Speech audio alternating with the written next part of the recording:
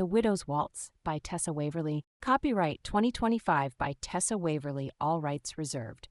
No part of this publication may be reproduced, stored in a retrieval system, or transmitted in any form or by any means, electronic, mechanical, photocopy, recording, or otherwise, without the prior written permission of the author, except for brief quotations used in reviews or scholarly works.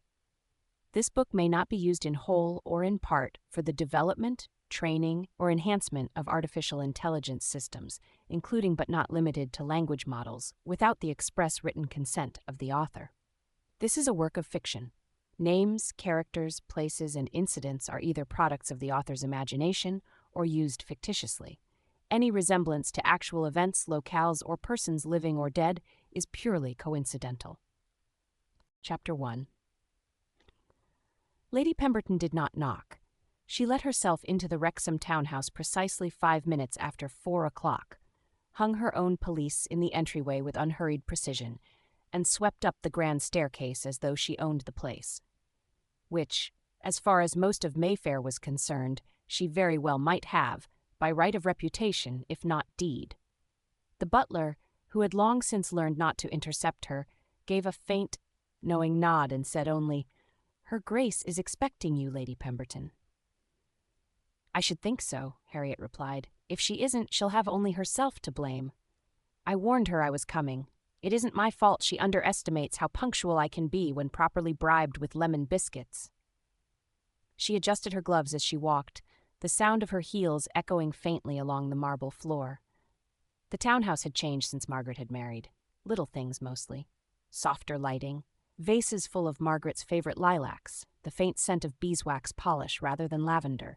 It was still elegant, but lived in now. Warmer. She wasn't entirely sure how she felt about that. Harriet pushed open the drawing-room doors without ceremony. "I'm here. Praise me accordingly." Margaret looked up from the tea service, radiant in a soft lavender day dress that was annoyingly flattering, and smiled. "You're early." "I am not," Harriet said, brushing a stray curl from her forehead. "I'm on time. It only feels early because you've grown accustomed to people fawning over your every whim and arriving 5 minutes late so as not to appear eager." Across from Margaret, the Duke of Wrexham raised a brow and set down his book. "You're in rare form today." "I had a confrontation with a cherry pit and a constable," Harriet said, sweeping into the room. "I won, naturally." "You're still full of surprises," Hugh said, standing just enough to acknowledge her presence. "Would you care for tea?" Harriet settled herself into a high-backed chair with the same air one might use to claim a throne. "Only if it's not that ghastly mint concoction Margaret was pushing last month." "It isn't," Margaret said mildly, already pouring. "It's your favorite from Bath." "Ah, she's buttering me up. Something dreadful must be coming." Margaret handed her the cup with a smile that was far too innocent. Harriet narrowed her eyes. "Who is it, and what does he want?" Margaret laughed, tucking a strand of hair behind her ear. "You wound me. Can't I simply have tea with my dearest friend without ulterior motive?" Harriet sipped. "No." Margaret looked at Hugh. He leaned back in his chair and said far too casually, "Have you heard about Lady Durham's autumn gathering at her estate next week?" Harriet gave him a flat look. "Do I look like someone who attends seasonal gatherings?" "No," Hugh admitted. "You look like someone who frightens footmen and enjoys it." "I don't enjoy it. I simply find it efficient." Harriet took another sip, then gave Margaret a sidelong glance. "You invited me for a sales pitch." "Not a pitch," Margaret said. "A proposal." "Those are worse." Margaret's smile turned just a little too pleasant. "You need a change of scenery." "I need better tea," Harriet retorted, though she was already halfway through her cup. "Come, Harriet." Margaret said gently, "It's not a matchmaking trap. It's a country gathering. Riding, reading, awkward parlor games. The usual. The usual is precisely why I avoid them. Someone inevitably challenges me to a game of charades and then cries when I outperform them." Margaret's eyes sparkled. "That only happened once." "They wept, in public." Hugh cleared his throat. "To be fair, you did impersonate Lord Giles with uncanny accuracy. His wig alone deserved criticism." The three of them fell into a familiar, easy rhythm, the silence between sips of tea companionable. Harriet didn't allow herself to admit how much she enjoyed that part, the comfort of being known. "You've been restless lately." Margaret said, more softly this time. You pace when you think no one's watching. Harriet arched a brow. Have you installed spies in my drawing room? Just concern, Margaret said. The subtle kind. I dislike subtlety. It's always a prelude to interference. Then allow me to be blunt, Margaret said, setting down her teacup. Come to the country. Come with us. Not because you need fixing, but because it might actually make you happy. Harriet went still. Across from her, Hugh said nothing, just watched her with that calm, steady gaze of his that always made her feel like she was being measured and gently nudged at the same time. She looked away first. Will there be anyone dreadful there? She asked at last. Probably, Hugh said, but we've already warned Viscount Grafton not to corner anyone in the orangery. Harriet made a sound of disgust. He quotes Byron. And smells of clove, Margaret added helpfully. Fine, Harriet said at last, lifting her chin. I'll consider it, but if anyone mentions the phrase marriageable prospects, I'm releasing a snake into the drawing room. Margaret grinned. You don't own a snake. I know people who do. The room warmed with laughter. But as Harriet finished her tea, she caught her reflection in the gilt mirror across the room. The same clever eyes, the same impassive mouth, the same woman she'd been since the morning gowns faded and the invitations resumed. And for the first time in a long while, she wondered what it might feel like to be something more. Harriet was regretting the second biscuit. Not because it wasn't delicious, it was, but because she suspected Margaret had used it as bait, softening her up for something particularly vile like matchmaking or group embroidery. She was halfway through dusting the crumbs from her gloves when Margaret, eyes far too casual, said, There's a poet attending. Harriet froze. Margaret didn't look up from her own teacup. He's published in 2 literary journals and brought his own copy of the Iliad to last year's retreat. Harriet narrowed her eyes. Is this supposed to entice me or terrify me? Margaret looked innocent. That depends. Do you prefer your men brooding or unintelligible? Neither, Harriet said promptly. I prefer them non-existent. Hugh, lounging near the window with a newspaper folded over his knee, gave a short, amused breath. You're very particular for someone who claims not to be shopping. I'm not shopping, Harriet said, plucking another biscuit purely out of spite. I'm retired. Hugh looked over the top of the paper. And you find that fulfilling? She shot him a glare. I find it peaceful. Peaceful, he repeated, as if it were a disease. Some of us enjoy our own company, she said, smoothing her skirts. Some of us are not endlessly dependent on external validation. You're saying that in a very defensive tone, Margaret said gently. I'm not defensive. You're clutching your biscuit like it insulted your virtue, Hugh added. Harriet looked down. The biscuit was, in fact, reduced to crumbles in her fist. She sighed and dropped it onto her saucer. Fine. I'll admit the city's been a touch dull. Margaret leaned forward slightly, her tone light but loaded. And what would you like instead? Harriet blinked. What? Margaret smiled. If London is dull, what do you want that it isn't giving you? I don't know, Harriet said quickly. Something different. What kind of different? Less repetitive. Margaret waited. Harriet drummed her fingers on the armrest. Fine. I'm tired of parlor games and whispers behind fans and men who think I'll be impressed if they remember a line of Pope. Hugh folded his paper and rose, walking over to the tea tray with practiced ease. You don't like being admired? I don't like being patronized, she snapped. I'm not an ornament or a conquest. No, Hugh agreed, refilling his cup, but it's possible to be wanted without being diminished. Harriet flinched before she could help it. The silence that followed wasn't uncomfortable, but it was weighted. Margaret reached over and gently reclaimed Harriet's saucer. I'm not saying you need a grand romance. Good, because I don't. I'm saying it wouldn't be a tragedy if someone looked at you and saw more than just sharp remarks and good posture. Harriet raised a brow. I think my posture is excellent. It is, Hugh said dryly, but so is your heart. You just happen to lock it behind an iron gate and only open it for 2 people and a one-eyed tabby cat. Tabitha is an excellent judge of character, Harriet said primly. She bites anyone who reads Cowper aloud. Then she and Margaret are kindred spirits, Hugh murmured. Margaret ignored him. Her voice softened again, a tone that Harriet had learned to mistrust and secretly long for. You cared for me before I even believed in myself. You sat with me through the worst moments of last season, and not once did you make me feel less for needing you. Let us return the favor." Harriet looked away. Her gaze drifted to the window. Outside, carriages rolled slowly along the avenue. A girl in blue crossed the square, her bonnet bobbing with each step. Somewhere in the distance, a flower vendor called out his wares. Melodic, rhythmic, routine. It all looked the same. Exactly the same. But she didn't feel the same. And that, perhaps, was the problem. "You really think I'm unhappy?" she murmured. Margaret didn't answer immediately. She reached out instead and touched Harriet's hand, lightly, barely there. "I think," she said softly, "you're pretending that contentment is the same thing as peace, and it isn't." Harriet's throat tightened. She didn't speak. Couldn't. Hugh stepped in smoothly, rescuing them both. "Besides, if you don't come, we'll be forced to let Viscount Grafton lead the afternoon readings." Harriet blinked. "He reads aloud?" "Poorly," Margaret said, recovering with a small smile. With dramatic sighs. Harriet let out a breath. "I'd rather be trapped in a closet with Lord Pritchard's 8 illegitimate children." "Then you'll come?" Hugh asked, pouring one last cup with perfect nonchalance.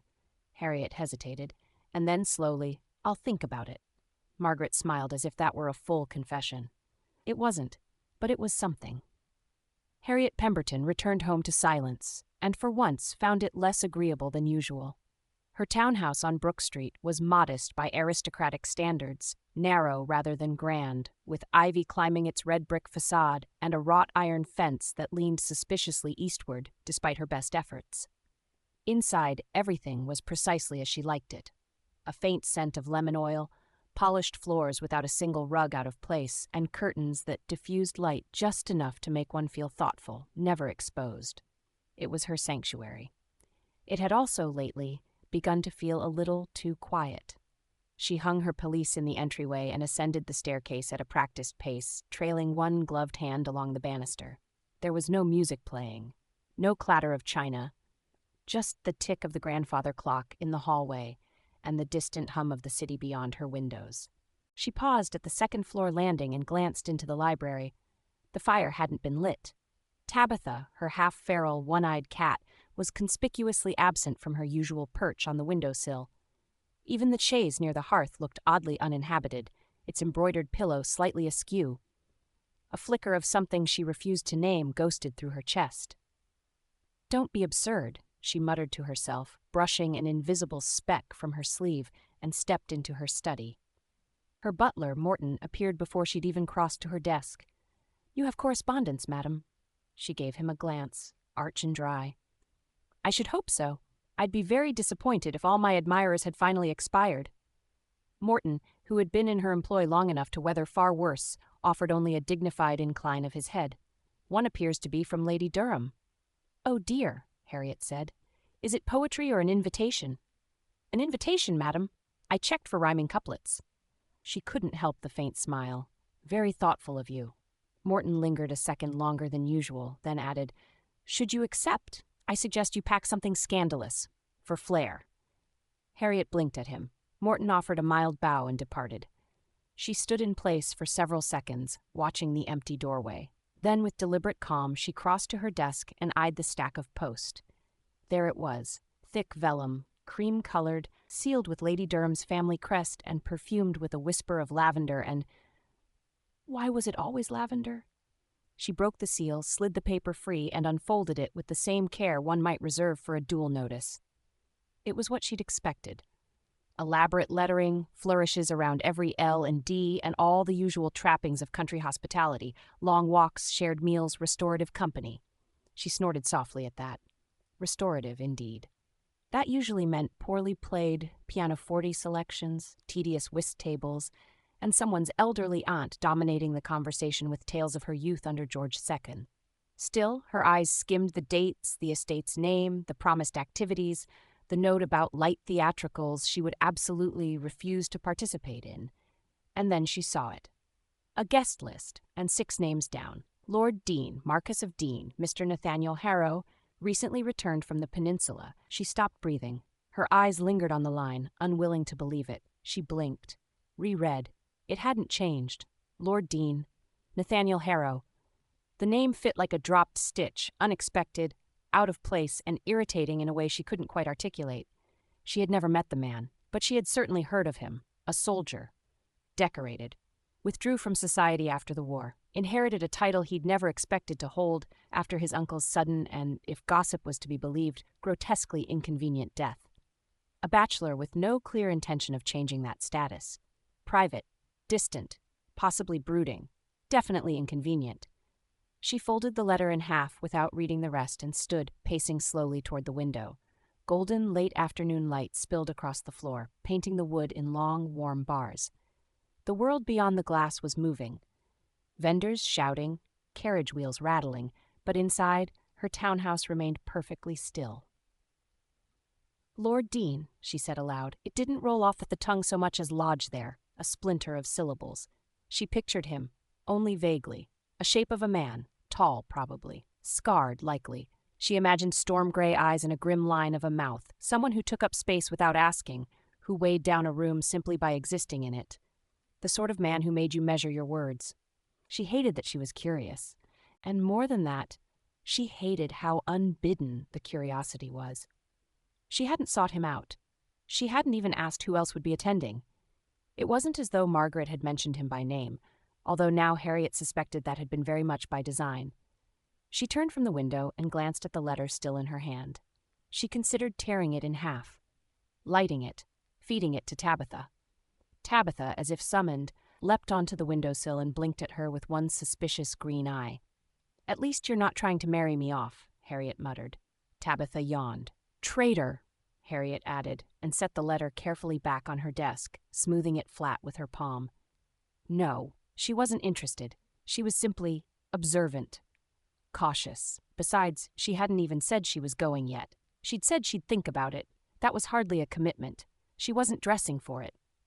She wasn't dreaming of it. She certainly wasn't imagining a marquess with war-sharp eyes and a baritone voice saying anything remotely appealing. She pressed the heel of her hand to her temple. "I need stronger tea." From the hallway, Morton called, "Shall I prepare the good blend, madam?" She glared at the door. "Stop eavesdropping." "I'd never dream of it." She shook her head and returned to her chair, dropping heavily into it. Her fingers brushed the letter again, lingering a second too long. It was probably nothing. Just a gruff, unsmiling man with more titles than sense and no interest in society. She had absolutely no intention of noticing him. None at all. Harriet had not meant to inquire. She had gone to Lady Ashcombe's dinner 2 nights later with no intention beyond enjoying passable fish, declining 3 dull conversationalists, and possibly leaving early with a sudden case of artistic despair. What she had not meant to do, had explicitly promised herself she wouldn't do, was mention Lord Deane. Which was why it was particularly galling when she found herself drifting into the periphery of Lady Bramble's conversation with an unmistakable air of intent. "Yes, just returned from the peninsula," Lady Bramble was saying, waving one bejeweled hand with the careless precision of a practiced gossip. Utterly humorless, of course. What do you expect from someone who lived in tents and battlefield camps for 5 years? They say he still eats like a soldier. Burnt toast and black coffee, can you imagine? "I heard he broke off a courtship in less than a fortnight," another woman whispered. "Oh, yes. Some political heiress with an infamously large dowry and no chin to speak of. Apparently he realized she wanted his title more than the man, so he cut her loose at breakfast. Without a duel, if you please." Harriet raised a brow from behind her fan. How scandalously practical of him. Lady Bramble turned. "Lady Pemberton, dear, I didn't see you lurking." "I don't lurk," Harriet said smoothly. "I drift, less conspicuous." Lady Bramble sniffed. "You've an unfortunate habit of hearing things meant for others." "I've excellent ears." "So I gathered." The third woman leaned in, clearly delighted by the subject.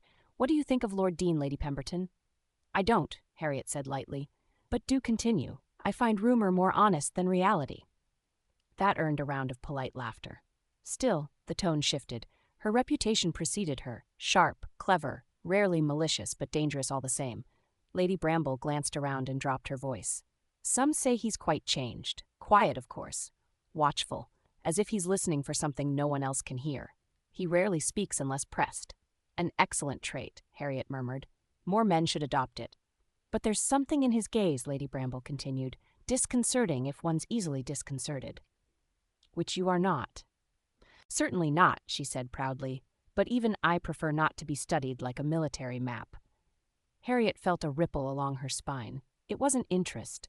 She was simply observant. Later that night, she stood at her vanity, brushing out her raven hair, and stared at her reflection longer than usual. Behind her, the fireplace crackled. The mirror reflected only the familiar. Polished bone brush, a cooling cup of cocoa, the half-unpacked trunk she'd told Morton she might fill if she changed her mind. Unsettling eyes, she said aloud, scoffing. What does that even mean? Tabitha meowed sharply from her perch. I'm not talking about him, I'm talking about them. Chattering hens. Another meow. Dry. Disbelieving. She dropped her brush. Don't take that tone with me. The following day, she did what she always did when her thoughts became too tangled. She walked. Harriet walked through St. James's Park, her boots tapping crisply along the gravel, skirts just brushing the tips of the still green grass. She nodded at familiar faces, ignoring their speculative glances, and stopped to feed the swans with a piece of toast she'd wrapped in linen. It was a trick her late husband had taught her. Swans liked stale bread better than people did. By the time she reached the far bench beneath the chestnut tree, her mind was clearer. Almost. She sat with her gloved hands folded and watched the ripples on the lake. Her mind should have been still. It wasn't. What kind of man walked away from a perfect match at breakfast? What kind of man watched rooms more than he spoke in them? What kind of man said nothing and yet was still spoken of constantly? She hadn't realized how often she'd heard his name until now. Always in fragments. Always in contrast. He's not like other men. He doesn't seek favor. He doesn't ask for praise. And beneath all of it, a strange reverence, unease, respect. Men were rarely spoken of that way in her circle, unless they were either truly dull or truly dangerous. Harriet couldn't decide which Lord Deane might be, but she was beginning to suspect he wasn't the sort of man one dismissed easily. By the time she returned home, dusk had begun to fall. The windows glowed with lamplight. Morton opened the door without surprise, took her gloves without comment, and followed her to the study as she shrugged off her cloak. "Should I prepare a fire, madam?" "No, I won't be here long." Morton paused. Harriet didn't look at him. She walked to her desk, picked up the invitation from Lady Durham, and smoothed its edge with her thumb. "I'll need the trunk from the attic, and if anyone asks, I've gone to the country for my health." "Very good, madam. I'll see that it's brought down."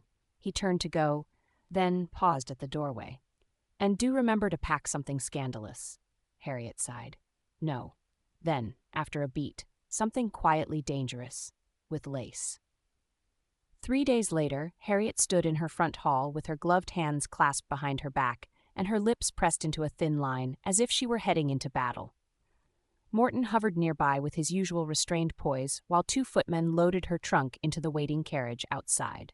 The weather was damp but bright, that indecisive in-between autumn light that made one second-guess one's bonnet and overcoat simultaneously. Harriet, of course, had packed herself. It was faster, and no one else could be trusted to properly separate silk from taffeta. Everything had been selected with an unsentimental hand.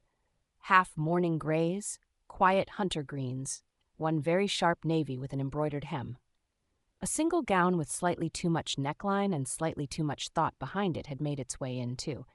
She pretended not to notice it. Morton naturally had. "Your trunk has been secured," he said.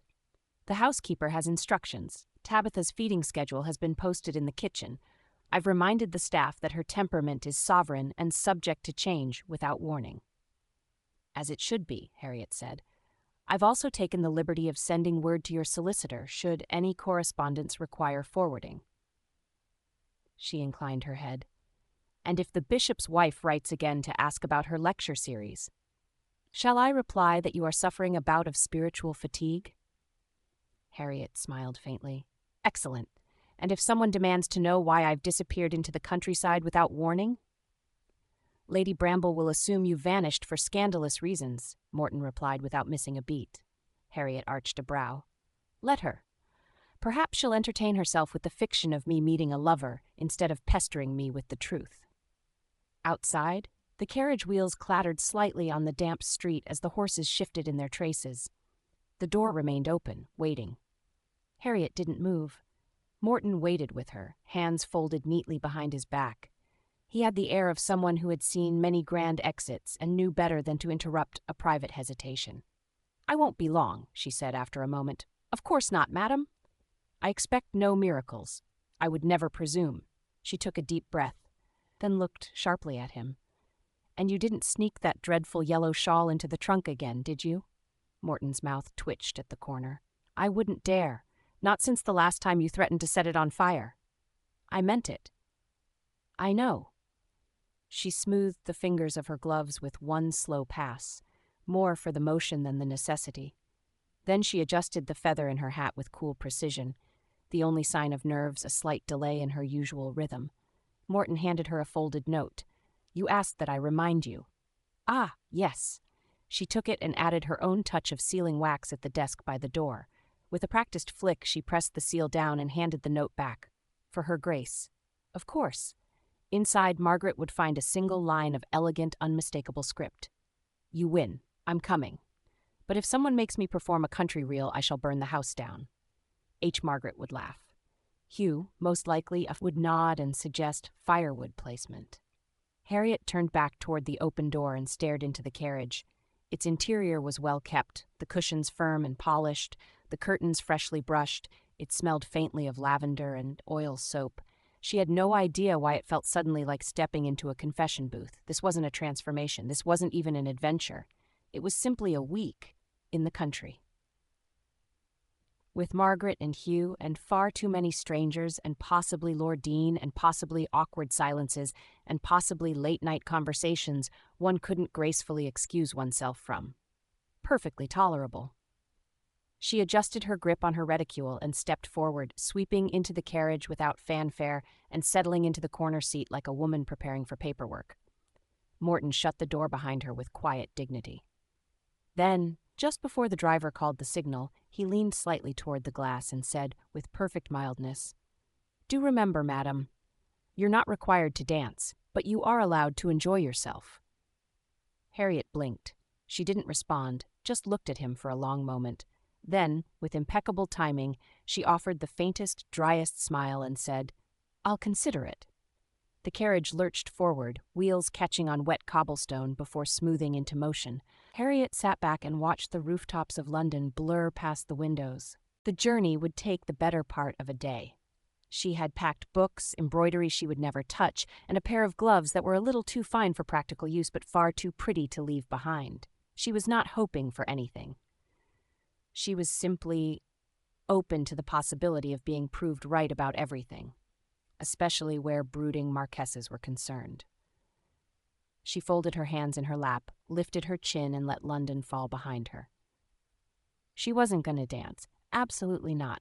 Chapter 2. The estate was everything Harriet expected and nothing she trusted. Lady Durham's ancestral pile sat just beyond a wide stretch of gravel drive, its honeyed stone facade catching the morning light like a freshly polished coin. Ivy framed the tall windows like stage curtains. Footmen in immaculate livery stood arranged in symmetrical pairs beside the front doors. The lawn was aggressively manicured, as if daring nature to intrude without an invitation. Harriet regarded the house from the carriage window with the faintest curl of her lip. Too symmetrical, too curated. A house that wanted its guests to feel both welcome and indebted. Her favorite kind. As the carriage drew to a halt, she waited a beat, long enough to compose her features into pleasant neutrality, then stepped down with crisp efficiency, handing the butler her card as she did so. The man bowed deeply, his black coat pristine, his bearing as rigid as his hairline was receding. "Lady Pemberton, welcome to Fernley House. Her ladyship sends her compliments and looks forward to your company."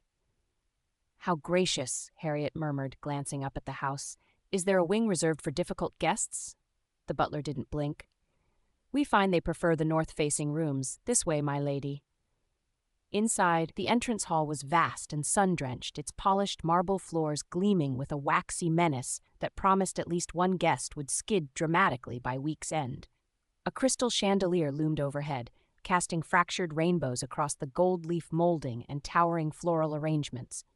Guests clustered in conversational knots like migrating birds, some familiar, most not. The air hummed with the low music of polite laughter, shifting skirts, and too many perfumes battling for dominance. A footman stepped forward at a nod from the butler. "If my lady would follow me?" Harriet inclined her head and allowed herself to be led up the grand staircase. The house was hushed but alert, as if every painted cherub and swan-necked vase were taking notes on the newest arrival.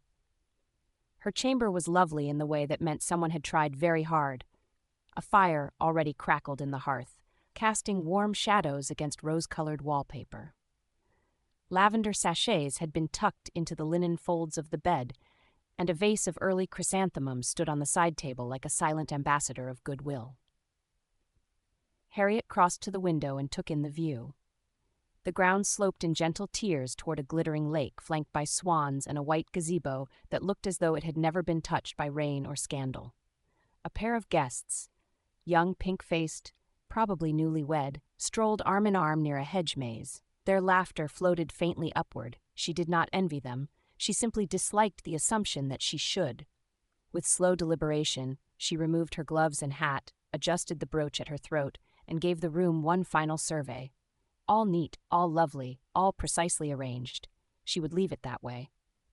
A knock came at the door not long after. A different footman bowed. "Lady Durham requests your presence for tea in the east drawing-room, my lady. Informal." Which, Harriet knew, was code for a social minefield with scones. "Informal?" she said aloud. "Will I be expected to recite a poem or merely listen to someone else's?" The footman blinked. Just tea, madam." Harriet smiled faintly. "How disappointing." Once the door closed, she crossed to her trunk and selected a slate-blue day dress with subtle trim and unassailable structure.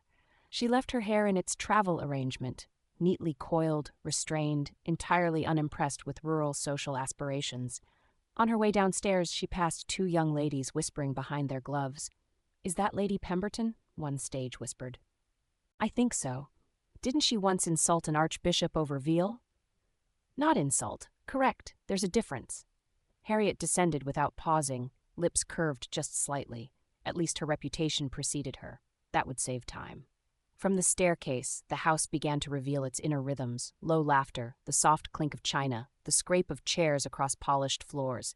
It was the sound of civility arranged like flowers in a vase, carefully, elegantly, and with thorns tucked discreetly beneath the blooms.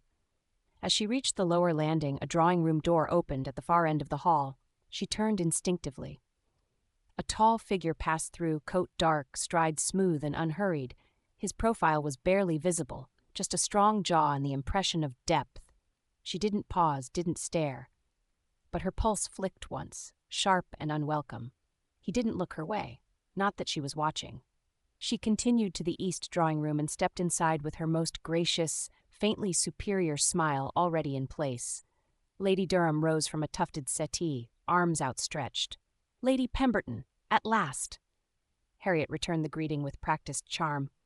"I'm told I'm often best enjoyed in limited doses. Nonsense, I've placed you beside me at dinner. I want to hear everything. I should warn you, I edit for content and mood." Polite laughter floated around the room. Faces turned. A few widened in recognition. Harriet spotted 3 women she vaguely knew and one gentleman who had once proposed to her in a fog of port and wounded pride. He looked away quickly. Wise. Harriet took her seat with elegant indifference. She was here. She had arrived. Let them make of her what they would. The drawing-room had begun to swell with sound and heat by the time Harriet decided she'd had quite enough small talk for one afternoon. Lady Durham was charming, certainly, but her taste in guests skewed toward cheerful repetition. One woman had spent 10 full minutes recounting her dog's near-death encounter with a biscuit, while a young gentleman explained to no one in particular how many pheasants he'd personally terrified last autumn. Harriet had smiled, nodded, and mentally drafted 3 escape routes. She was calculating her odds of feigning a headache when the butler entered the drawing-room and announced, "The Duke and Duchess of Wrexham." A ripple passed through the air. Harriet straightened. And then, there she was. Margaret, in soft forest green, with her warm brown hair pinned neatly, and her chin lifted just slightly in that way she did when she entered a room she wasn't yet sure would welcome her. She looked every inch a duchess now. though her eyes still held the same sparkle of quiet mischief that had once led them both to hide brandy in a teapot at a debutante luncheon. Hugh followed behind, tall and precise in his evening coat, every bit the noble Duke, except for the way his hand briefly touched the small of Margaret's back in a gesture far too gentle to be rehearsed. Harriet felt something inside her loosen. She stood as Margaret caught her eye. "Harriet!" Margaret crossed the room with none of the overly graceful glide society expected, just a bright smile and honest joy. "You look magnificent." "I always do," Harriet replied, allowing herself to be briefly and tightly hugged. Margaret pulled back and looked her over. "You brought the slate blue. I'm honored. I packed it in case of emergencies, or tedium. I'll pretend it was for me." "You may." Hugh arrived then and offered Harriet a respectful bow. "Lady Pemberton, your grace," she said. "I see married life hasn't dulled your talent for perfectly timed entrances." "I do my best," Hugh replied, eyes glinting. "And for what it's worth, Margaret's been counting down the days. I believe she planned an entire packing strategy around this reunion." "Of course she did," Margaret grinned. "And how are you?" Harriet hesitated just a second too long. "Suspicious," she said at last. "There's too much harmony in the room. It unnerves me." Before Margaret could reply, a voice joined them from just behind Hugh. "Then allow me to alleviate your concerns." Harriet turned. He stood with the composure of someone accustomed to being watched, but rarely needing to perform. His coat, simple, perfectly cut, didn't follow the latest Parisian flourish. It didn't need to. His bearing was military, his posture loose but alert, as though he were capable of moving quickly if necessary, but preferred not to waste the effort. His hair was dark blonde, thick and slightly unruly at the temples, as though he had combed it only under protest. And his eyes, violet, not pale lilac or gray-tinged blue, but vivid, sharp violet. Arresting, unnatural, unnerving. Harriet blinked quickly. She didn't believe in swooning. The man gave a small, precise bow. "Lady Pemberton." She inclined her head. "Lord Deane, I've heard absolutely nothing about you, which is either good fortune or clever strategy." "A lack of information is often an asset," he said, "unless someone uses it to invent nonsense in its place." His mouth didn't twitch, but something in his eyes did. "That sounds like experience talking. Wouldn't you like to know?" she murmured. There was a beat of silence between them, too brief to be improper, too exact to be accidental. Margaret broke it with a cheerful smile. "You two have a suspiciously similar tone." "Do we?" Harriet said mildly. "It's the restraint," Hugh added. "Terrifying, really." Lord Deane's gaze lingered a moment longer, then he inclined his head. "Excuse me." He stepped away, no flurry of coattails, no dramatic pause, just clean, quiet movement. Harriet watched him rejoin the periphery of the room, where he resumed observing, not mingling. She folded her hands. "Interesting fellow," Hugh hummed in agreement. "Sharp, quiet, doesn't suffer fools." "I'm sure society doesn't know what to do with him."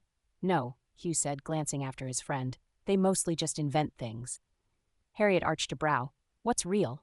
"Served under Wellington, decorated twice. Refuses to talk about it, unmarried, keeps to himself, prefers the country, has no patience for card games, grandstanding, or matchmaking. And yet, here he is." "Margaret," Hugh said, with a rueful smile. "Ah." "She thinks he could use softening." Harriet sipped her wine. "Or sharpening." Hugh gave her a sidelong look. "Don't mind me," she said. "I'm only wondering what sort of man walks through a room like that and doesn't care who notices." "Perhaps the kind who's had enough of being noticed," Hugh said softly. Later, as the guests began to drift toward the dining room, Harriet found herself drifting too, toward the edge of the room, toward the open air of the corridor, toward a moment of quiet she wouldn't admit she needed. She paused near the mantel, pretending to study the arrangement of roses in the vase. Across the room, Lord Deane was standing half in shadow again. His hands were clasped behind his back. His gaze moved slowly, methodically, not in flirtation but in assessment. He was not charming. He was not even trying to be, and somehow that made it worse. He looked up. Their eyes met. Not by accident this time. Harriet held his gaze, measured it, weighed it like a coin in her palm. He gave a single nod, not polite, not mocking. Acknowledgement. She inclined her head in return, and then turned sharply on her heel and walked away, as if she hadn't just met the first man in years who made her want to look back. Dinner at Fernley House was less a meal and more a theatrical performance staged with ruthless elegance. The dining room stretched long and gleaming, chandeliers dripping with cut glass, 100 candles flickering in polished sconces. The table gleamed with silver and bone china, place cards penned in a delicate, looping hand. Each name had been placed with the precision of a general deploying troops. Harriet paused just inside the room, taking in the formation. She found her name 2 seats from the hostess. Not a surprise, but not a comfort either. Lady Durham liked her entertaining pieces placed where they could be observed from every angle. On Harriet's right, Viscount Harbridge, who had once drunkenly compared her wit to fencing and hadn't spoken to her since she parried him into silence. On her left, Lord Deane, Harriet's brow lifted by a millimeter. Not unexpected. Lady Durham never could resist a bit of social mischief. Harriet could practically hear her whispering behind a fan. "Don't they look dangerous? Imagine what they'd say to each other after 3 glasses of wine." She wasn't wrong. Harriet swept toward her seat with practiced ease, skirts rustling just enough to sound expensive. Around her, the other guests filtered in with pleasant chatter and varying degrees of ambition. Across the room, a debutante tried to casually position herself within flirting distance of a second son, while her mother executed a subtle seating shuffle 3 places over. Strategic, Harriet approved. Margaret and Hugh entered soon after, bringing with them a welcome sense of steadiness. Margaret, in a soft silver-blue gown, carried herself with that blend of confidence and gentle awkwardness Harriet had always found unbearably endearing. Her gaze scanned the room, found Harriet's, and softened into a subtle smile. Harriet gave the faintest nod in return. Small, private. A gesture just for them. Lord Deane arrived last. He moved like someone who didn't need to rush because rooms rearranged themselves to accommodate him. His dark blonde hair caught the candlelight at his temples, a shade too sun-touched for fashion, but far too striking to be anything but his own. His coat was a rich black, devoid of frippery. His eyes, those ridiculous violet eyes, swept the table once before he took his seat beside her. He said nothing. Neither did she. The first course arrived. White soup, salmon, and an elaborate display of cold asparagus shaped into something that resembled a miniature hedge maze. Harriet raised her spoon. "I believe this soup has ambitions of being more than it is." Lord Deane glanced over. "Do you speak of the soup or the company?" She sipped carefully. "Would it disappoint you if I said both?" "No," he said, stirring his bowl. "It would make you honest." The next silence was not awkward. It was something quieter, more aware. Around them the noise of dinner rose and fell like waves. Harriet heard snippets, the Dowager Marchioness extolling the virtues of Italian glass, a baroness recounting a carriage accident with exaggerated drama, and one gentleman loudly defending the architectural genius of his new stables. It was like eavesdropping on theater, if theater smelled of roasted pigeon and political insecurity. Then, from across the table, a voice rose with that particular pitch designed to sound unintentional. "I heard he refused to dance with Lady Beauchamp last season. At Almack's, no less." A ripple. "Oh, surely not." Another woman chimed in. "Even Lord Deane wouldn't what? Be direct?" She approached, curtsied, and he just looked at her. Harriet didn't react, but beside her she sensed Lord Deane still. "Lady Beauchamp is known for persistence," she murmured, without turning. "I imagine she's still nursing the wound," he said flatly. "Are you always so ruthless with women?" He met her gaze. "Only when they confuse entitlement for charm." Harriet arched a brow. "And curtsying is entitlement?" "Curtsying with expectation, words with barbs behind them, smiles you're meant to pay for." He turned back to his plate. "I don't pay." She didn't smile, but she did look at him a moment longer than she should have. The second course arrived, stuffed pigeon and something that had been molded into a gelatinous tower of vegetable jelly. Harriet stared at the aspic with professional suspicion. Lord Deane caught the angle of her gaze. "You look prepared to duel it." "It started it," she murmured. He reached for the wine decanter and filled her glass without comment. Harriet blinked. It was a small gesture, quiet, automatic. But in a room where men postured and boasted, where titled sons competed for attention, it stood out precisely because it wasn't meant to. He hadn't flirted.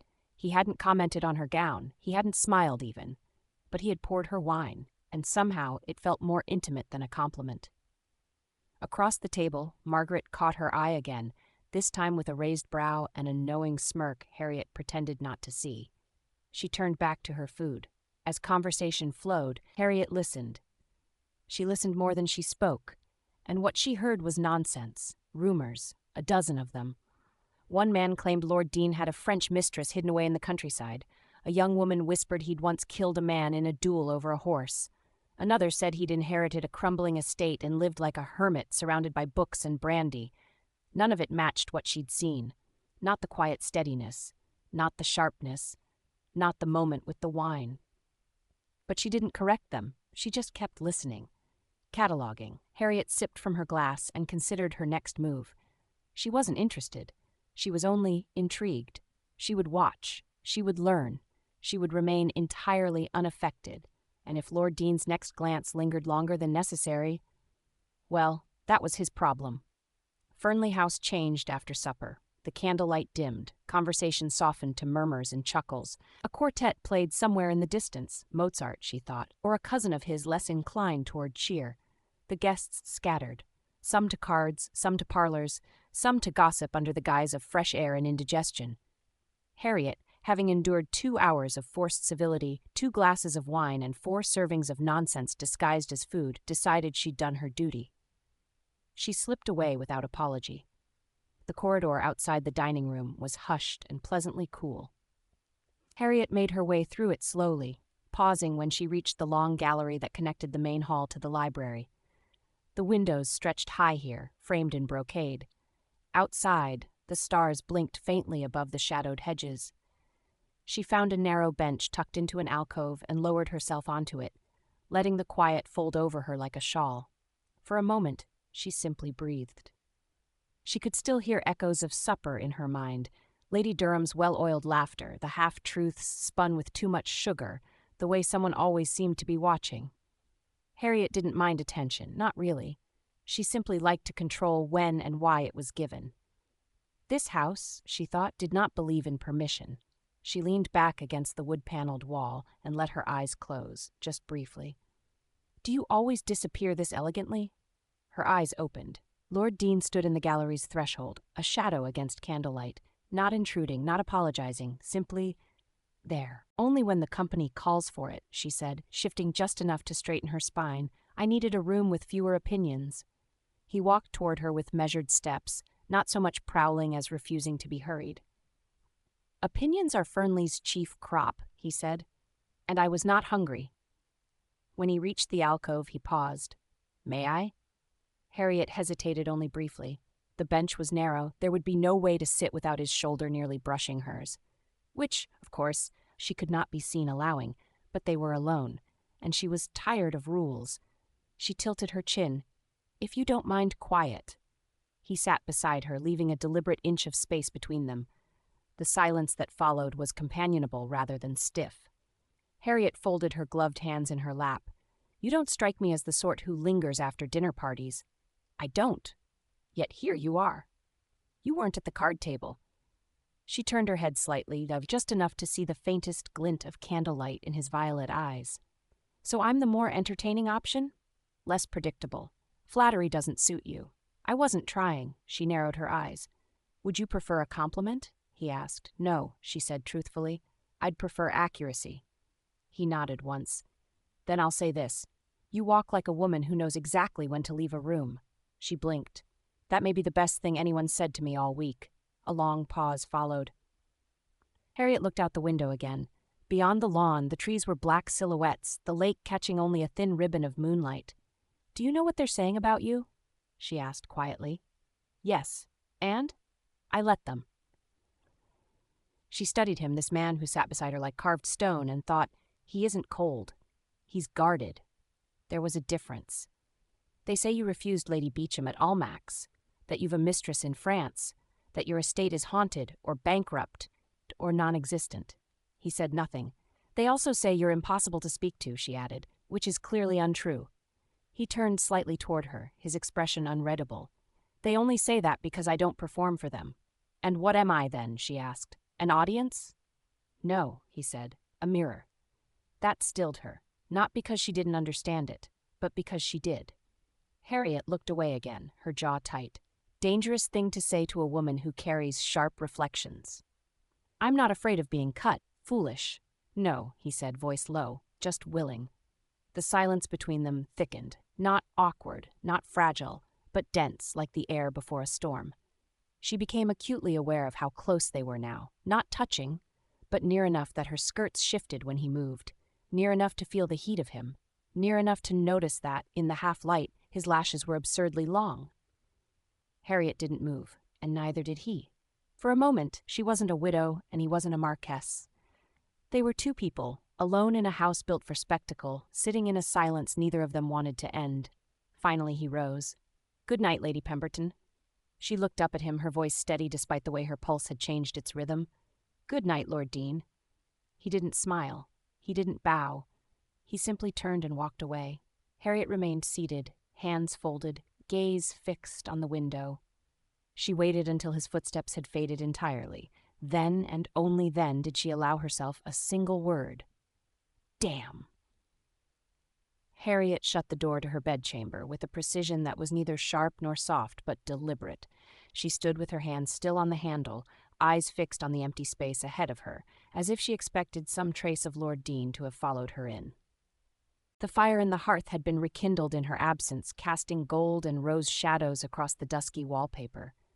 Her trunk had been tucked neatly beside the wardrobe. Someone had draped her traveling shawl across the lid, neat and neutral in tone, not the dreaded yellow one, of course. She'd ensured Morton hadn't slipped it in this time, and she'd triple-checked before the trunk was latched. Still, she almost missed its ridiculous presence. Almost. Harriet stepped out of her shoes slowly, one at a time, and crossed to the window. The view revealed the east lawn and a sliver of the lake beyond it, moonlight silvering the surface. Somewhere down below, a pair of silhouettes moved along the gravel walk, murmuring. She didn't care who they were. She pressed her fingertips to the cool glass and let out a breath she hadn't realized she'd been holding. Nathaniel Harrow, Marquess of Deane. He had been exactly what she disliked in men. Reserved, tightly contained, observant to a degree that suggested calculation. But he, and this irritated her more than she could admit aloud, had not been performing. Not posturing, not baiting. He'd simply been there and refused to shrink or swell to fit anyone's expectations. It was annoying. It was also oddly compelling. She turned from the window and crossed to her trunk. Lifting the lid, she nudged aside a folded camise and lifted a leather-bound book from beneath her nightgown. Her journal. She never left it out in the open, too much temptation for idle servants or nosy guests with romantic notions. Once, in Bath, a maid had turned an innocent entry about a carriage mishap into 3 weeks of gossip about a supposed love affair with a coachman. Harriet had learned early, anything private was a weapon if left unattended. She carried the journal to the writing desk, lit one of the smaller tapers, and settled into the chair. The leather cover was worn at the edges, the spine creased from years of quiet confession. She hadn't written in it in several days, which was unlike her.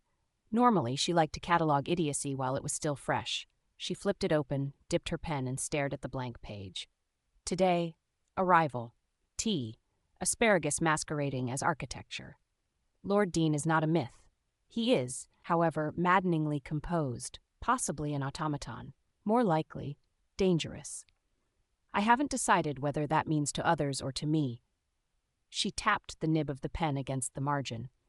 Then, beneath her other notes, she added, I did not expect him to pour the wine, that was all. She shut the journal before she could add anything sentimental or foolish. He had said nothing untoward. He had barely looked at her. He had not smiled. And yet, she stood, crossing to the dressing table, and slowly began to undo her hair. Each pin clinked softly against the porcelain dish as she set them down, one by one, precise. She ran a brush through her loosened curls, the movement steady and impersonal, unthinking. Her mind refused to obey. She kept seeing his eyes in the firelight, that stillness, that clarity. He hadn't reached for her, hadn't crowded her, hadn't played at gallantry. But he'd been present in a way that felt far more dangerous than any flirtation. It had been a long time since anyone had seen her that clearly, longer still since she had allowed them to. Harriet slipped out of her gown and into her nightdress, tying the ribbon with a practiced tug. She doused the candles one by one until only the hearth remained aglow. She climbed into bed, pulled the counterpane to her waist, and lay back against the pillows. She told herself she was tired, that she needed to rest, that it was only the novelty of him that clung to her skin like static. She had been through far more ridiculous encounters with far less dignified men. This should have been no different, and yet. She rolled onto her side and stared into the flickering shadows dancing across the ceiling. The fire crackled softly. Outside, the wind lifted, brushing the windows like an unseen hand. Her thoughts circled, tight, persistent, uninvited. Nathaniel Harrow had not flirted, he had not charmed, he had poured her wine, and that, for some reason, was what she could not seem to forget. She closed her eyes. You are going to be a problem. Chapter 3. Harriet rose late the next morning, though she had not slept late. There was a difference. She'd spent a good portion of the night staring into the low fire and refusing to admit that one conversation in a corridor had disrupted her well-earned equilibrium. The sun had long since risen, laying long bands of golden light across the guest chamber's rose wallpaper. The household below was stirring in earnest now. Doors opened and closed, boots thudded along the corridors, and somewhere a dog barked with unnecessary enthusiasm. Harriet sat at the writing desk with a teacup in hand, her robe cinched neatly at her waist and her hair in a tidy braid. A second cup, cool and forgotten, sat beside the first. She had not written anything in her journal that morning. No new lines, no snide observations, just silence. She could hear the sound of breakfast being prepared down the hall. Dishes clinking, someone coughing, the low hum of servants speaking in hushed, efficient tones. Life at a country estate was never still for long. Somewhere, a clock chimed the hour with polite insistence. A light knock sounded at her door. Harriet turned, unsurprised. Enter. The maid bowed her head and offered a folded note on a silver tray. From Her Grace the Duchess of Wrexham, my lady. She asked that you join her in the morning room after breakfast. Informal, she said. Harriet smiled faintly, which always means bring a sharp tongue and a better dress. The maid's mouth twitched before she bowed again and withdrew. Harriet took the note, opened it, and read Margaret's neat, intelligent script. Please save me from rural small talk and the inevitable embroidery circle. Also, I require your opinion on a scandalous rumor and possibly whether I should confront someone about it. Bring sarcasm. Harriet laughed under her breath and rose. She dressed with more deliberation than usual, selecting a soft teal morning gown that played up the dark richness of her hair and brought a hint of brightness to her complexion. She pinned a brooch at her throat, a small silver quill, and added a touch of pomade behind her ears. Not too much, just enough to make the roses on the wallpaper jealous. The mirror showed a woman composed, rested, untouched by swirling thoughts and too vivid memories. It lied, of course, but it did so elegantly.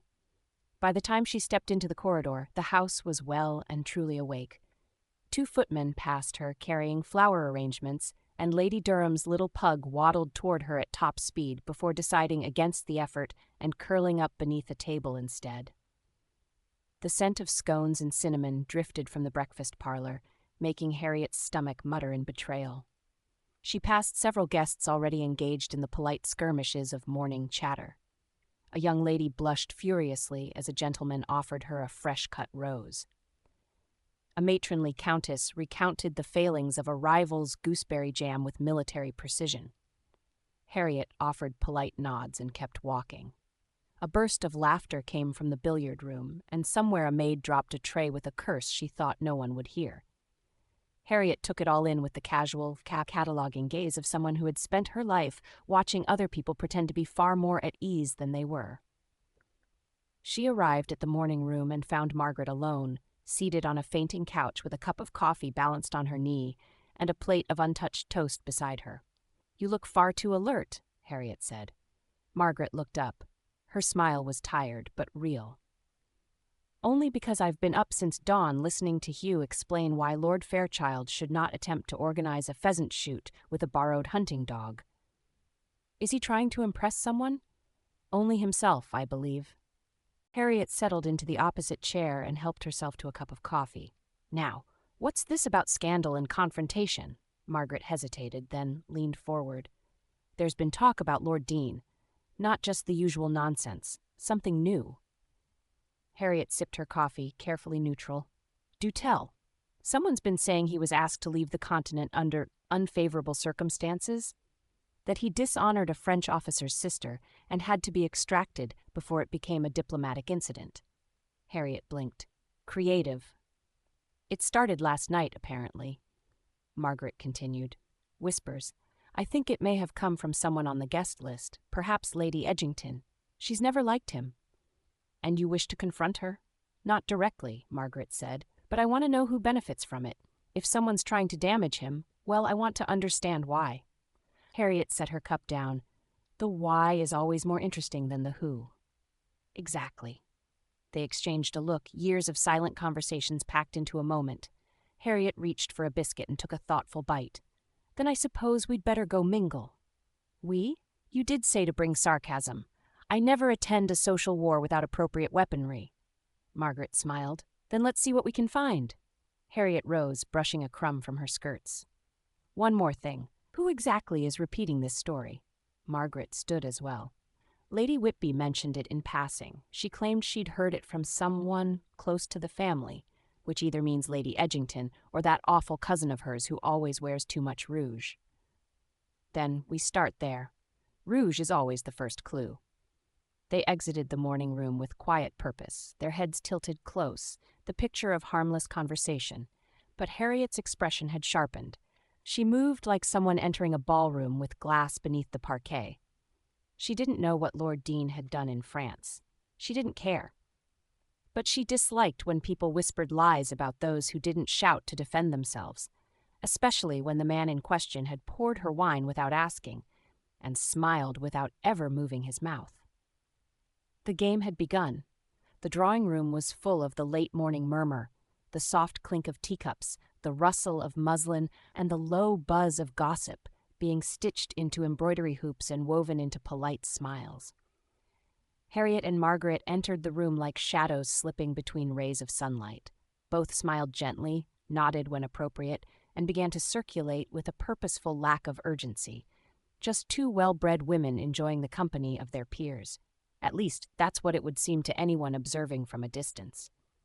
Harriet, however, was already taking stock. Lady Whitby sat near the windows, a cluster of younger women around her, all leaning in with that particular angle of neck and widened eyes that suggested something scandalous was being passed like a particularly juicy orange.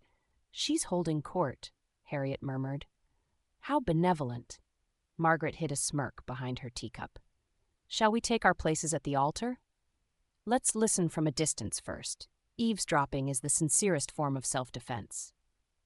They drifted toward a small table near the window, but not too near, close enough to hear without being obvious. Harriet picked up a discarded issue of La Belle Assemblée and made a show of flipping through the pages while keeping one ear tilted toward Lady Whitby's syrupy drawl. Of course, one would never say such things outright, Lady Whitby was murmuring, eyes gleaming with self-importance. But when a man returns from the continent with no wife, no prospects, and a trail of scandal behind him, one must draw certain conclusions. One of the younger girls leaned in. Did he truly ruin the French officer's sister? Lady Whitby's hand fluttered. Well, one hears things, and it's no secret the Harrow estate suffered. Perhaps exile was less about honor and more about avoiding consequences. Harriet felt her jaw tighten. Beside her, Margaret's expression had gone smooth and unreadable. Let me speak to her, Harriet said quietly. Subtlety, Margaret replied. If you lunge, she'll bolt. Harriet exhaled through her nose. Then allow me to circle. She drifted toward the card table, where Lady Edgington sat, arranging a hand of whist with a bored-looking baron and a widow who had clearly mistaken rouge for war paint. Harriet dropped into the fourth seat with an effortless smile. Do deal me in, she said, fanning herself lightly. I find I need distraction. Lady Edgington offered a faint smirk. Too many admirers this morning, Lady Pemberton? Too many opinions. Admirers, at least, are quiet when they kiss. The baron snorted into his cravat. The game commenced. Harriet let the first hand play out with careful inattention, watching Lady Edgington from the corner of her eye. It didn't take long. They say he was nearly imprisoned, the widow muttered, eyes darting toward the window, and that it was only the Duke of Wrexham's intervention that saved him. Harriet picked up her card slowly. One wonders what might prompt such loyalty. Lady Edgington sniffed. A shared disgrace, perhaps, or perhaps the Duke has simply made himself blind to the truth. Harriet met her gaze squarely. Some truths are more convenient than others, especially when they reinforce one's opinion. The Baron whistled low. Ladies, shall I fetch dueling pistols, or would you prefer to settle things over sherry? Lady Edgington folded her cards. I have no need to explain myself. Oh, good, Harriet said, voice velvet over steel. I dislike explanations. They so rarely match the evidence. The widow tittered, uncertain whether laughter was wise. Harriet rose, curtsied lightly, and stepped away. Margaret met her near the pianoforte, eyebrows raised. Well, Lady Edgington's hands are all over it. She thinks Wrexham has something to hide, and that loyalty is a sign of shared guilt. It never occurred to her that it might be friendship, Harriet sighed. Friendship makes poor theater. They turned as the door opened, and a new wave of guests entered, among them Lord Deane. The buzz in the room changed, just slightly, enough that Harriet felt the hairs rise at the back of her neck. He moved with his usual quiet precision, not hurried, not hesitant. But she could see it now, the eyes that followed him, the whispers that darted like minnows between fans. He said nothing, just greeted Lady Durham with a nod and crossed to the sideboard to pour himself a cup of tea. Harriet watched. So did Lady Whitby. So did Lady Edgington. Harriet wanted to cross the room to throw some blunt, irreverent remark like a stone into still water. But Lord Deane stood alone, composed and unconcerned, and somehow that hurt more. He knew. He was enduring it. And that, she thought, was the worst part of all. Lady Edgington's laughter trilled across the drawing room like the sound of a knife being sharpened. Harriet had just reached the far side of the room, intending to corner Lady Durham with a bland compliment that might earn her a tidbit of news, when the phrase caught her ear. Of course, if I were to write a novel, I might begin with a marquess, a sullen, scandal-wrapped specimen with a haunted past. Quite the sensation. The flutter of fans, the half-gasped giggles. Harriet turned. Lady Edgington was seated, draped in purple like an aging grape left to ferment, surrounded by her loyal sycophants. They lapped at her words with the eagerness of puppies before tea-time. Across the room, Nathaniel Harrow did not react. He stood beside the fireplace with his tea completely still, as if the jab had not landed. But Harriet saw the flicker, the faint, almost imperceptible tightening at the corner of his jaw, and she saw Lady Edgington see it too. That was what did it. She turned slowly and crossed the carpet with all the graceful menace of a duchess prepared to deliver a sermon. Lady Edgington, she said brightly. The older woman turned with a smirk. Lady Pemberton, how pleasant to see you again. Have you come to audition for my novel? Only if it's a satire. Harriet smiled sweetly. Though I'd advise against using Lord Deane as your inspiration, it would require far more imagination than I suspect you possess. A collective intake of breath. Lady Edgington stiffened. My dear, I was merely making light conversation. Surely you don't intend to take offense on behalf of a gentleman who has never spoken ill of anyone in this room, Harriet cut in, despite having had ample opportunity. Are we to presume you're now his champion? No, merely someone who dislikes watching others build their wit on falsehoods and half-truths. The temperature of the room shifted. Conversations nearby paused. Several fans froze mid-flutter. Harriet did not flinch. Lady Edgington gave a tight smile. I dare say you've become rather passionate since your widowhood, and you've become rather tiresome since your second glass of sherry. A laugh, low, surprised, delighted, burst from someone behind them. Harriet didn't look to see who it was. She kept her eyes trained on Lady Edgington, who had gone pale beneath her rouge. You may think yourself clever, the woman hissed. I never think myself anything. I let others form their own conclusions. Apparently so do you. Another ripple of sound, not laughter this time, but approval, or perhaps relief. Someone had said what needed saying. Lady Edgington rose, spine stiff. Some of us still care about propriety. Then I suggest you begin by practicing it. With a curt nod, the older woman swept from the room. Her followers trickled after her like children losing interest in a puppet show. Harriet exhaled, then turned. Nathaniel stood where he had been, still holding his tea, but his eyes were on her now, fully, directly, violet and unreadable. She crossed to him without speaking. He inclined his head. You didn't have to do that. I know. Why did you? Harriet lifted her chin. Because she was wrong, and cruel, and loud, and I dislike all three of those things in combination. A pause. Then slowly the corner of his mouth twitched. I'll admit, he said, that was more entertaining than letting her think she'd won. Harriet gave him a long look. You did hear it, then? I'm not deaf, just disinterested. Liar. The corner of his mouth twitched again. Before he could reply, the door opened and the sound of footsteps interrupted the moment. Harriet stepped back, but Nathaniel's gaze remained steady. Thank you, he said, voice low. You're welcome, she replied. They stood there a moment longer. Harriet resisted the urge to say something glib, to undercut the stillness between them with one of her usual sharp rejoinders. But it didn't feel necessary, nor did it feel wise. She had expected smugness, defensiveness, a return volley of wit. Instead, he had looked at her as if she were an unexpected variable in a well-ordered equation, the part he hadn't anticipated. Harriet turned to go. Lady Pemberton. She paused. Nathaniel's voice was still low, but there was something unfamiliar in it. Not amusement, not detachment. Gratitude and curiosity. I meant it. She didn't turn back. She didn't need to. I know, she said softly and walked away. Before she reached Margaret's side, a flurry of murmurs had already begun to roll through the room. Lady Edgington's departure had not gone unnoticed, nor had Harriet's words. She caught Lady Whitby leaning toward another guest, whispering behind her hand.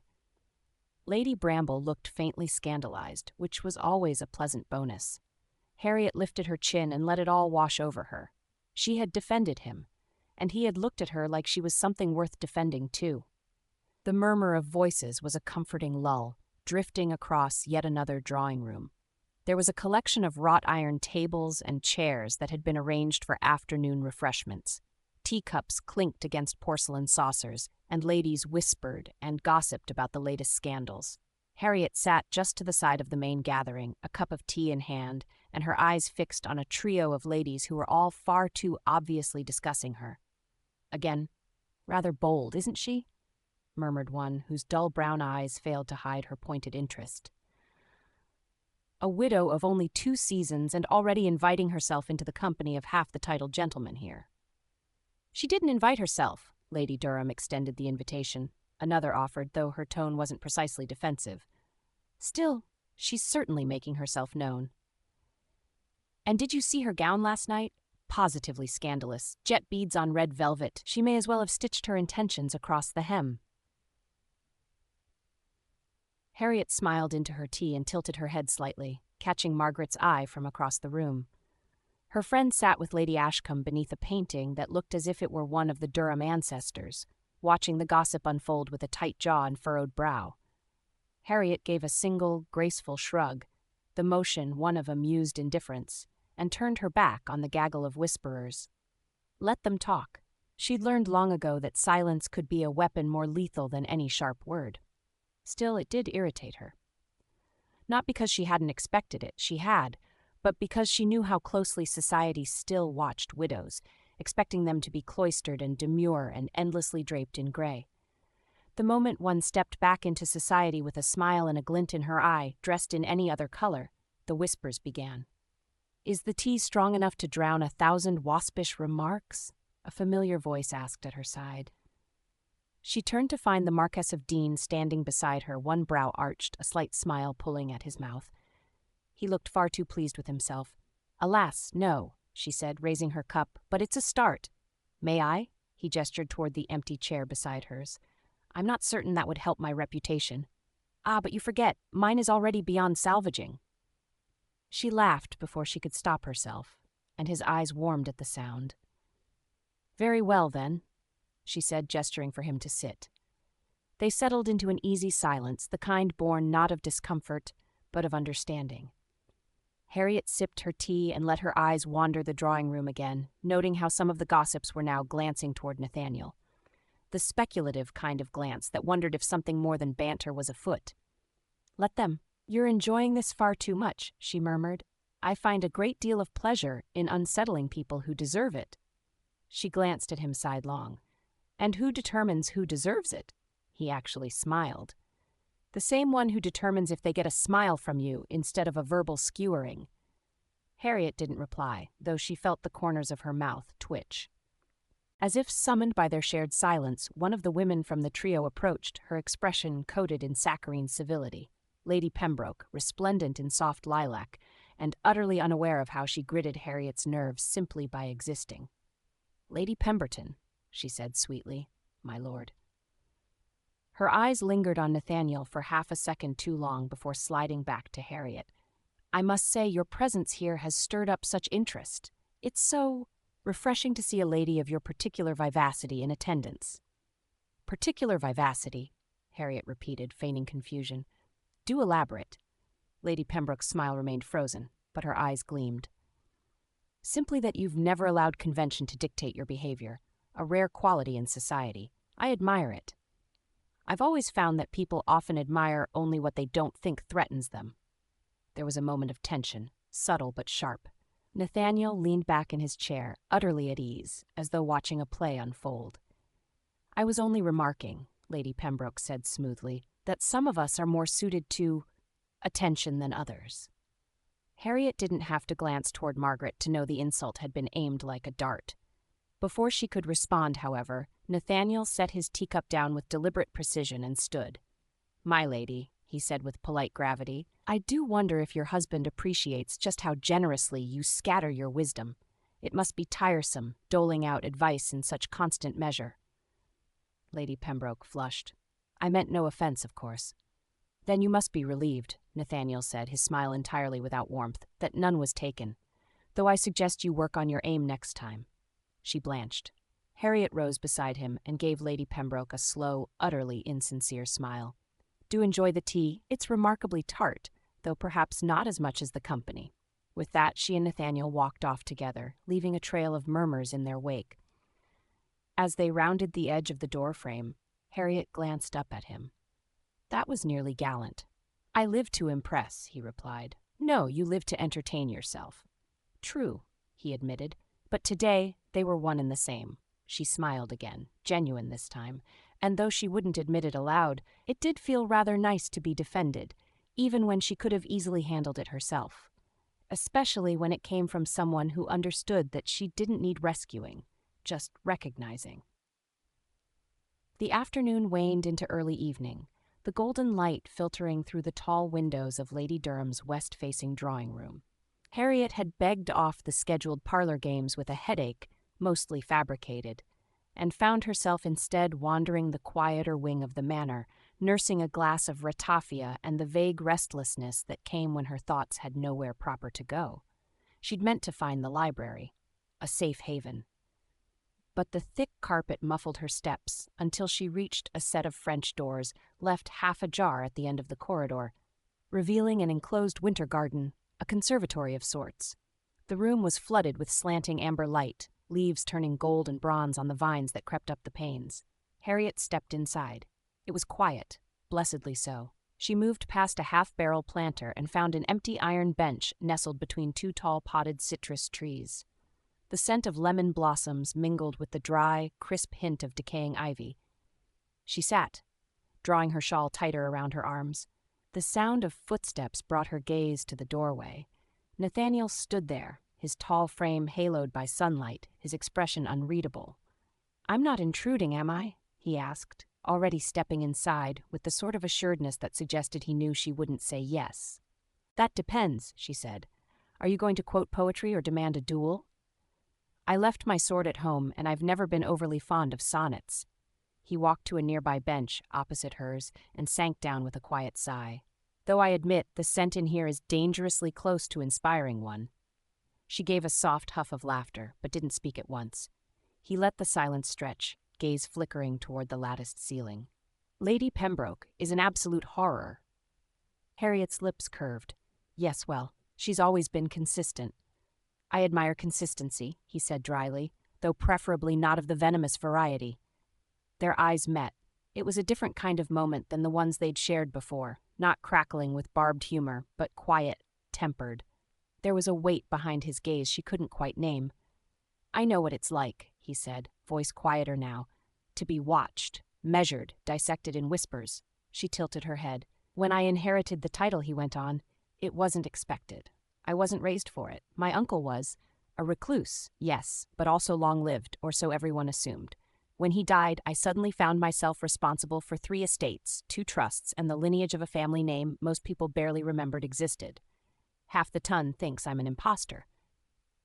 The other half would like to believe I'll be the sort of peer who marries a duke's daughter and throws lavish parties to show I'm arrived. And you don't plan to? She asked softly. He smiled, but it was a tired one.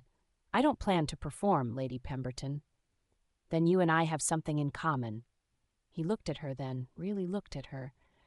And for a moment Harriet had the strangest feeling he saw past every retort and smile and shrug. More than one thing, I suspect. He murmured. A silence settled again, but this time it felt almost alive, like a breath held between words. I knew your husband, Nathaniel said finally, his voice low and steady. We served in the same regiment for a time. Harriet's eyes widened. You never said. I didn't want to presume. He glanced away. He spoke of you, often. She folded her hands, suddenly aware of the old ache in her chest. He was a good man. He was, Nathaniel agreed, and he loved you, fiercely. Her throat tightened. I didn't know him well, he went on, but enough to know he was proud to be your husband, even when he spoke of your sharp tongue and maddening insistence on being right. Nathaniel's smile softened. He sounded rather besotted. That startled a quiet laugh out of her. That sounds about right. A pause. I didn't grieve the way people expected, she admitted. I didn't wear full mourning for long. I didn't cry in public or retreat from society for more than a season. Some assumed I didn't love him. They're fools, she blinked. Yes, she said, more gently than she meant. Yes, they are. He rose slowly and crossed to her bench. He didn't sit beside her, but he stood close, hands clasped behind his back, head slightly bent. People think strength looks a certain way, stoic, cold, withdrawn, but they never consider that sometimes strength is showing up, smiling, daring to want more. She looked up at him. Is that what you think I'm doing? He tilted his head, and his voice lowered. I think you are doing exactly what you were meant to do. Living. The air between them shifted again, warmer now, tinged with something almost tender. Harriet's breath hitched just slightly as he reached out and gently, very gently, brushed a leaf from her shoulder. His fingers lingered for a beat too long. Then he stepped back. I should let you enjoy the quiet, he said. I rather enjoyed the company, she replied, voice softer than before. Their eyes held one last time before he gave her a short, respectful nod and left the conservatory without another word. Only when the doors closed did Harriet release the breath she hadn't realized she was holding. And only then did she realize she was smiling, not from amusement, not from victory, but from something far more dangerous, hope. The music from the drawing room drifted faintly through the open doors, a soft cascade of strings and pianoforte that underscored the hush of twilight settling over the Durham estate. The sun had slipped below the horizon, casting a silvery hue through the windows, and a few stray candles flickered along the walls, lending the hallway a gentle warmth. Harriet paused beside a carved balustrade, her hand trailing along the smooth rail. She wasn't lost, merely wandering, claiming a moment of quiet after too much conversation and one too many faux sweet compliments laced with judgment. She finally found the library and found herself standing outside it at the end of a hidden corridor. Its door was cracked open. A sliver of golden lamplight spilled into the hallway. Curious and perhaps craving solitude more than she cared to admit, Harriet nudged the door open farther. Inside, the room glowed with cozy lamplight and the scent of old leather and pipe smoke, though no one appeared to be smoking at present. Shelves lined the walls, their contents impeccably arranged. A small fire crackled in the hearth. And there, near the far window, sat the Marquess of Deane. He was alone. Harriet lingered for a moment at the threshold, unsure if she wanted to interrupt whatever quiet musings held him in such stillness. He sat back in a low chair, a half-full glass of brandy resting on the side table beside him, his long fingers draped lightly over the stem. His gaze was cast out the window, thoughtful, unreadable. Then he looked over and saw her. For a breath, neither spoke. Then Nathaniel raised his glass slightly, a sardonic tilt to his mouth. Come to judge me for hiding? Never, Harriet said, stepping inside and easing the door shut behind her. I was simply wandering. This room looked welcoming. He gestured toward the opposite chair. Then, by all means, no one's yet claimed it for a moral crusade or romantic proposition. She smirked as she took the seat. High praise. They lapsed into quiet for a moment, the kind that was neither awkward nor strained, merely companionable. The fire crackled, the music drifted, and Harriet found herself oddly soothed by the absence of expectation. Nathaniel spoke again without looking at her. "You handled Lady Pembroke with admirable restraint today," Harriet arched a brow. "Did I? I had a few daggers tucked beneath my tea napkin, just in case." He glanced at her, amused. "I'm beginning to suspect you say things like that to keep people guessing." She tilted her head, eyes gleaming. "And does it work?" "Infuriatingly well." They shared a quiet laugh. Harriet studied him a moment. The shadows cast by the fire painted his features in sharper relief, his high cheekbones, the angle of his jaw, the slight frown that seemed etched into his brow even in repose. But it wasn't a scowl, not truly. More a weight. "Did you come here to escape?" she asked softly. He didn't answer right away. "Sometimes," he said finally. "Other times, I just end up here or somewhere like here." "That sounds rather lonely." He took a slow sip of brandy. "It is." Harriet didn't flinch. She didn't rush to fill the silence with empty comfort. She only waited. He looked at her again, his expression unreadable. "Most people rush to contradict that. Tell me I have friends or admirers or some hidden fortune of affection I've neglected. Most people are uncomfortable with truth." His gaze lingered. "And you?" "I like truth. It's one of the few things that doesn't wrinkle over time." Nathaniel's mouth twitched in something like a smile. They sat in silence again, the fire crackling low. Then Harriet leaned forward, resting her elbows on her knees, fingers laced. "I don't mind quiet," she said. He looked at her, puzzled. "I mean, I don't mind sitting in silence like this. It doesn't make me feel awkward, or like I need to perform." "Neither do I." Their eyes met. The moment stretched. Something changed. It wasn't grand or sudden, but the air seemed to grow warmer, thicker, as if the space between them had taken on meaning. He set his glass aside. "You surprise me, Lady Pemberton," she smiled slowly. "Good. I should hate to be predictable." He rose then, slowly, and stepped toward her. She didn't move, didn't flinch, only watched. Nathaniel stopped a pace away. "May I?" he asked softly. She gave the barest nod. He reached down and took her hand, not possessively, but carefully, his thumb brushing lightly across her knuckles. The firelight caught the shadows between them, and for a moment Harriet thought he might kiss her. Not hungrily, but with a kind of reverence that sent her pulse skittering. But he didn't. Instead, he raised her hand slowly and pressed a kiss to her fingers. Harriet felt her breath catch. When he looked up again, his voice was low. "Good night, Lady Pemberton." She managed to smile. "Good night, my lord." And then he was gone, the door whispering shut behind him, leaving Harriet alone with the crackling fire and the strange sensation of her heartbeat no longer belonging entirely to herself. Chapter 4. The crisp autumn morning filtered through the tall windows of Harriet's room, casting dappled golden light over the coverlet. The air was brisk, carrying with it the scent of dry leaves and hearth smoke, and Harriet burrowed a little deeper beneath the blankets, her hand curled loosely near her chest. For a moment, she simply stared at the ceiling. Unmoving, her mind playing over a single sensation, the warmth of Nathaniel's lips against her fingers. Not possessive, not even overtly seductive, just reverent, and wholly unexpected. She had not slept well, not for any nightmarish reason, but because she had lain there wide-eyed and strangely alert, every detail of the library encounter unfolding again and again in her thoughts, how close he'd stood. The quiet ache in his voice when he'd said, "It is." The way he'd looked at her, not with pity, not even admiration, but something quieter, realer, something she didn't quite know how to name. Harriet exhaled through her nose and flung back the blankets. "This," she muttered as she crossed to the wash basin, "is precisely the sort of behavior that earns me withering stares and tragic poetry." She splashed cold water on her face, biting back a yelp. The briskness jolted her out of her thoughts, at least temporarily, and she dried her face before slipping into her morning gown. Morton would have reminded her to wear something warm, not because he fussed, but because he knew she'd stubbornly forgo it out of spite alone. Downstairs, the breakfast room was pleasantly warm, the scent of toast and eggs mingling with the faint smokiness of the hearth. The sun angled in through the tall windows, glinting off polished silver and china. Margaret sat at a small table near the hearth, a book open beside her teacup. Hugh stood nearby, examining the offerings on the sideboard with the expression of a man debating the relative worth of scones versus ham. Harriet entered quietly and made her way to the sideboard. "Is the scone war still raging, Hugh?" He glanced back over his shoulder with a faint smile.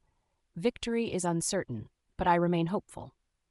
"You always were an optimist, only when breakfast is concerned." Harriet filled her plate with fruit, toast, and a sliver of cheese before sliding into the chair across from Margaret. "You're up later than usual," Margaret observed, setting her book aside. "I was having a spirited debate with my pillow," Harriet replied breezily. "It won in the end." "Ah," Margaret said, watching her carefully. "Pillow debates, so emotionally charged. I can feel you probing, dearest. Subtlety has never been your forte. And yet you love me for it. I tolerate you, that's different." Margaret smiled faintly but didn't push, yet. Harriet buttered her toast, ate a few bites, and sipped her tea. Across the room, Hugh finally made his selection and joined them, sliding into the chair beside his wife. "Are you interrogating Lady Pemberton over her late rising?" he asked, reaching for his teacup. "She's trying," Harriet said with a grin, "but I'm made of stern stuff." Margaret nudged him with her elbow. "She went missing last night." "Oh," Hugh glanced at Harriet. "That hardly seems cause for alarm, unless you disappeared into the wine cellar." "Sadly, no, just the library." "Ah," he said, taking a sip. "Always a safe place for a bit of solitude." Harriet didn't reply immediately. Margaret's eyes remained steady on her. Harriet exhaled softly. "I wasn't entirely alone," she admitted. "I suspected as much," Margaret murmured. Hugh looked between them. "Should I be concerned?" "Only if you value your monopoly on brooding silences," Harriet said lightly, then more quietly. "It wasn't unpleasant." Hugh's brow lifted slightly, but to his credit he didn't pry. Margaret leaned forward a little. "I only want you to find something real, Harriet. Something that makes you feel alive again." Harriet found herself unwilling to respond to Margaret's comment just yet, and instead began to eat her breakfast while thinking of how to respond. While Nathaniel did make her feel more alive than she had in years, and she sensed a kindred spirit in him, was their short relationship real? She didn't know. She'd only known him a few days.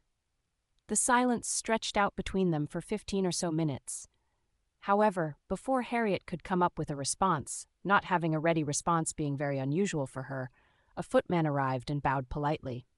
"Lady Durham requests your presence on the south terrace. There is to be a game this morning." Margaret glanced at Hugh. "A game?" "Yes, my lady. Matching ribbons, pairs for the day's country amusements." Harriet made a face. "Is this how duels begin?" "I'll be certain to match with you," Hugh said to Margaret, rising and offering her his arm. "I already spoke to Lady Durham. I have an inordinate fondness for winning games with my wife." Margaret smiled and took his arm. "And you're still the optimist." Harriet rose and followed them toward the terrace. "If I'm paired with a poet who wears lavender cravats and quotes Byron at me, I'll blame both of you." The terrace was alive with rustling silk and morning chatter. Several gentlemen and ladies were milling about as footmen laid out baskets of ribboned cards. Lady Durham, resplendent in a fur-trimmed crimson pelisse, clapped her hands. "Ladies and gentlemen, today you will each draw a ribboned card from the basket. Those who share matching colors will be partners for the day's country amusements. There will be walking, riding, picnicking, and perhaps," she smiled archly, "a few scandalous detours through the gardens." Harriet stepped forward to draw her ribbon. The satin was deep indigo, gleaming in the sun. She turned just in time to see a familiar gloved hand pluck its match from the basket. Nathaniel held up the identical ribbon and gave her a slow, sardonic bow. Harriet exhaled. "Of course," she said aloud. Margaret laughed beside her, already entwined with Hugh, whose smug expression suggested everything had gone exactly to plan. From across the terrace, Lady Pembroke's eyes narrowed. And so the games began. The autumn air was brisk as Harriet and Nathaniel moved away from the bustling terrace, the gravel crunching softly beneath their feet. The game had been declared officially underway. Partners were to enjoy a series of diverting tasks scattered across the estate's gardens and woodlands. Lady Durham had waved her hands with exaggerated delight, promising prizes to the most harmonious pair. Harriet snorted under her breath. "Harmonious?" she muttered, adjusting her gloves as they walked side by side, as though the rest of us are engaged in a genteel battle of wits rather than a social gauntlet. Nathaniel glanced at her, his expression a mixture of amusement and something else, something she'd seen flicker in his eyes the night before. "I'm told the purpose of such games is to foster connection." She rolled her eyes. "Or scandal, depending on who's playing." He smiled faintly. "So you intend to scandalize me, Lady Pemberton?"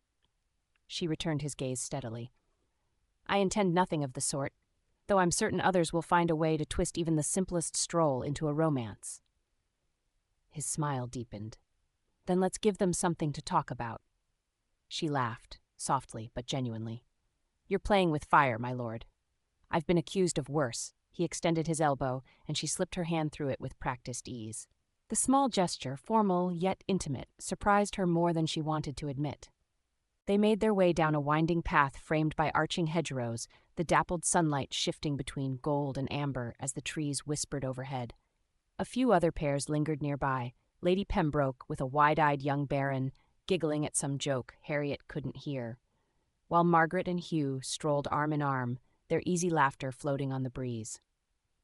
Nathaniel and Harriet walked in silence for a few moments, but it was a comfortable sort of quiet.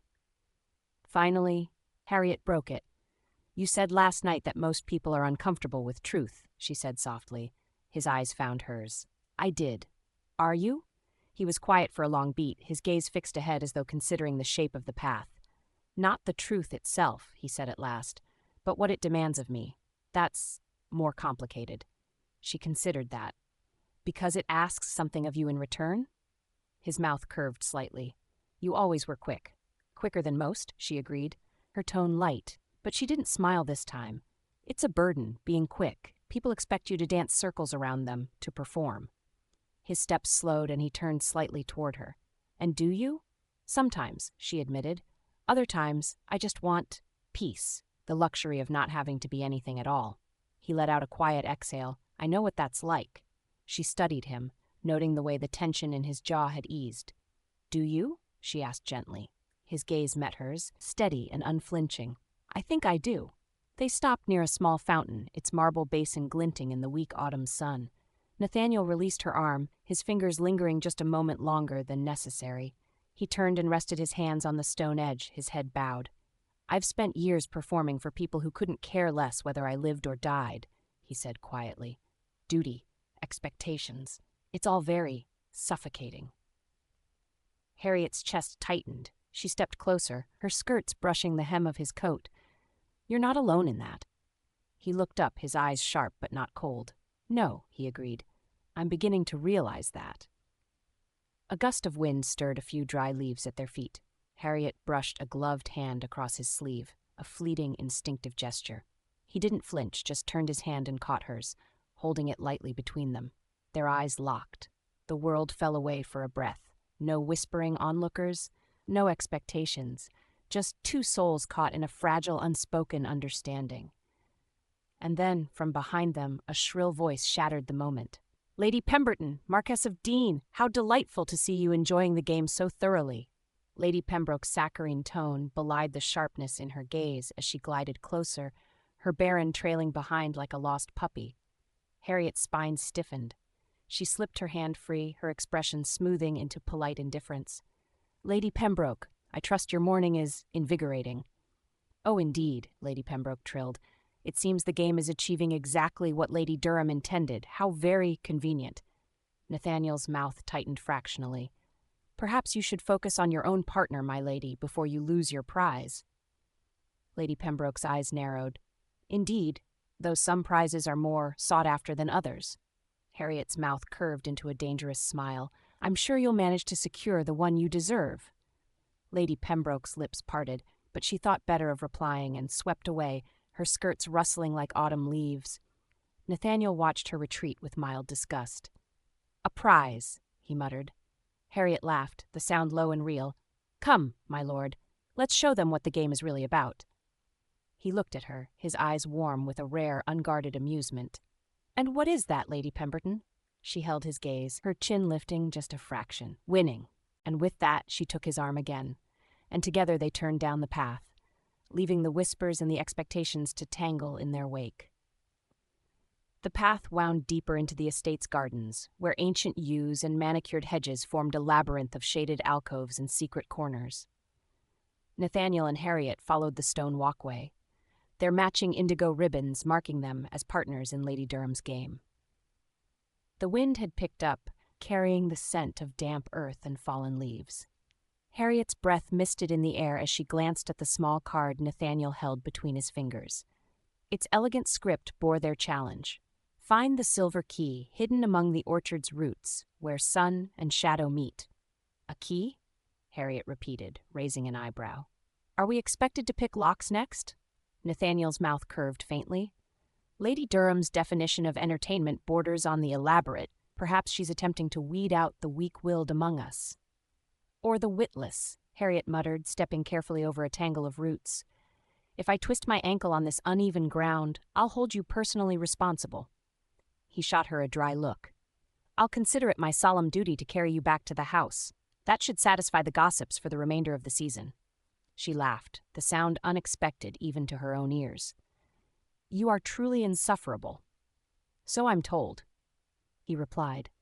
They reached the orchard, neat rows of apple trees, their branches heavy with the last of the season's fruit. The ground beneath them was littered with fallen leaves and half-rotted windfalls, their sweet scent mingling with the earthiness of decay. Nathaniel paused at the edge of the orchard, his expression thoughtful. Where sun and shadow meet, he murmured, scanning the dappled light. Near the roots, Harriet reminded him, adjusting her skirts and stepping forward. She reached for a low-hanging branch, brushing aside a cluster of leaves. Perhaps. Her words faltered as his hand brushed her shoulder, steadying her as she nearly lost her balance on the uneven ground. The touch was light but firm, and it sent a jolt through her, unexpected, unbidden. She turned, and he was close, too close. The hush of the orchard wrapped around them, leaves trembling overhead in the soft autumn breeze. Careful, he said, his voice low. I'm perfectly. She trailed off, her breath catching as she met his gaze. The look in his eyes, intense, searching, wasn't mocking or amused, but something deeper, vulnerable, almost. She swallowed. I'm perfectly capable of finding a key, she managed. He smiled then, slow and genuine, a rare expression that transformed his features from brooding to something achingly warm. Of that, I have no doubt. Their eyes held for a heartbeat longer than was proper. Then Harriet ducked her head, cheeks warm. Come on, my lord, let's find that key before Lady Durham decides we're too slow. She turned and began searching among the twisted roots, determined to ignore the fluttering in her chest. Nathaniel moved beside her, scanning the ground with quiet concentration. They worked in silence, the hush between them filled only by the rustle of leaves and the distant murmur of voices from the other guests. Harriet found herself oddly at peace with the quiet, an unfamiliar, comforting sort of companionship that didn't demand performance or pretense. Finally, Nathaniel straightened with a triumphant sound. Ah! He held up a small silver key, its surface catching the dappled sunlight. Harriet let out a breath she hadn't realized she was holding. Well done, she said, genuinely pleased. Perhaps you're more useful than I suspected. High praise, he drawled, tucking the key into his coat pocket. Shall we report our victory? She hesitated. In a moment, She stopped, unsure how to continue. Thank you, for earlier with Lady Pembroke. His expression softened. You'd have handled her just fine on your own, but some people deserve to be reminded they can't treat others with impunity. Her lips curved. And you're the self-appointed reminder? He lifted one shoulder. Someone has to be. She considered that, her heart tightening. You're not what I expected, she admitted. Neither are you, he replied, his tone softening. I thought. He paused as though weighing his words. I thought you'd be different, colder, untouchable. And now, his gaze dipped to her lips, just for an instant. Now I think you might be the most human person I've met in years. The hush between them deepened, the orchard fading into a golden haze of falling leaves. Harriet felt her breath catch, her pulse quickening. Before she could speak, before she could do something foolish like close the last inches between them, voices carried through the orchard, high and bright. "Lady Pemberton, my lord!" Lady Durham's voice called, laced with curiosity and delight. "Have you found your key?" Harriet stepped back abruptly, her cheeks flushed. "Yes," she called, too brightly. "We have!" Nathaniel's expression shuddered, but he gave her a small, private smile as he reached for her hand. "Come on," he said, his voice gentle. "Let's face the music together." She let him guide her from the orchard, her heart a confused jumble of warmth and worry. She'd thought this game would be nothing more than idle amusement, but it had turned into something far more dangerous, and she wasn't entirely certain she wanted it to stop. The sun had climbed higher in the sky by the time Harriet and Nathaniel emerged from the orchard, their steps slowing as they approached the terrace where Lady Durham had gathered the participants. Harriet's cheeks still held a flush, half from exertion, half from the lingering intensity of their shared moment. She adjusted her gloves, willing her heart to settle. It's a game, she reminded herself. Just a game. The terrace bustled with the gentle chaos of a house party in full swing. Ladies fanning themselves despite the autumn chill, gentlemen chuckling politely at some anecdote, footmen weaving between groups with trays of refreshments. A soft wind carried the scent of wood smoke and fallen leaves, mingling with the sharper notes of Lady Durham's prized roses that lined the balustrade. Nathaniel still held the silver key, his gloved hand resting against the curve of his coat pocket. He walked beside her in easy silence, but his eyes, watchful, thoughtful, seemed to linger on her more than necessary. Each time his gaze brushed hers, Harriet felt a subtle warmth spread across her chest, unsettling in a way she couldn't name. As they drew closer, Harriet's eyes narrowed. Lady Pembroke stood at the head of the group, her lilac skirts fanned out like a triumphant peacock's tail. The expression on her face was carefully composed, though a sharpness lingered in her gaze. Beside her, the Baron, her unfortunate game partner, stood like an afterthought, staring intently at the ground as though hoping it might swallow him whole. "Oh, Lady Pemberton," Lady Pembroke drawled, her smile so bright it nearly blinded. "How perfectly charming to see you and the marquess emerge victorious. Did the orchard offer inspiration?" Harriet stopped a few paces away, chin lifting. "Only a key," she said lightly, voice smooth, "though some might call that the key to everything." Lady Pembroke's mouth twitched, her eyes narrowing to slits. "So quick with words, one wonders how you manage it while clinging to so many entanglements." Nathaniel's jaw tensed. Harriet saw it, a subtle shift, a tightening of the muscle that ran along his cheekbone, and felt a spark of gratitude. "Lady Pembroke," Nathaniel said evenly, his tone cutting yet calm, "some people manage wit and grace simultaneously. You might consider the possibility." A ripple of laughter, quick but telling, ran through the assembled guests. A few heads turned, lips pressed together as though to hide knowing smiles. Lady Pembroke's eyes flashed, her composure fraying at the edges. "Your Grace," she began, voice strained, but Nathaniel cut her off with lethal precision. "My lord," he corrected, his tone mild but unyielding. "I'm not a duke." Lady Pembroke faltered. "Ah, quite right, my lord. Forgive me." Harriet's smile was small and sharp, the kind that sliced.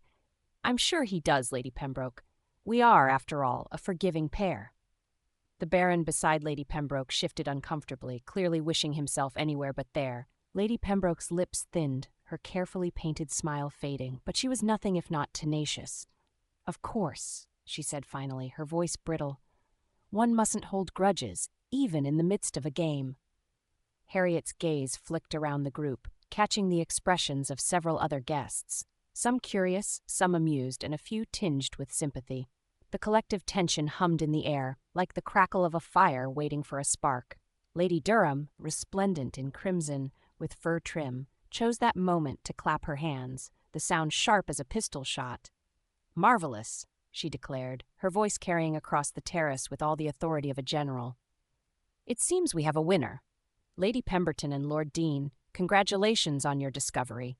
A small prize shall be awarded at luncheon, and I expect the two of you to sit together. How else can I ensure the spirit of harmony continues?" Harriet felt her cheeks warm, her pulse quickening. "Of course, Lady Durham," she said, her voice carefully composed. "Thank you." Beside her, Nathaniel's fingers brushed her elbow lightly, a fleeting gesture of solidarity that no one else seemed to notice. She glanced at him, finding an unexpected comfort in the steadiness of his gaze. He leaned just a fraction closer, his breath warm against her ear. "You handled her perfectly," he murmured.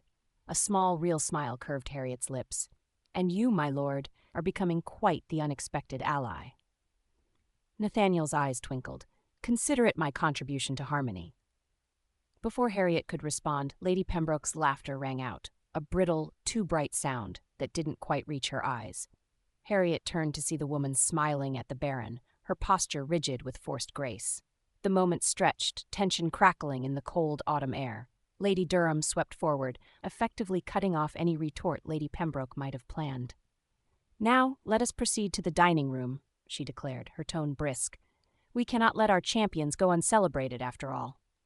A hush of anticipation settled over the guests as they began to file into the grand dining room.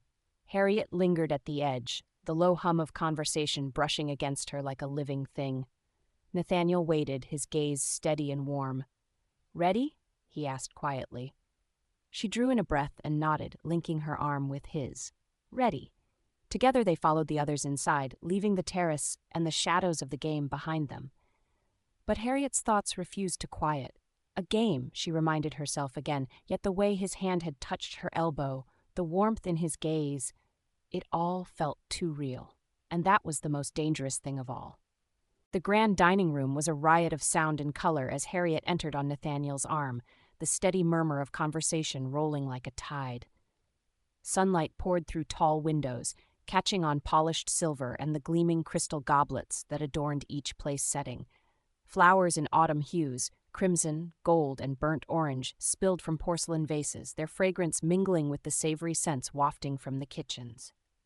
Lady Durham stood at the head of the table, her crimson gown a bold statement even amid the spectacle of silks and satins. Her eyes glowed with satisfaction as she watched her guests settle. Harriet caught sight of Margaret and Hugh a few places down, sharing a private joke that lit Margaret's face with warmth. Harriet's chest tightened with a pang she couldn't quite name.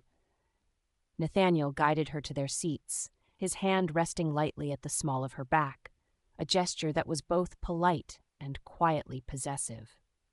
She felt the heat of his palm through the layers of her gown, an anchor in the swirl of sound and movement. "Lady Pemberton and Lord Deane," Lady Durham announced, her voice commanding the room's attention. "Our victorious pair from this morning's game. I trust you found the experience illuminating?" A murmur of laughter rippled through the guests. Harriet managed a smile that felt almost genuine. "Quite illuminating, Lady Durham. Your orchard's roots are a veritable treasure trove." Nathaniel's mouth curved in that familiar, infuriating half-smile. "And your challenges were most diverting, Lady Durham." "Excellent!" Lady Durham clapped her hands, and a footman appeared, bearing a small, intricately carved wooden box tied with a crimson ribbon. "A token of your success," she declared, presenting it to Harriet. "May it bring you both luck and perhaps a bit of continued adventure." Harriet accepted the prize with practiced grace, though the weight of every eye in the room pressed against her like a physical force. "Thank you, Lady Durham," she said. "I shall treasure it, or at the very least, display it where my enemies might envy it." A ripple of laughter, some amused, some forced, swept through the room. Harriet's gaze flicked to Lady Pembroke, who sat across the table with her baron, her smile brittle and her eyes cold.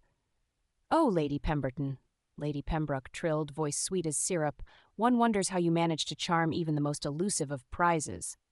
Her eyes shifted to Nathaniel, lingering there a fraction too long. "It seems you always manage to land on your feet." Harriet's smile was sharp as a blade.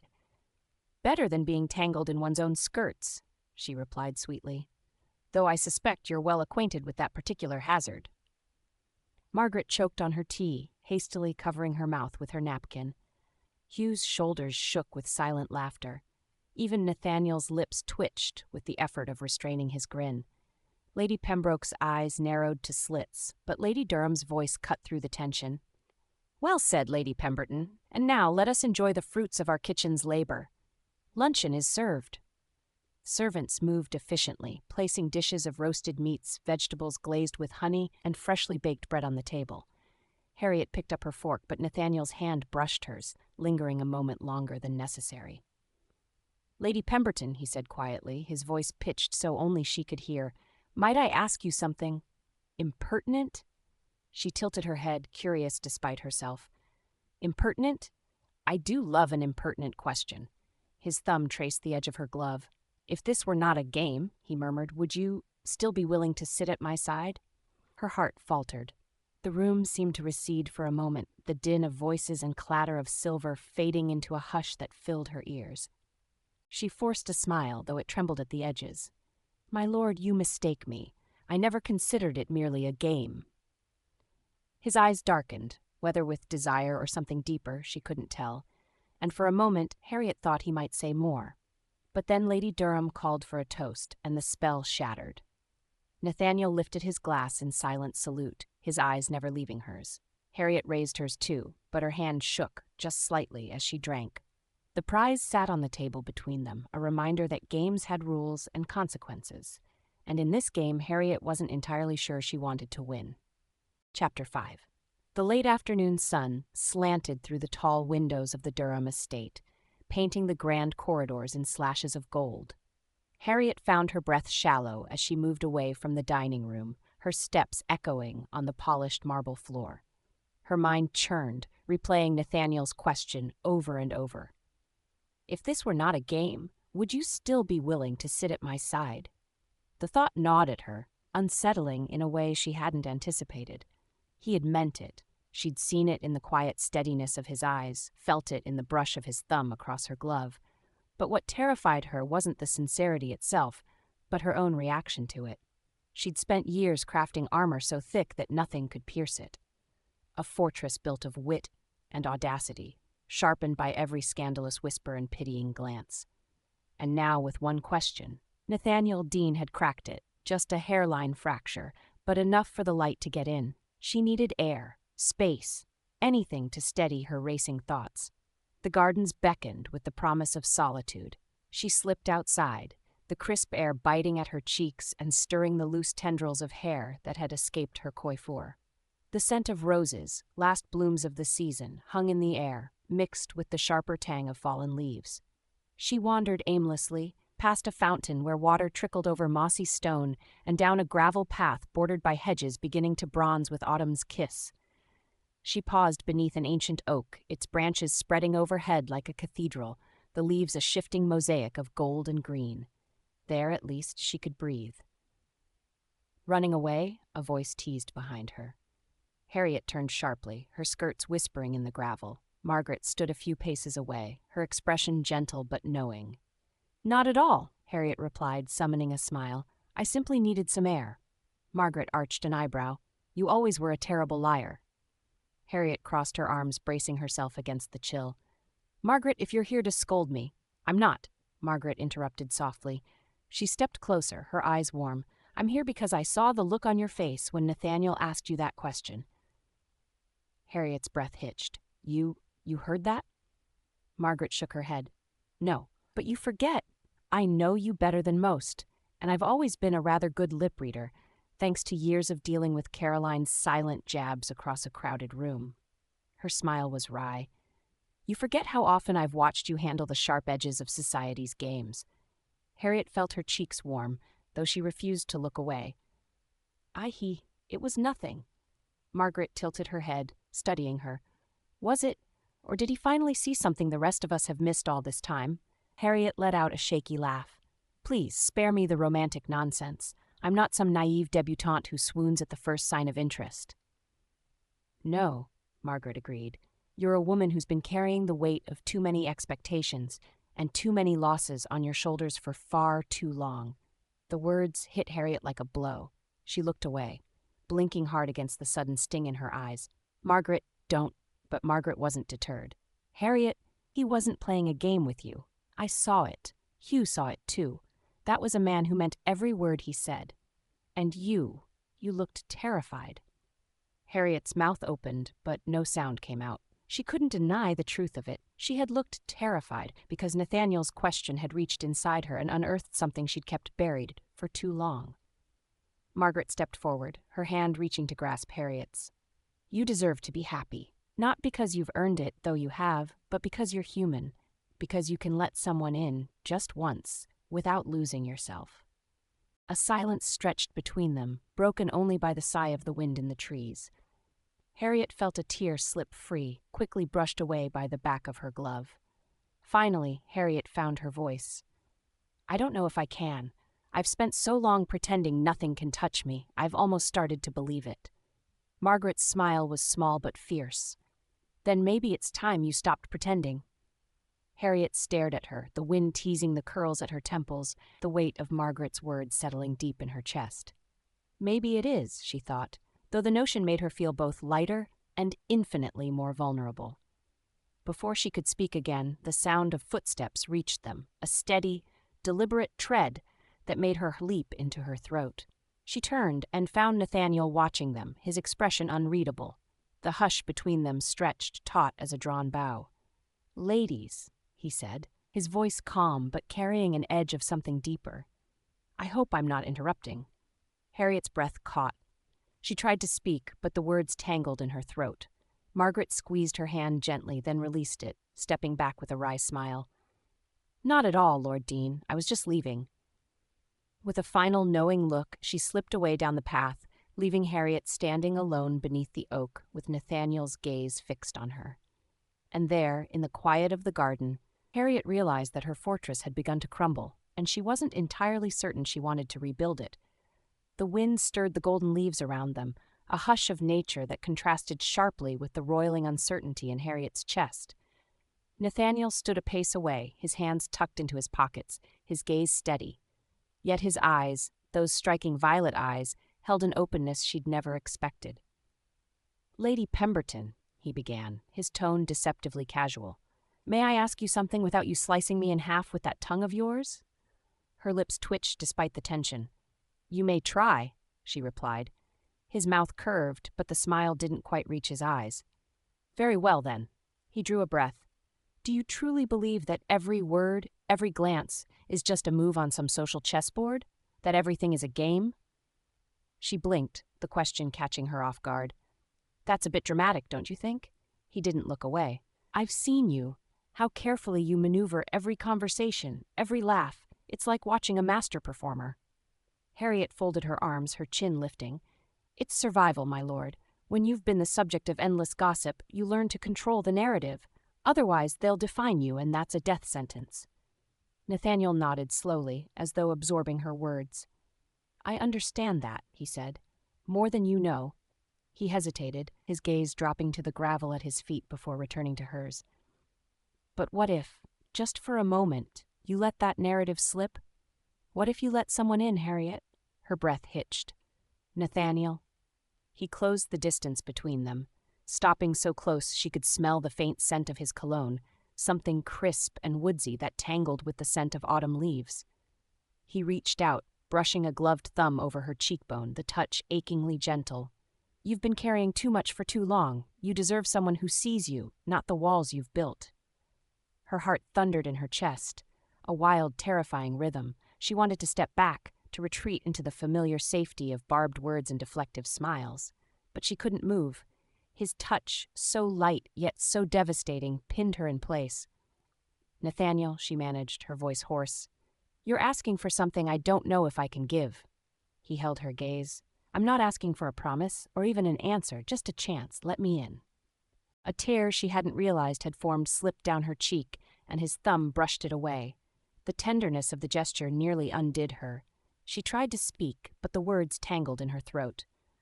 A sudden rustle of skirts startled her, the sound sharp in the hush between them. Harriet turned, heart sinking. Lady Pembroke emerged from the bend in the path, a fan in one hand and a smile too bright to be genuine. She gave a little laugh, the sound as brittle as frost. "My lord, Lady Pemberton. How delightful to find you both here. Such a charming scene." Harriet's spine stiffened.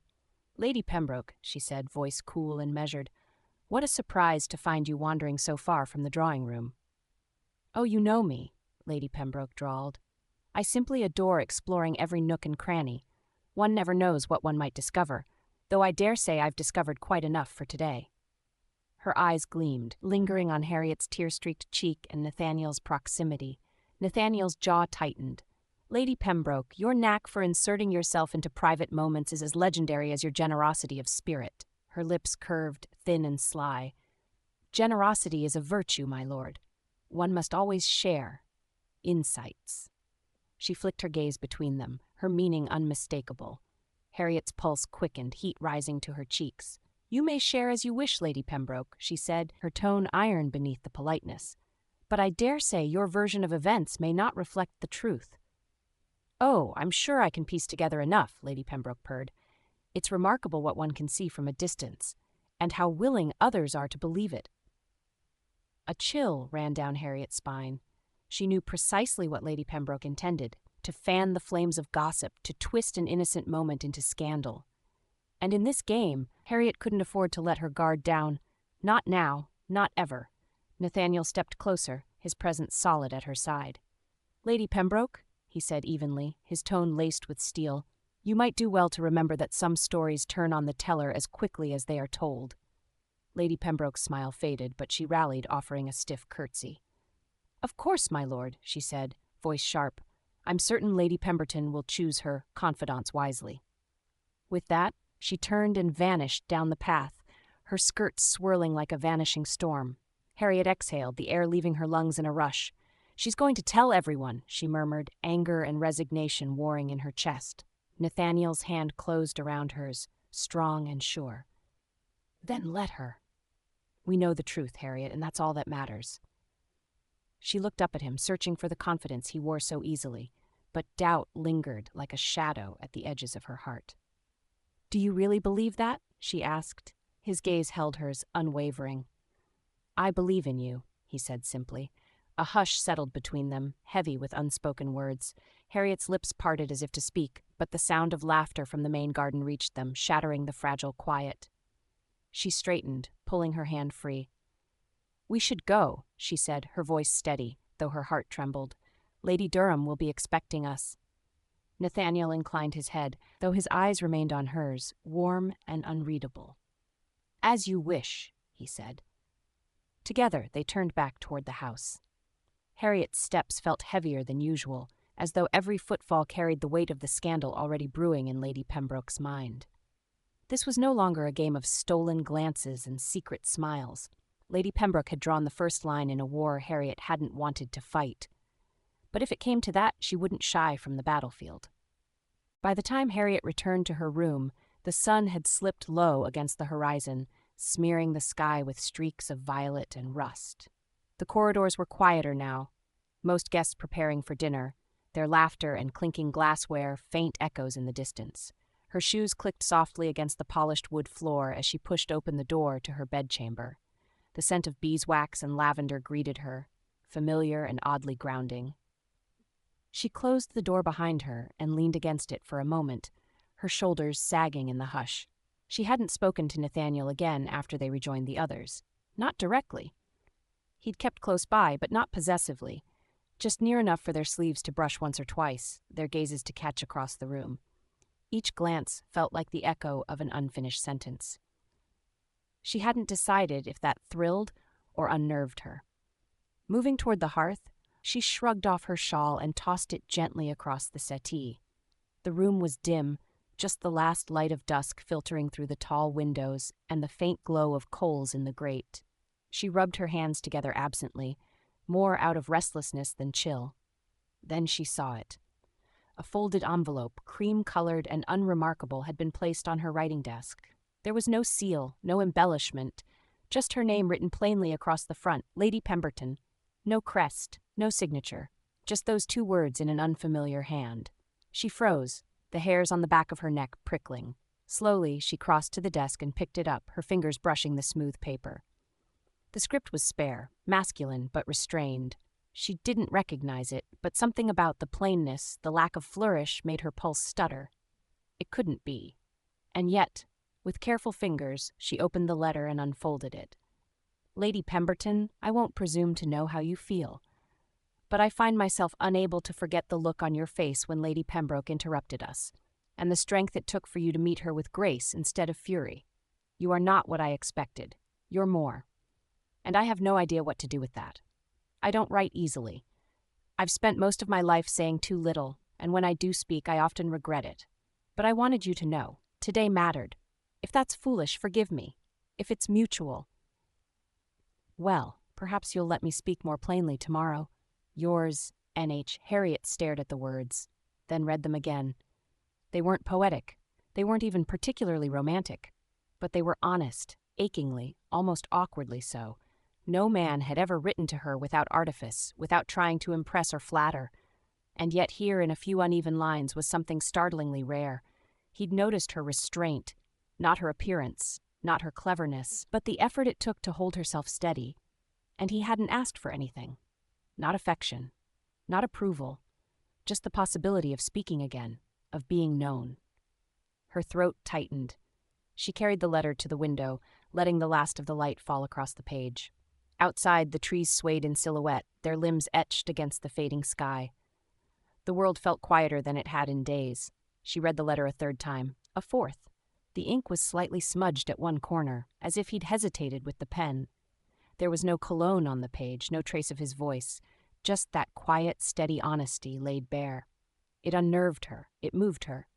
She sat slowly on the edge of the bed, the letter in her lap, and let her fingers drift along the folded edge. Was this what it felt like to be truly seen? Not admired from afar, not assessed for her wit or beauty or mourning attire, but seen as a person shaped by sorrow and survival. She thought of the way Nathaniel had looked at her in the orchard, not hungry or possessive, but patient, present. The kind of gaze that didn't seek to own, only to understand. And it terrified her. She wasn't ready, or perhaps she was, but only just. With a slow breath, she folded the letter again and placed it on the small table beside her bed. Not in a drawer, not tucked away, there, where she would see it, where she couldn't pretend it hadn't been written. A knock at the door startled her. She stood quickly, smoothing her skirts. "Yes?" a maid's voice called gently through the wood. "Dinner is in half an hour, my lady. Lady Durham asked me to remind you." "Thank you," Harriet said, her voice steadier than she felt. "I'll be down shortly." The footsteps retreated. Harriet moved to the looking-glass and gazed at her reflection. Her cheeks were still faintly pink from the wind, her hair slightly mussed from the garden. She looked less composed than usual, a little too honest. She reached for a brush, then paused. Maybe that was the point. She left her hair as it was and turned back toward the bed. The letter sat where she'd left it, waiting. She picked it up again, read it one last time, and smiled. The drawing room shimmered with warmth and civility, the air thick with perfume and the murmur of genteel conversation. Crystal decanters caught the candlelight like prisms, scattering gold across the polished floor. Harriet paused in the doorway just long enough to feel it, the way the room shifted when she entered. Subtle, but unmistakable. A few heads turned, voices dipped for half a breath. Then the performance resumed, fans fluttered, teacups clinked, and compliments flowed like weak port. She stepped inside with her head held high, every line of her posture declaring indifference, though her heart beat a quiet drum of warning beneath her corset. Margaret was seated on a settee near the fire, laughing softly at something Hugh had murmured. Their shared warmth, their effortless ease, it centered Harriet more than she wanted to admit, and then her eyes found Nathaniel. He stood near the far windows, partially silhouetted against the night-darkened glass, speaking with a minor noble whose name Harriet never bothered to remember. His posture was relaxed, his drink untouched, but his gaze flicked toward her the moment she entered. He didn't stare, he didn't smile, but he saw her, and somehow that steadied her more than anything else. She crossed the room and claimed a small chair by the fireplace, tucking her skirts with practiced grace. A footman appeared with tea, and she accepted it, letting the warmth seep into her fingers. She hadn't realized how chilled she still felt. Lady Pembroke entered moments later, resplendent in ice-blue silk that matched the brittle smile on her face. She made a circuit of the room with practiced elegance before pausing just near Harriet, her expression all delicate inquiry. "Lady Pemberton," she said sweetly, "I do hope you enjoyed your time in the gardens today. The weather was so accommodating for contemplation." Harriet turned to her with a polite smile that didn't reach her eyes. "Indeed, I find fresh air clears the mind. You ought to try it." Lady Pembroke's lashes fluttered, and a few nearby listeners tittered. unsure whether to admire or fear the exchange. Harriet took a slow sip of her tea. "Though I imagine," Lady Pembroke continued, her voice light, "that company matters as much as the weather. Some pairings are simply inevitable, don't you think?" The barb, though veiled, struck with surgical precision. Harriet's fingers tightened on the handle of her cup, but before she could speak, Margaret's voice cut through, low and honeyed. "Some pairings are inevitable," she agreed, leaning back with a smile, "though others are cautionary tales we retell to warn the next generation." A few stifled laughs escaped. Lady Pembroke's jaw twitched, though she recovered quickly. Hugh, ever the diplomat, lifted his glass. "I find it's best not to speculate too much about garden paths," he said smoothly. "They often lead to far less scandalous destinations than people imagine." The moment passed, conversation swelled again. Harriet said nothing. She let the silence bloom around her, an intentional absence where a cutting retort might have lived, and the quiet became its own kind of statement. For once, she did not fight, did not defend. She simply existed, calm and unreadable. Across the room, Nathaniel's gaze met hers. There was no judgment in it, only understanding.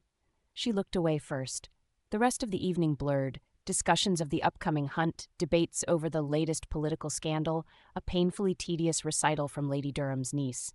Harriet spoke little, smiled when required, and drifted through the scene like smoke. And yet, when she finally excused herself, it was Nathaniel who stepped slightly aside to allow her path to the door. He said nothing. He didn't touch her. But as she passed, he inclined his head by the barest degree, a gesture of respect, not possession, and it left her breathless. Outside the drawing room, the corridor was mercifully empty. Harriet paused at the base of the staircase, one hand resting on the banister, her gaze unfocused. She had always believed silence was something to be feared, something to be filled.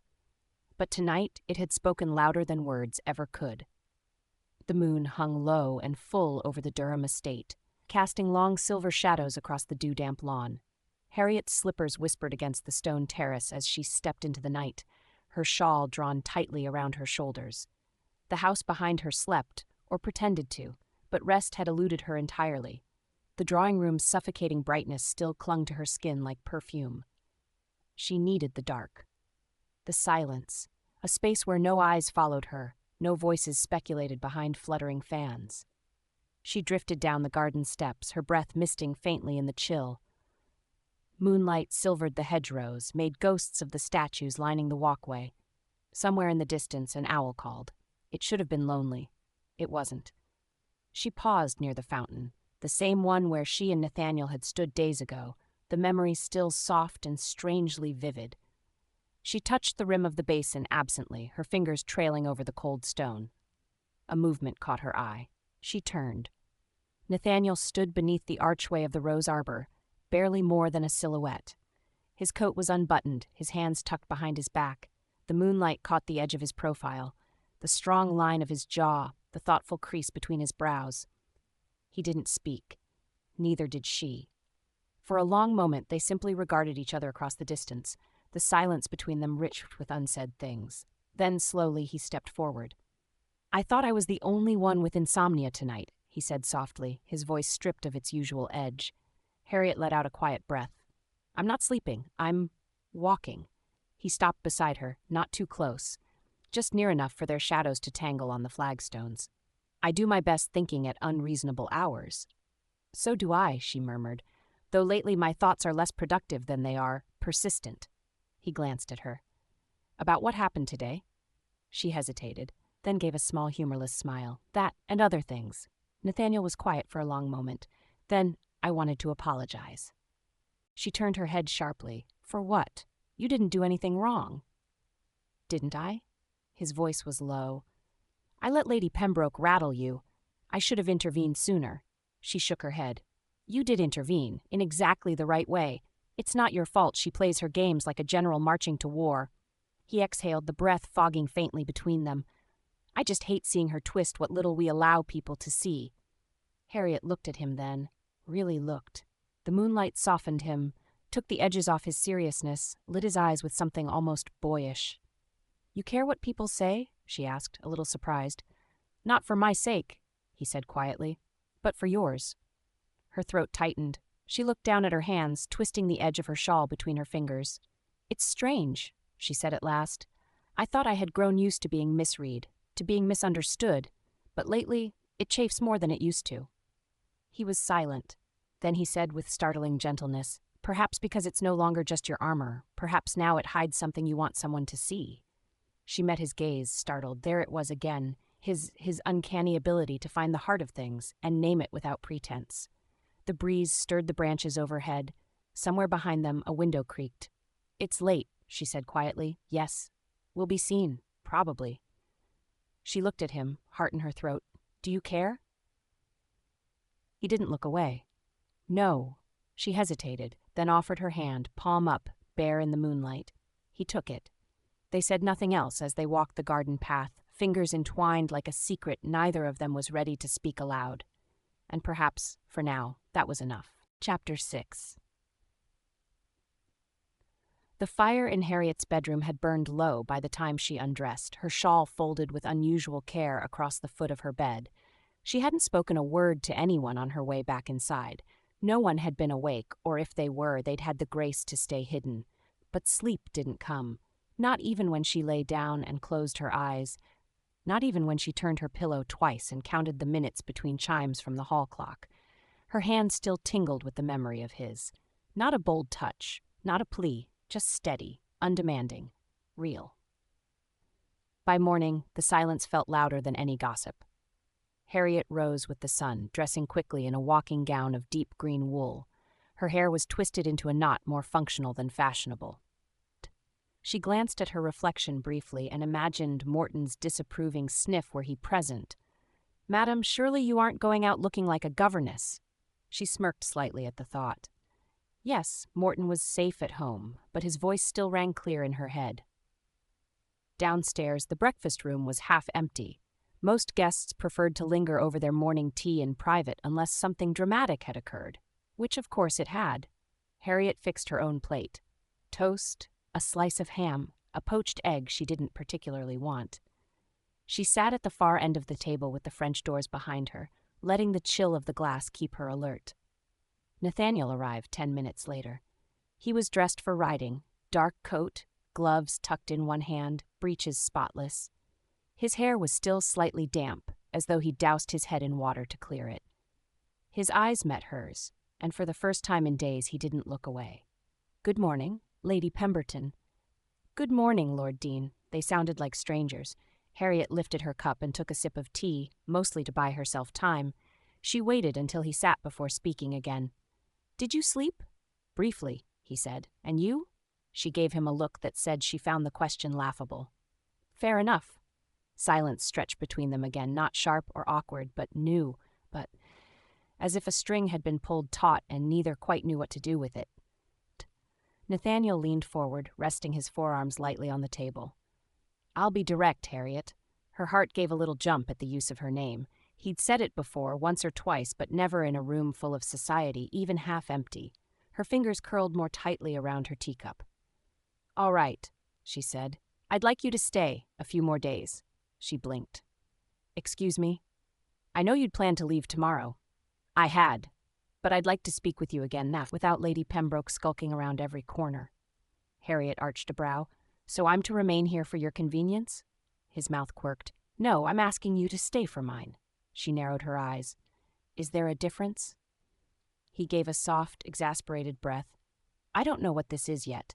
Between us, I just know I'd like more time with you. Not in a ballroom, not under anyone's watchful eye. Just you, as you are." Her throat tightened. "And who would I be then?" His gaze met hers without hesitation. "A woman who doesn't flinch from silence, who walks outside at midnight, who meets people's scorn with wit instead of apology." "That sounds rather unromantic." "I've had my fill of romance," he said quietly. "I want something better." She swallowed. The words shouldn't have hit so hard, but they did. Because she understood them. Because once, a long time ago, she might have said something similar. Nathaniel leaned back slightly, his voice lower now. "Stay, walk with me, talk with me. Let's see what this could be before anyone else decides for us." Harriet looked down at her plate. The toast had gone cold. A wry thought passed through her. Morton would have insisted she at least pretend to eat it for dignity's sake. She pushed it away. "I'll consider it," she said softly.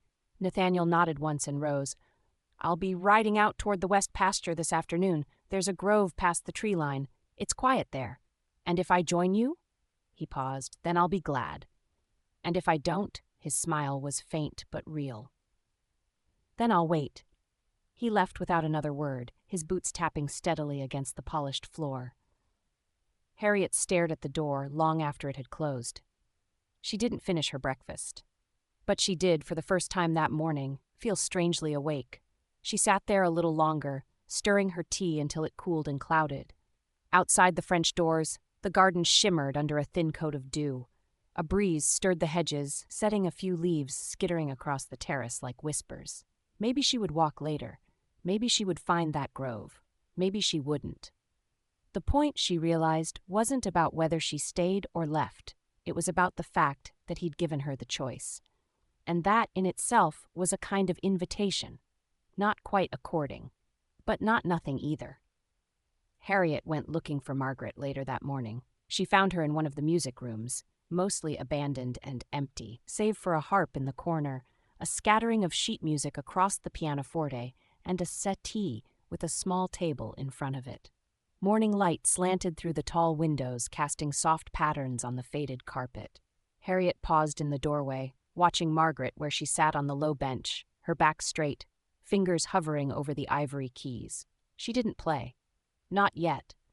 Just sat there as though listening to something only she could hear. Harriet stepped in quietly, the door clicking shut behind her. "If you're composing an overture to Scandal, I'm afraid someone else has already claimed the role." Margaret turned, her mouth tugging into a dry smile.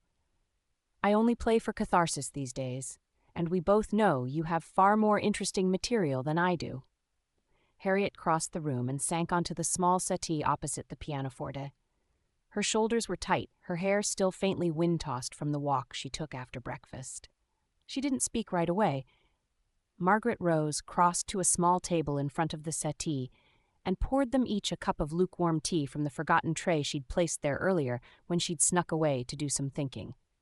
She handed one to Harriet and sat beside her, folding one leg elegantly over the other.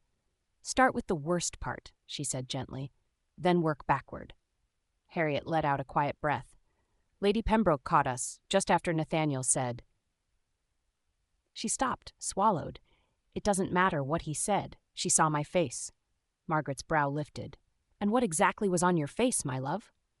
"Whatever it was," Harriet said, staring down at her tea, "it gave her enough ammunition to supply half of London for the rest of the season. So she plans to make sport of you." "Oh, she plans to suggest something much more damaging than sport."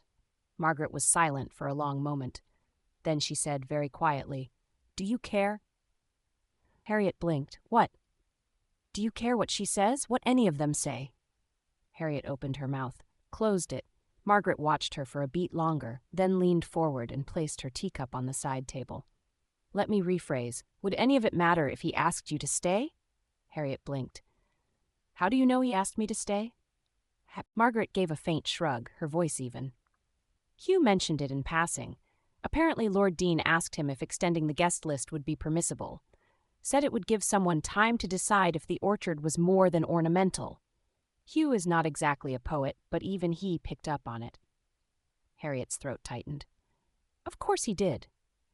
"Then it wasn't a proposal." "No, but it was something." Margaret set down her tea.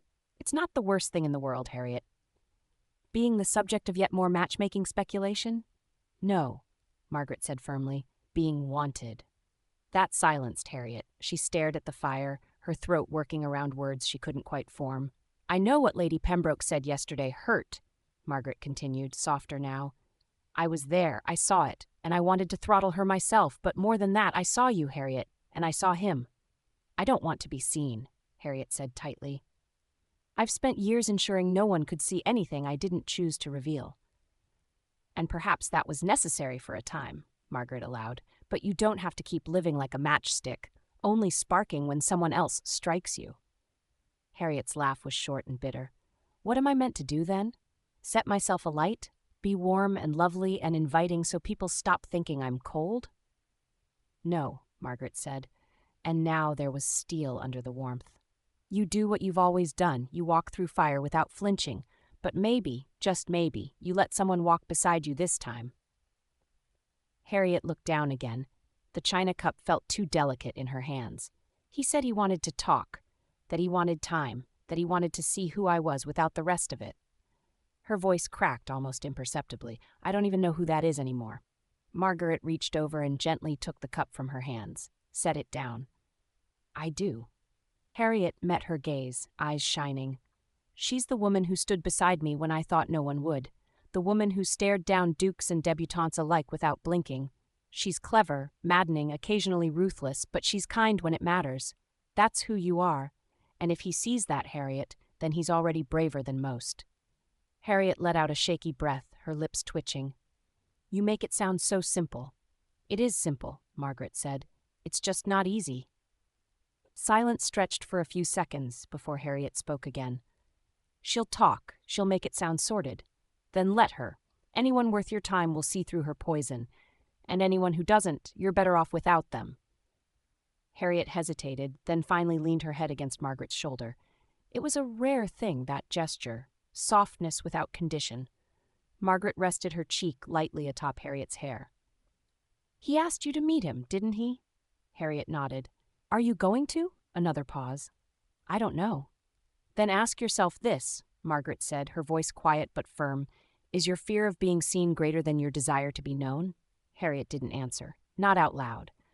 But her hand curled slowly into the fabric of Margaret's sleeve, and her eyes slipped closed, and for the first time since the orchard she allowed herself to think of Nathaniel not as a threat or a disruption, but as a possibility.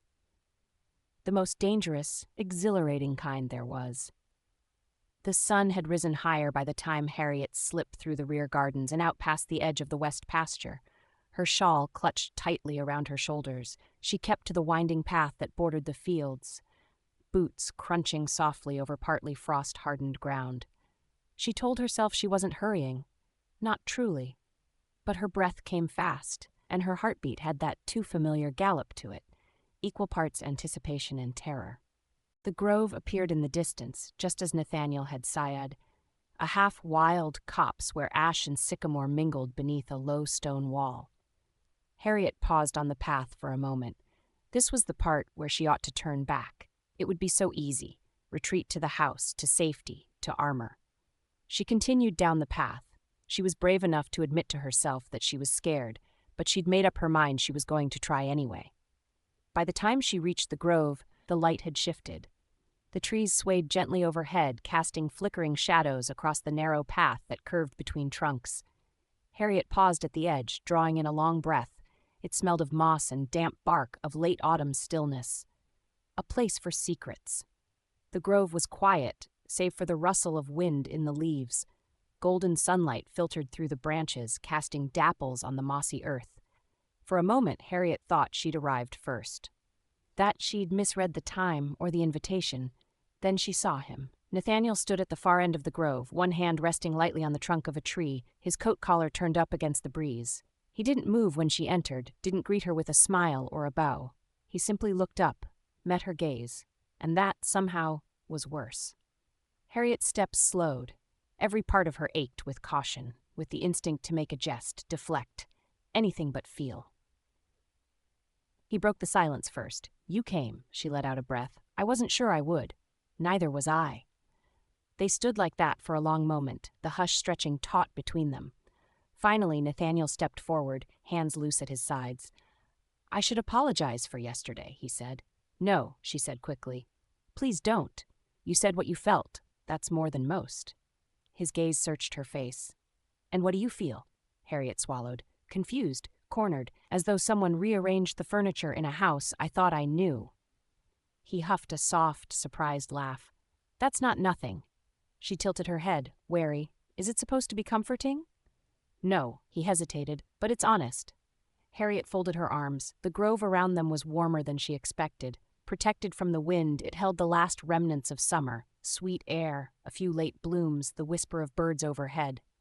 "I built my life around not needing anyone," she said softly. "Around being too sharp to wound, too clever to catch." Nathaniel nodded. "And I built mine around disappearing, around being useful enough not to be questioned. She looked up at him. That sounds lonely. It is, he stepped closer. But it's lonelier to be near someone who only wants the version of you they can explain. A breeze lifted the hem of her shawl. Harriet drew it tighter, eyes never leaving his. Do you want something you can't explain, then? I want you, he said quietly, even if that means not understanding everything, even if it takes time. The words landed with the weight of truth. Not grand, not poetic, but steady. Harriet's throat tightened. You don't know what you're asking. I know exactly what I'm asking, he said. I'm asking you not to leave yet, to give this, whatever this is, a chance. Not for society, or appearances, or Lady Durham's wretched games, just for us. She looked away toward the orchard's edge. The trees swayed gently, leaves catching the sun like coins tossed into a fountain. What if I say yes? She asked. Nathaniel was still. Then we begin. And if I say no, he didn't flinch, but I'll still be glad I asked. For a moment, all she could do was breathe. The wind sighed through the branches above them. A bird called somewhere in the distance. Finally, Harriet turned back to him. Her eyes were bright, her chin lifted. I don't say yes easily, she warned. I don't ask lightly. She took one step forward, then another. When she stopped in front of him, he didn't reach for her, didn't crowd her or try to close the space. He just waited. So she did the unthinkable. She reached for his hand. It was warm, solid, calloused in a way that told stories without words. I'll stay, she said, for now. Nathaniel's breath escaped in something like a laugh. I'll take it. She let him hold her hand a moment longer before stepping back. Don't let it go to your head. Too late. The silence that followed wasn't awkward. It was the kind that comes from two people building something new, not yet familiar, but promising. Harriet looked up at the shifting canopy above. Do you think Lady Pembroke is composing a sonnet about us yet? I hope so, Nathaniel murmured. I should like to be immortalized in bad verse. She laughed then, bright and real, and for the first time in a very long time, Harriet Pemberton let herself feel something close to hope. Harriet returned to the house by a side corridor, the one used by staff and seldom visited guests. Her boots clicked softly against the flagstones, the echo of each step underscoring her tension. The quiet of the grove still clung to her skin like mist, but already the house's atmosphere pressed against it, stifling and ornate. She removed her shawl and gloves in the small vestibule, pausing to compose her face in the mirror. Her cheeks were flushed from the cold and the walk, her eyes clearer than they had been in days. She looked more alive than she wanted anyone to see. The moment she stepped into the main corridor, it began. Two maids passed her, their conversation cutting off mid-sentence. One of them glanced at Harriet with wide eyes before quickly looking away. Down the hall, a footman bowed stiffly, his expression unreadable. Lady Fairley's shrill laugh drifted from the salon, followed by a murmur of female voices, charged with just enough amusement to make Harriet's skin prickle. The rumor had started. Of course it had. She made her way toward the drawing room anyway. Better to confront it directly than let it fester. Besides, Lady Pembroke would not expect her to walk into the center of the storm she'd conjured. The salon doors were half open. Harriet stepped through with the same poise she might have used to enter a royal court. Inside, a collection of ladies had arranged themselves like birds on a wire, close, whispering, always prepared to take flight at the first sign of danger. Lady Pembroke sat nearest the fire, her fan fluttering with performative innocence. Beside her, Lady Fairley wore the smirk of someone certain of her place in the hierarchy. Ah, Lady Pembroke said, her tone light and poisonous. Lady Pemberton, I was just saying how invigorating the morning air is, especially when shared. Indeed, Harriet said, stepping fully into the room. Fresh air has a way of clearing out all sorts of lingering odors. Lady Fairley coughed into her teacup. Whether to laugh or choke was unclear. Lady Pembroke rose. I do hope your little excursion didn't cause you any discomfort. It must be terribly unsettling to find oneself the subject of speculation. Only for those who didn't volunteer for the position, Harriet replied, voice silk over steel. But speculation does require imagination, and I confess yours has always been impressively elastic. There was a murmur of unease. Lady Pembroke's eyes narrowed, but she smiled sweetly. I merely worry for your reputation, Lady Pemberton. A woman of your history must be cautious. Harriet tilted her head. Thank you for your concern. It's always reassuring when women look out for one another. Some of us must, since others are so intent on being noticed. It was a direct blow. The room stilled. Harriet opened her mouth to retort, and then she felt it. The air shifted. Nathaniel. He entered the room without announcement, his expression unreadable, his stride unhurried. He cut a striking figure against the brocade wallpaper and gold leaf. Several guests straightened, others blinked. Even Lady Pembroke turned slightly, her lips parting. He didn't look at anyone but Harriet. Lady Pemberton, he said, voice low but clear. Forgive the interruption. I was hoping we might walk the terrace before luncheon. Harriet didn't hesitate. Of course. He offered his arm. She took it. The silence behind them was deafening. As they passed Lady Pembroke, Nathaniel paused just long enough to say, "You were correct earlier, madam. The morning air does wonders, especially when paired with honesty." They exited before she could respond. Outside, the sun was brighter than it had any right to be. Harriet exhaled, her fingers still resting lightly on Nathaniel's arm. "You know," she murmured, "that was terribly ill-advised. So is caring about people who deserve better." She glanced up at him, a wry smile forming. "You realize she'll have us married and scandalously expecting within the fortnight. Then we ought to give her something accurate to report." She laughed, the sound rising into the cold, clear sky. For once, she didn't feel like she was standing alone on the battlefield. And that changed everything. The terrace was quiet when they stepped out. The only sound the rustling whisper of wind through the hedges and the far-off call of birds over the distant fields. A pale sunlight filtered through the clouds, painting the stone balustrades in soft gold. Harriet withdrew her hand from Nathaniel's arm, but didn't move away. She stepped to the edge of the terrace and placed her hands lightly on the railing. Beyond the gardens, the land rolled outward into pastures and trees, burnished by early autumn. She stared at the horizon as though it might offer her answers. Behind her, Nathaniel waited. Then, slowly, he moved to stand beside her. "You didn't have to do that," she said at last, her voice quiet but steady. "I know." Harriet looked at him sidelong. "But you did," he inclined his head. "You shouldn't have to bleed alone, just because others are too dull to see the difference between scandal and sincerity." A breath escaped her, somewhere between a laugh and a sigh. "That's quite the line." "I'm not certain it was a line," he said. "I think it was just true." They stood together in silence for a moment. Harriet didn't reach for a clever retort this time. She felt the ache of tension begin to slip from her shoulders, not gone but lessened. "She'll redouble her efforts now," Harriet said eventually. "She'll twist what she saw until it suits her. She can try. She's good at it." "So are you," Nathaniel said. "And unlike her, you don't have to lie to win." Harriet smiled faintly. "You think I'm trying to win?" He didn't smile back. "I think you've spent years fighting to survive a world that demands women be something palatable. You did more than survive. You outsmarted them. And I think now for once you might want something that isn't a battle." That landed.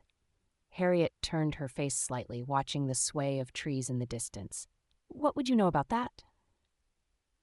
"I know what it looks like to want peace and not know how to claim it." She met his gaze again. "Do you?" Nathaniel nodded slowly. "It's why I asked you to stay." There it was again, that unvarnished truth so rarely offered, so hard to refuse. "And if I had gone," she asked, her voice low, "I wouldn't have followed, but I'd have regretted it." Harriet was silent for a long beat. Then she said, "I think I hate how easy you make this sound." "It isn't easy," he said, "but it is simple." They stood in the wind, neither quite touching, neither quite speaking, and yet so much passed between them. "I used to think love was a kind of performance," Harriet said at last, her voice barely above a whisper, "something you choreographed to please others. But this," she gestured vaguely between them, "this doesn't feel like performance. Because it isn't." His voice was soft. "It's choice." She looked at him again. He wasn't smiling, not in the smug, half-mocking way she'd first come to know. There was something vulnerable in him now, unguarded, almost boyish beneath the steel. "What now?" she asked. Nathaniel considered. "Now you and I walk back inside and pretend not to notice the stairs. And then we take the next step, quietly, at your pace." Harriet was quiet. "And if I decide I want to run, then I'll try to keep up." She huffed a soft laugh. "You're remarkably good at saying the right thing, Lord Deane." "I had excellent motivation." She turned back to the balustrade, drawing in a slow breath. You know this won't be easy. I've never done anything worth doing, that was. Another silence passed, this one gentler. Thank you, she said finally, for earlier, for not letting her control the narrative. Nathaniel's voice was quiet. You don't have to thank me, but you can owe me a dance at the next ball if you like. She smiled fully now, a rare and startling thing. One dance, she agreed, but only if you promise not to fall in love before the second. No promises, he said, his grin tugging at the edge of serious, but I'll do my best. And for the first time that day, Harriet felt the ground beneath her steady, not because she'd claimed it by force or cleverness, but because someone had chosen to stand there with her, quietly, honestly, willingly. They turned together and walked back toward the house. This time, the world behind them didn't feel quite so heavy, and ahead something fragile but real waited to unfold. Chapter 7. The morning after the drawing-room confrontation broke bright and deceptively gentle, sunlight gleaming off the dew-struck lawn and mist still curling around the hedgerows. The air held a crisp bite, but the sky was pure, unmarred blue, the kind of weather that made the countryside look falsely innocent, as though scandal and speculation couldn't possibly dwell beneath such skies. Harriet stood at the edge of the breakfast room, fingers curled around a teacup gone cold. She hadn't touched the food laid out on the long buffet. Ham carved in pink slices, eggs steamed gently in silver chafing dishes, rolls piled like ammunition. Most of the guests had already eaten and drifted out toward the stables or parlors, but she lingered near the window, trying to look casual while scanning the path beyond the rose garden. She hadn't seen Nathaniel yet, and she told herself that meant nothing. Looking for someone? Margaret's voice carried that particularly dangerous kind of amusement, the kind she deployed when she already knew the answer. Harriet didn't turn around. I was admiring the shrubbery. Of course. Margaret took her hand and placed a warm, buttery roll in it.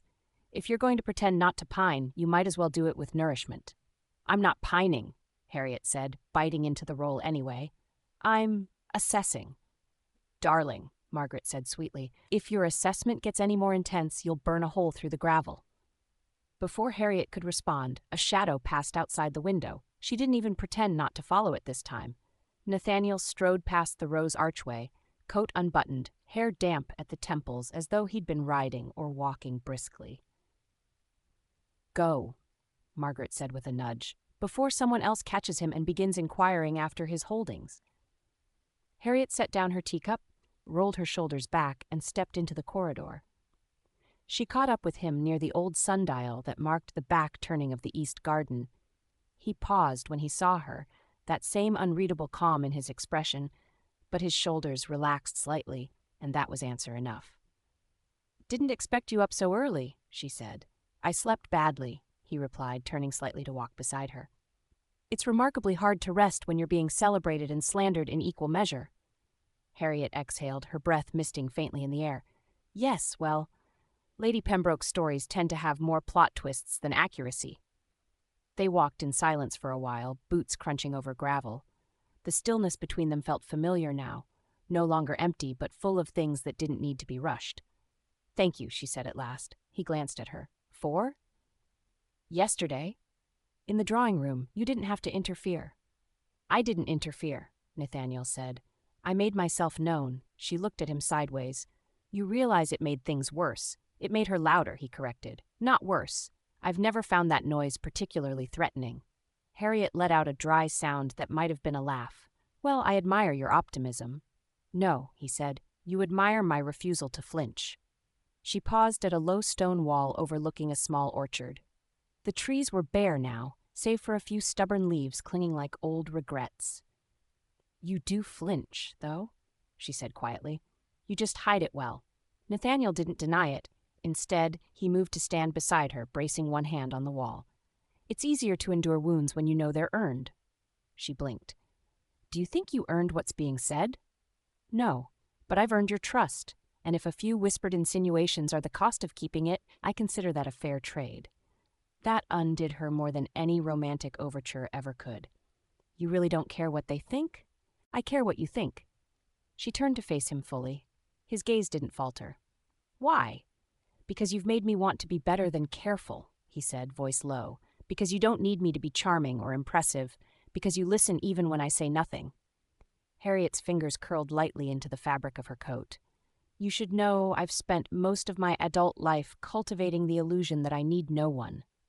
And yet here you are, he said softly, not running.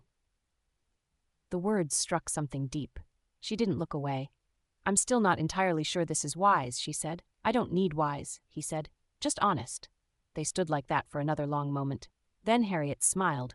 Small, sly, but real.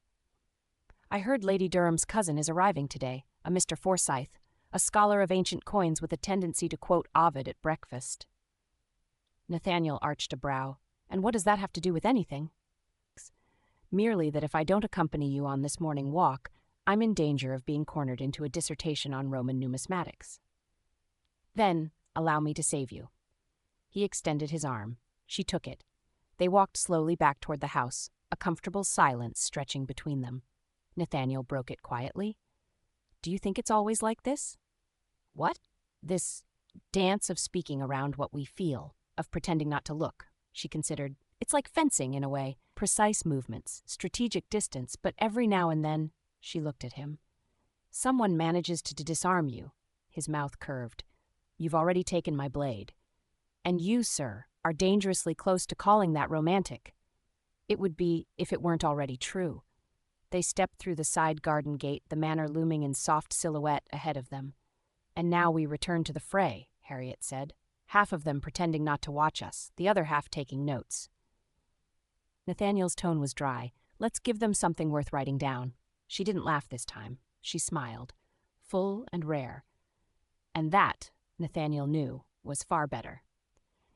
Harriet had just returned to her room, unpinning her hair with methodical precision when she heard the sharp rap of knuckles on the door, not the tentative knock of a maid or the fluttering tap of a note-bearing footman. No, this was decisive, familiar. She sighed. Come in, Margaret. Margaret stepped into the room without ceremony, cheeks flushed from exertion or irritation, or both. She shut the door behind her with unnecessary care and raised an eyebrow. Well, you've certainly stirred the anthill. Harriet lifted a brow, removing the last pin from her hair and shaking it free. That didn't take long. No, Margaret agreed, crossing to the small writing desk and rifling absently through a stack of calling cards. Apparently someone, she paused, giving Harriet a pointed look, was seen returning from the orchard on the marquess's arm. Harriet turned toward the mirror, smoothing her fingers through her hair. It was the terrace. Margaret waved a hand. Orchard, terrace, secret rendezvous at the altar of scandal. It hardly matters. Lady Pembroke has already implied you were out there planning the name of your firstborn. She would, Harriet said evenly. Did she seem particularly scandalized or merely triumphant? Oh, triumphant, Margaret said, but only because she thinks she's won a round. She perched on the edge of the bed. Unfortunately for her, I've read ahead. Harriet turned, curious despite herself. Have you? I've also spoken to Hugh. She offered a sly smile. It seems Lord Deane's version of the orchard tale included an oath to give Lady Pemberton time, not pressure. He even called you formidable. Hugh said it with a certain awe. Harriet folded her arms. It's not particularly romantic to be labeled formidable. Margaret gave her a look. You're lying. It's precisely romantic when it's said by someone who means it as praise. Harriet made a show of considering that. Fine. Slightly romantic, in a brutishly restrained sort of way. Margaret grinned. I knew it.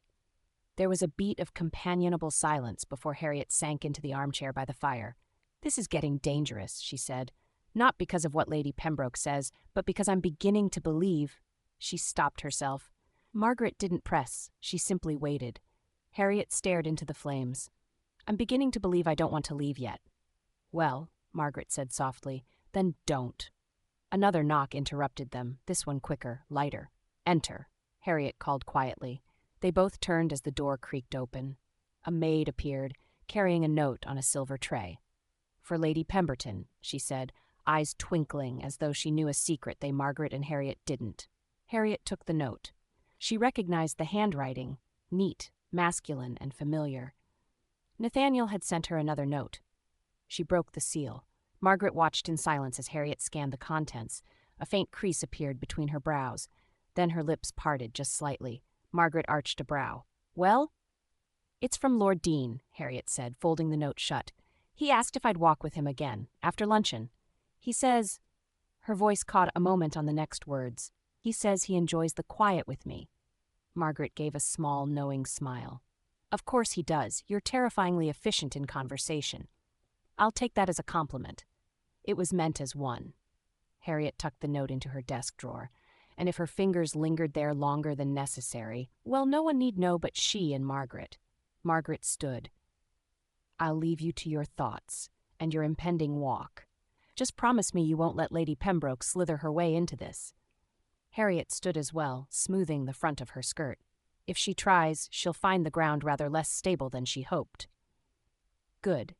Margaret walked to the door, then paused. "He makes you steadier, you know." Harriet blinked. "What?" "Nathaniel." Margaret's voice was quiet now. "He doesn't overshadow you, or manage you. He just anchors." Harriet said nothing, but her throat felt tight in that strange, telltale way she'd started to associate with feelings she could no longer outwit. Margaret gave a final fond smile. "Wear the sapphire dress," she added. "He looked positively undone the last time you wore it." And then she was gone. The house was more alive than usual after luncheon, card tables being set up in the parlors, voices echoing from the grand staircase. The Wrexhams' arrival to the room had shifted the energy, turning quiet observation into subtle gamesmanship. Lady Durham, delighted by the attention, began arranging for music that evening and a light supper in the West Gallery. Harriet slipped away while no one was paying her any attention. She waited near the side gate to the orchard, one gloved hand resting lightly on the iron finial. The October light was soft and golden, and a hush settled around the edges of the estate, as though the house had exhaled and was waiting.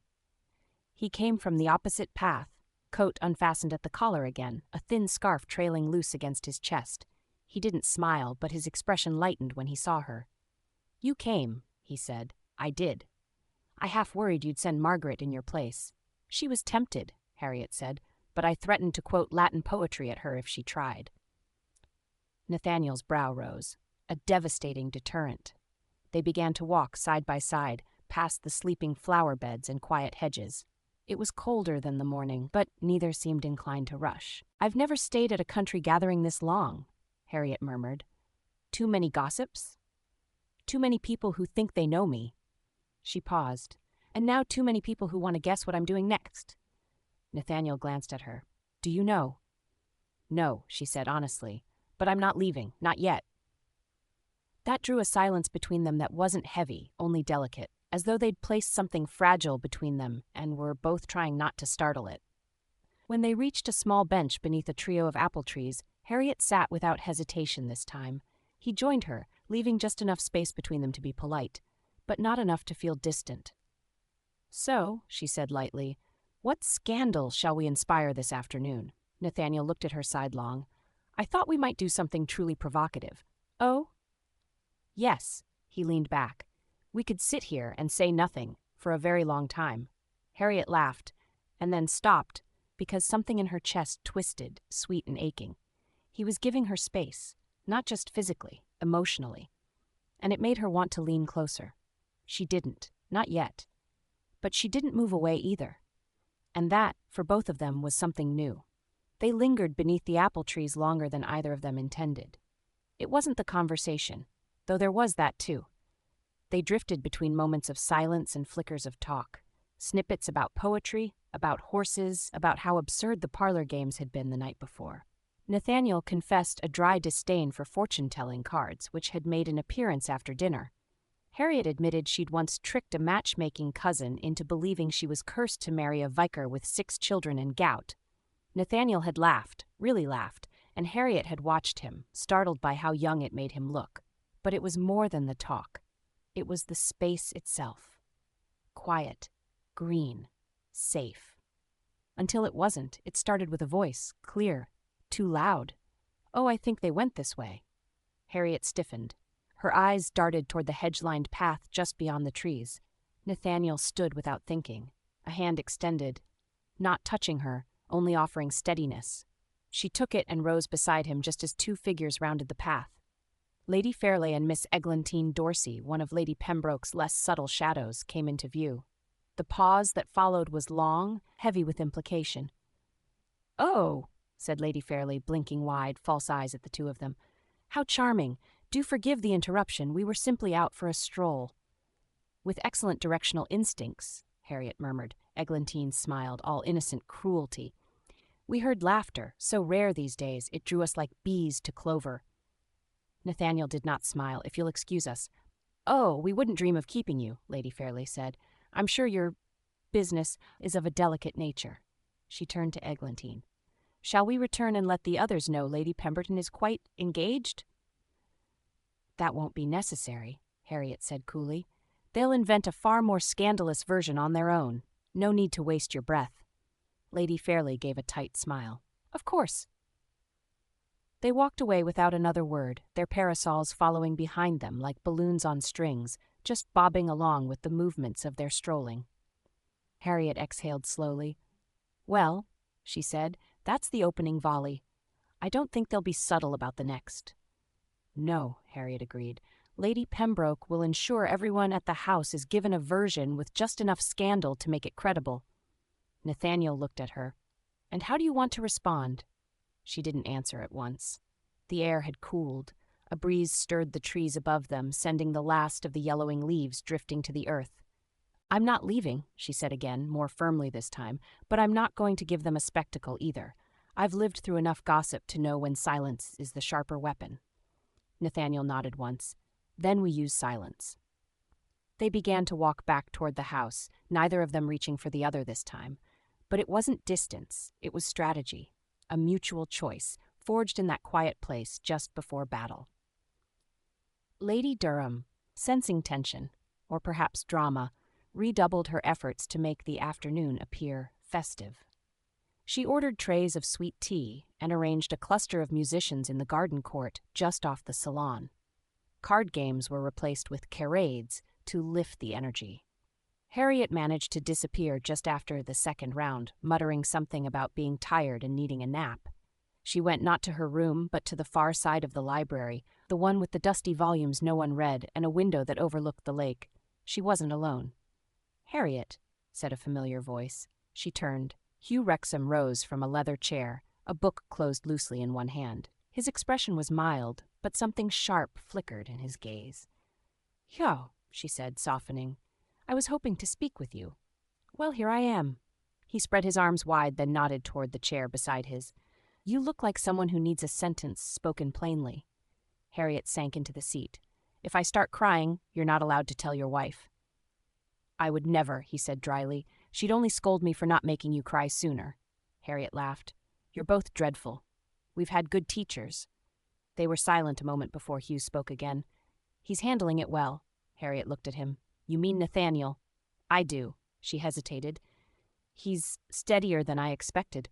"Steady isn't the same as safe," Hugh said, "and you don't want safe." "No," she admitted, "but I also don't want to be made a fool." Hugh nodded once.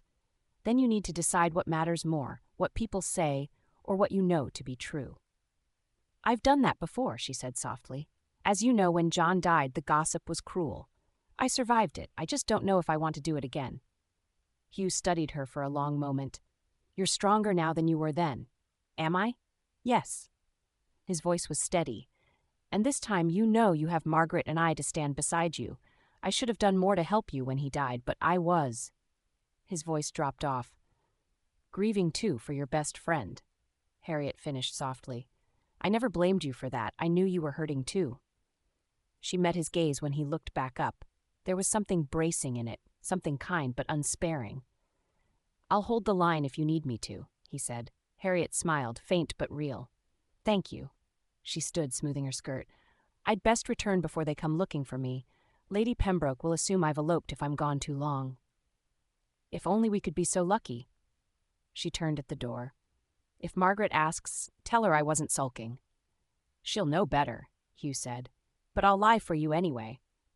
Harriet left with a heart that felt slightly more anchored than before, and a mind already preparing for what might come next. Not surrender, not defense, but something far more dangerous for women like her. Hope. By late afternoon, the social tide inside the Durham estate had turned strange. The day, once crisp and cheerful, had turned hazy, with clouds that hovered like breath over glass. The sort of weather that hinted at rain without delivering it, holding the gardens and courtyards in a suspended sort of stillness. Inside, tension threaded through the corridors like an unfamiliar perfume. Too many smiles were stretched too wide, too many glances lingered a beat too long. Lady Pembroke, ever the maestro of subtle warfare, had not retreated since her perceived morning triumph with Lady Fairley. If anything, she was emboldened. And Harriet, to her credit, refused to flinch.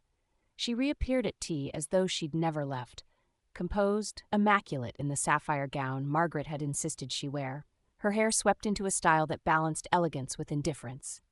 She spoke little but just enough, answered questions directly but not coldly, laughed when appropriate, and gave nothing away. Nathaniel, when he entered, did not look at her right away. He greeted Lady Durham with the correct bow, exchanged a few words with Hugh near the hearth, then moved toward the sideboard to collect his tea.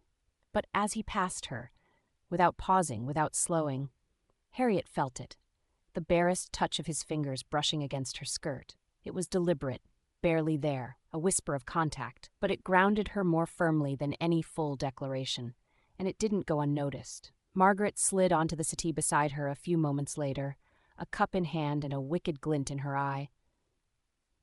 "Lady Pembroke is practically vibrating," she whispered behind the rim of her teacup.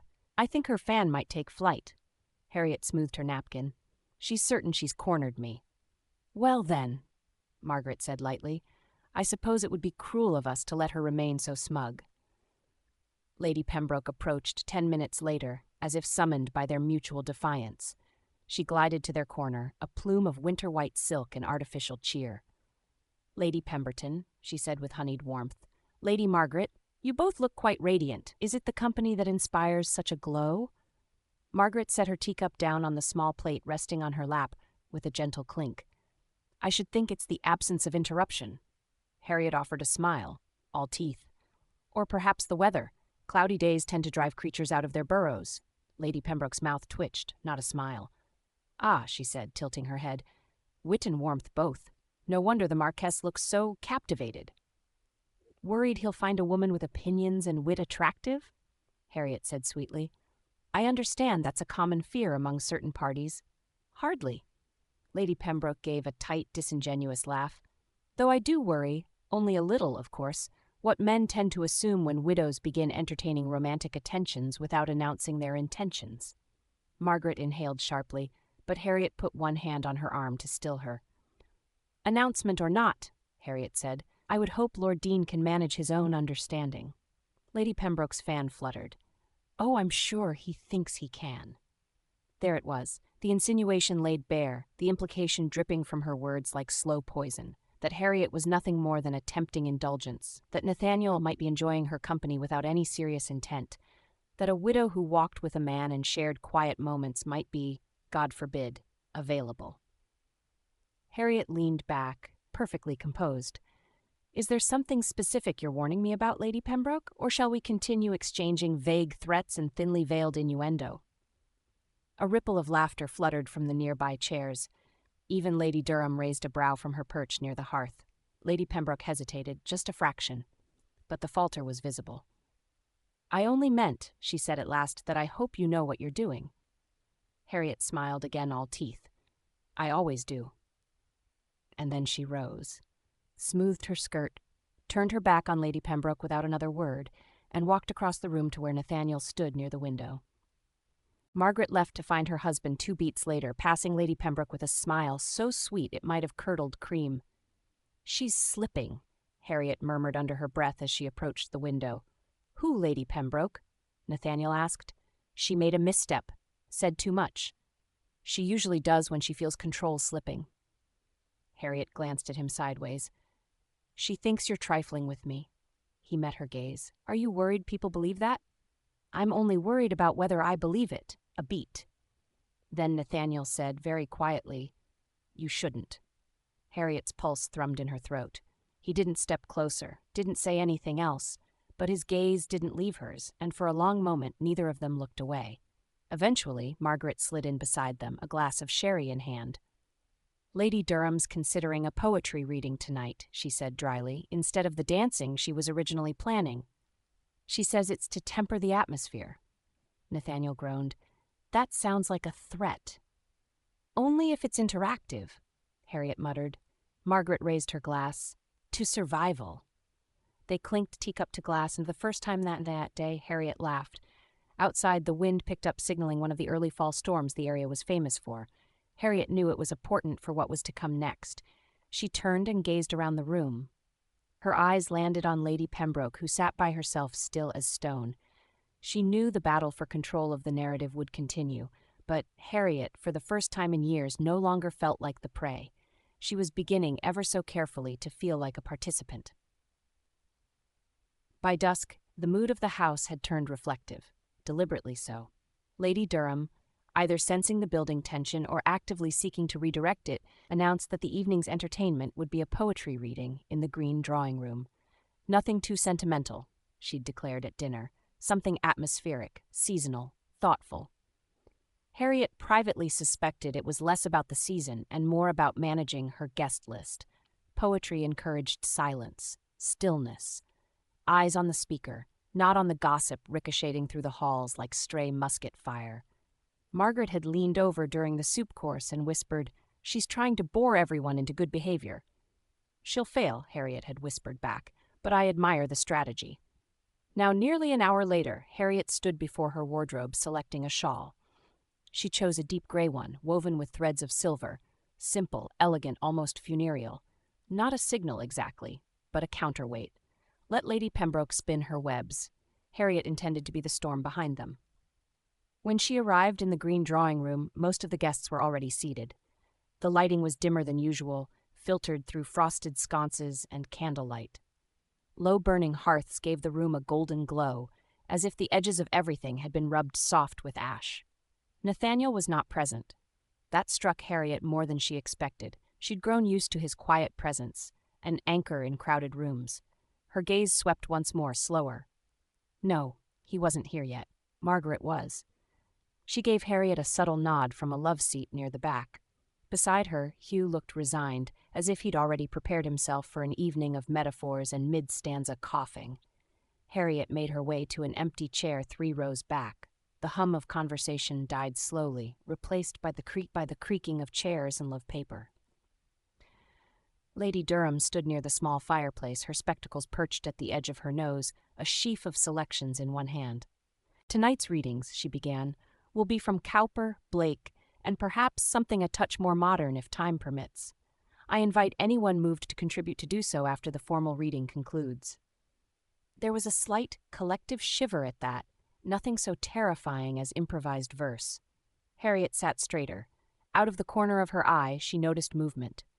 Nathaniel entered the room, quiet as dusk. He paused only briefly before sliding into the open chair beside her. No words, no glances, just presence. It steadied her again. The readings began, soft voices reciting measured lines. Harriet half listened. Blake's imagery shimmered faintly behind her eyes, but her thoughts drifted toward the orchard, toward Lady Pembroke's brittle mask, toward the moment she'd felt Nathaniel's fingers brush her skirt like a lifeline. Halfway through Cowper, Harriet became aware of a subtle movement ahead of her, Lady Pembroke whispering to her companion. Not fairly this time, but another of her orbiters, the pale and angular Mrs. Denbridge. The whisper was followed by a ripple of laughter, contained but intentional, directed. Harriet didn't catch the words. She didn't need to. Nathaniel shifted beside her. She could feel it more than see it, a stiffening in his shoulders, a slow exhale. She didn't look at him. She didn't need to do that either. She leaned a little closer, voice pitched just above a breath. "Don't." He didn't answer. The poem ended. Light applause followed. Lady Durham nodded toward another guest, who stood and began reciting a sonnet about the passing of time. "I'm not leaving early," Harriet whispered. "I didn't ask you to," Nathaniel murmured back. She let that settle. The room held a different kind of quiet now, no longer gentle or ruminative, but charged. A storm waiting for a wrong word. Harriet realized Lady Pembroke hadn't miscalculated after all. She was pivoting. If she couldn't isolate Harriet directly, she would undermine by implication. Subtle jabs, strategic innuendo, enough to erode Harriet's standing before any true declaration with Nathaniel could be made. She'd seen it before. This was a woman sharpening gossip into a scalpel. At the end of the next reading, Lady Durham asked if anyone else would care to contribute. A few hands half lifted, one brave gentleman recited a clever nonsense verse about fox hunting. Margaret gave Harriet a sly look but said nothing. When the evening ended, Lady Durham rose with a gracious smile. "Thank you all. Do take the time to reflect, and perhaps let poetry be your guide to a quieter tomorrow." The guests began to rise, chairs scraped back, conversations resumed. "I'll wait until the room thins out," Harriet murmured. Nathaniel nodded. "I'll do the same." They did not walk out together, but Harriet felt steadier than she had all day. 10 minutes later, in the hallway outside the green drawing room, Margaret found her. "Well?" she asked. "He was there," Harriet said. "I saw." "Lady Pembroke is shifting tactics." "I saw that too." Margaret looped her arm through Harriet's. "Then it's time we shift ours." Harriet gave a small smile. "How so?" "We don't flinch," Margaret said. "We don't hide. And if she wants to fight this war in glances and whispers, then we make ourselves unmissable." Harriet considered. "You want to make a scene."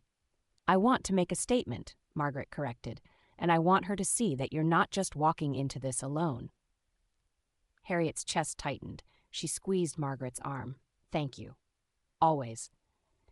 Together they walked toward the staircase. The hallway behind them fell quiet once more, but it would not stay quiet for long. Chapter 8. The lawn behind the south terrace had been transformed into a battlefield. At least, that was how Harriet chose to think of it, as she and Margaret stepped out into the pale morning light. A scattering of wickets arched over the clipped grass, mallets leaned neatly against a bench, and colored balls gleamed in the low sun. Servants had marked boundaries with small flags, their tips trembling faintly in the breeze. The air smelled faintly of damp earth and wood polish. Somewhere in the hedges, a blackbird scolded the intrusion. Lady Durham, resplendent in lilac and lace, stood in the center of it all as though she'd invented the game herself. "Croquet is civilized competition," she announced to the gathered guests. "One may trounce one's opponent entirely, yet still be invited to supper." Margaret muttered at Harriet's side, "provided one trounces prettily." Harriet adjusted her gloves, scanning the small crowd. Lady Pembroke and her satellites were already arranged near the mallets, their expressions sweetened with anticipation. Miss Eglantine Dorsey, in particular, looked as though she'd been born for the sole purpose of relaying whispered observations to her patroness. And there was the Marquess of Deane, coat unbuttoned, mallet balanced loosely against his shoulder, as though the game bored him already. He was speaking with Hugh, who looked far more amused than invested. He looked up the moment Harriet stepped onto the grass. No bow, no greeting, just a steady flicker of recognition before his gaze shifted back to Hugh. "Shall we?" Margaret prompted, steering Harriet toward the bench where a footman offered them mallets. Lady Durham began arranging the players into pairs, her tone brisk but laced with satisfaction at having organized yet another social skirmish. Harriet found herself placed directly opposite Nathaniel in the batting order, close enough to watch him, far enough that conversation would require intent. "Accidents happen in croquet," Margaret murmured as they waited for the first turn. "A stray ball here, a clipped wicket there. One might almost think them deliberate." "Do you suggest sabotage?" Harriet asked. "I suggest tactics." The first few turns passed with polite claps and commentary from the sidelines. Harriet's ball, blue, was sent cleanly through the first 2 wickets. Lady Fairley applauded with exaggerated surprise. How fortunate! One doesn't often see such precision from the very start. "Fortune has little to do with it," Harriet said lightly, lining up her next shot. The ball tapped through the wicket and rolled just short of Nathaniel's position. When his turn came, he struck with lazy precision, sending his red ball arcing directly into hers. A sharp, satisfying crack. He rested the mallet head on the ground, eyes on her. "Apologies," he said. "Entirely unavoidable." "Of course," she replied, walking past him to reset her ball. Their shoulders brushed, not by accident. The game unfolded as much in looks and asides as in points scored. Lady Pembroke managed to accidentally knock Margaret's ball off course twice, earning herself a cool, murderous smile from her victim. Hugh, playing opposite Eglantine Dorsey, seemed to take secret delight in sending her ball the full length of the lawn at every opportunity. By the midpoint, the polite clapping had shifted to murmured wagers and sotto voce commentary. Lady Durham fluttered between groups like a general reviewing her troops. By the final stretch, Harriet and Nathaniel were neck and neck. The others had fallen into idle chatter at the edges, letting the two of them trade plays in a rhythm that felt suspiciously like conversation. Each time she took her turn, she could feel his gaze measuring her, sometimes amused, sometimes intent. "You're competitive," Nathaniel observed as she bent to align her final shot. "I prefer efficient." He leaned a fraction closer. "Then you'll want to win." She struck. The blue ball curved, kissed the final stake, and stopped dead. A small ripple of applause rose from those paying attention. Harriet straightened, mallet balanced lightly in her hand, the cool air flushing her cheeks. "Efficient," Nathaniel murmured. But before she could answer, Lady Pembroke's voice cut in. "Sweet, too loud. What a charming match. I do hope the prize is worth all that effort." Harriet smiled, all composure. The company was worth it. Nathaniel said nothing, but his look was enough to make Lady Pembroke's fan flutter twice before she turned away, the smile fixed but brittle. Margaret stepped in smoothly, claiming her mallet from the grass. "I think it's only fair the victor be granted the last sweet bun at tea." "I'd prefer the first cup of coffee tomorrow morning." 'Twas Harriet replied. "Then you'd better hide in the library overnight," Margaret quipped. The crowd began to disperse in small knots, heading for the terrace or the warmth of the salon. Nathaniel lingered by the stake, absently spinning his mallet by the handle. As Harriet passed him, he said quietly enough for her alone, "Well played." She didn't pause, didn't look at him, but the corner of her mouth lifted before she disappeared into the moving tide of guests. The tide was already pulling back toward the terrace, silk hems whispering over grass, mallets traded for fans, laughter spilling in little ribbons. Harriet let herself be carried 3 steps, 4 until a parasol dipped sharply across her path like a barrier at a checkpoint. "Lady Pemberton," Lady Pembroke trilled, sweetness curdled at the edges. "Your form today, so very decisive. One might almost call it instructive." Harriet glanced at the parasol's lacy edge as though considering whether it could double as a weapon. "Thank you. Accuracy does save time." Lady Pembroke said, tilting her head. "I do wonder where you learned such economy of motion." "Practice," Harriet replied blandly, "and a low tolerance for tedium." Before the parasol could lower to become a noose, Margaret materialized at Harriet's elbow, all pleasant efficiency and dangerous cheer. "Forgive me," she said to Lady Pembroke. "I'm borrowing her. Lady Durham is terribly eager to congratulate the victor before she forgets why." "Lady Durham never forgets why," Lady Pembroke returned stiffly. "Then she wishes to rehearse it," Margaret said, and with a perfectly polite nod swept Harriet toward the gravel path. They walked 3 paces. Margaret didn't look at her. "Take the U-walk," she murmured, low enough for only Harriet to hear. "I'll misplace Lady Pembroke for 10 minutes." 10, Harriet murmured back. "I'm generous," Margaret said, then louder, bright as noon. "There you are, Lord Halberton. You still owe me your theory about barley yields," and peeled away like a magician's handkerchief. Harriet did not run. She merely discovered that one could move briskly and elegantly at once. The U-walk began where the lawn surrendered to shadow, a narrow green tunnel of clipped hedges and dark scent, silent except for the hush of footfalls and the distant clink of crockery being set for tea. He was already there. Nathaniel stood with one hand braced against the inner curve of the hedge, the other idly turning the head of a mallet he'd forgotten to return. He straightened as she approached, and whatever he'd intended to say, chose not to arrive.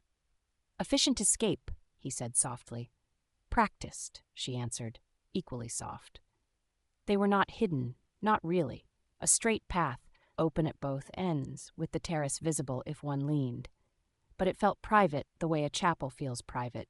The air kept its voice down. He turned the mallet once more, then set it aside against the hedge. "I used to think I disliked these gatherings because of the noise." His mouth quirked. "Lately I suspect it's because of the silence." She tilted her head. "The wrong kind." "Yes." His gaze didn't leave her. "The kind that says what no one will say aloud." Harriet's gloves creaked faintly as she flexed her fingers.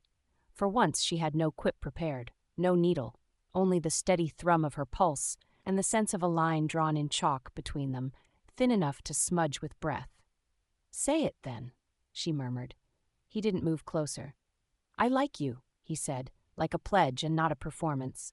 "Not the parts they point at. I like you when you are quiet, when you aim, when you win and pretend it costs you nothing." Her chin lifted a fraction. "And when I lose." "I haven't seen you lose," he said, "but I'd like to be there when you decide it's safe to." A breeze sifted through the yews, carrying the faint sense of damp green and beeswax polish from the house. She found herself laughing, very quietly, an exhale with edges. "You do realize what you're asking." "I do," his voice gentled. "You asked it of me first." They stood there, the path a thread, the hedges a hush, the house just far enough away to be a rumor. Harriet realized with an odd, thrilling jolt that she'd stepped into this on purpose. No one had maneuvered her, not Margaret, not Hugh, not even Lady Pembroke's malice. She had walked here, and so she said, carefully, "I don't like being surprised." "Then don't be," he said. "I'm going to ask you for a liberty." "Which?" She kept her tone neutral, but something warm uncorked in her chest. "A kiss," he said simply. No flourish, no practiced gallantry. The words set down between them like a card turned face up. Her breath caught, not from shock but from the absence of artifice. Consent, offered like a hand. "Not a bargain?" she asked. "Not a promise extracted in return?" "No bargains," he said. "No promises you haven't chosen." She looked past his shoulder to the bright square of the terrace at the far end of the yew walk. A lady's laugh lifted, then fell. Somewhere a footman coughed. A mallet clacked against another. The world continued, very helpfully, to be the world. Harriet brought her gaze back to his. "If we're discovered," she said, almost conversational, "I shall deny everything and make you doubt your senses." "Entirely fair." "And if it's dreadful," she added, "I reserve the right to mock you for the rest of your natural life." "I would expect nothing less." A pause, a beat. Then she stepped in, half a pace only, the kind that collapses a universe, and reached up, gloved fingers curving lightly, deliberately at the lapel of his coat. "Very well," she said, and her voice was calm in the way water is calm when it's very deep. "You may." He didn't lunge, he didn't even lean. He waited until her hand on his lapel drew him the final inch, as though the permission must be enacted, not only spoken. When his mouth touched hers, it was not a conquest. It was the softest possible truth. For a heartbeat, she thought, this then is how quiet sounds. His lips were warm and unhurried, the kiss more statement than demand. A breath. Another. The faint rasp of fabric where his coat brushed her sleeve. The grounded steadiness of him, as if he had no interest in pressing advantage, only in learning the shape of the thing they were making.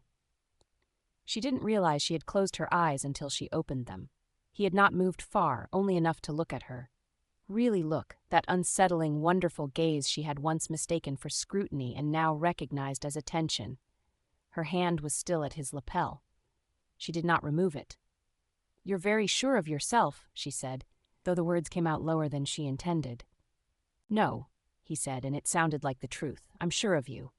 Her laugh this time was less an edge and more an astonishment. Dangerous sentiment. "I know."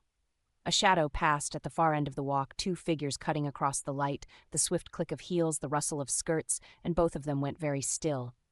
It was only a pair of footmen with a folded table between them, intent on errands and not romance. Still, Harriet's pulse kicked.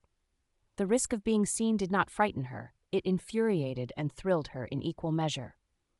"Again," she said, and the word surprised them both. He obeyed in the manner of a man who is not accustomed to obedience but sees its uses. This kiss was different, still gentle, still patient, but edged with a question she answered at once. She stepped closer, the space between their coats gone to nothing, and he breathed something that might have been her name, or might have been a prayer. When they parted, she felt slightly altered, as if someone had written a new line under an old paragraph. "Harriet," he said softly, the first time he had said her name like that, like it belonged to him only because she had offered it. "Yes," she managed. He glanced toward the terrace mouth of the walk. "We should pretend we were lost," she said, "or debating rules." "I prefer the truth," he said. "We were choosing." She met his eyes. "You're intolerable when you're right." "Then I shall try to be wrong later." From the lawn a burst of chatter rose, Lady Durham corralling lingering players, Lady Fairley exclaiming over the possibility of cake as if it were a political triumph. The world tugged at them, insisting upon its timetable. Harriet smoothed the front of her gown as though she'd merely adjusted a sash. She stepped back, one pace, then another, and felt the line reform between them, no longer chalk but thread, elastic, tensile, chosen. "Walk with me," she said. "Not far, slowly." He retrieved the abandoned mallet, as if a prop might render them harmless, and fell in beside her. They moved toward the light where the U-tunnel opened onto the sunshine, where anyone might glance and see only a man and a woman returning at the same moment, neither hurried, neither guilty, both perilously composed. He did not touch her. She did not need him to. At the end of the walk, the terrace widened into voices and glass and the domestic clatter of an army laying tea. Margaret stood at the balustrade, already watching them, her mouth an unrepentant curve of triumph she had the good grace to hide behind her cup. Harriet and Nathaniel stopped together at the threshold of shadow and light as if awaiting the cue of an invisible prompter. "Later," he said under his breath. "Later." She agreed. No promise, no vow, only the exact shape of a door left unlocked. And then they stepped forward into the day, the hush of the yews closing behind them like a secret that would not keep forever. By the time they reached the terrace, the sky had blued to pewter.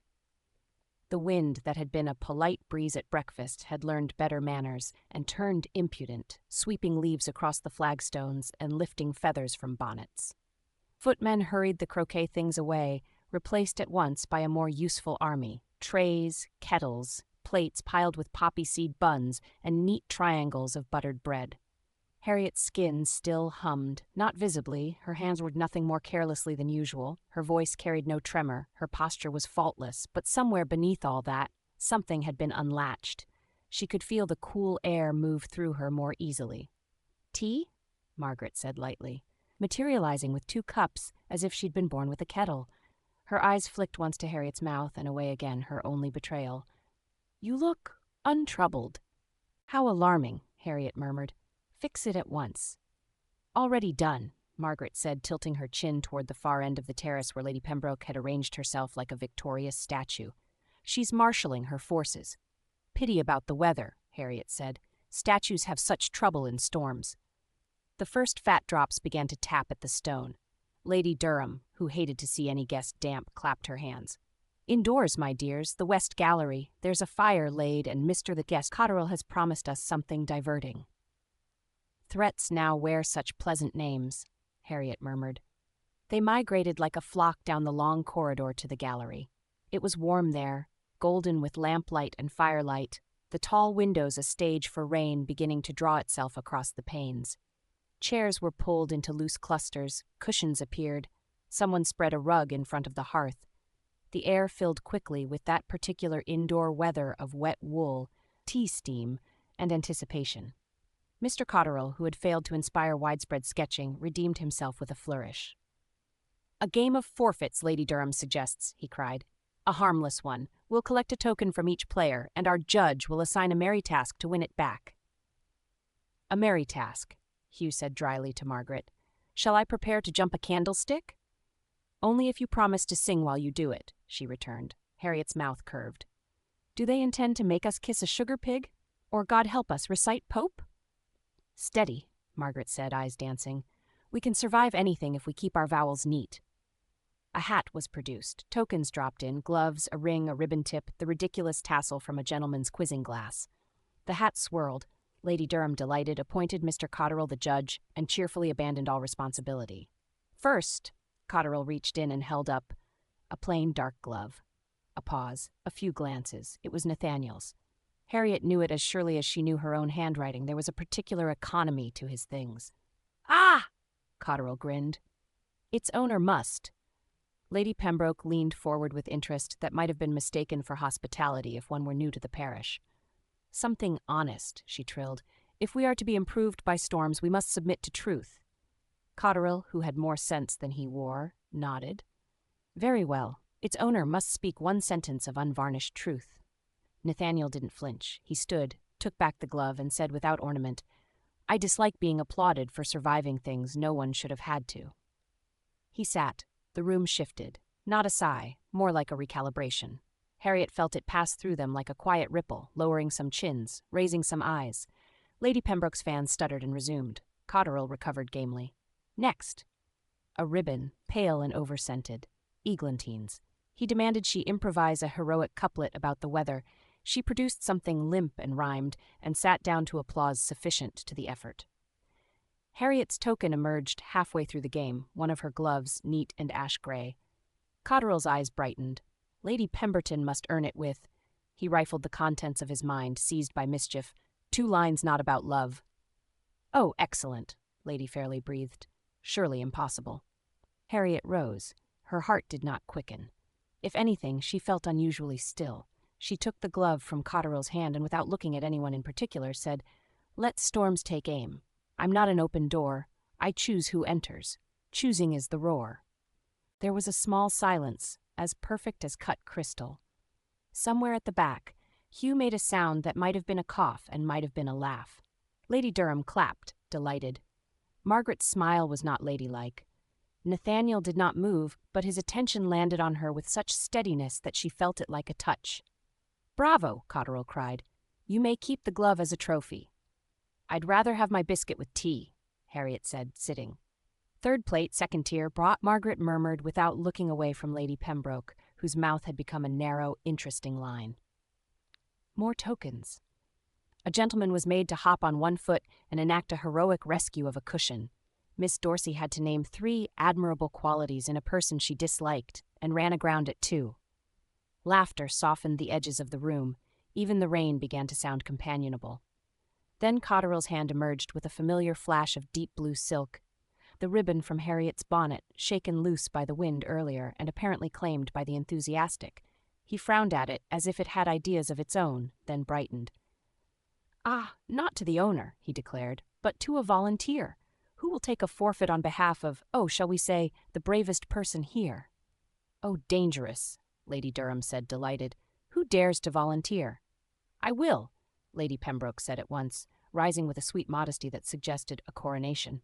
"I should hate to think I was unequal to courage." Cotterell beamed, about to assign something harmless, when Hugh cleared his throat. "If the lady is to speak for bravery," he said mildly, "the task should be more than a couplet. Perhaps," he let the room breathe, "a defense of a person not present under recent slander." Margaret's eyes gleamed. "Seconded." Cotterell froze, fascinated. "Lady Pembroke, will you defend? Whom shall we choose?" He let the name fall like a coin. "Lady Beauchamp." A murmur, interest mixed with alarm. That particular widow had left this house only last month with a cloud over her name and a resigned smile. Lady Pembroke's fan paused. She managed a laugh. "My dear Mr. Cotterell, what an odd selection." "But brave," he said, with the guile of a child who has just loaded a spring. "We are eager to be improved." Lady Pembroke opened her mouth, closed it, and produced something that could, in generous lighting, be called a defense. It involved charity and one's mistakes and the fragility of youth, and never once used the word kindness. When she finished, the applause was polite, because it knew how. "Splendid," Cotterell lied merrily. "A lesson to us all." "Indeed," said Nathaniel, tone mild as rain. He had not risen, had not sought attention. He simply let the words come. "It is always braver to defend the absent than to wound the present." Harriet didn't turn her head. She didn't need to. She could feel Lady Pembroke receiving it like a pin through silk. "Your forfeit, Lord Deane?" Cotterell asked, grateful for a softer task. Nathaniel considered. "I'll trade mine," he said, to a rustle of curiosity. "I'll take one meant for someone who prefers silence." Cotterell, who truly was in love with novelty, nodded and drew again. "Very well. For the silent, reveal one thing you want that can't be bought." Margaret's head tipped the smallest fraction toward Harriet. Hugh's mouth flattened, hiding approval. A log in the grate settled with a soft sigh. Nathaniel's answer came without performance. "Permission," Cotterell blinked. "To what?" "To be known," he said. There it was again. The recalibration, the room adjusting its balance. Nothing romantic, nothing florid, and yet something that made a few people look away and 1 or 2 look differently at their own hands. Rain ratcheted harder at the windows, then softened. The game ran its course, as games do.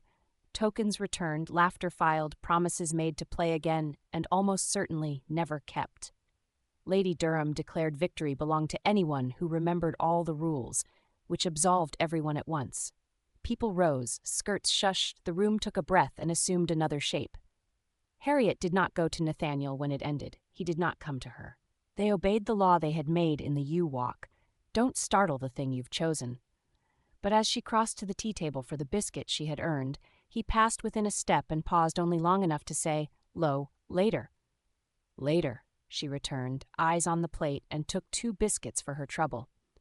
Margaret slid in beside her with a glass of sherry. You were wicked, she said, pleased. I told the truth, Harriet replied, surprised to hear how unfrightening the word sounded in her mouth. Which is often the wickedest act available, Margaret said serenely. She glanced toward the window where the rain played at being forgiving. The storm may clear by supper. Will it? Harriet asked. Margaret's smile went quick and warm.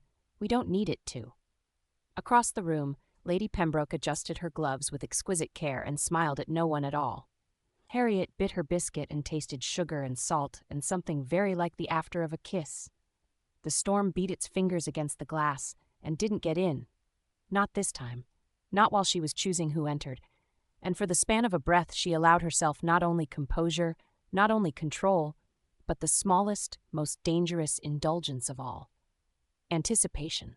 They slipped from the west gallery while the company reassembled itself, the storm obligingly providing cover, wind worrying the casements, rain finding every seam in the old glass. Harriet let Margaret steer her past a pair of card tables and the cluck of counters into a smaller side parlor where a thin fire had been coaxed from sulking logs. The room smelled pleasantly of beeswax and damp wool. A narrow sofa nestled beneath a window, and a writing desk stood at attention like a well-bred chaperone. Margaret shut the door with quiet care. 10 minutes, she said cheerfully. Possibly 12 if Lady Durham attempts to relocate the musicians without losing the violinist again. Harriet sank onto the sofa and tugged at a loosened glove finger. You do realize you are running a campaign? Of course, Margaret said, choosing the chair opposite. I married a duke, but I learned tactics from you. Harriet's mouth curved despite herself. The fire ticked. The storm fussed. It was oddly peaceful, the kind of peace one earns after holding a line. All right, General. What do you intend?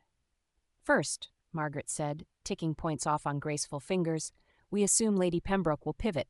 Direct attacks failed this afternoon, so she'll become edifying. She will offer concern for your vulnerability, which is to say imply moral laxity while pretending to pray for your soul. Charitable malice, Harriet said. A classic. Indeed. Second, she'll recruit matrons. Younger women gossip for sport, but it's the matrons who write doctrine. She'll try to make them nervous about a widow who refuses to behave like a cautionary tale. Harriet leaned back, considering the ceiling's plasterwork, wreaths and little arrows, as if the room remembered it was once meant for summer. And third, Margaret said briskly, we starve the rumor and feed the truth. Quietly. I'll let it be known, where it will be repeated accurately, that Lord Deane asked for time, not liberties, that he is respectful. The last word carried a satisfaction that almost made Harriet laugh. Respectful, Harriet echoed, the word warm in her mouth. It sounds like an inadequate adjective until one notices how rare it is. Margaret's smile softened. It is the rarest thing in my experience. The wind pressed a palm against the pane and slid away. For a moment they listened to it, that old familiar impatience. Harriet smoothed her skirt. He said, permission, she murmured, surprising herself. In the game, something he wanted that couldn't be bought. I heard. Margaret's gaze was clear and fond. He meant you, of course. That is intolerably plain. Quite. It suits him. Harriet huffed a breath that wasn't a laugh and wasn't not. Very well, we starve and feed. What do I do? You do what you've already been doing, Margaret said. Choose silence where it stings and accuracy where it heals. Laugh when you like. Don't perform helplessness for their comfort. And if they insist on reading what isn't there? Then give them something true to misinterpret, Margaret said, eyes glinting. Let them strain. Harriet looked down at her hands, at the pale line where her glove had been, at the knotting and unknotting of control she had practiced for years. He is very plain, she said softly, and very steady. I didn't think I would want steadiness again. Margaret's voice gentled. It isn't the steadiness you knew. It isn't a hand that holds you still. It's a hand that keeps the ground from moving when you do. The door, as if to confirm Margaret's point about time, rattled faintly and then held. Somewhere in the corridor a laugh rang too high. The sound thinned with distance. "He said something else in the U-walk," Harriet admitted, the words careful as she placed them. "He asked for a liberty, and when I granted it..." She felt the heat rise in her cheeks, a ridiculous adolescent sensation she refused to apologize for. "He took only what I offered. Exactly, no more." "Good," Margaret said simply. "That is what you deserve." Harriet looked at her dearest friend and let her mouth tilt into something ungoverned. It was not dreadful.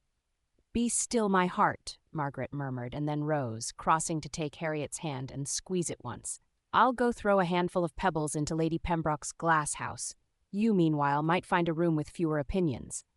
"The music room," Harriet ventured. "Perfect," Margaret said. "No one listens in there unless someone plays poorly." They left together and separated at the bend of the corridor like well-trained conspirators. Margaret toward the laughter, Harriet toward the hush. The music room was the property of rainy afternoons, a pianoforte with its lid lifted like a polite yawn, a harp by the long window, and a scatter of neglected folios whose spines had been broken by ambition and closed by reality. Lamps had been lit, their light made islands of warmth in the dim. The window, a tall rectangle of weather, caught the rain and made a quiet theater of it. Harriet didn't sit at the pianoforte. She wasn't in the mood to be the event. Instead, she moved to the window seat and rested a hand on the frame, feeling the cold creep through the varnish. The lawn had turned to a sly sheen. The yews stood like disciplined soldiers. Somewhere in that tunnel of green, a secret had taken root. Another step in the doorway, not tentative. A gate she knew because she had started to listen for it. "I am not hiding," Nathaniel said, voice low, "only disobeying the weather." She didn't turn at once. "I was told this room is safe for cowards and reprobates." "Both categories feel seen," he said, and then came to stand a pace away, keeping his coat between her and the draft that had found a seam in the window. He didn't crowd her. He didn't pretend not to know where she'd been. Beyond the glass, the rain slackened and thickened, uncertain of its plan. "Did you hear her?" Harriet asked, without looking. "In the corridor, the indirects." "I did," he said. "Enough to recognize the tactic." And it's clumsy?" he said. "She's better when she thinks no one is measuring her." Harriet's mouth curved. "You've made a study." "I've made a choice," he said simply. That drew her gaze. He met it without armor. The lamps made an honest business of his face. Tired in places, yes, but attentive. The patience of a man who has learned the cost of being careless and refuses to spend that way again. "You asked for a liberty," she said, because she found she wanted to be plain as well. "Earlier." "I did. You may ask another." He didn't smile. "Then allow me the plainness you granted me." She inclined her head. "I am not dabbling," he said. "I've no interest in treating you as something I might set aside when the storm breaks. I came to the country to endure, and I find I am living instead. That is your fault. I am not eager to surrender it." Harriet felt a foolish wetness prick behind her eyes and tamped it down with long practice. "You mean to court me?" "Yes," he said. "No flourish, no claim. If you'll allow it."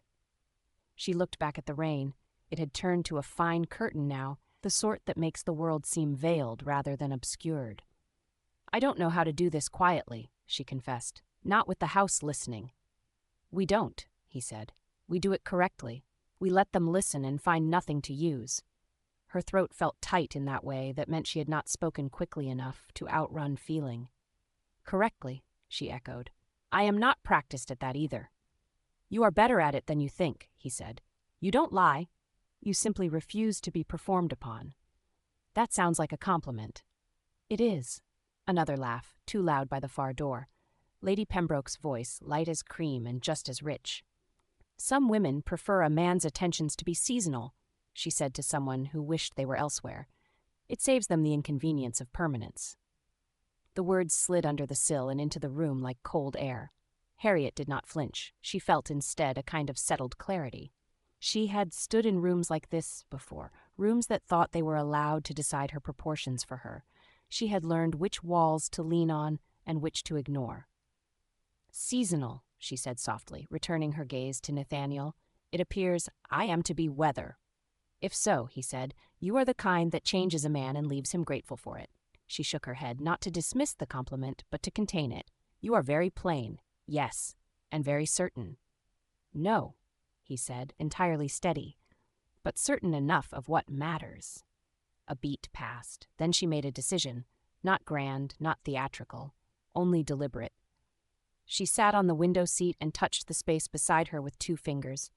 He took it without hesitation, the bench obligingly narrow so that their sleeves must brush. Harriet laid her hand on the ledge between them, ungloved now, and after only a moment's waiting, he turned his wrist so that their fingers met, palm to palm, a simple, scandalous geometry in a public room. She did not look toward the door. She didn't need to. They sat like that, unchaperoned by anything but their own choice, while the rain performed its choreography on the pane. Nearby, the pianoforte murmured under the tentative touch of someone searching for a melody and finding only grace notes. The house sorted itself. Cards in one room, gossip in another, Hugh's quiet baritone in a third, Margaret's laughter like a lit match. "This will get louder when we return to town," Harriet said at last, because she believed in rehearsals and in honesty. "I don't intend to be chased indoors." "Then don't be," he said. "Walk. I'll walk with you. And if I change my mind?" "Then say so," he replied at once. "I am not here to hold a line you haven't drawn." She turned her hand under his so their fingers threaded instead of pressed, a shift so small it scarcely existed and yet announced itself to the entire structure of her. "You keep doing that," she said, making it very hard to argue. "Excellent," he murmured. "I am poor at debating clubs." A shadow crossed the threshold. Lady Pembroke, passing with 2 attendants in the lazy orbit of the board, her voice drifting as if scented. "Some affections wither when windows open," she observed to no one in particular. "Air is most unkind to things that are only heat." Harriet did not withdraw her hand. Nathaniel did not look away from her. Lady Pembroke continued down the corridor, and the remark joined all the others in the air where it could do only as much as Harriet allowed it. "Warmth," Harriet said, very dry, "survives windows." "So do waltzes," Nathaniel said, equally dry, "even poor ones." She remembered their not-quite dance in a crowded drawing-room, how they hadn't danced at all and somehow still matched steps. A smile took her unawares. He watched it as if it were a small, rare bird that had chosen to land. "I will speak to you properly in London," he said then, plain-spoken as ever, but softer. "If you'll see me." "I will," she answered, equally plain, "if you come as you are and not as they think you should be." "Done," he said. The door at the far end opened, and Hugh, wet around the edges and amused by it, put his head in. He took in the 2 of them on the bench. His eyes went kindly serious and then professionally bland. "Lady Durham is ringing for supper," he said. "Margaret is threatening to take the carving knife if anyone seats her beside Lord Halberton's agricultural theories." "Restrain her," Harriet said. "She'll only improve his yields." "Impossible," Hugh returned. "He has perfected the art of tedium." He nodded once to Nathaniel, a soldier's acknowledgement, then withdrew. Harriet rose and did not release Nathaniel's hand until she had to. She smoothed the skirt Margaret had insisted she wear and found her composure where she had left it, on purpose, not as armor, but as attire. He stood as well and offered his arm. She took it. They walked back into the corridor where the house resumed its concerns, where voices made a polite storm and the windows held off the real one. Behind them, the music room kept a little of their heat like a promise it intended to keep. "Soon?" he said very softly. "Soon," she answered, and for once the word did not frighten her at all. Chapter 9. The storm that had threatened all afternoon arrived in full by the time the dinner bell rang. Rain lashed at the tall windows of the Durham estate, streaking the glass with silver lines that flickered in the candlelight. Thunder rolled somewhere in the distance, and the gusting wind rattled shutters, as though even nature was impatient with the evening's theatrics. Inside, however, the dining room glowed with all the polished serenity of wealth. The long mahogany table gleamed beneath a regiment of candles, crystal sparkled, and silver cutlery stood at precise attention. Footmen moved quietly in the periphery, gloved hands precise as they poured wine or adjusted a chair. The scent of roasted pheasant and warm bread hung in the air, mingling with beeswax and flowers. Lady Durham, in her role as hostess, presided from her seat at the center, and her cheerfulness undampened by the weather. If anything, she looked pleased at the prospect of her guests being trapped together. "A storm is such a perfect excuse for companionship," she declared, her pearls catching the light as she smiled down the table.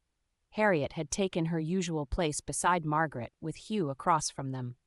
Nathaniel sat further down, between two gentlemen of county importance, but even with distance, Harriet felt the gravity of his presence. It was absurd, really. She had been in crowded rooms before, seated across from powerful men, but never had the awareness of another person seemed to bend the air itself.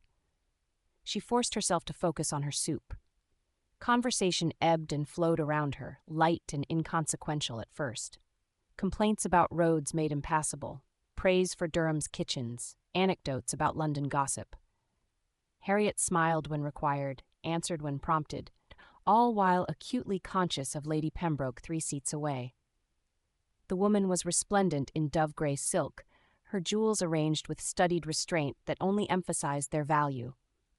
She leaned toward her companions with the air of one confiding something delicious. Laughter followed, carefully stifled, as if it would be impolite to laugh too loudly at whatever she had said. Margaret shifted slightly beside Harriet. "The snake is coiling," she murmured, her voice low enough for only Harriet to hear. "Let her," Harriet replied, though she gripped her spoon a little too tightly. The first course passed, then the second. By the time roasted pheasant and glazed carrots were set before them, Lady Pembroke had begun her performance in earnest. She waited, of course, until the room had quieted from a round of Hugh's dry humor, something about Durham's wine cellar being better traveled than some of the guests. Then she raised her voice just enough to carry. "Do you not agree," she asked her nearest neighbor, though her eyes drifted deliberately down the table, "that it is ever so romantic when two souls find each other in the most unexpected of circumstances? The orchard, for instance, or the terrace at dawn. Such settings do lend themselves to intimacy." The table tittered. A few heads turned ever so slightly toward Harriet's end. Margaret's spine went rigid, but Harriet reached for her glass and lifted it calmly, letting the wine touch her lips as though Lady Pembroke's remark had nothing to do with her at all. Nathaniel, however, did not remain silent. "Romance," he said, his voice cutting cleanly through the chatter, "is rarely dictated by orchards or terraces. It is dictated by honesty." Silence followed, sharp and immediate. He had not raised his tone, yet every ear caught it. Lady Pembroke blinked, feigning surprise. "Why, Lord Deane, how practical of you, but surely even you must admit that surroundings can be persuasive." Nathaniel met her gaze with the kind of steady calm that could feel like a weapon. "Not if one knows their own mind." The remark was plain, unadorned, and devastating. A ripple of discomfort stirred along the table. Lady Pembroke smiled, thin as a blade, and turned back to her plate. Harriet's pulse thudded. She did not look at Nathaniel, could not, but the words sat between them like a banner unfurled. He had not named her. He had not needed to. Margaret exhaled softly, her lips curving. "I do enjoy a man who knows when to use a sword instead of a needle." Harriet set down her glass. It was perhaps a cannon, not a sword, and yet so beautifully aimed. The third course arrived, beef in a rich wine sauce, with potatoes roasted in butter. Harriet ate mechanically, her appetite dulled by the swirl of feeling in her chest. She should be angry that Nathaniel had all but declared his intentions before half the house. She should feel exposed, vulnerable. Instead, she felt steadied. Lady Pembroke tried again, later, with another indirect strike. "Of course, widows do have such freedom," she remarked to no one in particular. "They are permitted to entertain companionship without the constraints of maidenly caution, though I do wonder how long such freedoms last before they become indulgences." One of the gentlemen chuckled politely. Someone else shifted, awkward. Harriet set down her fork.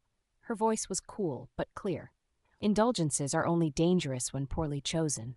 A woman of sense learns the difference." That earned a soft laugh from Hugh, who covered it with a cough. Margaret's eyes gleamed with delight. Across the table, Nathaniel's mouth curved into the faintest of smiles. It was enough. The meal continued, but the undercurrents remained. Harriet felt eyes linger on her longer than before, heard whispers that stopped the moment she glanced up.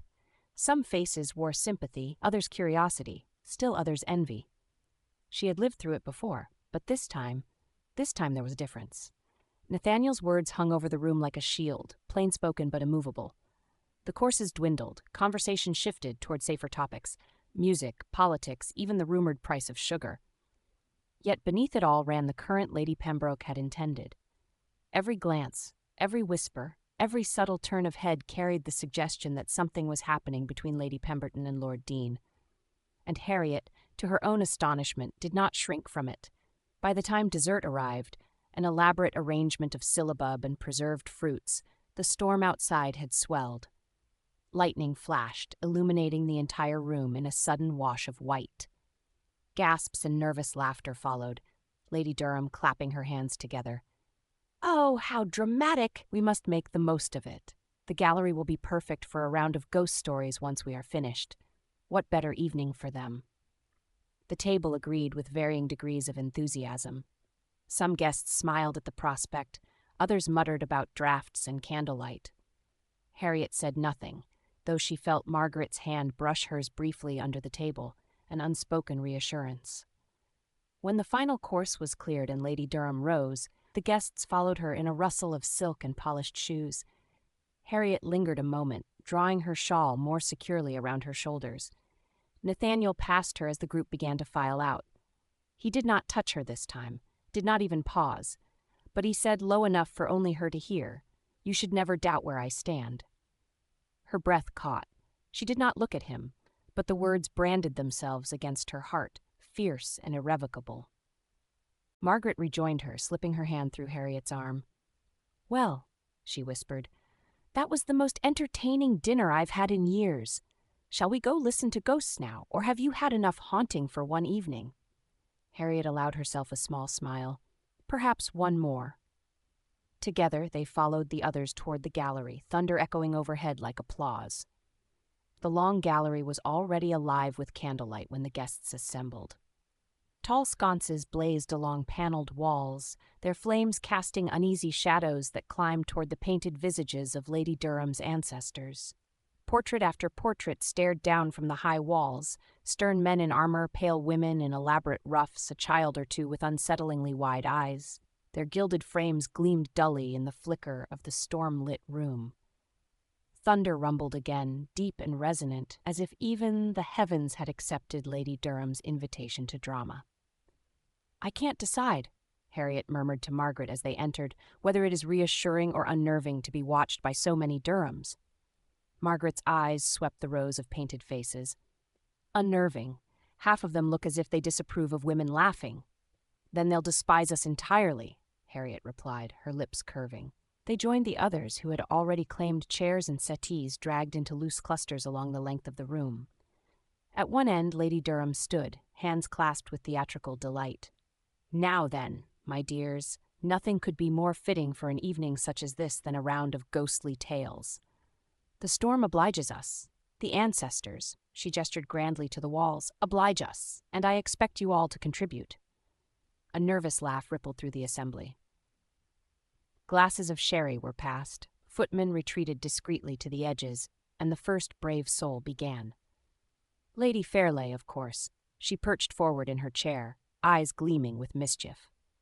"I heard once," she began, voice hushed, "that a lady in Wiltshire awoke each night to the sound of a carriage pulling up her drive. When she looked, there was nothing, save for wheel marks in the gravel come morning. It was the spirit of her faithless husband, returning to the mistress he had never given up, even in death." Gasps and giggles filled the room. Harriet hid her smile behind her glass. The tale was more scandal sheet than supernatural. Margaret rolled her eyes. "An edifying warning," Hugh said dryly once the chuckles subsided, "though I suspect the moral is more about carriages than ghosts." "Then perhaps you'll do better, Lord Wrexham," Lady Durham urged. Hugh leaned back, his expression unreadable. "I make no promises." He took a sip of sherry, then said evenly, "When I was a boy, our tenant's child swore he heard footsteps on the stairs each night. His mother dismissed it. His father locked the doors. The steps persisted. One evening the boy asked, 'Why don't they ever come down?' His mother asked him what he meant. He said, 'They do come down, but only when you're sleeping.'" A hush fell. It wasn't elaborate, wasn't embellished, but the simplicity of it crawled over the skin. Margaret shivered theatrically. Well, that will linger unpleasantly. Harriet gave Hugh a look. Trust you to make a haunting sound like a tenant ledger. I aim only for efficiency, Hugh replied, his mouth twitching. More stories followed, some exaggerated, some charming. Margaret contributed one about a clever maid who tricked a ghost into revealing itself as a miserly uncle in disguise, which drew laughs and applause. Harriet joined in the merriment, though her gaze wandered more often than she cared to admit, toward the far side of the room. Nathaniel had not yet spoken.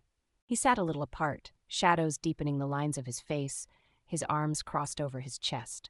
His silence was not unusual, but tonight it felt weighted, as though the storm outside echoed something inside him. Harriet's chest tightened unexpectedly. It was Miss Eglantine, always eager to please Lady Pembroke, who noticed. "My lord," she said with a falsely sweet lilt, "you've been too quiet. Surely a soldier must have a tale or two to chill our blood." Lady Pembroke's fan flicked open, concealing the curve of her smile. All eyes turned. Nathaniel did not shift, but after a pause he said quietly, "I can tell you one." The storm outside seemed to hush in anticipation. Even the candles wavered, their light guttering as though to listen. "In Portugal," he began, his voice low but carrying, "we camped one night in the ruins of a village. Burned months before. Nothing remained but stone walls and the charred beams of roofs. The men made fires, set watch, spoke in low voices, and then, one by one, they went silent. Not because of sleep, because they swore they heard the same thing, a woman's voice, singing, faint, almost like the wind." A murmur ran through the room. Nathaniel's eyes were fixed ahead, not on his audience. "We searched. We found nothing. But all night the men swore the voice followed them. Not a song they knew, not words they could place. Just mourning. When morning came, the ruins were quiet again, but none of us forgot, and when I dream, sometimes I still hear it." Silence pressed heavy after he finished, not the amused hush that followed Fairley's story, nor the uneasy shifting after Hugh's. This was different, unsettled, too real. Harriet's throat tightened. She had expected something dry, perhaps ironic. Not this. Not a glimpse of grief so raw it lingered years later. She felt as though he had reached into the marrow of the room and laid it bare. Lady Durham clapped her hands, perhaps a touch too brightly. "Marvelous! Quite chilling, Lord Deane. Exactly the sort of thing to suit the evening." Laughter and chatter resumed, though more subdued. People shifted uncomfortably, reaching for glasses, eager to dispel the heaviness. And then Lady Pembroke spoke. "How very apt," she said, her tone light but pitched to carry. "To be haunted? I suppose widows know that sensation best of all, don't they? One never knows when the past might whisper too loudly." The comment slid like ice into the air. A few faces turned toward Harriet before glancing quickly away. Margaret stiffened beside her. Hugh's jaw tightened. Harriet forced her hand to remain steady on her glass. She did not answer. To do so would only feed the flame. But Nathaniel did. "No," he said, calm as steel. "Not haunted. Enduring. There's a difference." His gaze flicked, once deliberate, to Harriet. Her breath caught. Lady Pembroke smiled thinly. "A noble distinction." "A true one," Nathaniel replied, unflinching. The conversation stuttered forward again, but Harriet's pulse refused to steady. She felt too seen, too unguarded, and yet not alone. Never had the word enduring sounded like such a gift. The stories continued, though the mood never fully recovered its playfulness. By the time the final tale was told and Lady Durham declared her satisfied, the storm had grown louder still, rain lashing like a chorus against the windows. Guests rose, murmuring of warm drinks, of retiring early, of the thrill of shivers. The gallery became a shifting sea of silk and dark coats as groups splintered, some drifting toward the salon for cards, others toward the staircases. Margaret leaned close. "I think Lady Pembroke has forgotten the first rule of hauntings." "And what is that?" Harriet asked, her voice low. "That ghosts don't frighten those who've already lived through hell." Harriet's lips twitched despite the ache in her chest. "Remind me never to play cards with you. Your metaphors cut deeper than knives." Margaret winked and allowed Hugh to guide her toward the fire. Harriet lingered at the edge of the crowd, fingers brushing the carved back of a chair as if anchoring herself. She meant to slip away to her room, to escape the too bright stares and too quiet whispers. But then Nathaniel was there. Not sudden, not dramatic, simply there, as though the storm had carried him to her side. "Walk with me," he said softly. The words were not a request, they were a lifeline. Harriet hesitated, just long enough to remember she should say no, that she should retreat, protect herself, maintain the fortress. Instead, she nodded. They turned from the crowd together, slipping toward the far end of the gallery where the candles burned lower and the portraits stared in silence. Behind them, the voices of the others blurred into a hum. Ahead, only shadow and storm, and something much more dangerous than ghosts. They walked in silence at first. The long gallery stretched ahead in a corridor of shadow and gold. The candles here had burned low, their light winnowing to soft pools that flickered across the faces of long-dead Durhams. A hush filled the air, thicker than the one they'd left behind. The sound of the storm was distant now, muffled by the stone walls, but each low roll of thunder pressed faintly through the glass. Harriet could hear her own breathing. Too quick, too shallow. She tried to speak, tried to make some wry remark about Lady Pembroke's talent for venom, but her voice failed her. So instead, she let the silence stretch, and Nathaniel did not break it. Only when they had reached the far end of the gallery, near a small alcove framed by 2 tall windows, did he stop. He rested one hand lightly on the carved edge of a table, his other still at his side. "You shouldn't have to bear that," he said quietly. Harriet blinked. "What?" "The constant watching," he said, "the measuring. Every word turned into a weapon. You shouldn't have to fight a battle every time you enter a room." She gave a short, humorless laugh. "That's how society functions, Lord Deane. The entire system runs on the sharpening of tongues. It's survival of the wittiest." He looked at her then, properly looked, and something in her chest constricted. His gaze wasn't soft, it was steady, direct, and uncomfortably sincere. Then it's a poor world that forces you to survive rather than live. She wanted to scoff, to deflect, to say something biting, but couldn't. His words struck too close. "I've lived quite well," she managed. "And in any case, it's not bravery.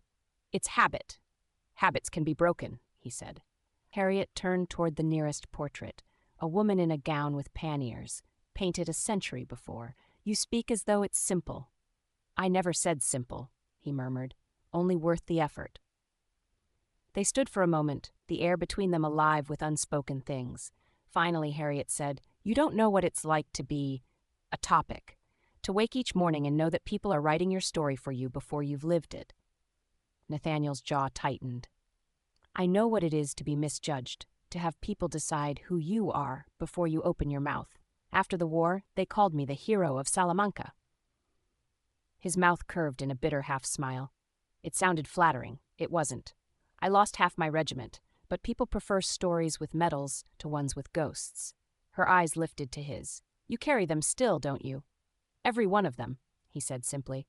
"The ones I couldn't save, the ones I couldn't stop. You don't stop carrying things like that, you just learn where to put them." Harriet swallowed. "And where have you put yours?" He looked at her then, really looked, past the armor, past the poise. "Here, I think." The words hung there, not a declaration, not even quite a confession, but Harriet felt them settle in her chest like warmth after a long frost. She turned away, needing air. "You say these things as though they don't cost you anything." "They cost me everything," he said quietly, "but silence costs more." She drew a sharp breath. For years she'd survived through silence, through control. Every smile calculated, every word a defense. And yet here he stood, undoing her in a single sentence. "I don't know how to be the woman you seem to think I am," she said at last. "The one who can stand still long enough to be seen." Nathaniel took a step closer. "You already are." Her heart thudded painfully. He was near enough now that she could smell the faint trace of rain on his coat, the clean warmth of him. The candlelight painted his cheek in gold, his eyes shadowed and unguarded. "I told you once," he said, his voice low, "that I wasn't asking for promises, only a chance." Harriet met his gaze. "And if I gave it?" He didn't reach for her immediately. "Then I'd do my best not to waste it." Outside, lightning flared, followed by a shudder of thunder that rattled the window panes. The sound filled the silence that followed, long and low and almost tender. Something in Harriet broke open then. Slowly, carefully, she stepped closer. "You'll regret this," she whispered. "I doubt it." And then he kissed her. It wasn't the impulsive kind that novels promised, nor the hesitant brush of something forbidden. It was deliberate, slow, steady, the kind of kiss born of long restraint. Harriet's breath caught, the world narrowing to the warmth of his mouth, the slide of his hand along her jaw, the way everything that had been sharp between them turned suddenly to light. When they parted, she didn't step back. "Well?" she murmured, her voice unsteady. "That was unstrategic." Nathaniel smiled faintly. "You've spent too long treating happiness as a strategy." Harriet let out a quiet, shaky laugh. "Perhaps because I've rarely been happy enough to need a plan." He brushed his thumb gently over her lower lip. "Then maybe it's time you stopped planning." They stood in silence for a long moment after that, the storm outside softening to rain. Somewhere down the hall, faint laughter drifted from the other guests, the oblivious, comfortable sounds of the world continuing on. Harriet turned slightly toward the window, her reflection caught beside his in the glass. "They'll say I've lost my senses," she murmured. Nathaniel's reflection smiled. "Then perhaps you've finally found them." That earned a genuine laugh from her, small, breathless, but real. She turned back to him. "You make everything sound so simple." "It's not," he said, "but I think we've both lived through things far more complicated than this." "True," she said softly, "though I suspect Lady Pembroke will disagree." "She can try," he said, his tone dry, "but I think she's running out of venom." Harriet's mouth curved. "You don't know her as well as I do." "No," he said, stepping back just enough to look at her properly. "But I know you, and that's enough." For the first time in years, Harriet didn't feel as though she was performing. She felt, simply, seen. The candles guttered, one going out entirely. She didn't move to relight it. "We should return," she said finally, though neither of them moved. "Yes," Nathaniel agreed, "but not yet." The quiet stretched between them again, not tense this time, but gentle, like a held breath neither wanted to release. Finally, Harriet said, "You'll ruin my reputation." "Only if you want me to." Her laughter was soft but unguarded. "You are utterly impossible." "So you've said," he murmured, smiling, "but I've learned persistence has its merits." She tilted her head, eyes narrowing in mock appraisal. "Is that a confession or a warning? Whichever makes you stay." And she did stay. For another heartbeat, another breath, another moment where the storm eased, the candlelight warmed the air, and the world beyond the gallery felt very far away. When she finally stepped back, it was with a steadiness that surprised her. She wasn't running this time. Nathaniel bowed his head slightly, a quiet acknowledgement, not of ownership but of understanding. As they walked back toward the light and sound of the rest of the house, Harriet realized that something inside her had shifted irreversibly. It wasn't surrender, it was trust, and that, she thought, was far more horrifying to one such as her who did not trust easily. Chapter 8. The lawn behind the south terrace had been transformed into a battlefield. At least, that was how Harriet chose to think of it, as she and Margaret stepped out into the pale morning light. A scattering of wickets arched over the clipped grass, mallets leaned neatly against a bench, and colored balls gleamed in the low sun. Servants had marked boundaries with small flags, their tips trembling faintly in the breeze. The air smelled faintly of damp earth and wood polish. Somewhere in the hedges, a blackbird scolded the intrusion. Lady Durham, resplendent in lilac and lace, stood in the center of it all as though she'd invented the game herself. "Croquet is civilized competition," she announced to the gathered guests. "One may trounce one's opponent entirely, yet still be invited to supper." Margaret muttered at Harriet's side, "provided one trounces prettily." Harriet adjusted her gloves, scanning the small crowd. Lady Pembroke and her satellites were already arranged near the mallets, their expressions sweetened with anticipation. Miss Eglantine Dorsey, in particular, looked as though she'd been born for the sole purpose of relaying whispered observations to her patroness. And there was the Marquess of Deane, coat unbuttoned, mallet balanced loosely against his shoulder, as though the game bored him already. He was speaking with Hugh, who looked far more amused than invested. He looked up the moment Harriet stepped onto the grass. No bow, no greeting, just a steady flicker of recognition before his gaze shifted back to Hugh. "Shall we?" Margaret prompted, steering Harriet toward the bench where a footman offered them mallets. Lady Durham began arranging the players into pairs, her tone brisk but laced with satisfaction at having organized yet another social skirmish. Harriet found herself placed directly opposite Nathaniel in the batting order, close enough to watch him, far enough that conversation would require intent. "Accidents happen in croquet," Margaret murmured as they waited for the first turn. "A stray ball here, a clipped wicket there. One might almost think them deliberate." "Do you suggest sabotage?" Harriet asked. "I suggest tactics." The first few turns passed with polite claps and commentary from the sidelines. Harriet's ball, blue, was sent cleanly through the first 2 wickets. Lady Fairley applauded with exaggerated surprise. How fortunate! One doesn't often see such precision from the very start. "Fortune has little to do with it," Harriet said lightly, lining up her next shot. The ball tapped through the wicket and rolled just short of Nathaniel's position. When his turn came, he struck with lazy precision, sending his red ball arcing directly into hers. A sharp, satisfying crack. He rested the mallet head on the ground, eyes on her. "Apologies," he said. "Entirely unavoidable." "Of course," she replied, walking past him to reset her ball. Their shoulders brushed, not by accident. The game unfolded as much in looks and asides as in points scored. Lady Pembroke managed to accidentally knock Margaret's ball off course twice, earning herself a cool, murderous smile from her victim. Hugh, playing opposite Eglantine Dorsey, seemed to take secret delight in sending her ball the full length of the lawn at every opportunity. By the midpoint, the polite clapping had shifted to murmured wagers and sotto voce commentary. Lady Durham fluttered between groups like a general reviewing her troops. By the final stretch, Harriet and Nathaniel were neck and neck. The others had fallen into idle chatter at the edges, letting the 2 of them trade plays in a rhythm that felt suspiciously like conversation. Each time she took her turn, she could feel his gaze measuring her, sometimes amused, sometimes intent. "You're competitive," Nathaniel observed as she bent to align her final shot. "I prefer efficient." He leaned a fraction closer. "Then you'll want to win." She struck. The blue ball curved, kissed the final stake, and stopped dead. A small ripple of applause rose from those paying attention. Harriet straightened, mallet balanced lightly in her hand, the cool air flushing her cheeks. "Efficient," Nathaniel murmured. But before she could answer, Lady Pembroke's voice cut in. "Sweet, too loud. What a charming match. I do hope the prize is worth all that effort." Harriet smiled, all composure. The company was worth it.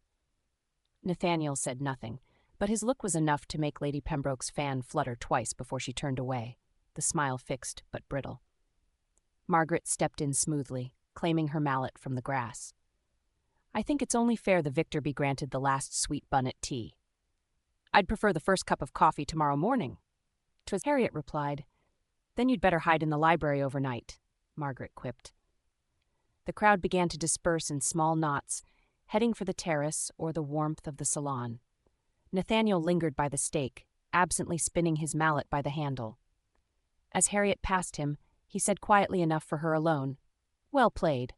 She didn't pause, didn't look at him, but the corner of her mouth lifted before she disappeared into the moving tide of guests.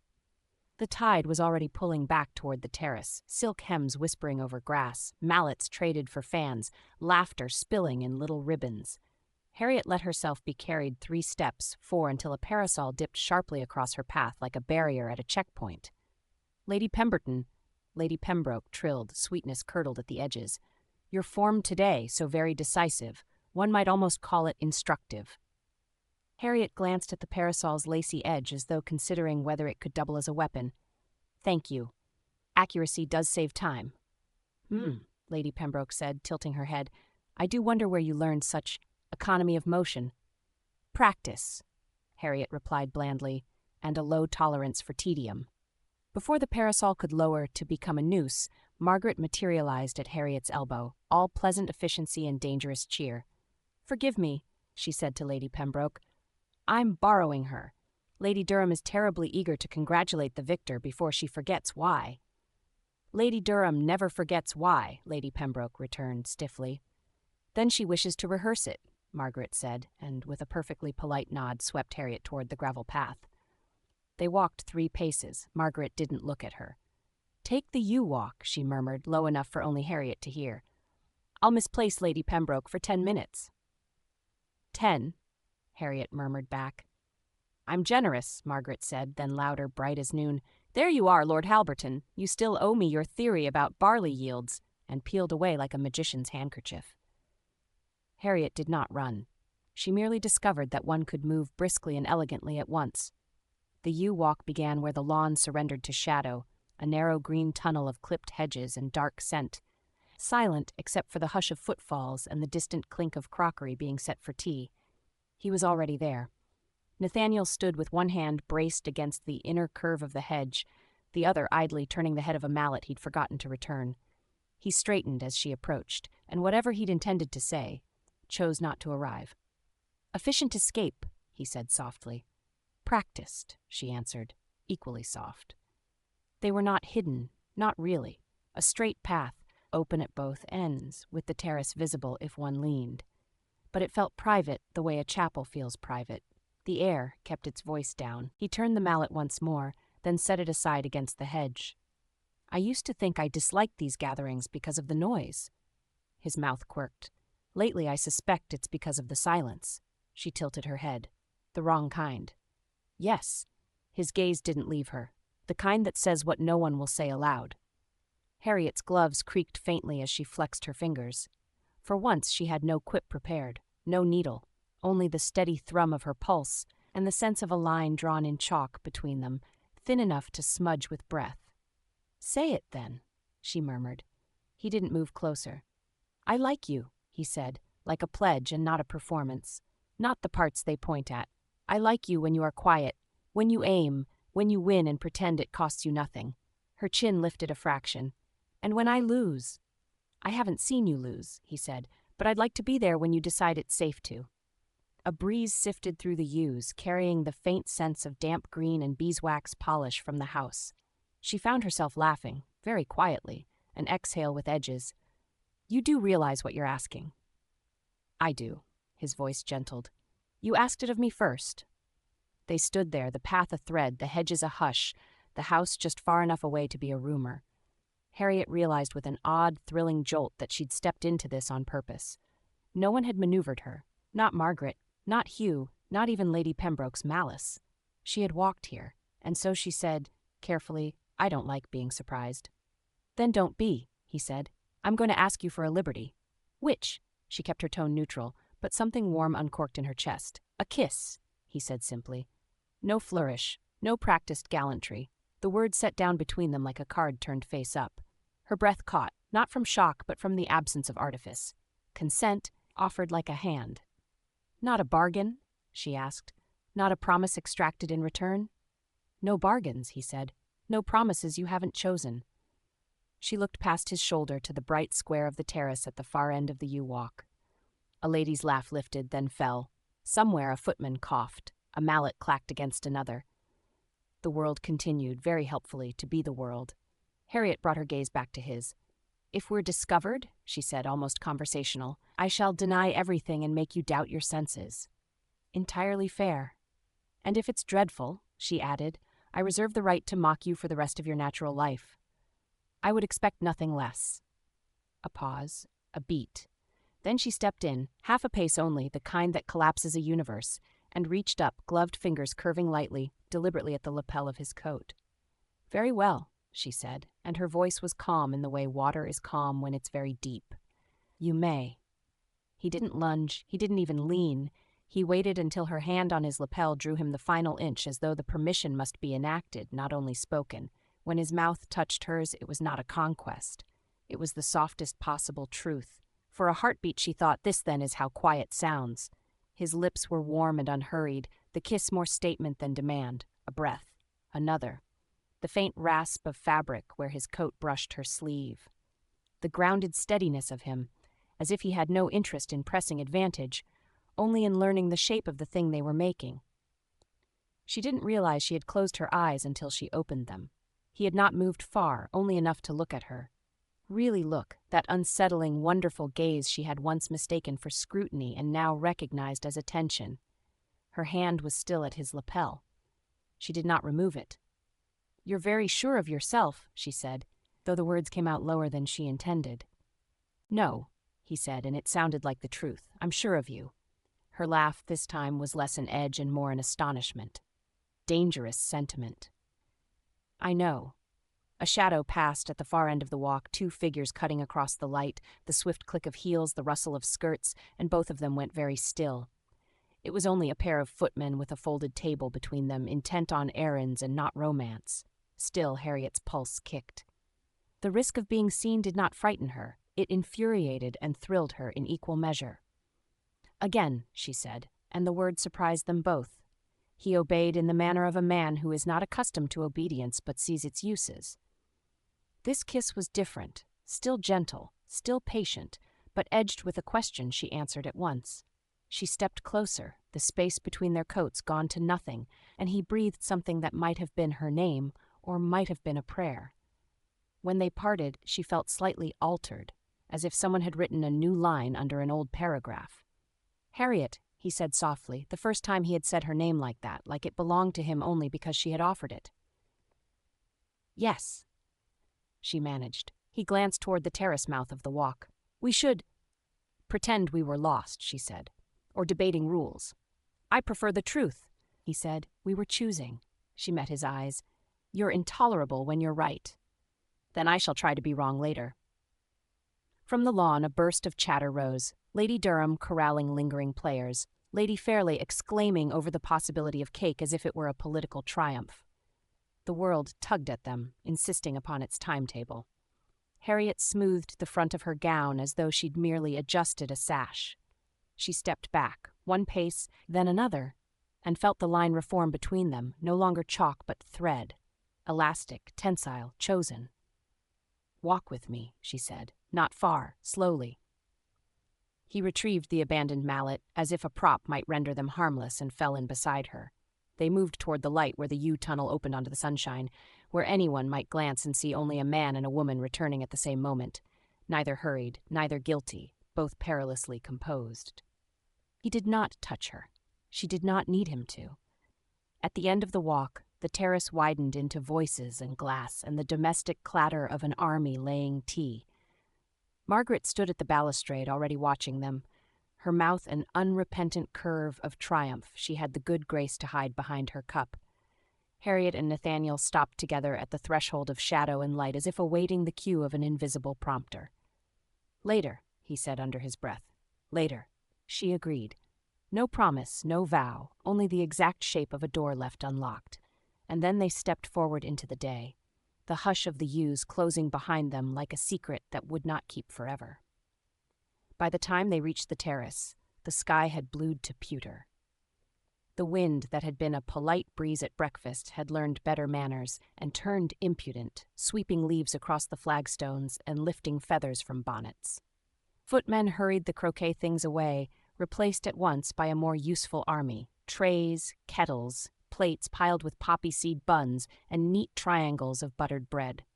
Harriet's skin still hummed, not visibly, her hands worked nothing more carelessly than usual, her voice carried no tremor, her posture was faultless, but somewhere beneath all that, something had been unlatched. She could feel the cool air move through her more easily. "Tea?" Margaret said lightly, materializing with 2 cups as if she'd been born with a kettle. Her eyes flicked once to Harriet's mouth and away again, her only betrayal. "You look untroubled." "How alarming," Harriet murmured. "Fix it at once." "Already done," Margaret said, tilting her chin toward the far end of the terrace where Lady Pembroke had arranged herself like a victorious statue. "She's marshalling her forces." "Pity about the weather," Harriet said. "Statues have such trouble in storms." The first fat drops began to tap at the stone. Lady Durham, who hated to see any guest damp, clapped her hands. "Indoors, my dears, the West Gallery. There's a fire laid, and Mr. the Guest Cotterell has promised us something diverting." "Threats now wear such pleasant names," Harriet murmured. They migrated like a flock down the long corridor to the gallery. It was warm there, golden with lamplight and firelight, the tall windows a stage for rain beginning to draw itself across the panes. Chairs were pulled into loose clusters, cushions appeared, someone spread a rug in front of the hearth. The air filled quickly with that particular indoor weather of wet wool, tea steam, and anticipation. Mr. Cotterell, who had failed to inspire widespread sketching, redeemed himself with a flourish. "A game of forfeits, Lady Durham suggests," he cried. A harmless one. We'll collect a token from each player, and our judge will assign a merry task to win it back." "A merry task," Hugh said dryly to Margaret. "Shall I prepare to jump a candlestick?" "Only if you promise to sing while you do it," she returned. Harriet's mouth curved. "Do they intend to make us kiss a sugar pig? Or, God help us, recite Pope?" "Steady," Margaret said, eyes dancing. "We can survive anything if we keep our vowels neat." A hat was produced, tokens dropped in, gloves, a ring, a ribbon tip, the ridiculous tassel from a gentleman's quizzing glass. The hat swirled. Lady Durham, delighted, appointed Mr. Cotterill the judge and cheerfully abandoned all responsibility. "First," Cotterill reached in and held up a plain dark glove. A pause, a few glances. It was Nathaniel's. Harriet knew it as surely as she knew her own handwriting. There was a particular economy to his things. "Ah!" Cotterill grinned. "Its owner must." Lady Pembroke leaned forward with interest that might have been mistaken for hospitality if one were new to the parish. "Something honest," she trilled. "If we are to be improved by storms, we must submit to truth." Cotterill, who had more sense than he wore, nodded. "Very well. Its owner must speak one sentence of unvarnished truth." Nathaniel didn't flinch. He stood, took back the glove, and said without ornament, "I dislike being applauded for surviving things no one should have had to." He sat. The room shifted. Not a sigh, more like a recalibration. Harriet felt it pass through them like a quiet ripple, lowering some chins, raising some eyes. Lady Pembroke's fan stuttered and resumed. Cotterill recovered gamely. "Next." A ribbon, pale and over-scented. Eglantines. He demanded she improvise a heroic couplet about the weather. She produced something limp and rhymed, and sat down to applause sufficient to the effort. Harriet's token emerged halfway through the game, one of her gloves, neat and ash-gray. Cotterill's eyes brightened. Lady Pemberton must earn it with— He rifled the contents of his mind, seized by mischief. 2 lines not about love. "Oh, excellent," Lady Fairley breathed. "Surely impossible." Harriet rose. Her heart did not quicken. If anything, she felt unusually still. She took the glove from Cotterill's hand and, without looking at anyone in particular, said, "Let storms take aim. I'm not an open door. I choose who enters. Choosing is the roar." There was a small silence, as perfect as cut crystal. Somewhere at the back, Hugh made a sound that might have been a cough and might have been a laugh. Lady Durham clapped, delighted. Margaret's smile was not ladylike. Nathaniel did not move, but his attention landed on her with such steadiness that she felt it like a touch. "Bravo!" Cotterill cried. "You may keep the glove as a trophy." "I'd rather have my biscuit with tea," Harriet said, sitting. "Third plate, second tier," Margaret murmured without looking away from Lady Pembroke, whose mouth had become a narrow, interesting line. More tokens. A gentleman was made to hop on one foot and enact a heroic rescue of a cushion. Miss Dorsey had to name 3 admirable qualities in a person she disliked, and ran aground at 2. Laughter softened the edges of the room. Even the rain began to sound companionable. Then Cotterill's hand emerged with a familiar flash of deep blue silk. The ribbon from Harriet's bonnet, shaken loose by the wind earlier and apparently claimed by the enthusiastic. He frowned at it as if it had ideas of its own, then brightened. "Ah, not to the owner," he declared, "but to a volunteer, who will take a forfeit on behalf of, shall we say, the bravest person here." "Oh, dangerous," Lady Durham said, delighted. "Who dares to volunteer?" "I will," Lady Pembroke said at once, rising with a sweet modesty that suggested a coronation. "I should hate to think I was unequal to courage." Cotterill beamed, about to assign something harmless, when Hugh cleared his throat. "If the lady is to speak for bravery," he said mildly, "the task should be more than a couplet. Perhaps," he let the room breathe, "a defense of a person not present under recent slander." Margaret's eyes gleamed. Seconded. Cotterill froze, fascinated. "Lady Pembroke, will you defend? Whom shall we choose?" He let the name fall like a coin. Lady Beauchamp. A murmur, interest mixed with alarm. That particular widow had left this house only last month with a cloud over her name and a resigned smile. Lady Pembroke's fan paused. She managed a laugh. "My dear Mr. Cotterill, what an odd selection." "But brave," he said, with the guile of a child who has just loaded a spring. "We are eager to be improved." Lady Pembroke opened her mouth, closed it, and produced something that could, in generous lighting, be called a defense. It involved charity and one's mistakes and the fragility of youth, and never once used the word kindness. When she finished, the applause was polite because it knew how. "Splendid," Cotterill lied merrily. "A lesson to us all." "Indeed," said Nathaniel, tone mild as rain. He had not risen, had not sought attention. He simply let the words come. "It is always braver to defend the absent than to wound the present." Harriet didn't turn her head. She didn't need to. She could feel Lady Pembroke receiving it like a pin through silk. "Your forfeit, Lord Deane?" Cotterill asked, grateful for a softer task. Nathaniel considered. "I'll trade mine," he said to a rustle of curiosity. "I'll take one meant for someone who prefers silence." Cotterill, who truly was in love with novelty, nodded and drew again. "Very well. For the silent, reveal one thing you want that can't be bought." Margaret's head tipped the smallest fraction toward Harriet. Hugh's mouth flattened, hiding approval. A log in the grate settled with a soft sigh. Nathaniel's answer came without performance. "Permission," Cotterill blinked. "To what?" "To be known," he said. There it was again. The recalibration, the room adjusting its balance. Nothing romantic, nothing florid, and yet something that made a few people look away and one or two look differently at their own hands. Rain ratcheted harder at the windows, then softened. The game ran its course, as games do. Tokens returned, laughter filed, promises made to play again, and almost certainly never kept.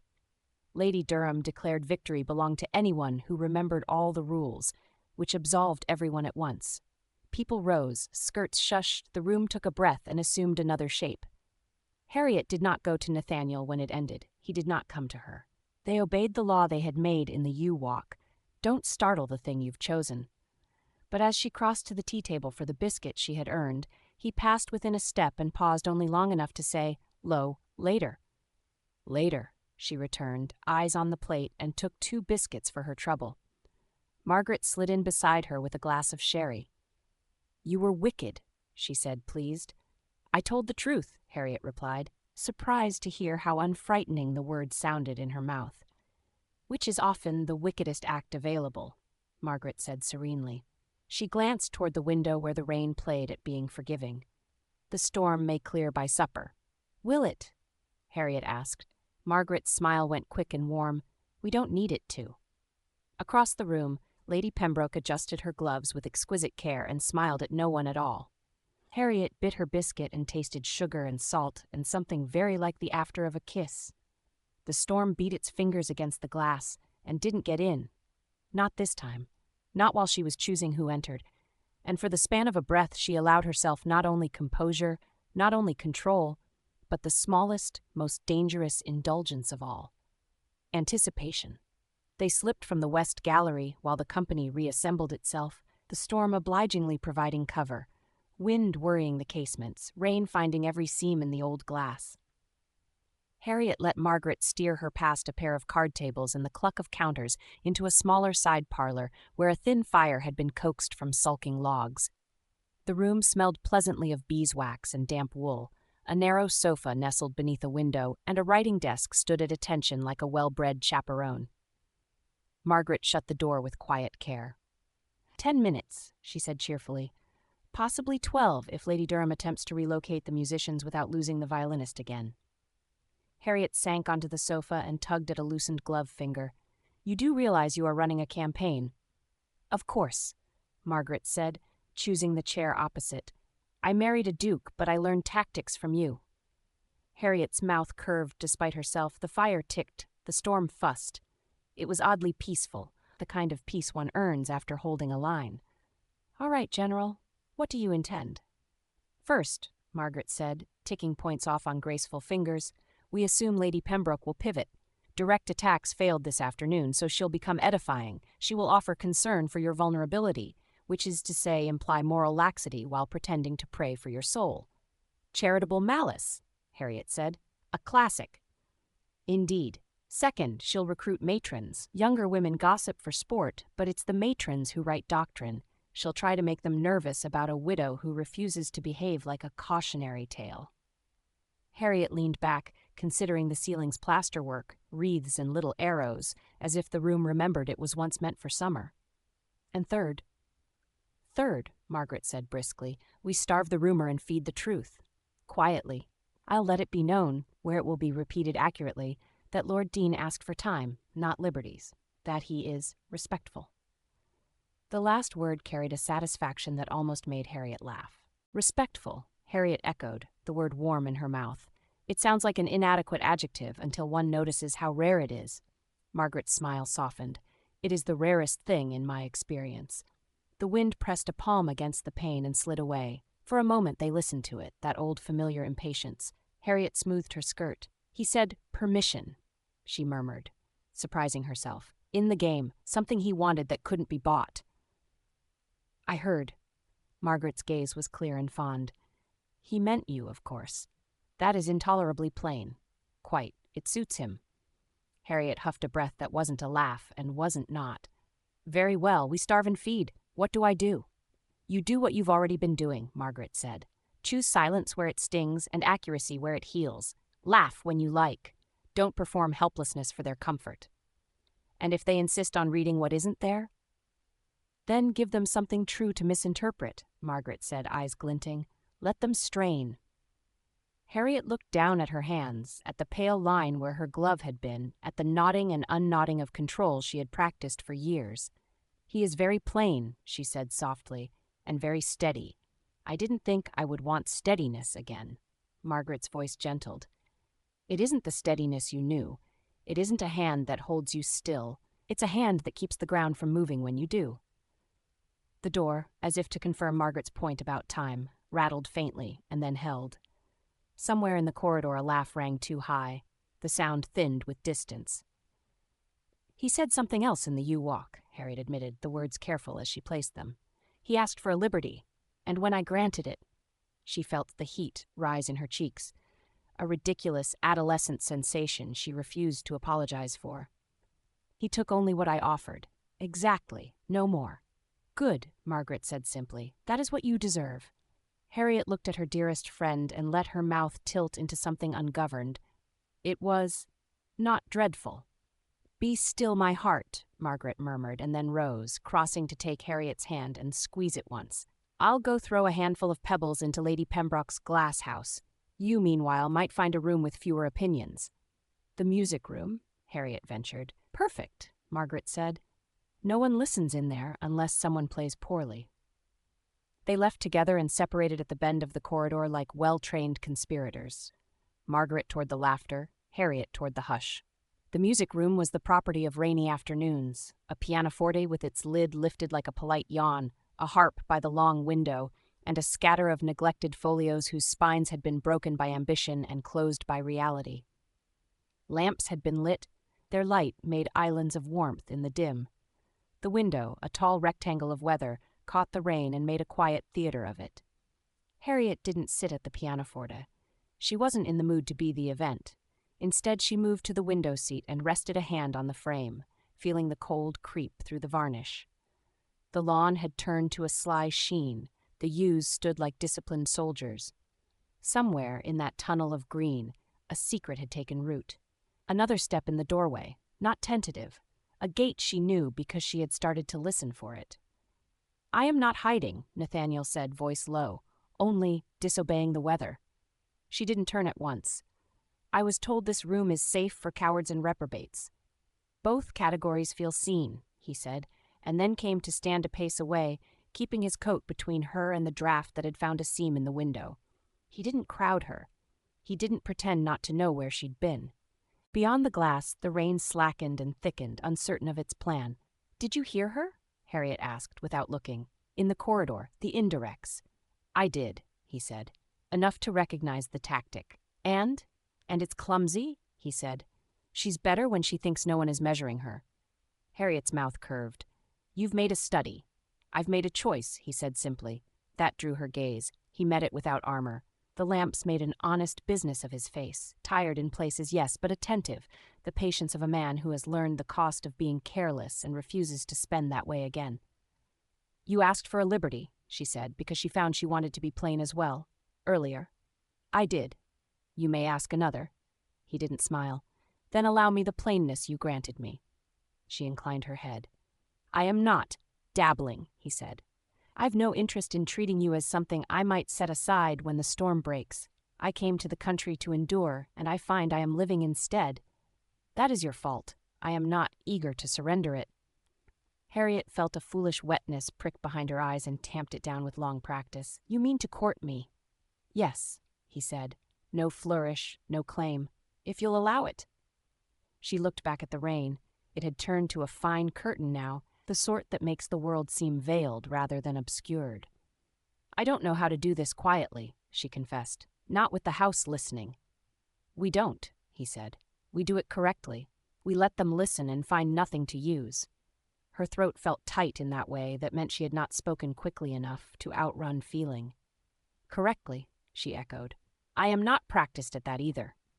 "You are better at it than you think," he said. "You don't lie. You simply refuse to be performed upon." "That sounds like a compliment." "It is." Another laugh, too loud by the far door.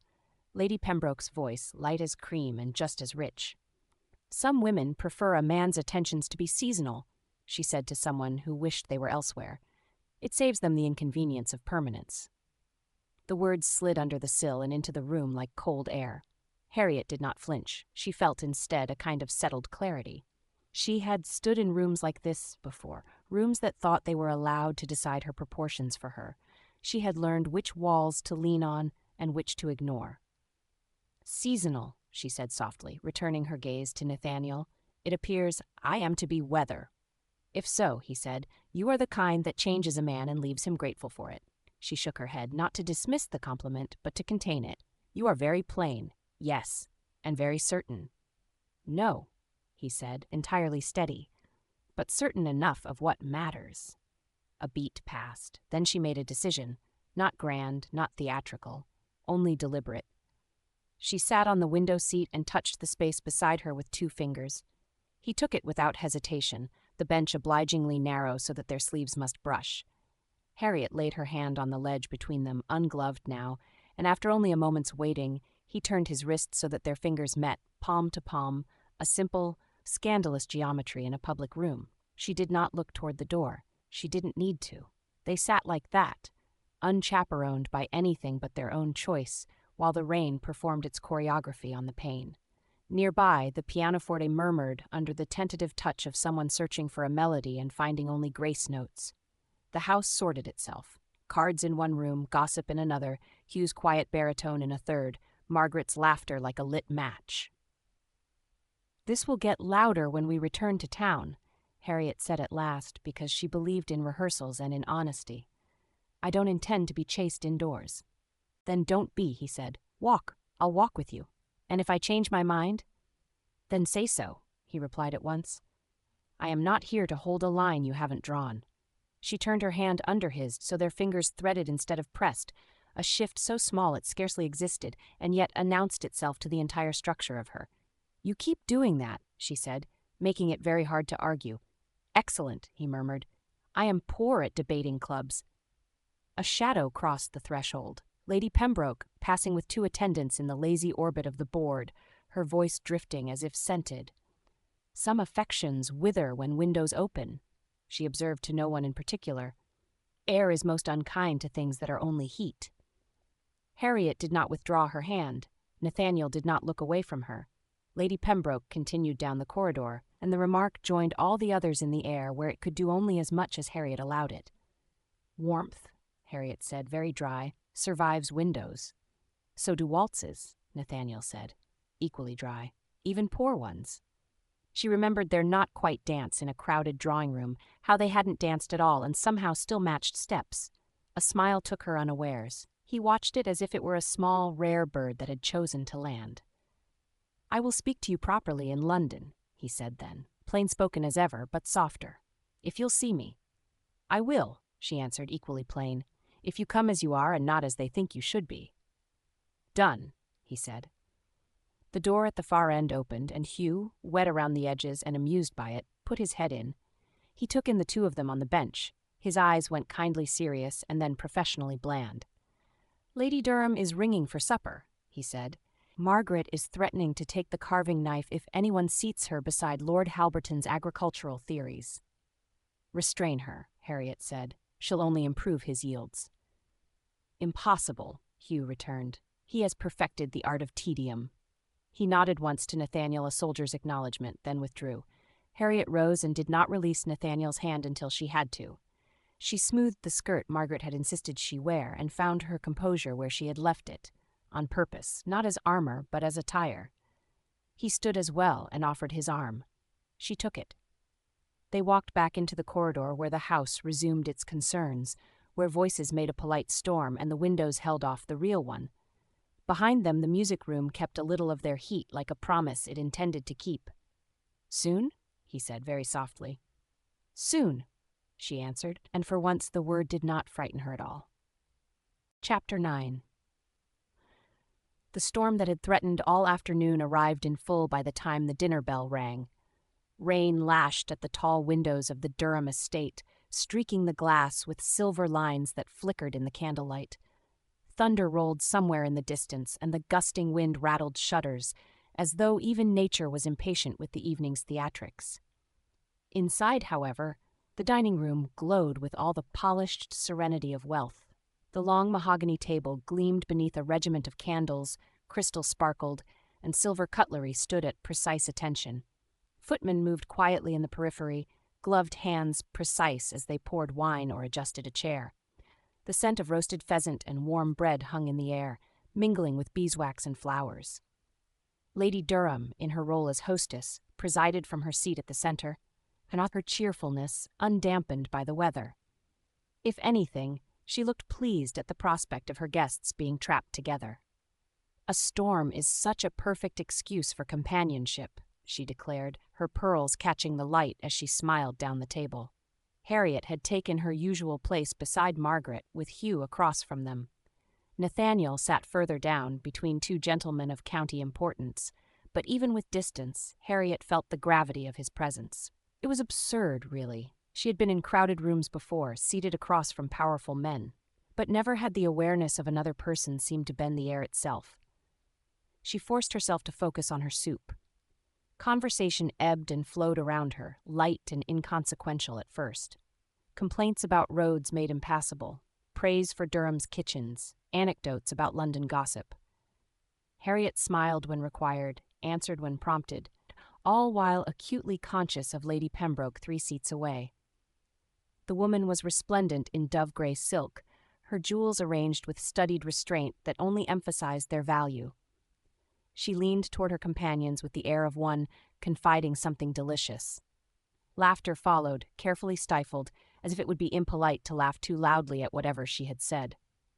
Margaret shifted slightly beside Harriet. "The snake is coiling," she murmured, her voice low enough for only Harriet to hear. "Let her," Harriet replied, though she gripped her spoon a little too tightly. The first course passed, then the second. By the time roasted pheasant and glazed carrots were set before them, Lady Pembroke had begun her performance in earnest.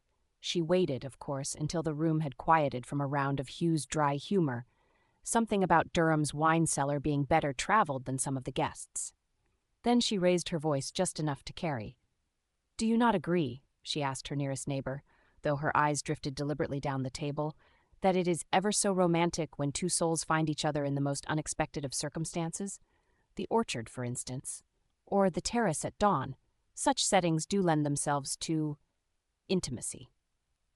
The table tittered. A few heads turned ever so slightly toward Harriet's end.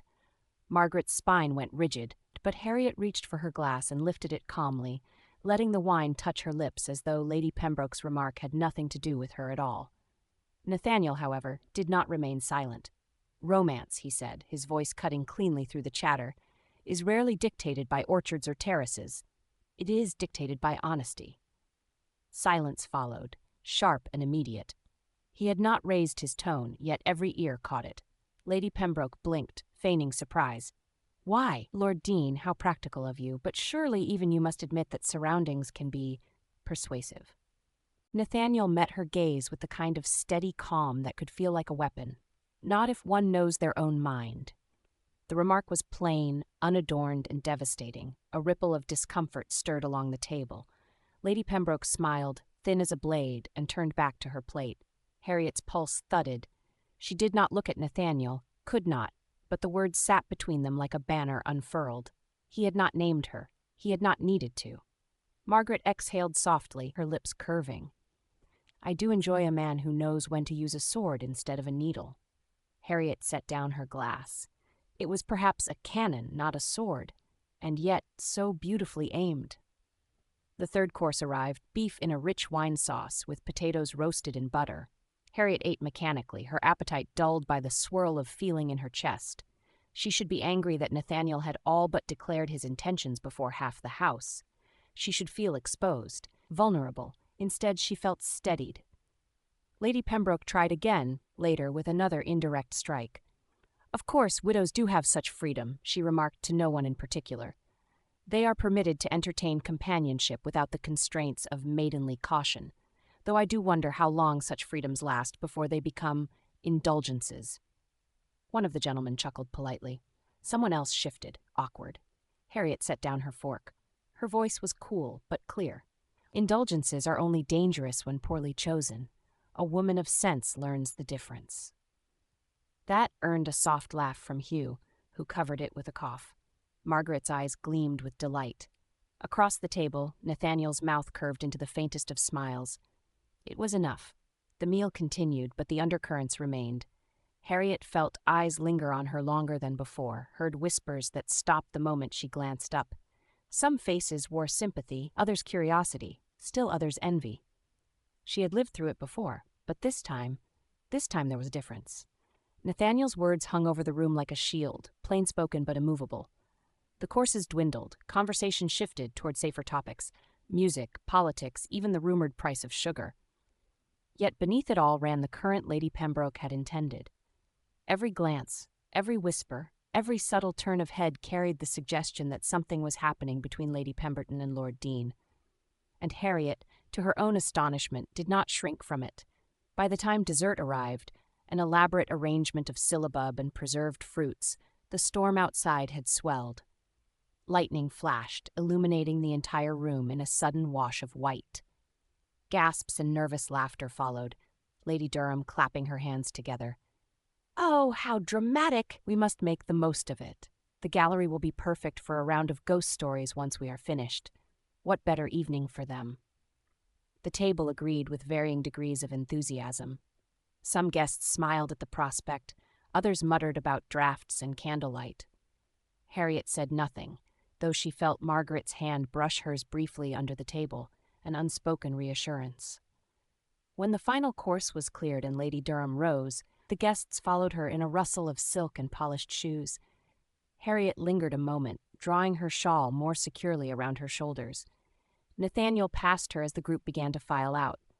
He did not touch her this time, did not even pause, but he said low enough for only her to hear, "You should never doubt where I stand." Her breath caught. She did not look at him, but the words branded themselves against her heart, fierce and irrevocable. Margaret rejoined her, slipping her hand through Harriet's arm. "Well," she whispered, "that was the most entertaining dinner I've had in years.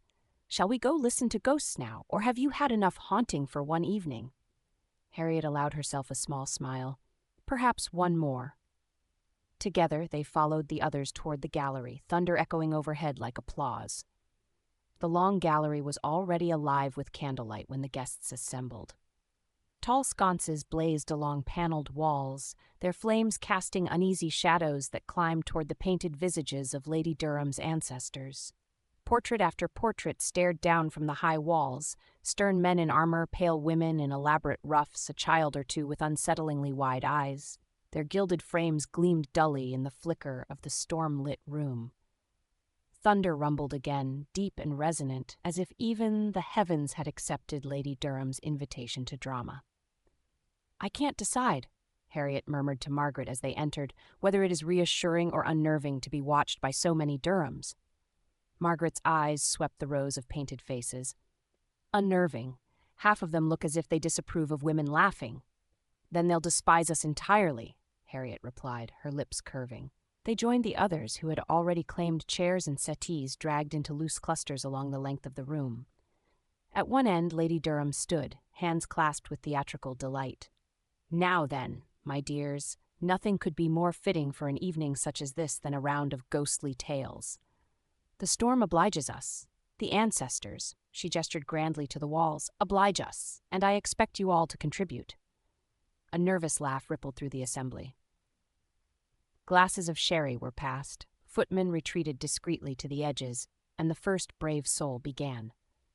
Lady Fairley, of course. She perched forward in her chair, eyes gleaming with mischief.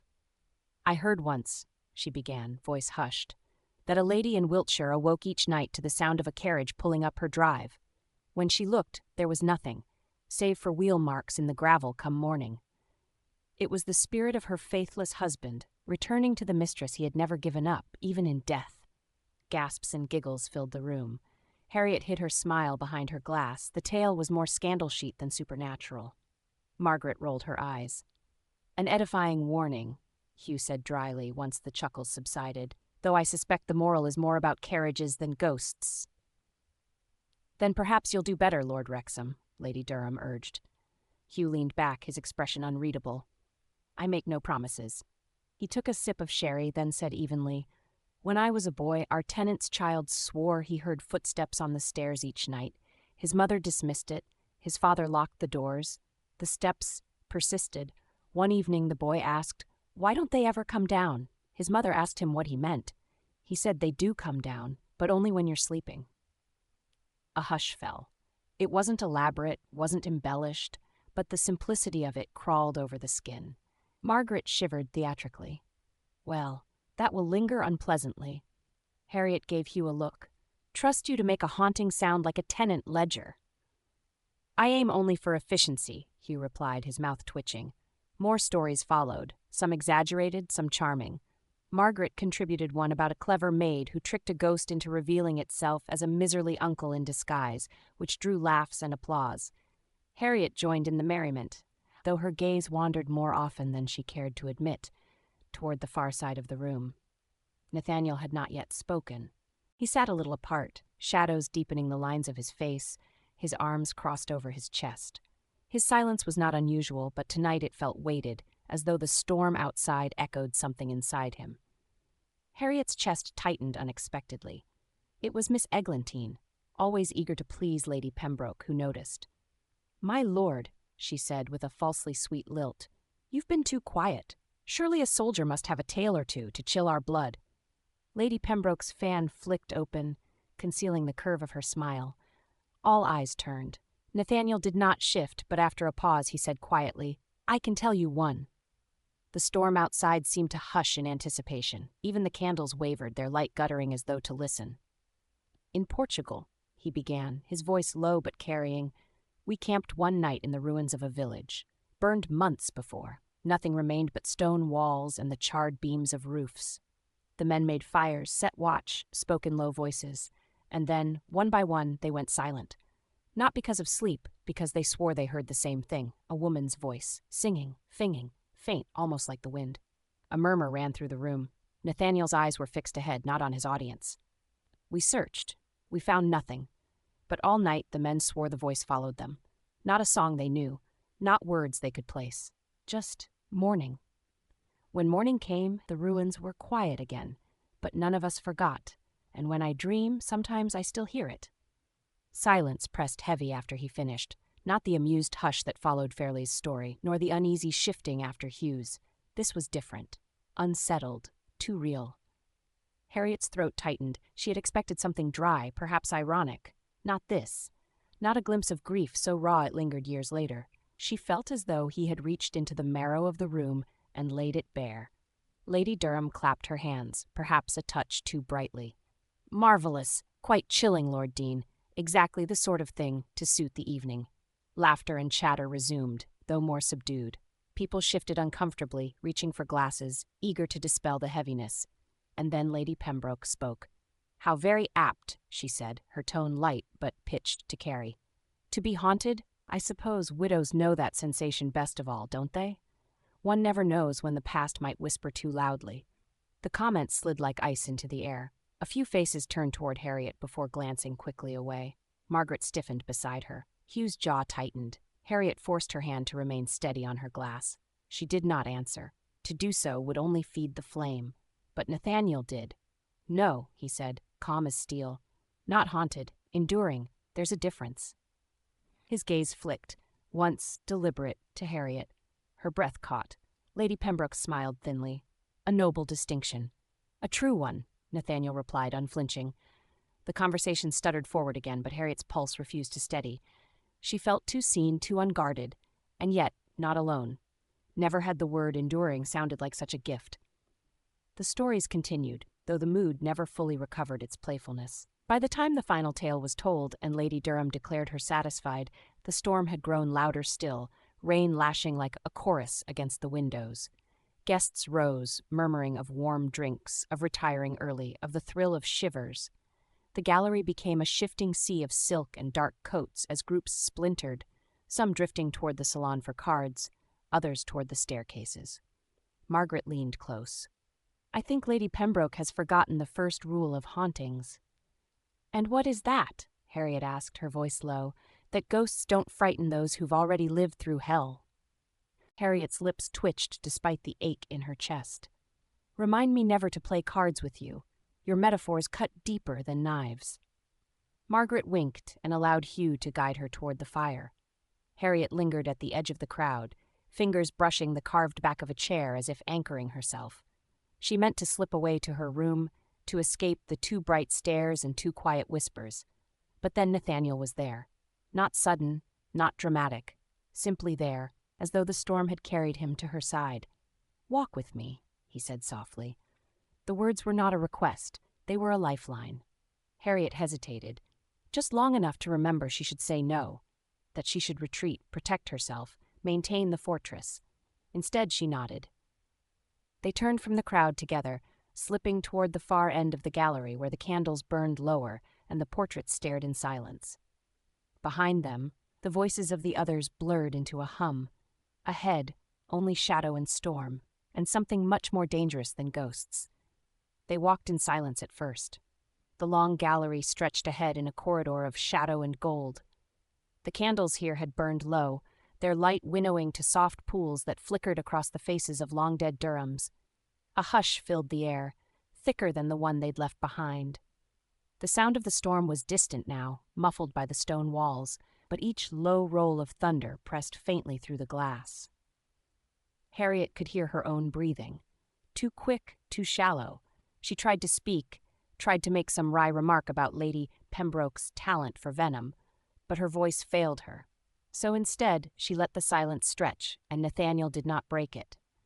Only when they had reached the far end of the gallery, near a small alcove framed by 2 tall windows, did he stop. He rested one hand lightly on the carved edge of a table, his other still at his side. "You shouldn't have to bear that," he said quietly. Harriet blinked. "What?" "The constant watching," he said, "the measuring. Every word turned into a weapon. You shouldn't have to fight a battle every time you enter a room." She gave a short, humorless laugh. "That's how society functions, Lord Deane. The entire system runs on the sharpening of tongues. It's survival of the wittiest." He looked at her then, properly looked, and something in her chest constricted. His gaze wasn't soft, it was steady, direct, and uncomfortably sincere. Then it's a poor world that forces you to survive rather than live. She wanted to scoff, to deflect, to say something biting, but couldn't. His words struck too close. "I've lived quite well," she managed. "And in any case, it's not bravery. It's habit. Habits can be broken," he said. Harriet turned toward the nearest portrait, a woman in a gown with panniers, painted a century before. "You speak as though it's simple." "I never said simple," he murmured. "Only worth the effort." They stood for a moment, the air between them alive with unspoken things. Finally, Harriet said, "You don't know what it's like to be a topic. To wake each morning and know that people are writing your story for you before you've lived it." Nathaniel's jaw tightened. "I know what it is to be misjudged, to have people decide who you are before you open your mouth. After the war, they called me the hero of Salamanca." His mouth curved in a bitter half-smile. "It sounded flattering. It wasn't. I lost half my regiment, but people prefer stories with medals to ones with ghosts." Her eyes lifted to his. "You carry them still, don't you?" "Every one of them," he said simply. "The ones I couldn't save, the ones I couldn't stop." "You don't stop carrying things like that, you just learn where to put them." Harriet swallowed. "And where have you put yours?" He looked at her then, really looked, past the armor, past the poise. "Here, I think." The words hung there, not a declaration, not even quite a confession. But Harriet felt them settle in her chest like warmth after a long frost. She turned away, needing air. "You say these things as though they don't cost you anything." "They cost me everything," he said quietly, "but silence costs more." She drew a sharp breath. For years she'd survived through silence, through control. Every smile calculated, every word a defense. And yet here he stood, undoing her in a single sentence. "I don't know how to be the woman you seem to think I am," she said at last. "The one who can stand still long enough to be seen." Nathaniel took a step closer. "You already are." Her heart thudded painfully. He was near enough now that she could smell the faint trace of rain on his coat, the clean warmth of him. The candlelight painted his cheek in gold, his eyes shadowed and unguarded. "I told you once," he said, his voice low, "that I wasn't asking for promises. Only a chance." Harriet met his gaze. "And if I gave it?" He didn't reach for her immediately. "Then I'd do my best not to waste it." Outside, lightning flared, followed by a shudder of thunder that rattled the window panes. The sound filled the silence that followed, long and low and almost tender. Something in Harriet broke open then. Slowly, carefully, she stepped closer. "You'll regret this," she whispered. "I doubt it." And then he kissed her. It wasn't the impulsive kind that novels promised, nor the hesitant brush of something forbidden. It was deliberate, slow, steady, the kind of kiss born of long restraint. Harriet's breath caught, the world narrowing to the warmth of his mouth, the slide of his hand along her jaw, the way everything that had been sharp between them turned suddenly to light. When they parted, she didn't step back. "Well?" she murmured, her voice unsteady. "That was unstrategic." Nathaniel smiled faintly. "You've spent too long treating happiness as a strategy." Harriet let out a quiet, shaky laugh. "Perhaps because I've rarely been happy enough to need a plan." He brushed his thumb gently over her lower lip. "Then maybe it's time you stopped planning." They stood in silence for a long moment after that, the storm outside softening to rain. Somewhere down the hall, faint laughter drifted from the other guests, the oblivious, comfortable sounds of the world continuing on. Harriet turned slightly toward the window, her reflection caught beside his in the glass. "They'll say I've lost my senses," she murmured. Nathaniel's reflection smiled. "Then perhaps you've finally found them." That earned a genuine laugh from her, small, breathless, but real. She turned back to him. "You make everything sound so simple." "It's not," he said, "but I think we've both lived through things far more complicated than this." "True," she said softly, "though I suspect Lady Pembroke will disagree." "She can try," he said, his tone dry, "but I think she's running out of venom." Harriet's mouth curved. "You don't know her as well as I do." "No," he said, stepping back just enough to look at her properly. "But I know you, and that's enough." For the first time in years, Harriet didn't feel as though she was performing. She felt, simply, seen. The candles guttered, one going out entirely. She didn't move to relight it. "We should return," she said finally, though neither of them moved. "Yes," Nathaniel agreed, "but not yet." The quiet stretched between them again, not tense this time, but gentle, like a held breath neither wanted to release. Finally, Harriet said, "You'll ruin my reputation." "Only if you want me to." Her laughter was soft but unguarded. "You are utterly impossible." "So you've said," he murmured, smiling, "but I've learned persistence has its merits." She tilted her head, eyes narrowing in mock appraisal. "Is that a confession or a warning? Whichever makes you stay." And she did stay. For another heartbeat, another breath, another moment where the storm eased, the candlelight warmed the air, and the world beyond the gallery felt very far away. When she finally stepped back, it was with a steadiness that surprised her. She wasn't running this time. Nathaniel bowed his head slightly, a quiet acknowledgement, not of ownership but of understanding. As they walked back toward the light and sound of the rest of the house, Harriet realized that something inside her had shifted irreversibly. It wasn't surrender, it was trust, and that, she thought, was far more horrifying to one such as her who did not trust easily. Chapter 10. Rain had scoured the world in the night and left it rinsed and shivering. Mist clung to the lawns like breath on glass. The gravel drive shone dark as ink beneath the wheels of waiting coaches. Horses stamped and tossed their heads, steam curling from their flanks. Footmen ferried bandboxes and hat cases with the solemn precision of altar boys. Somewhere a stable boy whistled off-key. The house itself, Fernley, all honeyed stone and symmetrical confidence, looked newly washed and faintly sanctimonious, like a hostess who had prayed for scandal and been rewarded with thunder. Harriet stood at the top of the front steps a moment longer than necessary, gloved hands folded over the handle of her reticule, letting the cool, damp morning press against her skin. She had dressed without fuss, dove-gray pelisse, traveling bonnet with a sober ribbon, a fichu neat as a verdict. Nothing for the poets, everything for herself. Inside, servants were already stripping the guest rooms of their transient lives, folding impressions into linen, smoothing the indentations of other people's choices. Outside, departure performed its familiar liturgy. Embraces that meant little, bows that meant less, and the subtle exchange of information in looks and lowered voices. The storm had given them an evening to feast on nerves. The morning gave them the pleasure of digestion. "Lady Pemberton?" Lady Durham sang out, emerging from the doorway like a queen who had planned the weather. "How enchanting you look for an exodus." "I should hate to disappoint the heavens," Harriet replied mildly. "They worked so hard." Lady Durham's eyes sparkled. "Do come stand by me. I'll not have the highlight of my house party vanish without a proper display." "I wasn't aware I glowed," Harriet said. "My dear, you fairly smolder." Lady Durham slipped her hand through Harriet's elbow and steered her 2 paces forward, where the steps offered a perfect view of the drive and, by happy accident, made them the obvious focal point for every farewell. Harriet allowed it. She had no intention of skulking down a side passage, nor of lending Lady Pembroke the pleasure of an absence misinterpreted. If they meant to watch her, she might as well ensure the angle was flattering. Margaret appeared at her side with the air of a woman who had navigated 3 crises before breakfast and decided to be amused by a 4th. Hugh followed with her cloak over his arm, face as imperturbable as a Roman coin. "You slept?" Harriet asked, sending the question across their small constellation. "Not at all," Margaret said cheerfully.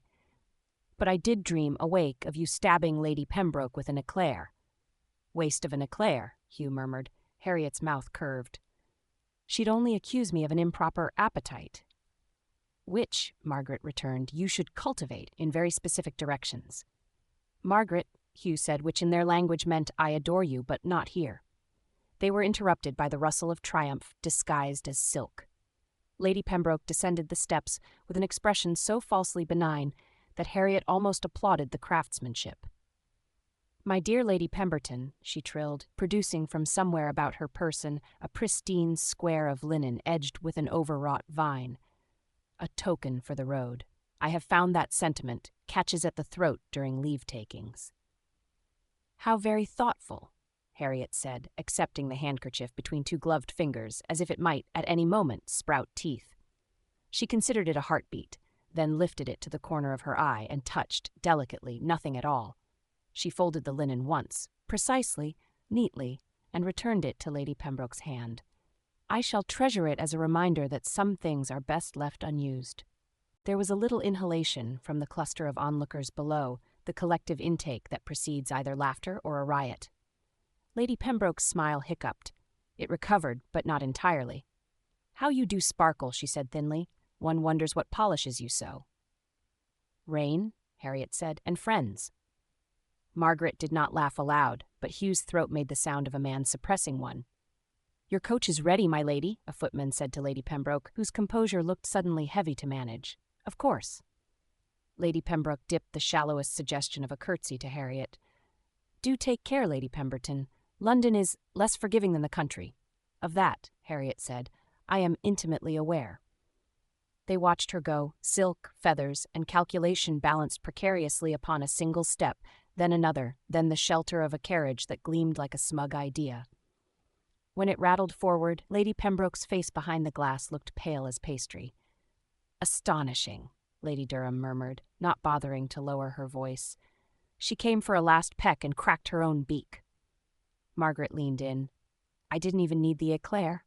"Save it for the road," Hugh advised. "We shall be trapped in a carriage with Harriet and your opinions for several hours."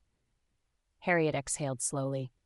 The tightness that had lodged beneath her ribs since the ghost stories and Lady Pembroke's most recent jibes, loosened by degrees, like laces tugged in compassion rather than hurry. She let her gaze travel down the drive, over mist, coaches, the backs of men lifting trunks like penitent saints, until it snagged on a shape she already knew. Nathaniel stood at the far edge of the steps in conversation with Lady Durham's steward. He was not dressed for departure, nor had he the indolent air of a man lingering for effect. He looked simply as he always did, present, unperforming, formidable by accident. He turned as if feeling the weight of her attention and inclined his head, not a summons, not a plea, an acknowledgement. It crossed the distance between them like a palm against a fevered brow. She did not move toward him. Not yet. There was a shape to endings, and she would not rush this one. "Your coach is being loaded," Hugh said. "We'll ride with you to London. Margaret has threatened to rearrange your entire sitting room if you refuse." Margaret squeezed Harriet's arm. "I will also rehang your draperies." "You are a monster," Harriet said, grateful at how steady her voice sounded. "I am," Margaret agreed serenely. "But I'm your monster." Lady Durham patted Harriet's hand. "Do right to tell me who perishes from envy first." "Envy is remarkably hardy," Harriet said. "I should hate to misreport." The dance of departures continued around them. Kisses on the cheek, air kisses missing entirely, men that bowed too low to hide the fact they were looking for someone else. A young couple wept as if consigned to separate continents rather than a 2-day drive. An elderly baron argued with his coachman over the superiority of a different road as if reshaping geography by scorn. The scent of wet boxwood rose in soft waves, alternately sweet and faintly medicinal. Lady Pemberton. Lord Harbridge materialized long enough to mangle a farewell, his eyes skittering like trout. "An honor." "Of course," Harriet said, which was kinder than he deserved. When at last a sliver of quiet opened between comings and goings, Harriet touched Margaret's hand. "Give me a moment." "Take 2, Margaret said. "Hugh and I will discover whether the housekeeper can be bribed to send us away with that lemon tart." Hugh lifted a palm. "I require no bribery." They drifted into the flow of departure, then out again, leaving Harriet at the top of the steps, with the mist stroking her ankles and the knowledge of him a few paces off. She did not approach Nathaniel immediately. She took the slower route, the one that allowed dignity to keep pace with desire. Down the steps, across the wet flagstones, along the fringe of the gravel, so her boots would not betray her with a scrape. He turned toward her before she reached him, as if the air had carried word of her approach. "Good morning," he said. "It is at least honest," she answered. "Are you well?" His tone held nothing of proprietorship. It was a question asked by a man who would accept neither lie nor confession he hadn't earned. Harriet considered. "I am not unhappy." One side of his mouth lifted. "A triumph." "I thought so." She glanced past him toward the drive. "It appears we are all being redistributed." "Temporarily," he said. "Temporarily," she echoed, tasting the words mercy.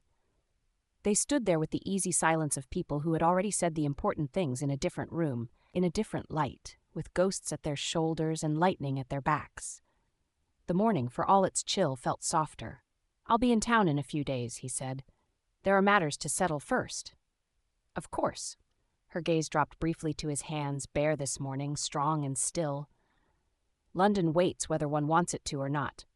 "I'll make it wait," he said, and for an instant she saw the cavalry officer under the marquess, the man who could press a line forward simply by refusing to break. "You'll write?" she asked, surprised to hear herself ask it. "If you'll read," he said. A laugh rose in her throat and gentled before it escaped. "Very well, but spare me poetry. I can bear sincerity. I cannot endure rhymes." "Then I am perfectly suited to you," he said. The steward murmured something about accounts. Nathaniel acknowledged him with a nod. He looked back to Harriet.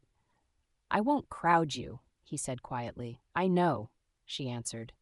It was not a courtesy. It was a statement of what had already proven true. Somewhere behind them she heard Margaret laugh, bright as a bell. The coachman snapped a line, a horse tossed its head, luggage thumped into place like punctuation. The morning gathered itself, ready to turn the page. Harriet extended her hand, palm down, as if for a dance that would not begin until a future room.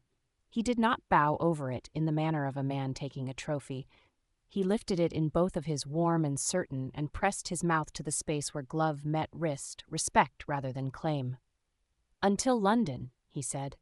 Until London, she returned. She withdrew first because she chose to, not because she had been compelled. She turned and climbed the steps and did not look back until she'd reached the top. When she allowed herself the indulgence, he was still there, not moving, not diminished by distance. He tipped his head in that almost bow he reserved only for the moments when words would be redundant. Margaret slipped her arm through Harriet's as if they'd been born conjoined. "The tart is secured," she said. "Hugh has threatened to ration it." "I expect he'll fail," Harriet said. "Catastrophically," Hugh added, appearing on Harriet's other side. "Are we ready?" Harriet took a breath that felt like air and decision both. "Yes," she said, "we are." They descended to their coach through a corridor of stairs that pricked but did not penetrate. Harriet mounted the step, turned, just once, only once, and let the image of him fix itself like a seal on wax. Then she entered the carriage and sat opposite Margaret as the door thunked shut with the inevitability of a new chapter tipping forward. As the wheels rolled and Fernley began to slide past the window in damp, gracious fragments, Harriet felt the ache begin, clean, bright, astonishingly bearable. "Tell me," Margaret said softly over the first rattle of the road, "what will you do in London?" Harriet watched the misted parkland surrender to hedgerow. "I'll read," she said. Then, after a breath, "and answer." Hugh made a satisfied sound. Good. Harriet settled back, the rhythm of travel tucking itself into her bones. Outside, the washed world went on being a world. Inside, for the first time in years, she felt less like someone departing and more like someone arriving. Rain-slick hedgerows unspooled like wet ribbon as the coach took the London road at a steady, civilized clip. Inside, the air held the faint perfume of lemon and leather. Outside, the wheels hissed over damp gravel and then thudded more confidently along the turnpike. The motion settled into Harriet's bones the way a clock's rhythm settles into a house. Quiet, insistent, reassuring. Margaret had tucked a carriage rug over their knees and was engaged in the delicate operation of smuggling contraband pastry from a hat box. "Don't stare at me like that," she murmured, lifting the lid with the gravity of a surgeon. "It injures my concentration." "I'm not staring," Harriet said. "I'm calculating the moral weight of your theft."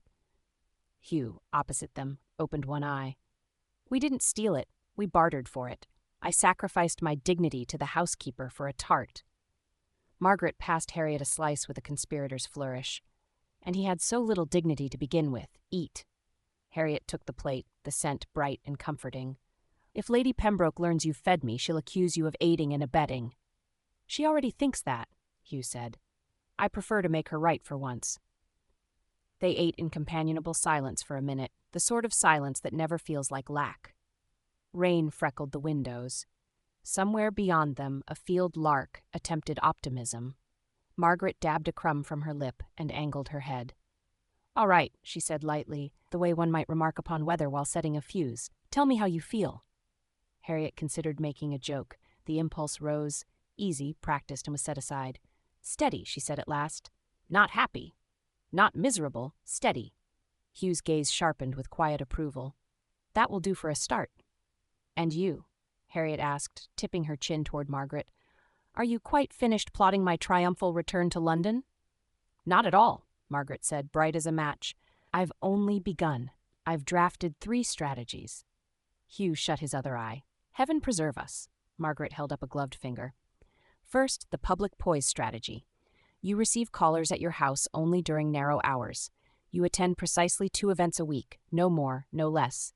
And you are seen speaking to exactly the right people in exactly the right rooms. No cowering, no grand declarations, calm, unruffled, devastatingly tailored. It starves the rumor mill by refusing to feed it drama." Harriet nodded once. Possible. "Second, the salons and steel strategy," Margaret continued. "We stack your calendar with small private gatherings at houses where the conversation is clever and the doors close properly. Salons, music halls that don't involve shrieking, a supper or 2 at the Wrexhams where the guest list can be controlled. You and Lord Deane may speak without having to perform. It makes certain people furious because they cannot get in." "Tempting," Harriet murmured. "Third," Margaret said, eyes glinting, "the absolute menace. We do none of those things, and you appear precisely where Lady Pembroke least wants you, wearing something she cannot imitate, and say nothing that can be quoted. We don't fight her, we dilute her." Hugh cracked an eye again. I like the third. It requires fewer chairs. Harriet smiled despite herself. They all presume I wish to be seen. No, Margaret corrected gently. They presume you will not be run out of your own life. Harriet leaned back, the leather creaking softly beneath her shoulder blades. Very well. We start with the first, a week of dignity, then perhaps a salon. I refuse to be lured into the absolute menace before I have slept in my own bed. We'll put it on the calendar, Hugh said. Thursday, nap, menace. Margaret nudged Harriet's knee under the rug. And Nathaniel? Harriet let his name sit between them, a warm stone in a cupped palm. He'll be in town in a few days. You'll see him.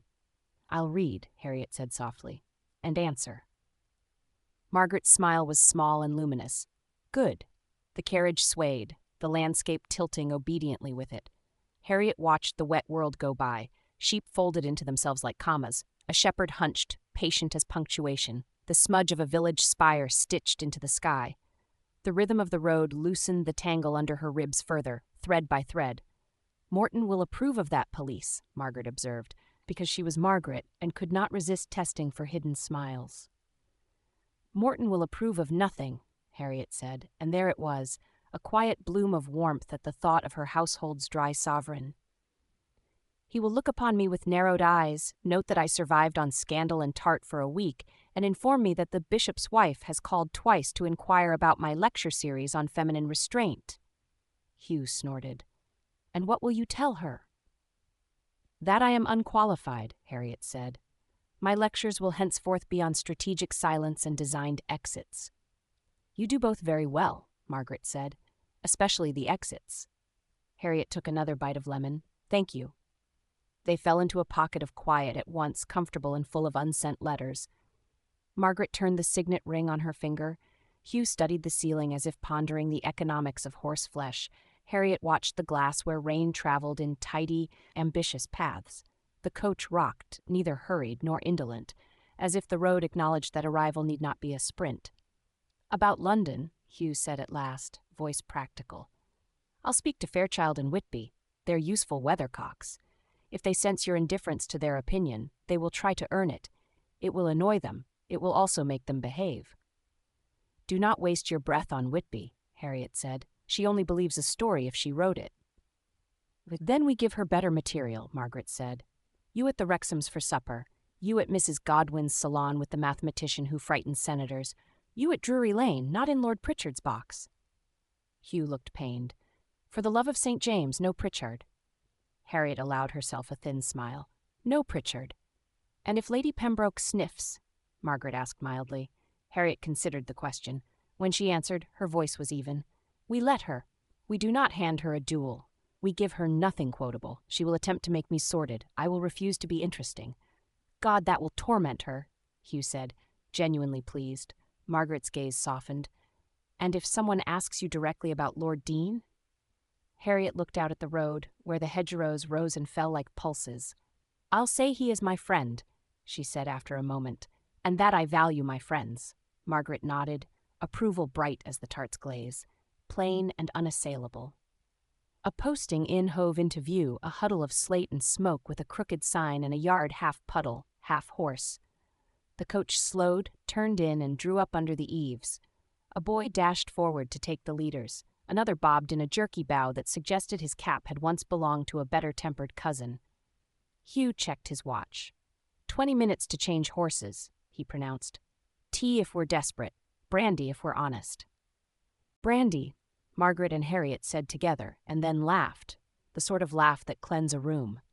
They did not alight. A potboy brought a tray, red-faced with importance, and Margaret transmuted bad brandy into palatable cordial by the uncomplicated method of declaring it excellent. They drank to her audacity. Harriet let the heat slip through her like courage. Another thing, Margaret said, setting down her glass. Do you want me to be brutal if someone attempts kindness with barbs? I can be very efficient. Let me try unbrutal first, Harriet said. Then I'll signal, perhaps a sneeze. 2 sneezes, Hugh advised. 1 for barbs, 2 for pistols. I do not require pistols, Harriet said primly. I have eyebrows. Lethal, Margaret said, solemn as a judge. The yard clattered and rearranged itself. Somewhere a stable hand swore with the inventiveness of a minor poet. Hugh peered out, satisfied by the new team's shoulders, and rapped the roof lightly with his cane. The coach eased forward again, out from under the inn's awning and back onto the silvered road.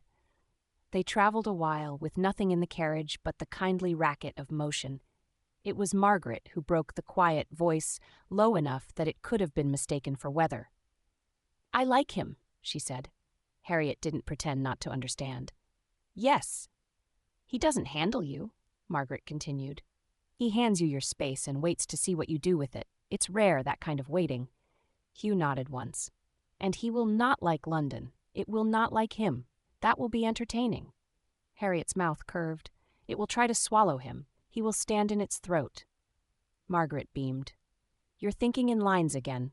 That's always a good sign." "It's a sign I should eat less lemon," Harriet said, but the warmth remained. The road smoothed, the rain thinned. Trees gave way to fields, fields to tidy paddocks, paddocks to the first outlying houses that pretended not to be suburbs. London, distant and inevitable, arranged itself like a thought you can't ignore for long. "Morton will have the lamps lit," Harriet said, half to herself. "He'll have hidden all the letters from people I don't wish to see in a stack under the one from the bookseller. He believes in triage." "You should ask him to stay with us for a few days," Margaret said. "We can deposit you at home, feed you, and then abduct him." "Absolutely not," Harriet said, amused horror edging her voice. "He will unionize your staff while you sleep." "Tempting," Hugh murmured. Harriet watched her friends the way one watches fire, both for light and for what it does to the room. Hugh's long body at ease, more iron than silk.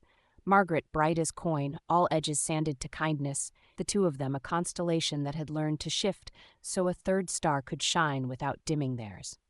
Found family, she thought suddenly, and the words did not feel like a consolation prize. They felt like architecture. She drew the rug a fraction higher and stilled her hands upon it. "I'll have to look him in the eye when I answer," she said softly. "Nathaniel?" Margaret's voice was gentle. Harriet nodded. "The letter's one thing, but when I see him, if I can't say what I've written aloud, then it isn't true." Hugh inclined his head. "Very sound test." "What will you say?" Margaret asked. Harriet looked out at the soft, stubborn world, hairline clouds stitched over sky. "That I prefer truth to wisdom," she said. "And that for the first time in a very long time I'd like to be believed." The words surprised her as she spoke them. They didn't feel risky. They felt earned. "Good," Margaret said, throat tight. Hugh cleared his. "We'll go slowly," he said briskly, the way men do when emotion makes them efficient. 2 calls the first 2 days, 1 salon, then your house, then mine again. By then London will have grown bored with its own invention and will be desperate for new content." "We'll give it none," Harriet said. "Precisely." The coach crested a rise. Beyond it, the road unfurled in a straight, rain-dark ribbon toward a city that had made and unmade more people than it remembered. Harriet watched it come nearer without flinching. Margaret leaned into her shoulder, just enough for comfort, not enough for coddling. "You do realize," she murmured, "that if he starts writing poetry, I will personally set his study on fire." "I will hold your cloak," Harriet said. "Excellent." Hugh adjusted the rug over their knees with a fussiness he would deny later, and glanced toward the window as if measuring the hours left to say nothing. "We'll be home before dusk," he said. "Morton willing." "Morton is always willing," Harriet said, "on his own terms." "Truly your match," Margaret said. The carriage rolled on. Somewhere to their right, a break in the clouds admitted a slash of pale light that turned the road's wet surface to quicksilver. Harriet watched it orchestrate the hedgerows and the stones and the small, ordinary miracles of travel, and felt for once not like a target, not like a legend, but like a woman moving in the direction she chose. "Until London," she said under her breath. "Until London," Margaret echoed, hearing everything in it. Hugh did not repeat the phrase. He didn't need to. He tapped twice on the roof, as if to tell the city they were coming on their own terms, and to tell the city to wait. London did not greet her so much as absorb her. The Wrexham's carriage rolled to a gentle halt before Harriet's townhouse in Bloomsbury Square, the wheels hissing softly on the damp cobblestones. The journey from Fernley had been long, and though conversation had been pleasant, Margaret soft and teasing, Hugh unflappably dry, Harriet felt strangely suspended, as if her body had arrived but her mind lingered somewhere between the orchard and the gallery, still caught in the warmth of Nathaniel's hands. Rain-dampened light washed over the townhouse facade. White stone, pristine windows, the iron railings polished as if expecting a parade. And at the door, waiting in perfectly composed dignity, stood Morton. His black coat was immaculate, his shoulders straight despite his advancing years. His expression was as placid as ever, but Harriet knew him too well. There was an alertness in his eyes, a slight lift at the corners, as if he were reading her from bonnet to boots. Hugh stepped out first, then offered a hand to Margaret. Harriet descended last, trying and failing to school her expression into neutrality. She was not used to returning home changed. Morton bowed. "My lady, welcome home." "Thank you, Morton," Harriet said, and hoped her voice did not reveal anything it shouldn't. His eyes flicked, just once, to the absence of her carriage in the street, a completely neutral gesture, entirely proper. But Harriet felt heat rise to her cheeks all the same. "The wheelwright sent notice yesterday evening," Morton said, "regarding the necessary repair to your carriage wheel. He expects completion within the week." "Good," Harriet said quickly. "Very good." Margaret shot her a suppressed smile over her shoulder. Morton continued, "I took the liberty of airing the drawing-room this morning and lighting a small fire. The housekeeper has prepared a simple supper should you wish it." And here he paused with a delicacy that bordered on artistry. "A letter arrived for you not an hour ago." Harriet's breath caught. She hated that it caught, but there was no uncatching it. "From whom?" she asked, aiming for casual. She doubted she hit it. "I cannot say, my lady," a perfect lie. Morton had opened her correspondence for years in accordance with household custom. He always recognized handwriting. It was delivered by hand, with instructions that it be placed on the salver for your immediate attention. Her pulse fluttered like a startled bird. Nathaniel. Of course it was Nathaniel. She felt Margaret's delighted nudge at her elbow. Hugh made a tactful sound, somewhere between a cough and a warning that he existed. Morton, unblinking, added, "Shall I have tea brought to the drawing-room?" "Yes," Harriet said too quickly. "No." Yes. Tea would be lovely." Morton bowed again and stepped aside so they could enter. Inside, the house greeted her with familiar scents: lemon oil, beeswax polish, the faintest trace of roses from the arrangements Morton refreshed daily. Her home had always been a sanctuary, ordered, controlled, quietly elegant, yet today it felt smaller, or perhaps she felt larger. Margaret slipped her gloves off in the entryway. "We will stay only an hour, darling, so you can settle in." Hugh arched a brow. "We will stay as long as necessary for Harriet to stop pretending she isn't desperate to sprint to the drawing-room and tear open that letter with her teeth." "Hugh," Margaret chided. "I said pretending." Harriet wanted to glare at him, but couldn't manage it. Her insides were too warm, her pulse too buoyant. "I am not," she began. Margaret turned, smiling like a cat who had spent the entire afternoon sunning itself in the conservatory. "My love, you absolutely are." Harriet gave up. "I can't decide which of you is more obnoxious." "Oh, him," Margaret said instantly. "Always him." "I accept that," Hugh replied. Morton appeared once more, silent as a thought. "My lady, the letter is waiting for you in the drawing-room. Shall I bring tea now?" "Yes," Harriet said, breathless despite herself. "Please." Margaret looped her arm through Hugh's. "After you," she said to Harriet, but Harriet was already moving. The drawing-room was warm in the late afternoon gloom, golden light flickering against the plaster moldings. A single fire crackled in the grate. Morton had arranged the chairs, not precisely differently, but somehow more welcomingly. He had not placed fresh flowers, not yet, but Harriet had no doubt he would. Morton liked symmetry and significance. On the small polished table beside her favorite chair lay a single envelope. Harriet stopped in the doorway. It was ridiculous how her body reacted. The smallest flutter low in her stomach, a tightening beneath her ribs, a ridiculous warmth in her chest. She crossed the room slowly. The paper was quality vellum, the seal unbroken, the handwriting precise and unmistakably masculine, though she had only seen it once before.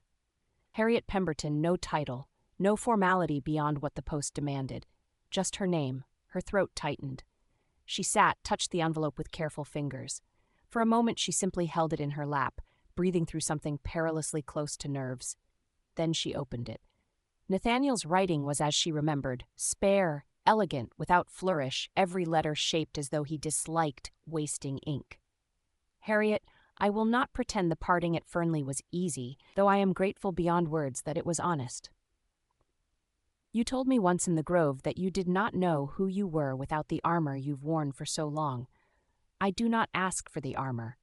I only ask for the woman who stood before me and chose to stay a few extra days. London is larger than both of us, but I mean to navigate it without losing the clarity we found at Fernley. You said you would read, so I am writing.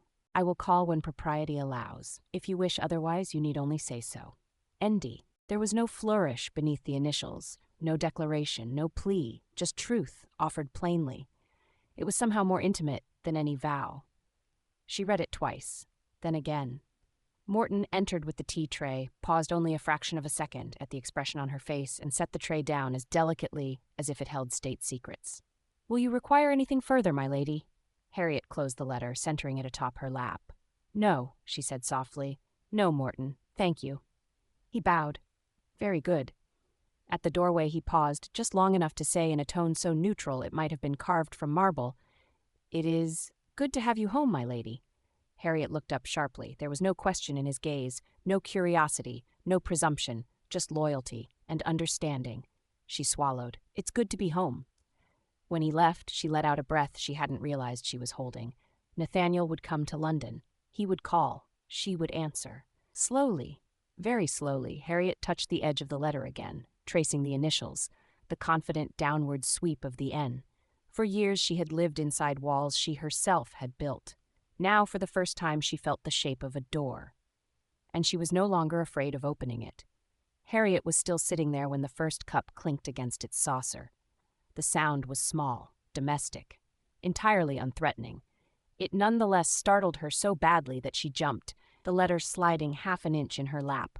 Oh, she said, blinking. Margaret was standing at the side table, pouring tea with unhurried grace, as though she had been there all along. Hugh sat opposite her, one long leg crossed over the other, a biscuit balanced thoughtfully between his fingers. They both looked at Harriet. Margaret's mouth curved. There she is. Harriet stared at them, then at the teapot, then back at Margaret. How long have you been here? Hugh considered. Long enough to observe you reread that letter like a woman decoding scripture. Margaret set the pot down with a delicate finality, and long enough to conclude that whatever it says, it is not an apology. Harriet felt heat rush to her face. I didn't forget you were here, she said, which was patently untrue. I was merely distracted. By romance, Hugh supplied. By correspondence, Harriet corrected stiffly. Margaret brought a cup to her, setting it within reach. Drink. She said gently, You've gone pink, which is most unlike you. Harriet accepted the cup, grateful for the warmth in her hands. She took a sip, then another, grounding herself in the familiar ritual. Only then did she let herself lean back in the chair. I'm sorry, she said finally. I didn't mean to abandon you both to your tea. Hugh waved a hand. We've survived worse. Your curtains, for example. Margaret shot him a look. They were fashionable. They were an act of aggression, Hugh said calmly. Harriet laughed, softly but genuinely, and some of the tightness in her chest loosened. She glanced down at the folded letter in her lap, then back up at Margaret. He's going to call, she said, as though saying it aloud might make it real. In London. Margaret's expression did not change, but her eyes warmed. Good. And he wrote, Harriet added. Not floridly, not to impress, just truthfully. Hugh nodded once. That sounds like him. Harriet looked at him sharply. You say that as though you know him well. I do, Hugh said. Men like him who don't waste ink rarely waste people. Margaret reached out and squeezed Harriet's knee. You don't look shocked, she said quietly. Harriet considered. The answer surprised her. No, she said, I don't. The fire popped in the grate. Outside, a carriage rattled past on Bloomsbury Square, the sound distant and unimportant. Harriet lifted her cup again, the letter warm against her palm, the room full of people who knew her well enough to sit in silence and wait. For the first time since Fernley, she felt entirely present, and entirely unalone. Chapter 11. London absorbed her in stages. First the smell of it, coal smoke and river damp and the particular mineral sharpness of city rain. Then the noise, filtering through the carriage glass as they rolled into the familiar geometry of Brook Street in Mayfair. Iron wheels on stone, a crossing sweep's long broom, the distant percussion of a tradesman's cart. Then the houses themselves, their white faces mild and incurious, their railings polished and permanent, as though no amount of upheaval in the countryside could alter a single sash window. Harriet's townhouse received her without ceremony. That was the kindness of houses. They did not inquire. She had been back 5 days. 5 days of Morning Post sorted neatly by Morton onto the salver, notes from callers, a card from Lady Durham enclosing a pressed rosebud, and what could only be described as a wink in ink, a terse but affectionate line from the Wrexhams confirming they were installed in Berkeley Square, and that Margaret had already threatened to redecorate the guest room if Harriet did not visit within the fortnight. And twice, letters she recognized without needing to see the direction. She had read each one 3 times and answered both the same evening. The letters were plain, direct, unembellished. They had discussed, in careful succession, the state of the roads from Fernley, the irritating persistence of a water pipe at Deane House that had developed opinions about the ceiling, and whether Harriet considered Cowper genuinely poetic or merely inoffensive. She had told him inoffensive was its own kind of cruelty. He had replied that she was not wrong, and that he had found a volume of Mary Wollstonecraft in his late uncle's library, which he suspected the old man had never opened. She had replied that the late uncle sounded like a cautionary tale. He had replied that most men were. Harriet had laughed out loud at that in her study, alone at 10:30 in the evening, with only Tabitha watching from the window-sill with the expression of a creature who found human feeling faintly embarrassing. "Don't look at me like that," Harriet had said. Tabitha had blinked her one eye and looked away. Sensible beast. The 5 days had not been without their complications. London was doing what London did, absorbing the news from the country and redistributing it with interest. She had paid 3 calls. She and Margaret had decided on the first strategy from the carriage, the public poise, and on 2 of those calls she had felt the particular quality of attention that meant people were being polite about something they intended to say later. A pleasant inquiry about her health that lasted a beat too long. A compliment on her gown followed by a pause that wanted filling. She had not filled it. The second call at Mrs. Godwin's house in Brook Street had been more direct. Mrs. Godwin herself, sharp-eyed, white-haired, a woman who had survived 2 husbands and 3 changes of government and remained cheerfully intact, had taken one look at Harriet's face and said, over excellent Souchong, "They're talking about you, you know." "They often are," Harriet had replied. "This is different," Mrs. Godwin had said. "It has the flavor of something they intend to be permanent." "Who is doing most of the permanent flavoring?" Mrs. Godwin had tilted her head in the manner of a woman who had known the answer before the question was asked. "Pembroke. Though she's been clever about it, nothing you could pin to paper, just the kind of thing that spreads in drawing-rooms and sticks to the walls." "She's suggesting I was indiscreet," Harriet had said. "She's suggesting that a widow of your history ought to know better than to court a marquess whose intentions are unclear." "His intentions are perfectly clear," Harriet had said, before she could stop herself. Mrs. Godwin had smiled slowly over her cup. "I rather thought so. I simply wanted to hear you say it." Harriet had departed Brook Street feeling simultaneously managed and grateful, a sensation she associated only with Margaret, and apparently now with Mrs. Godwin, who was turning out to be a more interesting ally than anticipated. By the 5th morning, the comfortable silences of her townhouse had begun to acquire a quality she could not quite name. Not unhappy, not restless, something subtler. She was sitting with the Morning Post, Tabitha installed on the opposite chair like a small, disapproving governor, when Morton appeared in the doorway. "Lady Pemberton," he said, in the tone he used for things he had already decided she needed to know. "The Duchess of Wrexham has sent round a note. She is hosting a supper this Friday." "Is she?" Harriet said without looking up from the letter she was holding. "A small gathering," Morton continued.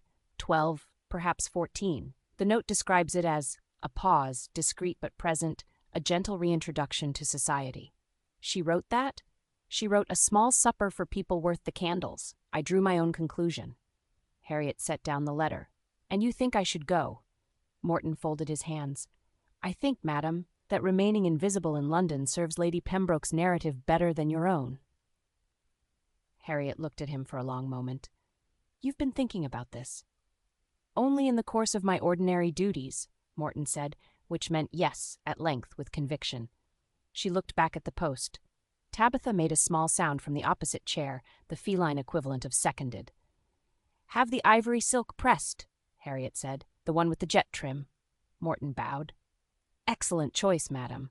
A pause. "If I may add—" "You may not," Harriet said pleasantly. He bowed again and departed. She picked up Nathaniel's most recent letter from beneath the others and read it a fourth time, not because she had forgotten what it said, but because she had not yet finished deciding how it made her feel. The Wrexham house in Berkeley Square was lit from every window by the time Harriet arrived. The November dark gathered soft and cold around the carriage. She adjusted her gloves on the front step, while a footman relieved her of her wrap, and then drew herself to her full height and stepped inside. Margaret met her in the hall, which was itself a statement. Duchesses did not usually collect their own guests. "You look magnificent," Margaret said, by way of greeting. "I made an effort," Harriet replied. "Enormous effort," Margaret said, steering her gently by the elbow toward the doors of the principal drawing-room. "The jet trim was inspired. Morton, he suggested ivory. The trim was my own. Between the two of you, London doesn't stand a chance." Margaret's voice lowered. "Now, a quick accounting. Mrs. Godwin is already here. She's been your ally since Tuesday, I gather, and Lord Fairchild and his wife, who are mostly harmless. The Ashcombes. Young Mr. Priest, who writes for the Literary Quarterly and will almost certainly quote something at you, but means well." "And the less harmless?" Margaret's mouth curved. "Lady Whitby is here. I invited her deliberately. She is the primary vector of Pembroke's secondary rumors, and I want her to see you in possession of your full faculties." "And is that all?" Margaret's eyes moved fractionally to the right. Lady Pembroke was also invited. Harriet stopped walking. "Before you speak," Margaret said, in the tone she reserved for things she had already argued with herself about, "hear the reasoning. If I exclude her, she claims martyrdom, and the story becomes about what we're hiding. If she's here, in my house, where the rules are mine, she has less room to maneuver. You are not the guest being introduced. You are my dearest friend. There is a difference." Harriet was silent for 3 full seconds. "That," she said finally, "is either very clever or very optimistic." "Both," said Margaret, opening the drawing-room doors. "Always both." The room greeted her like a wave. Warm light, a low hum of voices, the clink of crystal, the soft percussion of silk against furniture. Harriet registered a dozen faces in the first sweep, some curious, some pleased, some carefully neutral in the particular way that meant they were working hard at not looking curious. She smiled, moved forward, let the years of finishing school training carry her into the room like a tide. Mrs. Godwin raised her sherry in a small private salute from across the room. Lady Whitby stood near the fireplace with Lady Ashcombe, their fans moving in the practiced rhythm of women conducting a conversation they would resume the moment she was out of earshot. Harriet nodded to them both with equal impeccable warmth. And there, near the window, arranged in the studied pose of a woman who had arrived early in order to establish territorial advantage, Lady Pembroke, in burgundy silk, her smile the kind that had been applied rather than grown. "Lady Pemberton," she said, as Harriet passed within speaking distance. "How lovely to see you looking so well. The country air evidently agreed with you." "It did," Harriet said pleasantly, "though I find London suits me just as well, once one remembers which rooms are worth entering." Lady Pembroke's smile held. "How true. Not every gathering repays the effort." "I find this one already promising," Harriet said, and moved on before the pause could be exploited. She spent the first 40 minutes of the evening precisely as she and Margaret had agreed, present, composed, unhurried. She spoke to Mrs. Godwin about the Wollstonecraft, to Mr. Priest about an essay he had written on the theatre, to Lord Fairchild's wife about a recent exhibition at the Royal Academy. She accepted a glass of wine. She laughed at 2 jokes and declined to laugh at a third, which was unkind. She did not look at the door. She was not watching the door. She was listening to Mr. Priest describe a production of The School for Scandal when the atmosphere of the room shifted. Not loudly, not dramatically. But she had spent enough years in rooms like this to feel when their gravity rearranged itself around a new arrival. She turned.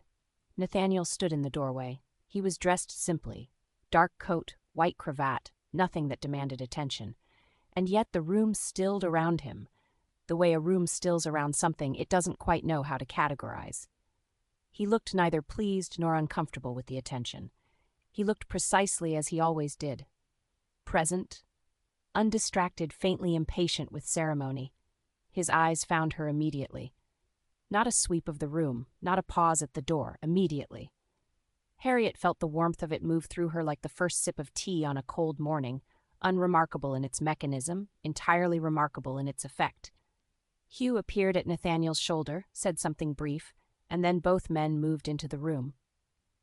Nathaniel greeted Lady Durham's friend, Mrs. Ashcombe, and then made his way, not quickly, not circuitously, toward Harriet. "Lady Pemberton," he said, when he reached her. "Lord Deane," she replied. "You're late." Something in his face softened. "I was on my knees in the east corridor with a wrench trying to fix that damned water pipe until 7:30, he said. "My steward was appalled." Harriet smothered a laugh behind her hand. "Is it still destroying the ceiling?" "It is considering its options," he said. "I have left it to think." Mr. Priest, who had been listening with the bright, slightly bewildered expression of a man assembling context on the fly, glanced between them. "You are acquainted, then?" "Briefly," Nathaniel said. "Sufficiently," Harriet said at the same moment.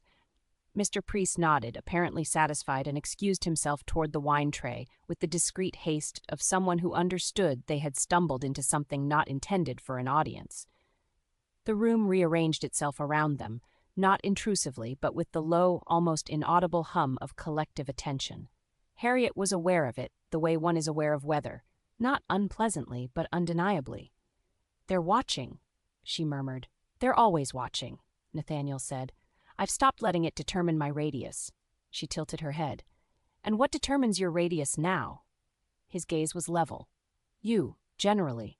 She looked away, pressing her lips together against a smile. "You're outrageously direct in other people's drawing rooms. I've found indirectness requires too much maintenance." It was Lady Pembroke who broke the pleasant rhythm of the evening, as she invariably did, and with characteristic timing, late enough that the company had relaxed, early enough that the damage had room to spread. She had been circling, Harriet had noticed. Not obtrusively. Lady Pembroke was never obtuse when she could be oblique, but steadily, drifting between clusters of conversation, dropping words like careful stones into still water, and then moving on before the ripples reached shore. Harriet had watched it and said nothing. Margaret had watched it and said nothing. Hugh had watched it and refilled his wine, which amounted to the same thing.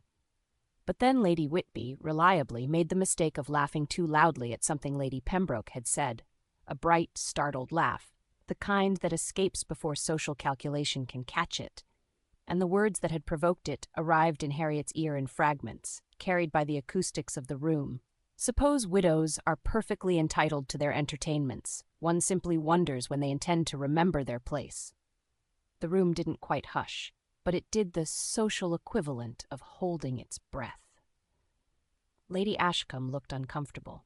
Mrs. Godwin went very still, which, in Harriet's experience, was how Mrs. Godwin looked immediately before she acted. Nathaniel, standing 2 paces from Harriet, had stilled in a different way, the particular stillness of a man deciding whether to intervene. Harriet touched his sleeve, barely. The brush of 2 fingers, a half-second of pressure. "Wait," she turned. "I do beg your pardon," she said pleasantly, pitched to carry, as Lady Pembroke's had been, without the vulgarity of raising her voice. "I thought I heard something about widows and their place. I find I'm curious, since I occupy both categories. Do elaborate." The room inhaled. Lady Pembroke turned, fan at rest, her smile the practiced composition of a woman who believed she had anticipated this. "My dear Lady Pemberton, I only meant—" "No," Harriet said, still pleasant, still perfectly calibrated. "I'm sure you meant exactly what you said. It's far more interesting when people do." She tilted her head. "Shall I explain the error, or would you prefer to locate it yourself?" Lady Pembroke's smile stiffened. I made no error. The premise was the error, Harriet said. You spoke of a widow's place as though it were a room one is assigned and must not leave. A widow's place is wherever she chooses to stand. You may find that inconvenient. She paused, thoughtfully. I find it rather liberating. A small, startled laugh escaped from somewhere to her left. Mr. Priest, she thought, hastily converted into a cough. Lady Pembroke opened her mouth. I don't think, said Mrs. Godwin from across the room, with the comfortable authority of a woman in her 7th decade, who had stopped moderating her opinions around 1802, that Lady Pemberton requires assistance in finding her place. It appears she has located it perfectly well. Another ripple moved through the room. Not unkind, more like the particular sound of people exhaling something they had been holding since the beginning of the evening. Lady Pembroke looked at her fan, looked up, managed, with visible effort, a thin smile. How very articulate you both are, she said. I shall endeavor to be more precise in future. How kind of you, Harriet said. I shall look forward to it. Lady Pembroke moved away with the stiff composure of a woman who had not lost, but who had not won either, which was, Harriet knew from long experience, often the worst of the two. Margaret materialized at her elbow with the timing of someone who had been close enough to watch but far enough to leave Harriet the field. If she were a chess piece, she murmured, she'd be a bishop, all diagonal and holy. Then we'll take her with a rook, Harriet murmured back. Hugh is a rook. I am whatever piece is allowed to move in surprising ways. A queen, Nathaniel said from Harriet's other side. He had said it without turning, his voice barely above the ambient sound of the room, and he did not look at Margaret when he said it, only continued watching the middle distance as though commenting on the wallpaper. Margaret glanced at him with an expression of faint, delighted surprise, the expression of someone who has been assessed accurately without having submitted to appraisal. I begin to see your appeal, she told him. I begin to be terrified by yours, he replied, and finally turned, very slightly, to include them both in what was probably the closest he came to radiating warmth in a crowded room. Someone had arranged for a string quartet in the music room beyond the drawing room. Not announced, just present, the sort of addition that appeared in Margaret's entertainments as naturally as flowers in a vase. They had been playing since supper, quiet, undemanding, the sonic equivalent of good light. Harriet had heard them beneath the conversation all evening, the way one hears water beneath a street. It was only when the drawing-room began to thin, guests drifting toward the music room in the gradual, uncoordinated migration that follows a satisfying supper, that she allowed herself to actually listen. Margaret, collecting a glass of champagne from a footman's tray, leaned close. They're playing a waltz, she said, in the tone of someone noting an interesting coincidence rather than manufacturing one. Are they? Harriet said. I believe someone suggested it. Margaret took a sip. I cannot imagine who. Harriet turned to look at her directly. You're incorrigible. I've been called worse. Margaret's eyes moved, briefly but unmistakably, to Nathaniel, who had been claimed by Hugh for a conversation that had the bearing of something logistical. He hasn't danced all evening. Neither have I. I know, Margaret said. That's why the quartet is playing a waltz. She drifted away before Harriet could answer, which was probably intentional. The music room was smaller than the drawing room and golden with lamplight, the furniture cleared from the center to make a modest floor. Several couples had already found their way in, Lord and Lady Fairchild moving together with the competent ease of people who had been dancing together for 15 years, and two younger couples who were discovering that a waltz in a private house carries considerably less formality than one at Almack's. Harriet entered and stood near the wall, not retreating to it, simply pausing, watching. The music was unhurried. The room smelled of beeswax and champagne and just slightly of the cold that had been let in when a window was opened to adjust the temperature. She heard him before she saw him, that particular step, unhurried and deliberate, that she had catalogued without meaning to sometime in the second day at Fernley. Nathaniel appeared at her side. He did not say anything for a moment. They stood together in the way they had learned at Fernley, that comfortable, weighted silence that required nothing of either party except presence. Then he said, very quietly, You told me I would have one dance. I told you might have one dance, she corrected. Conditional. What were the conditions? I can't remember, which perhaps means they've been met. He was quiet for half a breath. Is that permission? Harriet looked at him sideways. Lamplight caught the line of his jaw, the patient clarity in his eyes. He was not performing this. He was not asking in the way men asked when they expected an audience. He was asking in the way he did everything, as if the answer actually mattered and he intended to abide by it either way.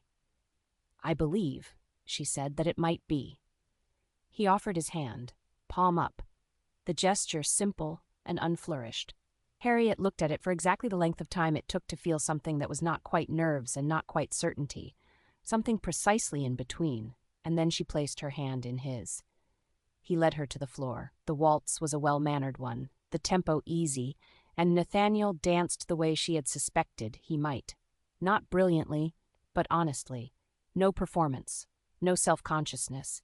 He simply moved, and he guided, and there was a steadiness to it that struck her somewhere between the ribs. They did not speak for the first rotation.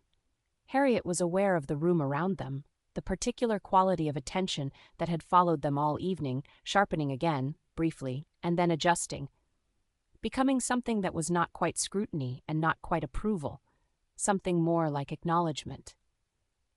Lady Whitby, she noticed in passing, had gone very still near the door. Lady Pembroke was not in the room.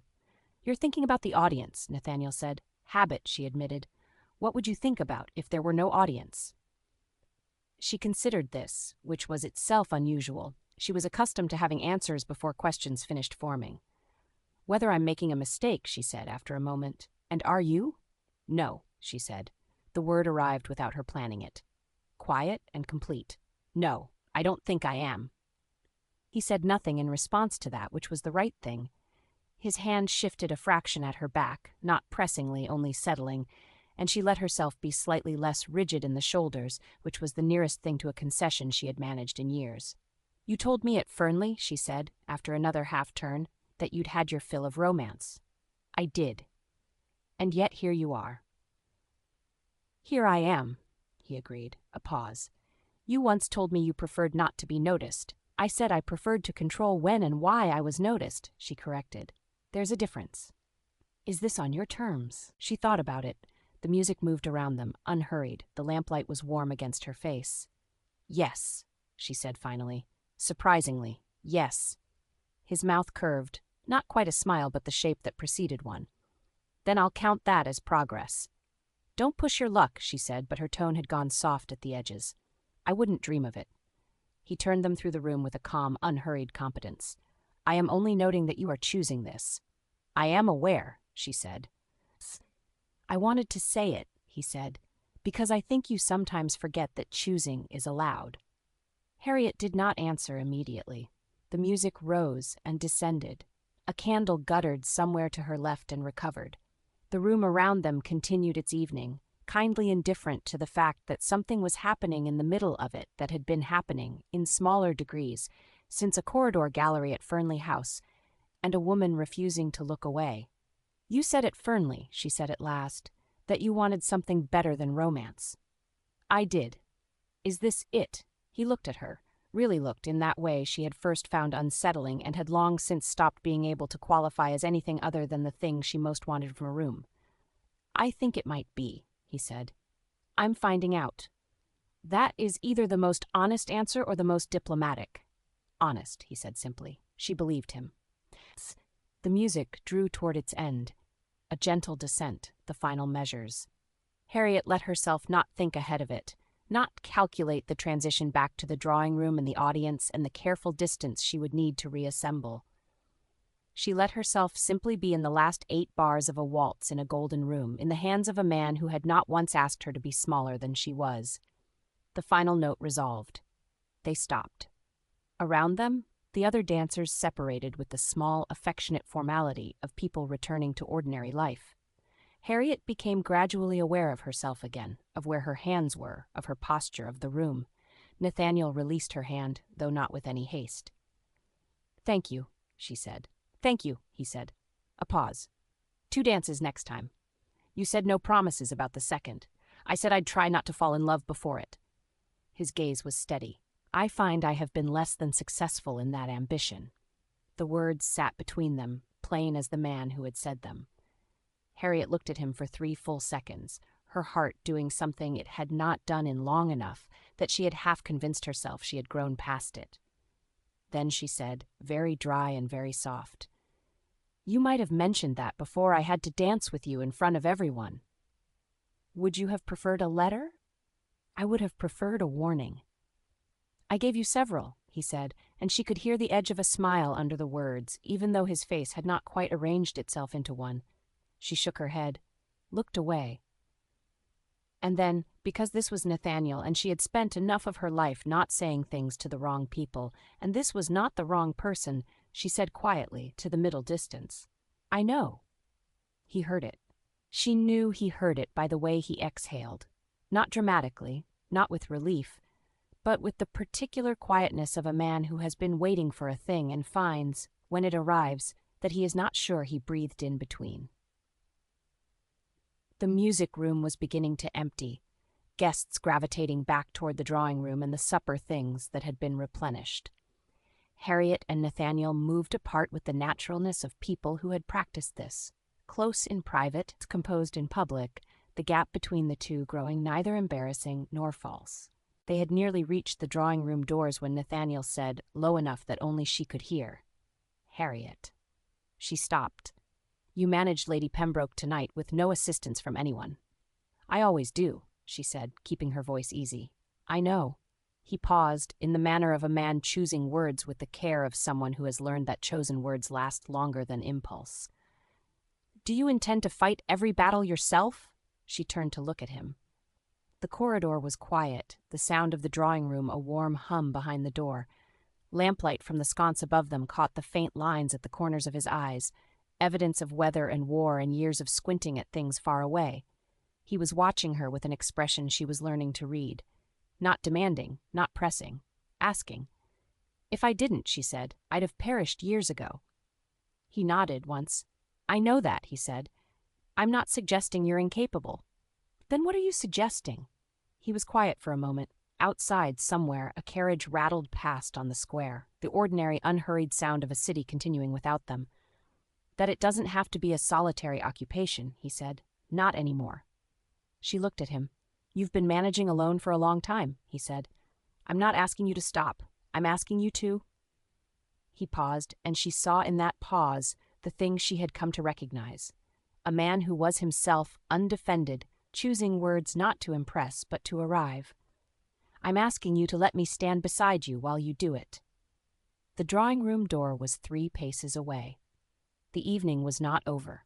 They would go back in, and Margaret would find them, and Mrs. Godwin would make a dry remark about the waltz that she would pretend not to have watched, and Lady Pembroke's shadow would follow them home in the form of tomorrow's gossip.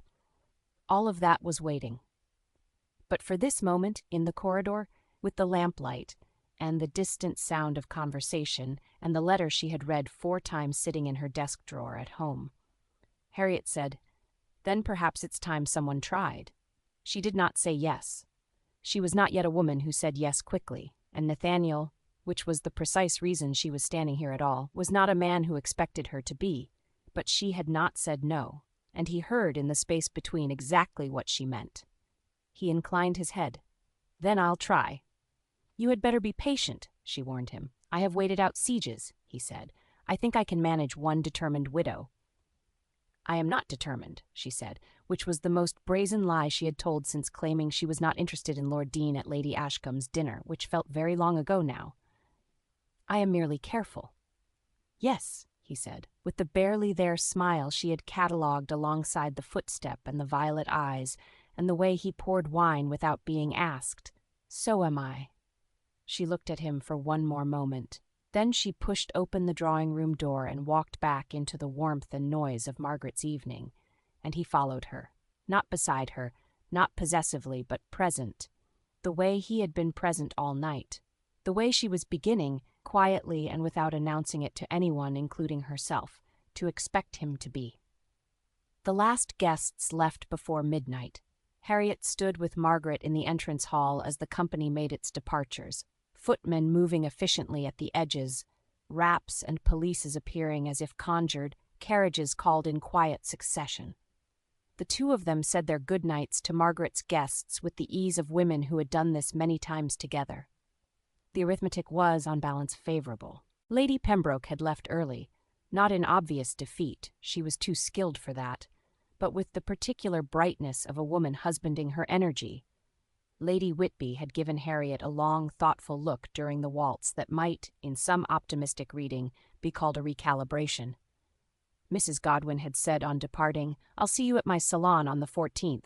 Bring your wit and leave your armor. You won't need it there." Harriet had said she would consider it. She had known, even as she said it, that she meant yes. When the door finally closed on the last carriage, Margaret turned to her with the expression of a woman who has been very professionally restrained all evening and has earned the right to stop. "Well," she said. "Well," Harriet agreed. "The waltz," Margaret said. "Tell me everything." "It was a waltz," Harriet said. "We danced. Nothing was said that requires repeating." "Something was said," Margaret said. "I was watching your face." "Margaret, Harriet." Harriet stopped, looked at her dearest friend, flushed from the evening, champagne in hand, eyes bright with something that was not quite triumph and not quite hope, but contained the flavor of both. "He said," Harriet said carefully, "that he had been less than successful in not falling in love with me." Margaret pressed her lips together. "In those terms," Harriet added. "More or less." "More or less," Margaret echoed. "He is not given to decoration. No, he isn't." Margaret took a slow sip of champagne. "And what did you say?"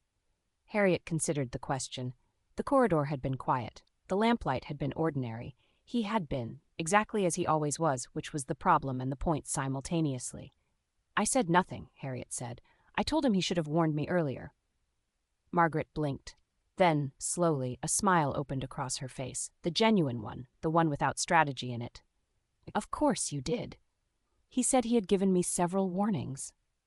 "He had," Margaret agreed. "I may have acknowledged that." "Harriet." "Very quietly," Harriet said, "and briefly." Margaret let out a breath that was almost a laugh. She set down her glass and crossed the hall and put both arms around Harriet with the uncomplicated warmth of a woman who had wanted this for her friend for longer than she had been required to admit. Harriet, after a moment, allowed it.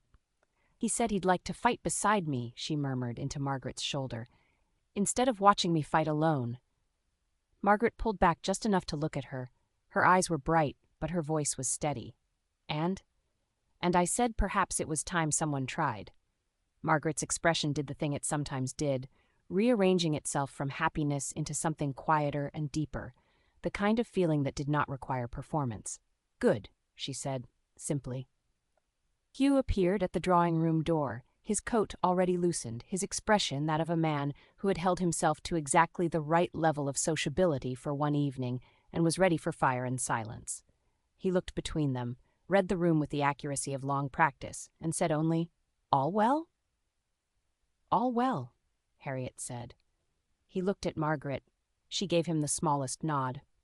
That, apparently, was sufficient. He asked nothing further, which was one of the many reasons Harriet had always liked him enormously.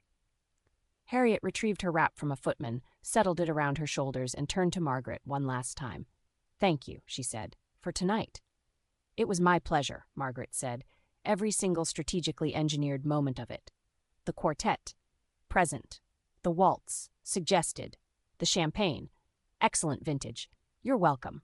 Harriet pressed her hand briefly. "You're the most meddlesome person I have ever loved." "I know," said Margaret. "Good night, Harriet." Outside, the November air was cold and clean. Berkeley Square dark except for the rings of lamplight and the usual distant chorus of a city pretending to sleep. Her carriage was waiting at the curb, the horses patient and steaming faintly in the chill. Her footman helped her into the carriage before taking his place next to the coachman. She settled into the corner seat and let the familiar rhythm of wheels on stone carry her home.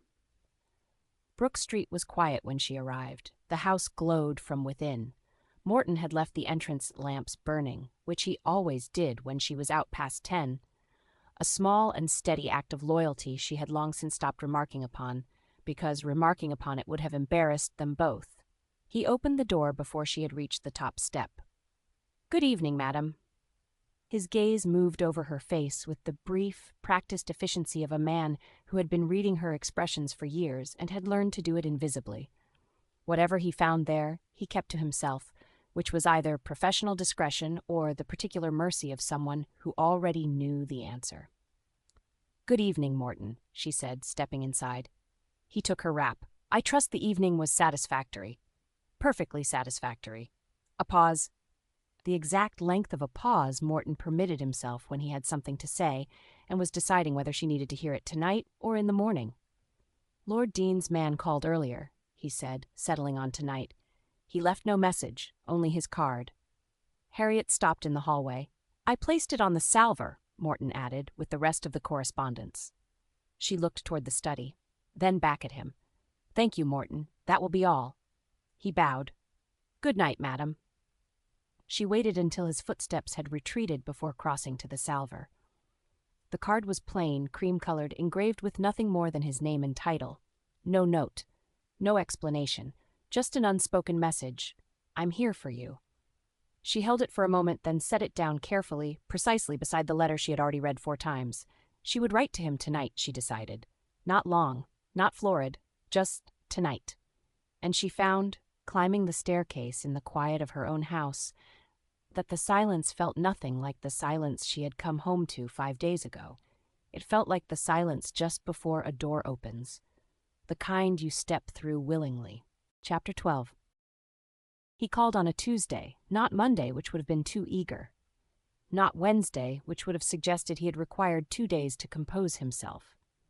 Tuesday was deliberate. Tuesday said, "I have thought about this, and I am not afraid of it." Harriet was in the library when Morton appeared in the doorway with the particular bearing he reserved for arrivals of significance. Spine fractionally straighter, expression fractionally more composed, as though he were quietly assembling his dignity on her behalf. "The Marquess of Deane, madam." Harriet set down her book. She had been reading the same page for 20 minutes, which she declined to examine too closely. "Show him to the drawing-room," she said, "and have tea brought, the good blend, not the mint." "Of course, madam." Morton paused. "Shall I also inform the kitchen that Lord Deane will be staying for lunch?" "No," Harriet said. He bowed and withdrew. She rose, smoothed the front of her morning gown, a deep green wool, perfectly respectable, chosen this morning with a casualness she refused to interrogate, and moved to the looking-glass above the mantel. Hair tidy, brooch straight. Composed and entirely indifferent, she told her reflection. The expression in the glass did not look indifferent. She turned away from it. The drawing-room was warm, the fire built up against the November chill, the curtains drawn back to admit what pale light the morning had to offer. Nathaniel stood near the window when she entered, his hat already given to the footman, his coat immaculate. He turned at the sound of her step. For a moment neither of them spoke. It was different, this. Fernley had been the country, informal, contained, a world apart from consequence. This was her house, her drawing-room, her territory, and he was standing in it by invitation, which meant something neither of them had been required to name until now. "Good morning," he said. "Good morning." She crossed to the settee and gestured toward the chair opposite. "Please sit." He sat. She sat. The fire crackled between them with cheerful indifference to the occasion. A footman brought the tea tray and retreated with the well-trained invisibility of a man who understood his role in significant scenes.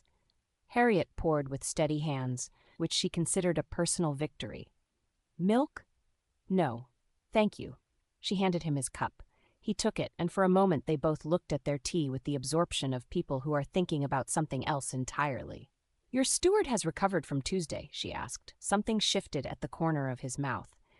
"He has submitted a formal request that I confine my mechanical interests to daylight hours. And will you?" "I told him I would consider it." "That sounds familiar," she murmured. "I learned it from someone." Harriet lifted her cup and looked at him over the rim. He was watching her with that particular steadiness she had catalogued at Fernley. Not demanding, not pressing, just present. It should have been easier to manage at close quarters in her own home. It was not. "Your uncle," she said, because it was safer ground than what was gathering between them. "The one who installed the pipes. Tell me about him." Nathaniel considered. He was the sort of man who read 3 newspapers before breakfast and then wrote letters to all of them. Contrary? Opinionated. There's a distinction, though it was occasionally difficult to locate in practice. He turned his cup in his hands. He installed the pipes in 1809. He'd read about experiments in Edinburgh and decided the technology was inevitable, so he would simply have it sooner than everyone else. And was he right? About the technology? Yes. About the timing? The pipes have been arguing with the house ever since. A pause. He was also the first person in London to keep a mechanical clock in every room. The servants nearly mutinied. Harriet laughed, a genuine one, unguarded. I would have liked him. I think he would have found you terrifying, Nathaniel said, which is the highest compliment I can offer on his behalf. The ease of it surprised her. She had anticipated ceremony, the stiff formality of a first call, careful topics, measured distance. Instead there was this, tea going warm, a dead eccentric uncle with opinions about plumbing, and the sense that she could say almost anything and he would receive it without flinching, which was, she recognized, precisely the problem. It was much harder to maintain a proper distance from a man when you liked him. I wanted to thank you, she said, setting down her cup, for the card, the evening before the supper. He shook his head slightly. No thanks needed. I'm thanking you anyway, she said. I found it when I came home. It helped. She paused. More than I expected. He looked at her steadily. Good. One word, and yet it landed with the weight of something longer. They sat in silence for a moment, the comfortable kind, the sort she had stopped expecting to find with anyone. Outside, Brook Street continued its Tuesday morning. A cart rattled past, a vendor called something about chestnuts, a dog barked expressing a strong opinion about something unseen. Then Nathaniel said, without preamble, May I ask you something directly? You generally do, she said. I'd prefer permission this time. She looked at him. Ask. Have you ever considered marrying again? The question landed quietly, not aggressively, not with the weight of expectation, just honestly placed between them like a document requiring a signature or a refusal, either of which he would accept. Harriet looked toward the fire. The coals had shifted. A small flame leapt and settled. I have considered it, she said carefully. In the abstract, as one considers the possibility of storms in summer, aware it might happen, uncertain whether one wants it to. And less abstractly? She returned her gaze to him. Less abstractly is more complicated. I'd expect nothing less from you, he said, without a trace of irony. She was quiet for a moment. Then, I was not unhappy in my first marriage. John was a good man, a kind man. She chose her words with care. I loved him. I want you to understand that. I did love him, but it was the kind of love that sits comfortably rather than deeply. We were well suited in the way that 2 reasonable people can be well suited without ever quite seeing each other clearly. I grieved him genuinely. And I also knew, when the morning lifted, that I had been performing a version of myself for the entirety of our marriage without fully realizing it. Not because he asked me to, because I didn't know there was another option. She had not said that aloud before, not to Margaret, not to anyone. Nathaniel did not rush to fill the silence she left after it. I don't want that again, she said, performing, being the version that fits the frame. He set down his cup. Then don't, he said. You don't need another guardian, Harriet. You don't need someone to manage you or protect you or present you to the world in a flattering light. He held her gaze. You need a partner, someone who sees what you actually are and finds it. He paused, and she heard in that pause a man who was also choosing his words with care, more than sufficient. The last 2 words landed with a softness that made her throat tighten. More than sufficient, she repeated quietly. Considerably more, he said, but I didn't want to be excessive. She looked at him for a long moment. Then she reached for her teacup and took a slow, deliberate sip, which bought her approximately 4 seconds to reassemble herself. You are not making this easy, she said. I'm not trying to make it easy, he replied. I'm trying to make it honest. A pause. That, Harriet said after a moment, may be the most infuriating thing anyone has ever said to me. I'm sure you'll think of a response, he said. You generally do. She very nearly smiled. Give me time. I have plenty, he said, and meant it. He stayed an hour and a quarter. which was precisely the correct length for a first formal call, long enough to be significant, short enough to leave her wanting more of the conversation. She suspected he had calculated it. She also suspected she did not mind. After he left, she sat in the drawing room for several minutes without moving, her hands folded in her lap, looking at the 2 teacups on the tray. Then she went to her desk and wrote him a letter. It said, "The uncle sounds like the most interesting Harrow in several generations. The pipes, at least, suggest ambition. As for your question, I have not yet formed a complete answer, but I find I am no longer certain I don't want to. That will have to do for now. H." She sealed it before she could revise it and gave it to the footman before she could reconsider. Morton, passing in the hallway, said nothing, but the angle of his head suggested that he approved. She went back to her book. She read the same page 3 more times. It was the following afternoon that everything changed. Harriet was preparing to go out. Mrs. Godwin's salon was that evening, and she had promised Margaret she would attend, which meant she needed to decide between the dark blue and the charcoal gray before 4 o'clock, when Morton appeared again in the doorway with that same fractionally straighter bearing. "A caller, madam," he said. "It's Clara, Lord Pemberton's sister, now called Clara Drummond." Harriet went very still. Clara. She had not seen Clara since the funeral, when Clara had been newly engaged to her American and still hollow-eyed with grief, and Harriet had been so deep in her own that they had barely managed a proper conversation between them. And then Clara had gone to America, and there had been letters at first, and then less frequent letters, and then the occasional letter at Christmas, and years had passed in the way years did when you were just living your life. "Drummond," Harriet said. "She's remarried. Her first husband must have died."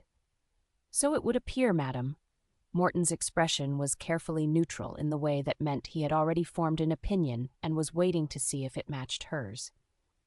"Shall I show her in?" Harriet straightened. "Yes, and have tea brought, fresh pot, the good blend." "Of course, madam." She had perhaps 30 seconds to prepare herself before the drawing-room door opened and Clara Drummond walked in. She was different. That was the first thing. Not unrecognizably so, but the difference was real and immediately legible. The Clara that Harriet remembered had been lovely in the careful, composed way of a woman who had been taught that loveliness was her primary obligation. This Clara was lovely in a different way entirely. Sun-touched, bright-eyed, with the easy posture of a woman who had stopped measuring herself against rooms.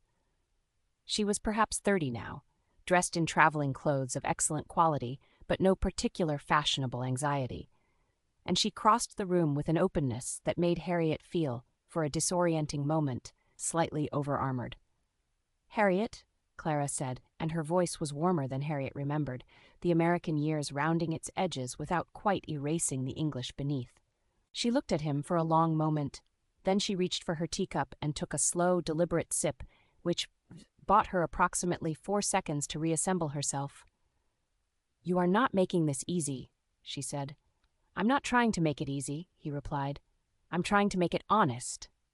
A pause. "That," Harriet said after a moment, "may be the most infuriating thing anyone has ever said to me." "I'm sure you'll think of a response," he said. "You generally do." She very nearly smiled. "Give me time." "I have plenty," he said, and meant it. He stayed an hour and a quarter, which was precisely the correct length for a first formal call, long enough to be significant, short enough to leave her wanting more of the conversation. She suspected he had calculated it. She also suspected she did not mind. After he left, she sat in the drawing room for several minutes without moving, her hands folded in her lap, looking at the 2 teacups on the tray. Then she went to her desk and wrote him a letter. It said, "The uncle sounds like the most interesting Harrow in several generations. The pipes, at least, suggest ambition. As for your question, I have not yet formed a complete answer, but I find I am no longer certain I don't want to. That will have to do for now. H." She sealed it before she could revise it and gave it to the footman before she could reconsider. Morton, passing in the hallway, said nothing, but the angle of his head suggested that he approved. She went back to her book. She read the same page 3 more times. It was the following afternoon that everything changed. Harriet was preparing to go out. Mrs. Godwin's salon was that evening, and she had promised Margaret she would attend, which meant she needed to decide between the dark blue and the charcoal gray before 4 o'clock, when Morton appeared again in the doorway with that same fractionally straighter bearing. "A caller, madam," he said. "It's Clara, Lord Pemberton's sister, now called Clara Drummond." Harriet went very still.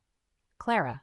She had not seen Clara since the funeral, when Clara had been newly engaged to her American and still hollow-eyed with grief, and Harriet had been so deep in her own that they had barely managed a proper conversation between them.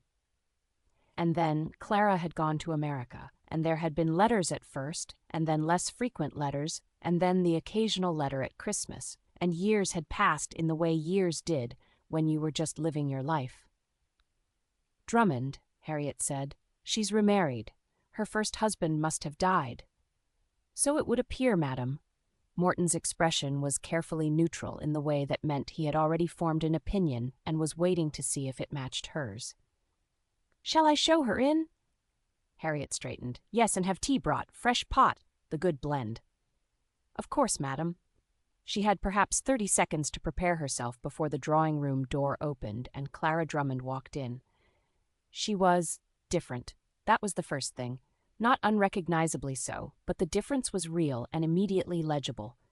The Clara that Harriet remembered had been lovely in the careful, spot-composed way of a woman who had been taught that loveliness was her primary obligation. This Clara was lovely in a different way entirely. Sun-touched, bright-eyed, with the easy posture of a woman who had stopped measuring herself against rooms.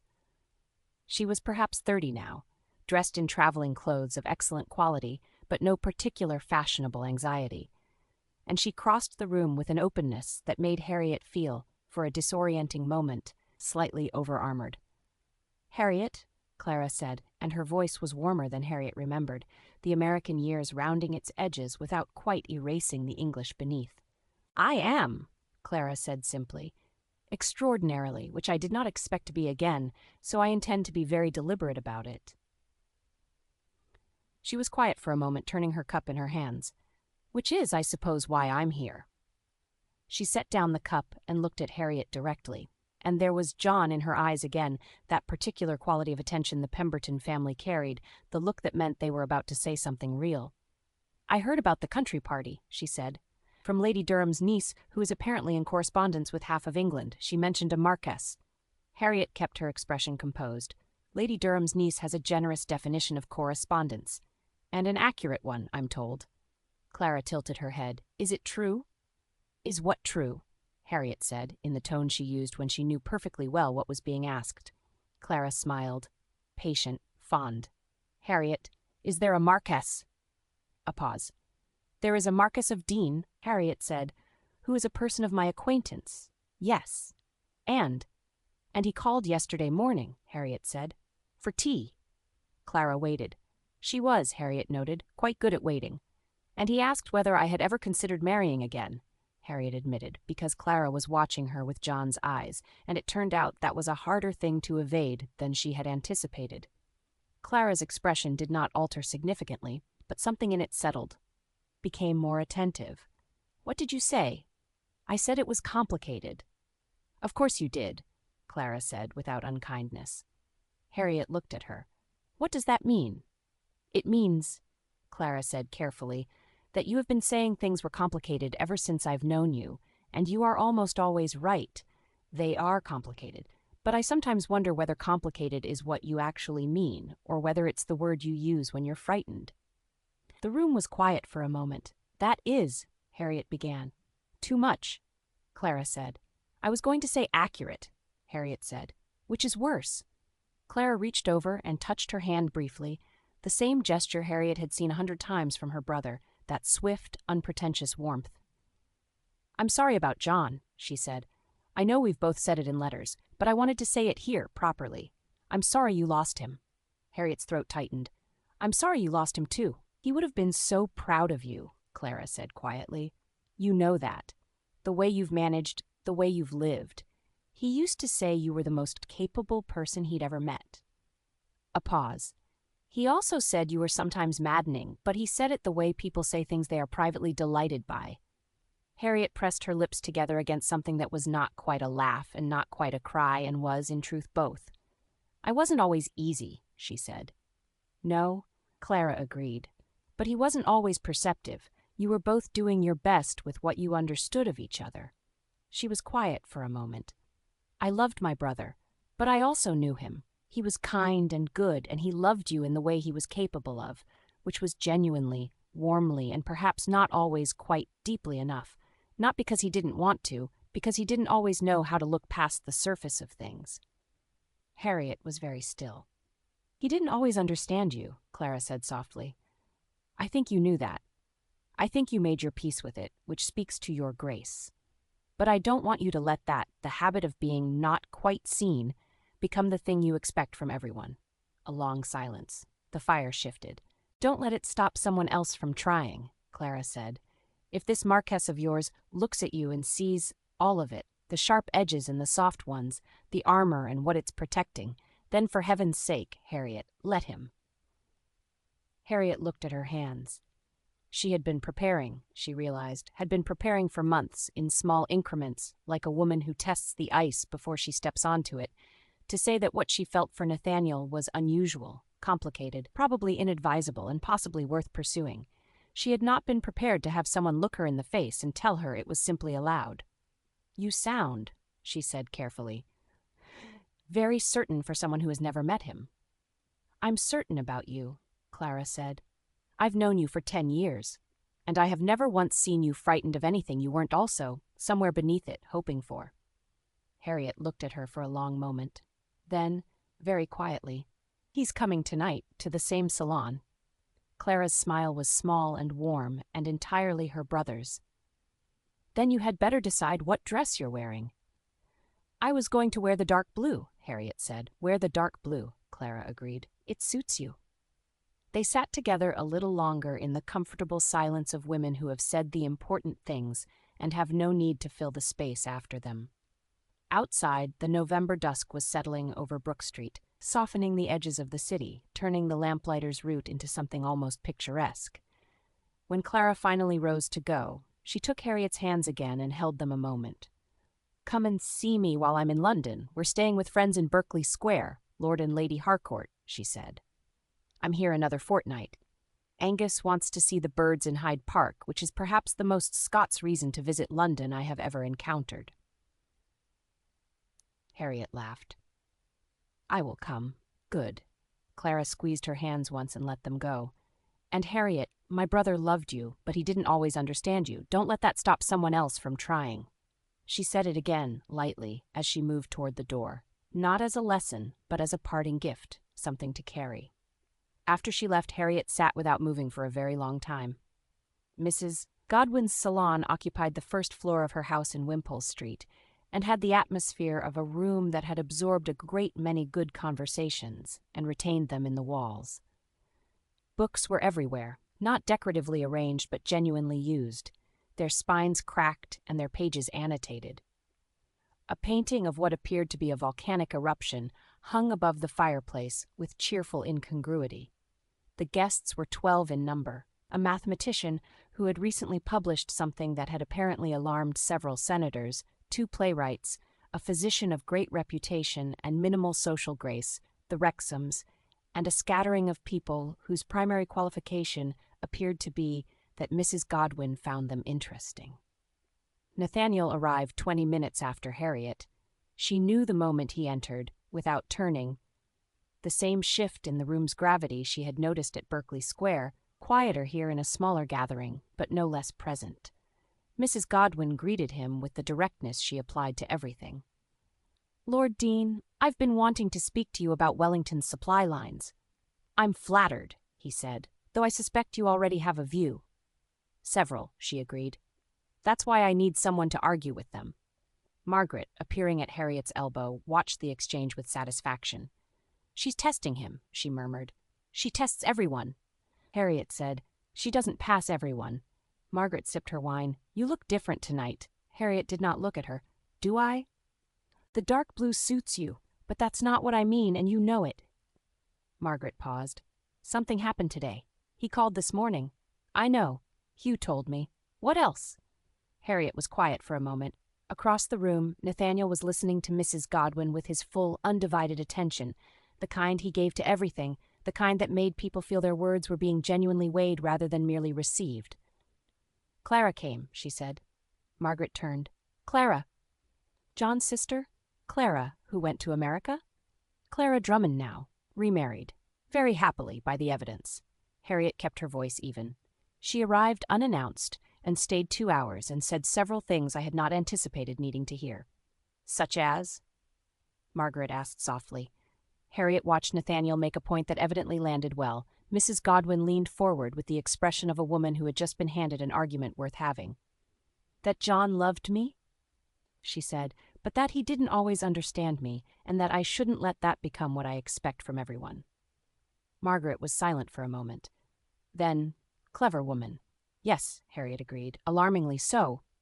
"And does it help, hearing it?" Harriet considered.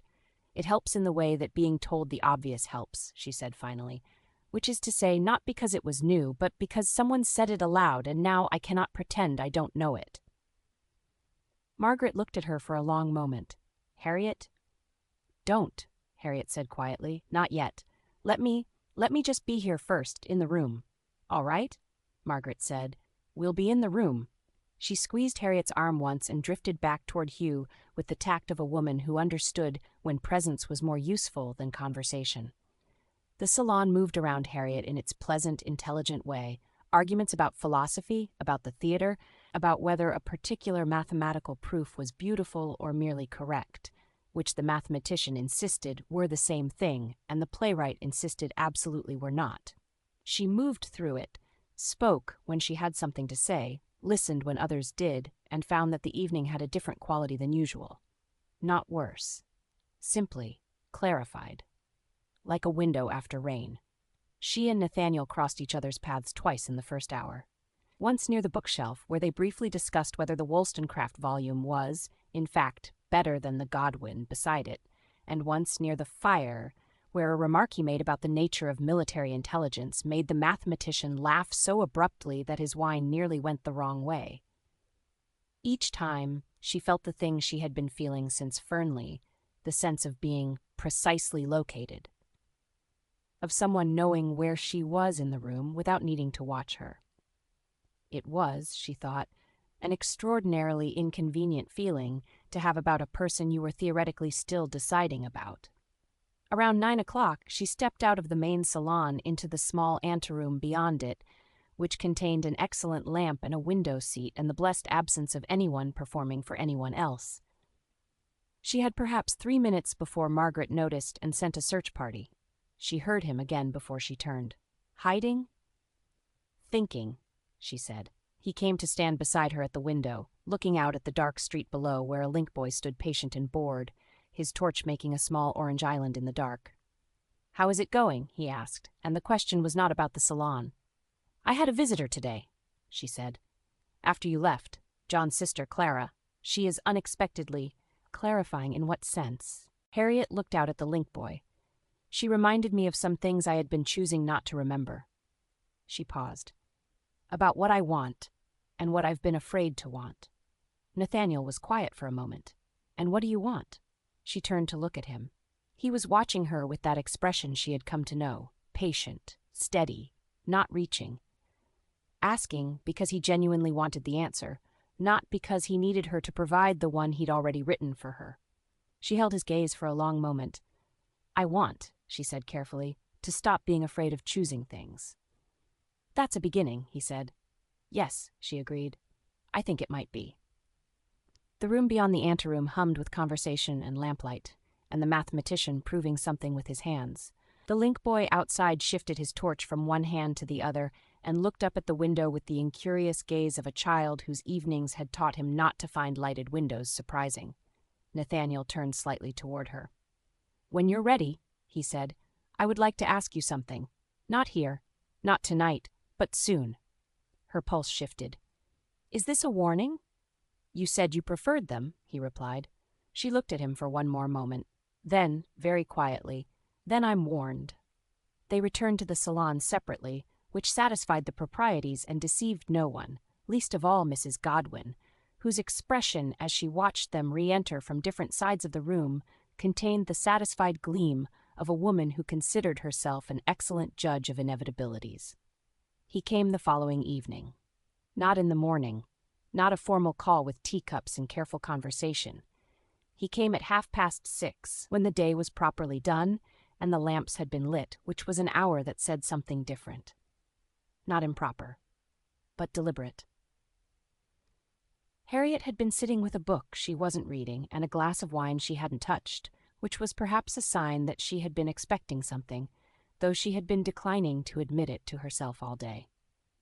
Morton showed him in with the particular composure of a man who has been quietly certain of something for several weeks and is experiencing the satisfaction of being proved right. "The Marquess of Deane, madam." Nathaniel entered. He was not in his calling clothes. The coat was simpler, more worn at the cuffs, in the way of a garment that had been worn for actual purposes rather than social performance. It suited him better than anything more elaborate would have. Morton withdrew, closing the door with a discretion that bordered on ceremony. Harriet rose. "You said soon." "I find I have limited patience for my own waiting," he said. She gestured toward the chairs. He shook his head slightly, not impatiently, but with the air of a man who has decided that what he is about to do is better done standing. She remained standing, too. The fire had been built up against the November cold. The room was warm and still, the street outside muffled by the drawn curtains. It was, she thought, a perfectly ordinary room. Her books, her writing desk, the chaise where Tabitha was pretending to be asleep and almost certainly wasn't. And it felt, suddenly, like the room where something was about to be decided. Nathaniel looked at her directly. He did not shift or preamble or reach for a flourish. He simply said what he had come to say. "You don't have to be alone anymore, Harriet. Not unless you choose to be." The words were plain, unadorned. He had not dressed them up with declarations or promises he wasn't certain of. He had simply offered the truth of what he meant and left it there, quiet as a hand held open. Her throat tightened. "Nathaniel, I'm not asking you to be anything other than what you are," he said. "I'm not asking you to perform or to manage or to make yourself smaller so that I can feel larger. I am asking you—" He paused, and in that pause she heard the cost of it for him too, the particular courage of a man who had learned to be careful with his words and was choosing now to spend them, "to be my wife. My partner. The person who tells me when I'm wrong and means it and is right at least half the time." A sound escaped her that was almost a laugh.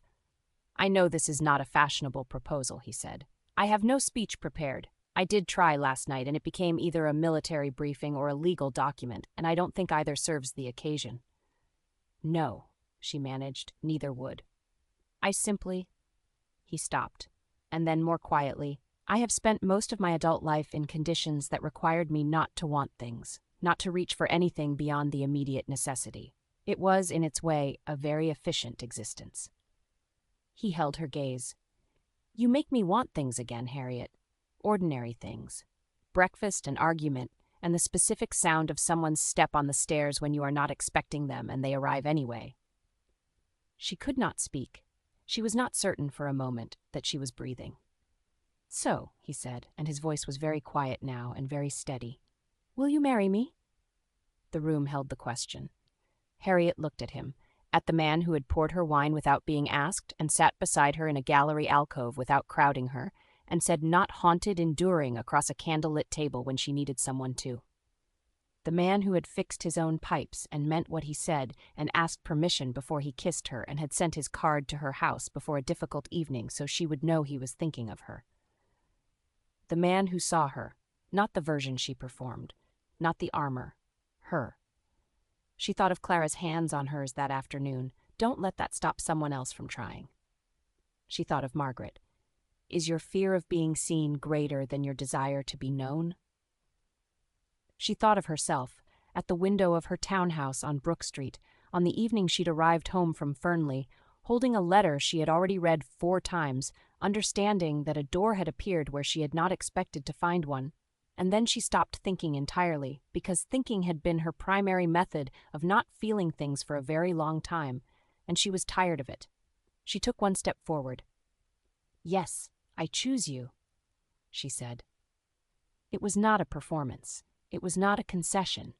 It was the simplest, most unguarded thing she had said in years, and it came out without trembling, which surprised her, because it felt enormous, and enormous things were supposed to cost something in the saying. But this didn't. Or rather, it cost her exactly one thing, the last of the distance she had kept between herself and the possibility of being happy, which was, she thought, probably fair. Nathaniel crossed the remaining space between them. He didn't reach for her immediately. He stopped close enough that she could see the particular expression in his eyes that she had no adequate word for, the one that was simply, "You." Then, carefully, he took both her hands. "Thank you," he said. 2 words, plain as everything else about him. And somehow, because they were his, the most adequate 2 words available. She looked up at him. "You should probably know," she said, "that I will continue to have opinions." "I'm counting on it," he said, "and I will not always be easy." "I have never once wanted easy," he said. "I told you that at Fernley." "You told me you'd had your fill of romance," she reminded him, "and yet here we are."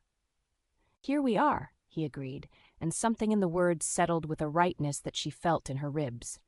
For the first time in more years than she could precisely count, choosing love did not feel like surrender. It felt like freedom. Later, after Nathaniel had gone, and the house had resumed its quiet, and Morton had appeared in the drawing-room doorway with the impassive bearing of a man who had heard everything through a perfectly ordinary closed door and intended never to admit it, Harriet sat in her chair by the fire and held the feeling carefully, the way one holds something one is not yet ready to put down. Tabitha, evidently satisfied that the important business of the evening had been concluded to everyone's benefit, climbed into Harriet's lap and began to purr with the authority of a creature who had seen this coming for some time. "Don't sit there looking smug," Harriet said, as she stroked Tabitha from head to tail. Tabitha purred louder. "Very well," Harriet said. "You were right. Don't let it go to your head." Morton appeared. "Shall I send word to her Grace?"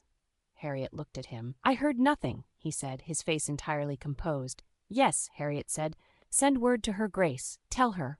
She paused and found to her very great surprise that she was smiling. "Tell her she was right. She'll know what it means." Morton bowed. There was at the outermost edge of his expression the faintest suggestion of warmth, the butler's equivalent of a cheer. "Very good, madam," he said. "Shall I also open the good brandy?" Harriet looked at him for a moment.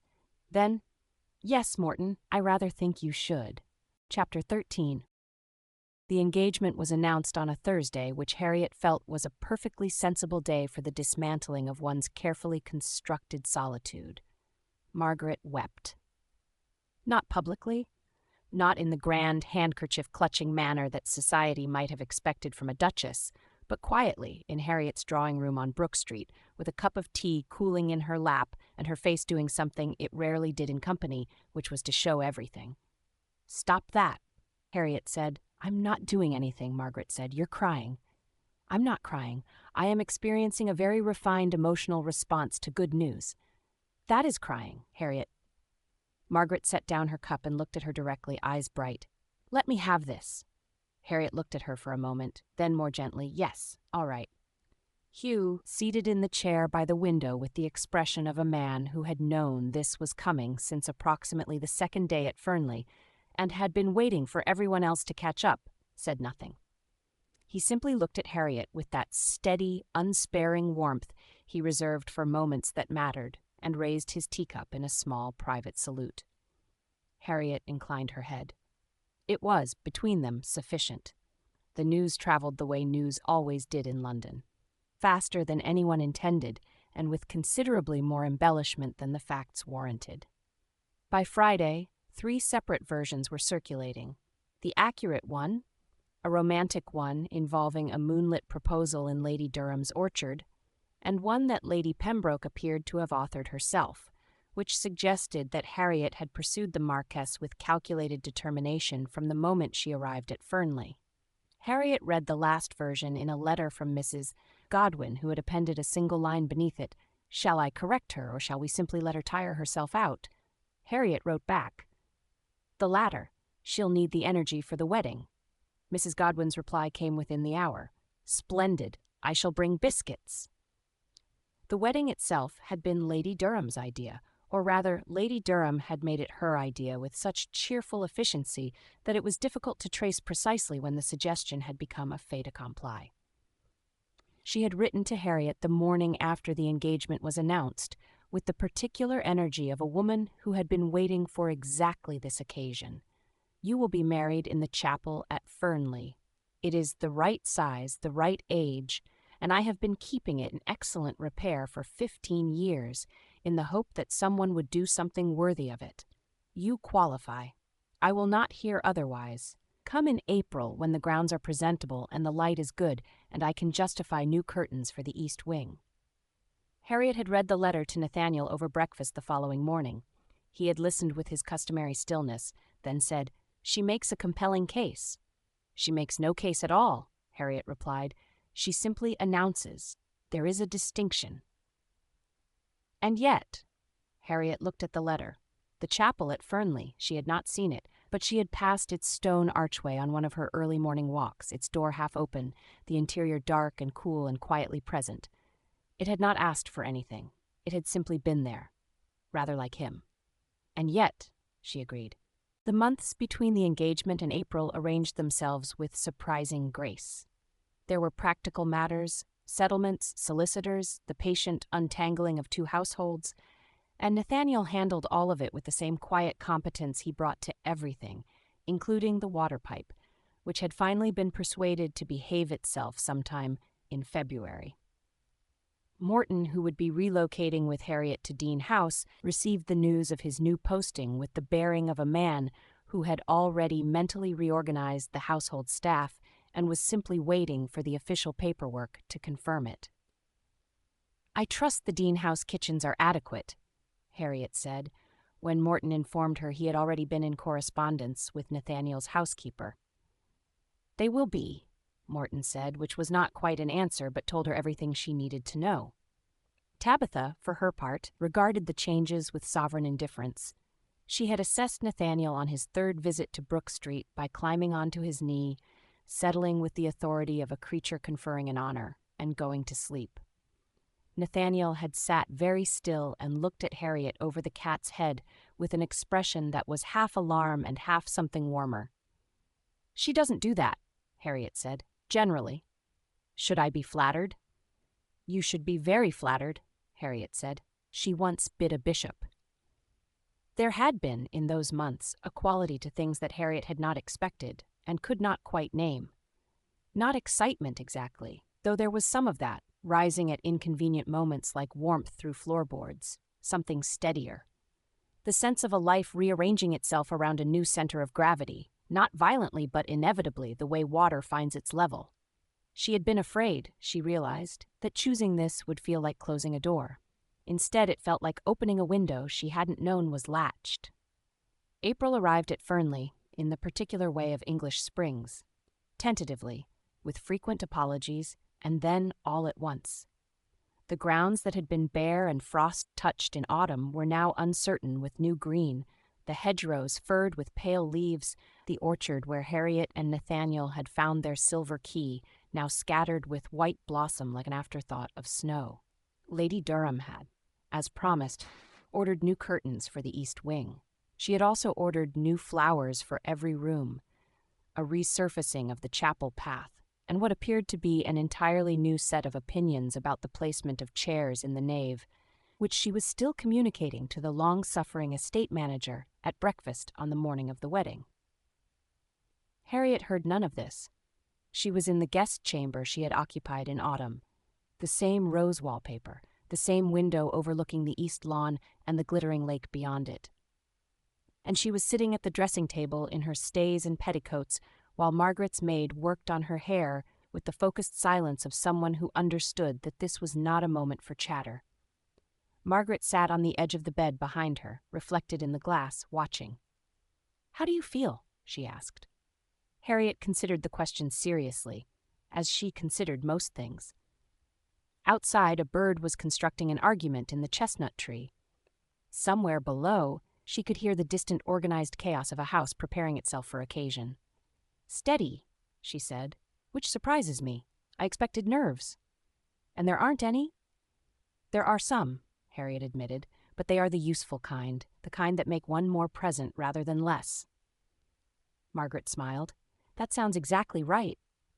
The maid secured the last pin, stepped back, and surveyed her work with professional satisfaction. Harriet looked at her reflection. She had chosen the dress deliberately, as she chose everything. Not white, which would have felt performative, but a pale ivory silk with a high waist and a simplicity of line that suggested confidence rather than ceremony.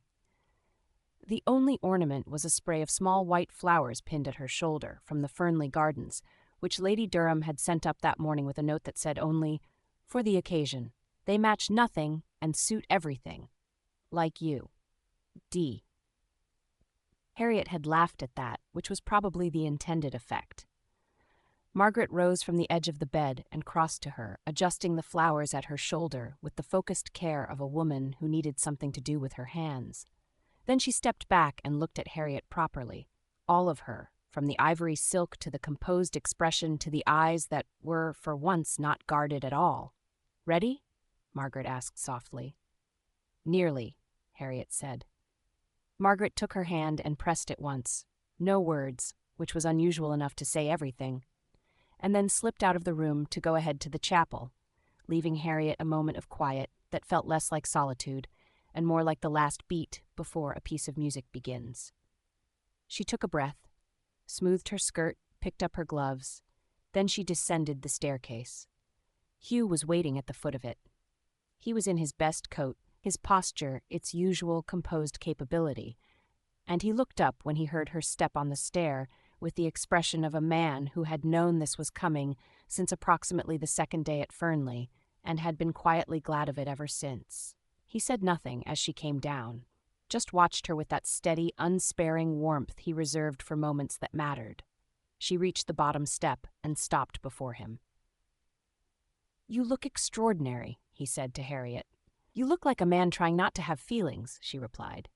His mouth curved. "I have no idea what you mean." He offered his arm.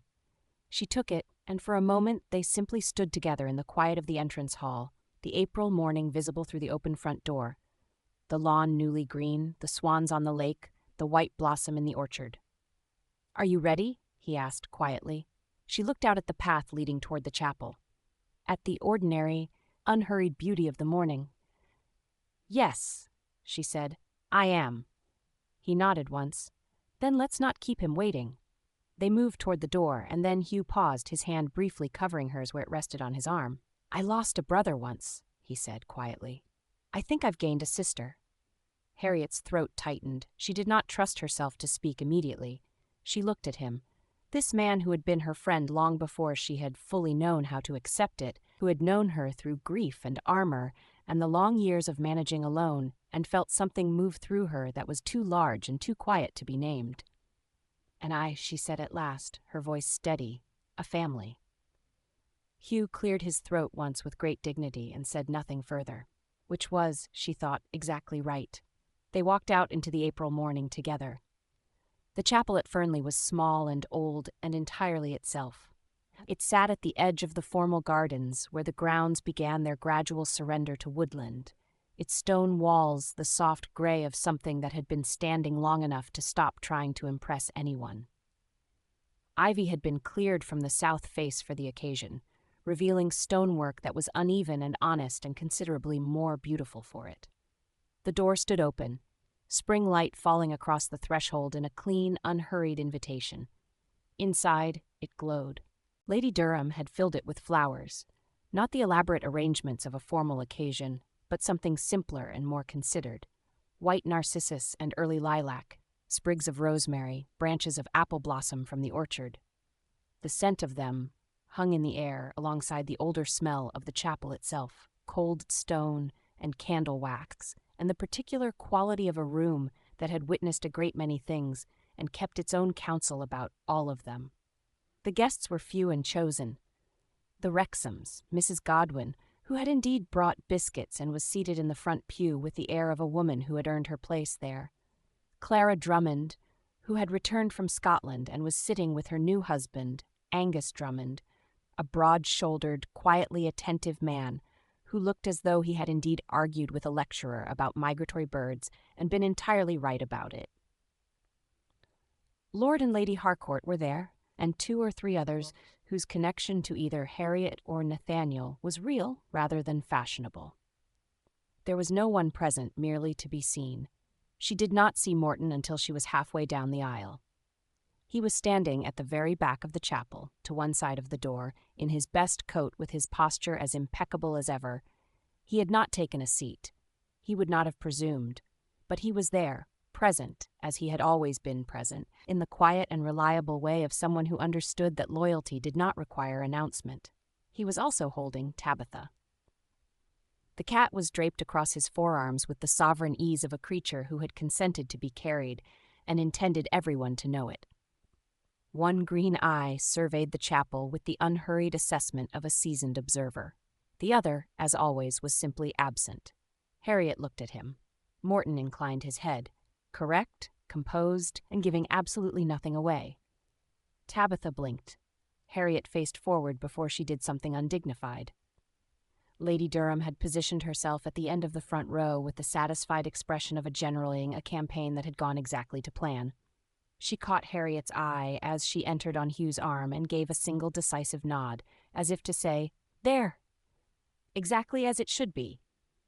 And at the altar, waiting with his hands clasped loosely before him and his expression the particular kind of still that Harriet had learned to read as the outermost layer of something much warmer, Nathaniel. He turned when she entered.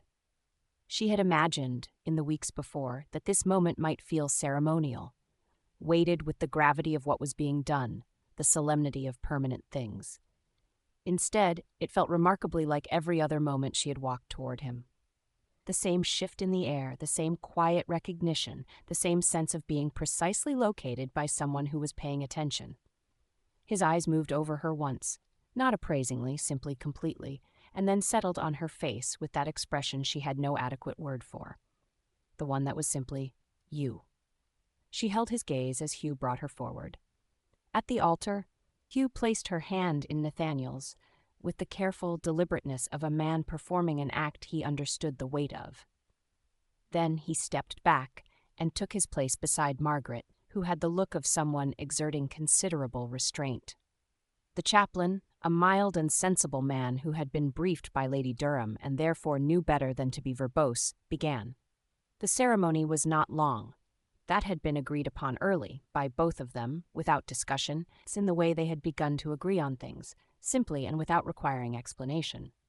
Neither of them wanted theater. Neither of them wanted performance. They wanted what the words actually meant, spoken plainly, in a room small enough to hear them. When the moment came for vows, Nathaniel turned to face her fully. He had not written anything down. He had told her he wouldn't, and she had believed him, and here was the proof. Just the man himself, looking at her with that unhurried steadiness, and speaking without notes or flourish. "I don't come to you with easy promises," he said, his voice low and level. "I come with honest ones. I will see you as you are. I will not ask you to be smaller, or simpler, or less yourself for my comfort. I will stand beside you when the ground moves." He paused. "And when I am wrong, which I am told will be frequent, I will listen to you say so." A small, undignified sound came from the direction of Mrs. Godwin, which she converted into a cough with great presence of mind. Harriet looked at him. At this man who had arrived in her life without ceremony and stayed without agenda, who had poured her wine and fixed his own pipes and kissed her in a yew walk and written letters without poetry and proposed without flourish, and had been, in every way that mattered, precisely and only himself. She had written her vows the previous evening, sitting at the desk in the guest chamber with the fire low, and Tabitha occupying the windowsill with the focused intensity of a creature supervising important work. She had written several versions. She had discarded all of them. In the end, she had written 4 lines and known they were right because they frightened her, which was always the sign. "I come to you," she said, "not despite who I am, but as who I am. I spent a great many years believing that was not something I was permitted to offer." She held his gaze. "I was wrong. You showed me I was wrong. And so I give you this, not a performance, not a promise to be easier than I am, but the whole of it." clearly, honestly, without reservation. The chapel was very quiet. Outside somewhere, a bird called once and fell silent. The chaplain continued. The words were old and simple, and had been said in rooms like this for longer than either of them could count, and they were no less true for it. When it was done, when the chaplain pronounced them married with the satisfied air of a man who had done good work, Nathaniel did not immediately move. He stood for just a moment longer than necessary, as though marking the exact coordinates of the thing that had just happened. Then he lifted her hand and pressed his lips to it. Quietly, without theater, as though the room had ceased to exist entirely. The same gesture he had made on the morning they left Fernley the first time, before any of this had been spoken aloud. She thought, "This, then, is what it looks like to be chosen." Behind them the small gathering stirred. A collective exhale, the rustle of movement, the warm sound of people who are genuinely happy for other people. Lady Durham produced a handkerchief with theatrical flair. Mrs. Godwin ate a biscuit with the composed satisfaction of a woman whose judgment had been vindicated. Clara Drummond leaned briefly into her husband's shoulder and smiled at nothing in particular. Margaret wept again. She did not pretend otherwise this time. The wedding breakfast was held in the long dining room at Fernley, which Lady Durham had arranged with the same cheerful authority she brought to everything. There were flowers on every surface, wine in every glass, and a wedding cake of such architectural ambition that the estate cook had apparently required 2 assistants and a small crisis of confidence to complete it. There were toasts. Hugh's was brief and precise, in the manner of all the best things he said, to 2 people who took their time and used it well. Lady Durham's was longer and contained 3 classical allusions, one of which was almost certainly incorrect, and was delivered with such magnificent conviction that no one thought to question it. Mrs. Godwin's was a single sentence. "I told Harriet in November to leave her armor at the door. I see she finally listened." She sat down to the warmest applause of the morning. Harriet looked at her across the table. "You told me no such thing," she said. "I strongly implied it." Mrs. Godwin replied serenely. Nathaniel, sitting beside Harriet, said nothing during the toasts. He was not a man who needed to speak to be present, and his presence beside her had a quality she was still learning to receive without flinching, uncomplicated, unhurried, real. At one point, without announcement, he refilled her wine. She felt the gesture land somewhere in her chest with the particular warmth of a thing that had become its own small language between them. She did not comment on it. He did not expect her to. After the breakfast, the guests drifted in the way of people who are comfortable with one another.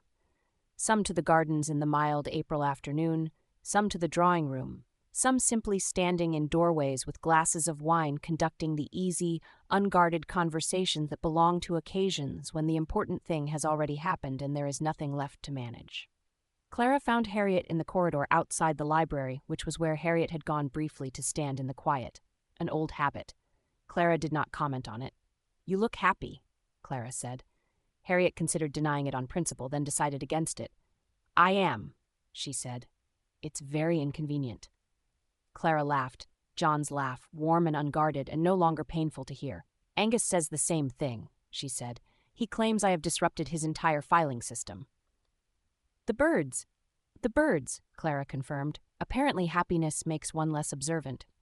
They stood together for a moment in the corridor, 2 women on the other side of losses they had both survived and the unexpected territory beyond them. "Thank you," Harriet said quietly. "For November, for what you said." Clara shook her head slightly. "I only said what was already true. You did the rest." She squeezed Harriet's arm. "Write to me. I want to know everything. Angus has promised to have the Perthshire house in order by summer, which I believe means he has arranged the birds by genus and left the curtains entirely to me. We love to have you and Nathaniel for a visit." Harriet smiled. "I'll write, and I'll talk to Nathaniel about a visit this summer." "You'd better?" Clara looked at her once more with that direct, fond gaze that still occasionally caught Harriet somewhere tender. "My brother would have been glad," she said simply. "For what it's worth." It was worth a great deal. Harriet did not say so, But Clara, who had always been perceptive about the things Harriet did not say, seemed to understand. It was late afternoon when Harriet went looking for Morton.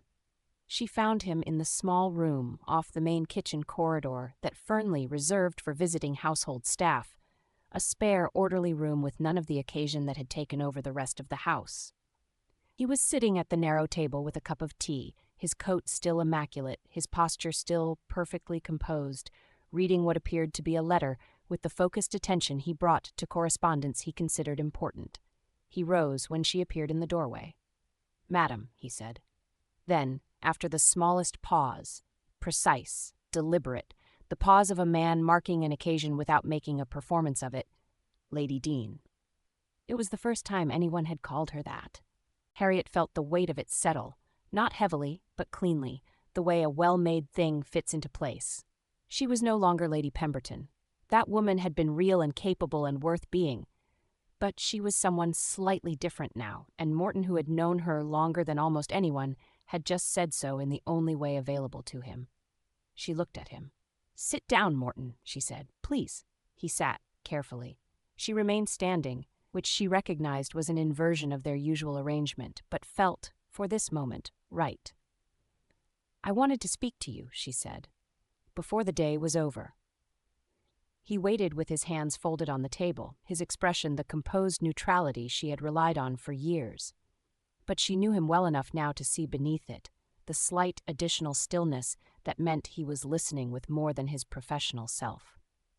"You have been with this household," she said carefully, "for longer than I have been, Lady Pemberton. You were John's before you were mine, and when he died," she paused, "you stayed. I never properly thanked you for that."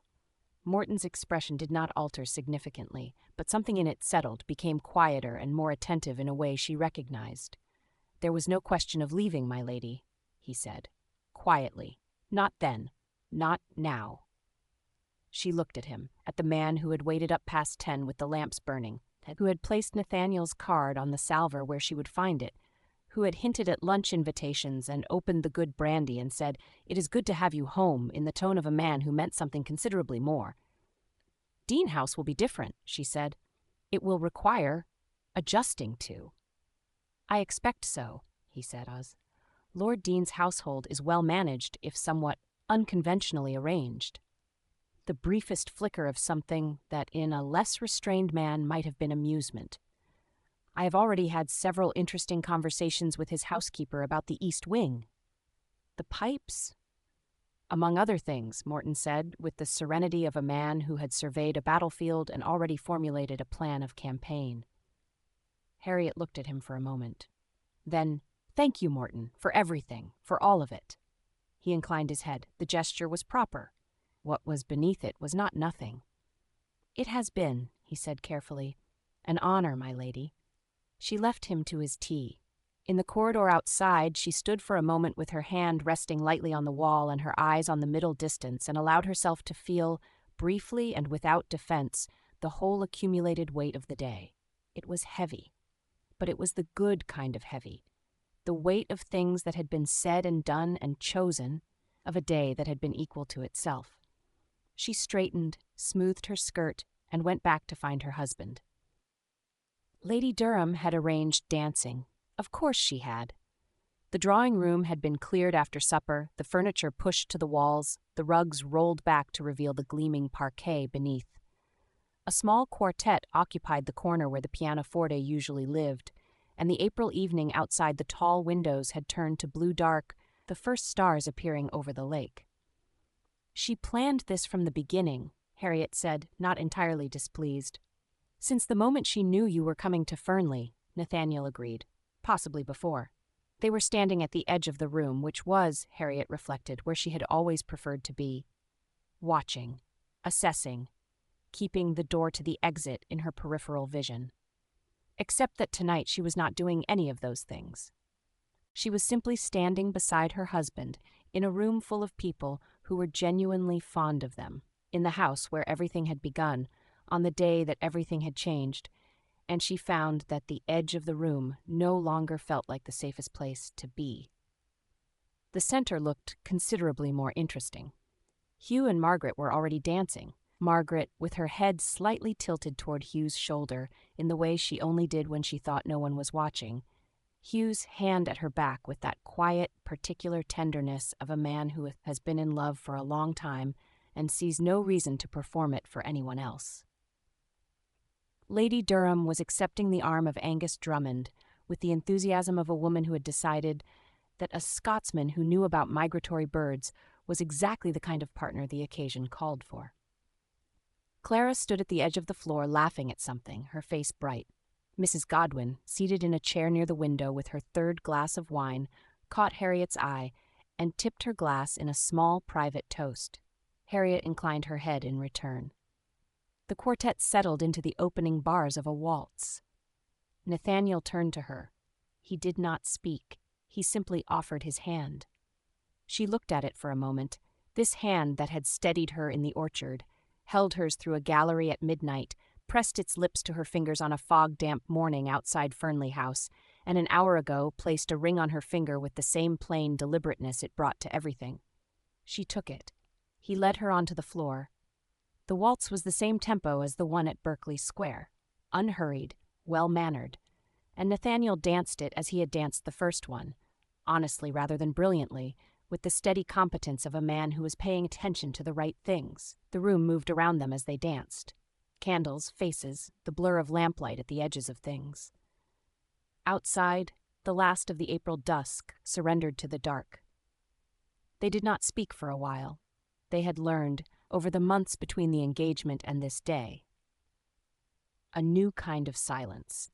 Not the careful silence of two people maintaining distance, not the weighted silence of things unsaid, but the easy, inhabitable silence of two people who had said the important things and no longer needed to fill the space between them with anything but presence. Harriet was aware of the room around them in the way she was always aware of rooms. Peripherally, automatically, the old habit of assessment running quietly in the background. But it was no longer the primary thing. The primary thing was this: the warmth of his hand, the steadiness of his lead, the sense of being exactly where she had chosen to be. She thought of the woman who had stepped into a carriage outside this house in October, telling herself she was not hoping for anything. Who had written in her journal, "Lord Deane is not a myth. He is, however, maddeningly composed." She thought of the woman who had stood at the window of her townhouse, reading a letter for the fourth time, understanding that a door had appeared, and she thought, "I walked through it." "You're thinking," Nathaniel said. "Occasionally," she replied. "What about?" She looked up at him. His expression was the one she knew best now, not guarded, not performing, simply present. Watching her with the attention that had first unnerved her and had since become the thing she most relied on. "The first time I was in this house," she said, "I stood at the window of my room and told myself I had no intentions, that I was merely open to being proved right. And were you? About some things," she said, "not about others." His mouth curved. "I remember thinking, the first evening at dinner, that you were going to be a considerable problem. I was right about your assessment." "You usually are," he said. "It's one of your more challenging qualities. You said you never wanted easy. I meant it." His hand shifted slightly at her back, not pressing, just present. "I still mean it." The music rose and fell around the edges of their conversation. The candles threw long, warm shadows across the parquet. In the corner, Lady Durham was explaining something to Angus Drummond with great animation, and Angus was listening with the focused patience of a man accustomed to lectures about things he found genuinely interesting. Harriet looked at the room, at all of it, these people in this house on this particular evening, and felt something she had not expected to feel so simply or so fully. Home. Not a place, a quality. The particular warmth of being known and choosing to be known and finding, on the other side of that choice, something that had not required performance or diminishment or the careful management of what one was permitted to want. She looked back at Nathaniel. His hand was steady at her back. He said nothing, only watched her with that expression she had no adequate word for, the one that was simply you. The music played on. And Harriet Pemberton, Harriet Harrow, Marchioness of Deane, widow and wit, and the most formidable woman in 3 counties by any reasonable assessment, did not hesitate. She danced. Epilogue. Drummond House, Perthshire, July. The breakfast room at Drummond House had, according to its mistress, been in a state of optimistic renovation since approximately March. Clara had described it in her last letter to Harriet as nearly finished, which in Perthshire means the curtains have arrived, but the plastering is still a matter of negotiation. In person, it turned out to be a perfectly comfortable room with excellent light, 2 windows overlooking a garden that Angus had already organized by habitat rather than aesthetics, and a small fireplace that Clara had filled with dried flowers on the basis that it was July, and anyone who lit a fire in July in Perthshire deserved whatever they got. Harriet had been here 4 days and had decided she liked it enormously. It had the quality she had come to associate with houses that were genuinely lived in rather than maintained for appearances. A slight comfortable disorder, books in unexpected places, the evidence of 2 people going about their actual lives rather than the performance of them. Angus's notebooks were stacked on the sideboard beside the marmalade. Clara's embroidery occupied the window seat with the relaxed confidence of something that had been there long enough to consider itself permanent. Harriet was curled into the corner of the settee near the window with her legs tucked beneath her. A posture that would have produced an expressive silence from Morton, who was at Brook Street attending to what he described as certain organizational matters, and what Harriet suspected was a comprehensive rearrangement of the pantry that he had been planning since April. Wellington was on the hearthrug. He was Nathaniel's dog, had been for years a broad golden retriever who had kept him company through the long, difficult seasons after the war, when Nathaniel had retreated from the world and needed something that asked nothing of him but presence. Wellington had provided it with the uncomplicated devotion of a creature incapable of judgment, and the bond between them was the kind that did not require explanation. He had stayed at Deane House during the country party at Fernley, too large, too enthusiastic, too entirely himself for the careful social choreography of a house party, and had greeted Nathaniel's return with the joy of an animal who had not forgotten and never would. He had adapted to Drummond House with the same boneless enthusiasm he brought to all environments, and had spent the first 2 days investigating every corner of the grounds with thoroughness and joy before returning each evening covered in something that required attention. Angus, who regarded Wellington with the focused interest he brought to all living creatures, had declared him an excellent dog of sound instincts, and had twice taken him out to the lower field to observe the kestrels, which Wellington had found extremely interesting for reasons entirely his own. Tabitha had spent the first day conducting a thorough assessment of Drummond House from the highest available vantage point in each room. She had then selected the best chair in the breakfast room, installed herself upon it, and declined to be moved. Clara, who had been warned, had received this with admirable equanimity. Wellington had attempted once to make friends. Tabitha had looked at him. Wellington was now on the hearthrug. Progress of a sort. Harriet herself was reading Margaret's letter, which had arrived that morning via the somewhat circuitous route that correspondence took when one was in Perthshire in July, and the postal arrangements had opinions about the weather. It was dense, affectionate, and had clearly been written in several sittings, judging by the way the handwriting changed character halfway through the second page. She had read it once quickly to get the shape of things, and was now reading it again slowly for the details. The details were, as ever, worth the effort. Margaret's letter covered, in order, the state of the London house, which Hugh had declared insufferable in July, and from which they were decamping to the Wrexham estate in Shropshire within the fortnight. The continued and apparently inexhaustible agricultural theories of Lord Halberton, which had now expanded to encompass drainage systems and showed no sign of stopping. A very satisfying account of Mr. Preece's literary quarterly publishing a piece that had apparently alarmed 3 separate bishops. And then, buried in the middle of the 3rd page, between a remark about new draperies and a complaint about the price of decent muslin, a single paragraph that Harriet read 3 times in succession. I have been attempting to determine the correct moment to tell you this, and have concluded there is no correct moment, only the moment one has. which is apparently a letter written in stages between Tuesday and Thursday, while Hugh hovers in the doorway, pretending not to be anxious about the post. We are expecting a child. In January, the physician believes, though he was not specific and I did not press him because I was too busy trying to remember how to breathe. Hugh has been insufferably calm about the whole thing, which I find both reassuring and faintly irritating.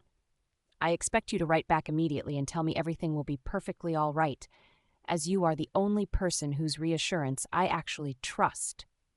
Everyone else is merely being kind. Harriet set the letter down. She looked at the middle distance for a moment, at the July light falling across Clara's cheerful disorder, at Wellington sprawled across the hearthrug, at Tabitha regarding her from the best chair with one green eye and the patient expression of a creature waiting to see what would happen next. Margaret, she said aloud, to no one in particular, is expecting. Tabitha blinked. Wellington's tail thumped once against the hearthrug. Harriet picked up the letter again and read to the end. The final page continued.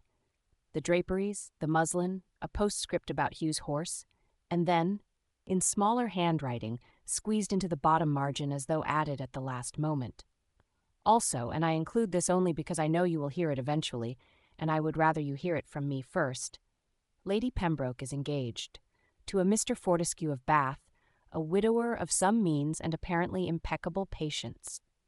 The announcement appeared in the Gazette on Tuesday. I leave the commentary entirely to you, as you will do it better than I could, and I am saving my energy for January. Harriet read this paragraph once, folded the letter with deliberate care, and sat for a moment in the quiet of Clara's breakfast room. Margaret was expecting. She turned the fact over in her mind, feeling the shape of it, the warmth of it, the particular kind of joy that arrived not with fanfare, but with a slow, certain spreading, the kind that settled into the chest and stayed. She would write back today. She would tell Margaret that everything would be perfectly all right, because she believed it entirely, and because Margaret had asked, and there was very little. Harriet Harrow would refuse the Duchess of Wrexham when she asked plainly. As for Lady Pembroke, Harriet considered. She found, to her own mild surprise, that she could not summon the energy to be either pleased or aggrieved. The woman had caused a great deal of noise and in the end changed nothing that mattered. She was simply elsewhere now, Bath, apparently, with Mr. Fortescue. She wished him well. Outside the window, the Perthshire morning was conducting its business with the unhurried confidence of a landscape that had been here considerably longer than any of its current inhabitants, and intended to continue. The hills rolled soft and green toward a sky that had been threatening rain since Tuesday, and had not yet delivered on the threat. Somewhere in the lower garden, she could hear Angus Drummond moving through the rows of whatever he was cataloguing today, and Clara's voice carrying faintly in reply. She had written to Clara last week, a long letter full of the accumulated detail of the first months at Deane House. The synchronized clocks, Wellington's devotion, the pipes finally behaving themselves, Morton's comprehensive opinions about the pantry. Clara had written back, "It sounds exactly right. That is how you know." Harriet thought she was probably correct. She heard him before she saw him. Not the step this time. She had long since catalogued that, filed it away in the permanent record of things she knew without needing to think about them. This was a different sound. Boots on the stone flags of the corridor and Wellington's immediate transition from drowsy hearthrug occupant to creature of pure enthusiasm, which meant Nathaniel had returned from wherever he and Angus had been since breakfast. Wellington launched himself toward the door with an abandon that suggested the separation had lasted considerably longer than 2 hours. Tabitha did not move. Nathaniel appeared a moment later, Wellington orbiting his legs. He was dressed for the outdoors and looked it, the particular look of a man who had been up since early and had spent the intervening hours doing something useful in the fresh air. There was, she noted, a small amount of mud on his left boot that he had not noticed. He looked at her on the settee, at the letter on the cushion, at the expression on her face. "What's happened?" he said, because he had learned to read her face with the accuracy of long attention and knew the difference between her various kinds of quiet. "Margaret is expecting," Harriet said. He crossed to the sideboard, poured himself coffee, and came to sit in the chair across from her. His expression moved through the information with the calm thoroughness she had come to know well, receiving it, placing it, deciding what it meant. Hugh must be insufferably calm, Harriet said. Apparently, Margaret finds it both reassuring and faintly irritating, which sounds exactly right. The corner of his mouth lifted. It does.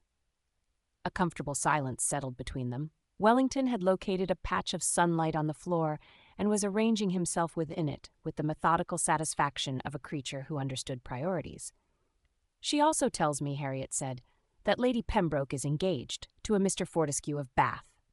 Nathaniel received this with his customary stillness. How do you feel about it? Indifferent, she said, which is, I think, the most complete answer available.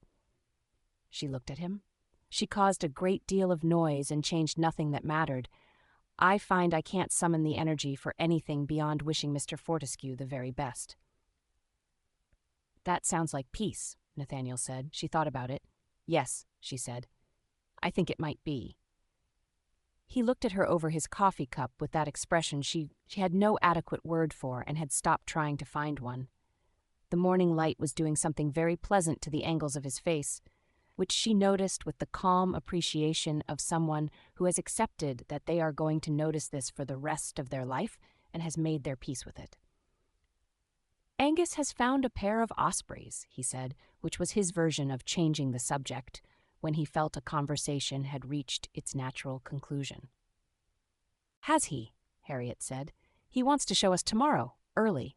A pause. Very early. How early? Before the light changes, he said in the tone of a man who considered this a perfectly reasonable answer. Harriet looked at him. 5 o'clock, he admitted. Angus Drummond, Harriet said, is an extraordinary man, and I am very glad Clara found him, and I will absolutely not be awake at 5 o'clock. Nathaniel's mouth curved. I told him you'd say that. And? He said Clara said the same thing. Harriet considered this. We'll see about 6. I'll tell him 5:30. Nathaniel? Ospreys, he said simply, and drank his coffee with the composure of a man who had already won. She shook her head, but she was smiling.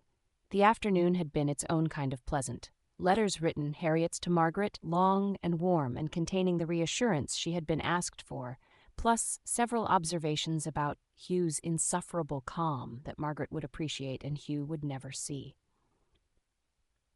Nathaniel had spent an hour in quiet correspondence of his own, and another hour in conversation with Angus about the estate management of a property in poor soil, which had started as a practical discussion and evolved into something that involved maps spread across the dining room table and considerable enthusiasm from both parties.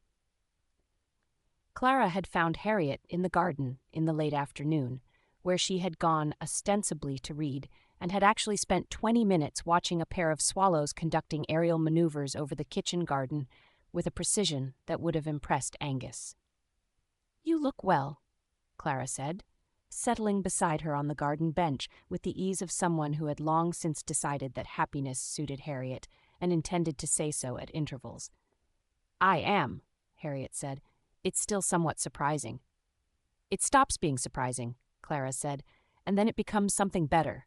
Just ordinary, the best kind of ordinary. Harriet thought about that. About the synchronized clocks, and Wellington's devotion, and the argument about Virgil that had lasted 40 minutes and ended in a draw that satisfied neither of them. About Morton's expressive silences and the morning walks before the weather made up its mind. About the specific sound of Nathaniel's step on the stair and the way he poured her tea without being asked, and the barely there smile that she had been collecting privately since approximately the 2nd week of their marriage. Yes, she said, I think I understand what you mean. Clara smiled, John's smile, warm and unguarded and no longer painful to see.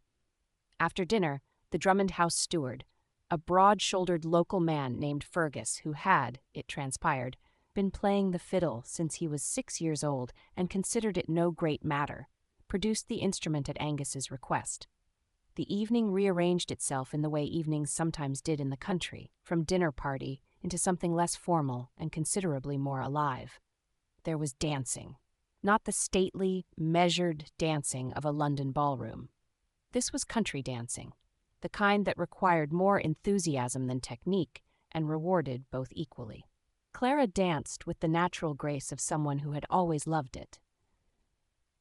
Angus danced with the focused sincerity of a man applying himself to an unfamiliar discipline and determined to do it properly, which resulted in Harriet's foot being stepped on once with such genuine mortification that she laughed for considerably longer than the occasion strictly required.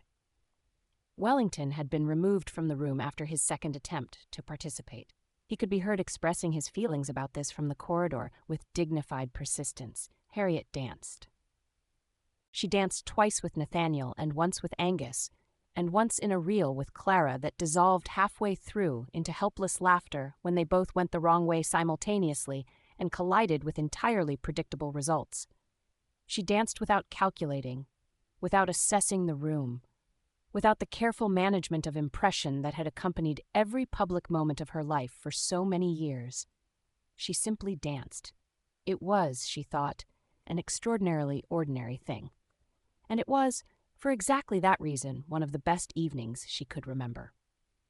When Fergus had put away his fiddle and the candles burned low, and Clara had gone to the corridor to release Wellington from his exile, Harriet found herself standing at the window with a glass of wine, and the Perthshire night spread dark and star-heavy beyond the glass. Nathaniel came to stand beside her. They were quiet for a moment, in the comfortable way of two people at the end of a good day. "Clara looks well," Harriet said. "She does," he agreed. "Angus looks as though he cannot believe his luck." "Angus stepped on my foot," Harriet said. And yet, she agreed. Outside, the hills were dark shapes against a darker sky, the stars very clear in the way they were only in the country, away from the smudged light of the city. Somewhere out there, apparently, there were ospreys. She had decided, in the last hour, that she would go at 5:30 after all. She would not tell Nathaniel this until morning. "I wrote to Margaret," she said. "What did you tell her?" "That everything will be perfectly all right," Harriet said, "and that Hugh's insufferable calm is a feature rather than a flaw." She paused. "And that I am very happy for them both." Nathaniel was quiet for a moment. Then, "Are you?" Not doubting, simply asking in the way he asked things. "Very," she said, "quite embarrassingly so." He made the sound she had come to recognize, the almost laugh, the one that lived just below the surface of his composure and arrived without announcement. She had stopped trying to provoke it deliberately and simply noted with private satisfaction when it appeared. Wellington appeared in the doorway, released by Clara, and entered with the dignity of a creature whose grievances had been acknowledged. He located Harriet immediately and came to sit beside her, leaning his considerable weight companionably against her leg with a sigh of profound contentment. She looked down at him. Then, because there was no one watching and no impression to manage, and nothing required of her but this, she reached down and scratched behind his ears. Wellington's tail began its steady percussion. From somewhere above them, in the direction of the bedroom where Tabitha had retired some hours ago with the air of a creature who had decided the evening had offered sufficient entertainment, there was a small, pointed thump. "She knows," Harriet said. "She always knows," Nathaniel agreed. The stars continued their business outside. Somewhere in the garden, a wren was asleep in the rosemary. Later, after Wellington had settled himself on the hearthrug, and Tabitha had descended from above with the composure of a diplomat, arriving at negotiations she had already won, Nathaniel produced a small package from his coat pocket and set it on the table between them. Harriet looked at it, then at him. "What is this?" "Open it," he said. She untied the ribbon with the careful deliberateness she brought to things she suspected were significant. What is inside the wrapping was a music box, small, beautifully made, its lid inlaid with a pattern of stars in pale wood that she recognized immediately as his doing. Not a coincidence, a choice. She looked up at him. "I found it in Edinburgh," he said, with the studied neutrality of a man who had in fact spent considerable time looking for exactly the right thing and had no intention of admitting it. The stars seemed appropriate. Harriet looked at the music box for a long moment, at the stars inlaid on the lid, at the care of it. "Nathaniel," she said. "She's winded," he simply. She turned the small key at the side once, twice, 3 times, and then, thin and delicate and entirely lovely, A waltz began. Not scratchy or uncertain, but clear as water, filling the quiet of Clara's sitting room with something that felt, in that particular July moment, exactly right. Nathaniel offered his hand. She had looked at it for exactly as long as it took to feel something that had once been uncertainty and was now simply warmth, and then she had taken it. They danced in Clara's sitting room in the late July evening, with no audience but a dog and a cat and the delicate music of a gift given without ceremony, and the Perthshire stars doing their patient work outside the windows. It was not brilliant dancing. It never had been. It was honest and unhurried, and entirely theirs. The music played on, steady as a held breath. And then, because this was them and some things did not change and were not supposed to, Harriet looked up at him. "You still can't dance," she said. He considered this with appropriate gravity. "You still talk too much," he replied. She tilted her head. "Then we've learned nothing at all." His eyes, those ridiculous violet eyes that she had once catalogued as unnatural and unnerving, and which she now found simply, helplessly his, warmed. "Accept everything that matters," he said. The music box played on. Wellington's tail thumped once against the hearthrug. Tabitha, from her chair, observed them both with the green-eyed composure of a creature who had seen this coming for some time and considered the outcome entirely satisfactory. Outside, the July night held the Perthshire hills in its dark, patient arms. The stars were very bright. There was the sound of plants rustling in the garden. The wren wasn't the only one settling down to sleep, and Harriet Harrow, Marchioness of Deane, who had once stood at the window of a townhouse on Brook Street and told herself she was not hoping for anything, who had packed a trunk with quiet desperation and called it practicality, who had spent the better part of a decade being formidable and correct and entirely in control of every room she entered, danced in her friend's sitting room in the Perthshire summer with her husband, and did not calculate a single thing. It was, she thought, the most herself she had ever been. And it was, she thought, exactly enough.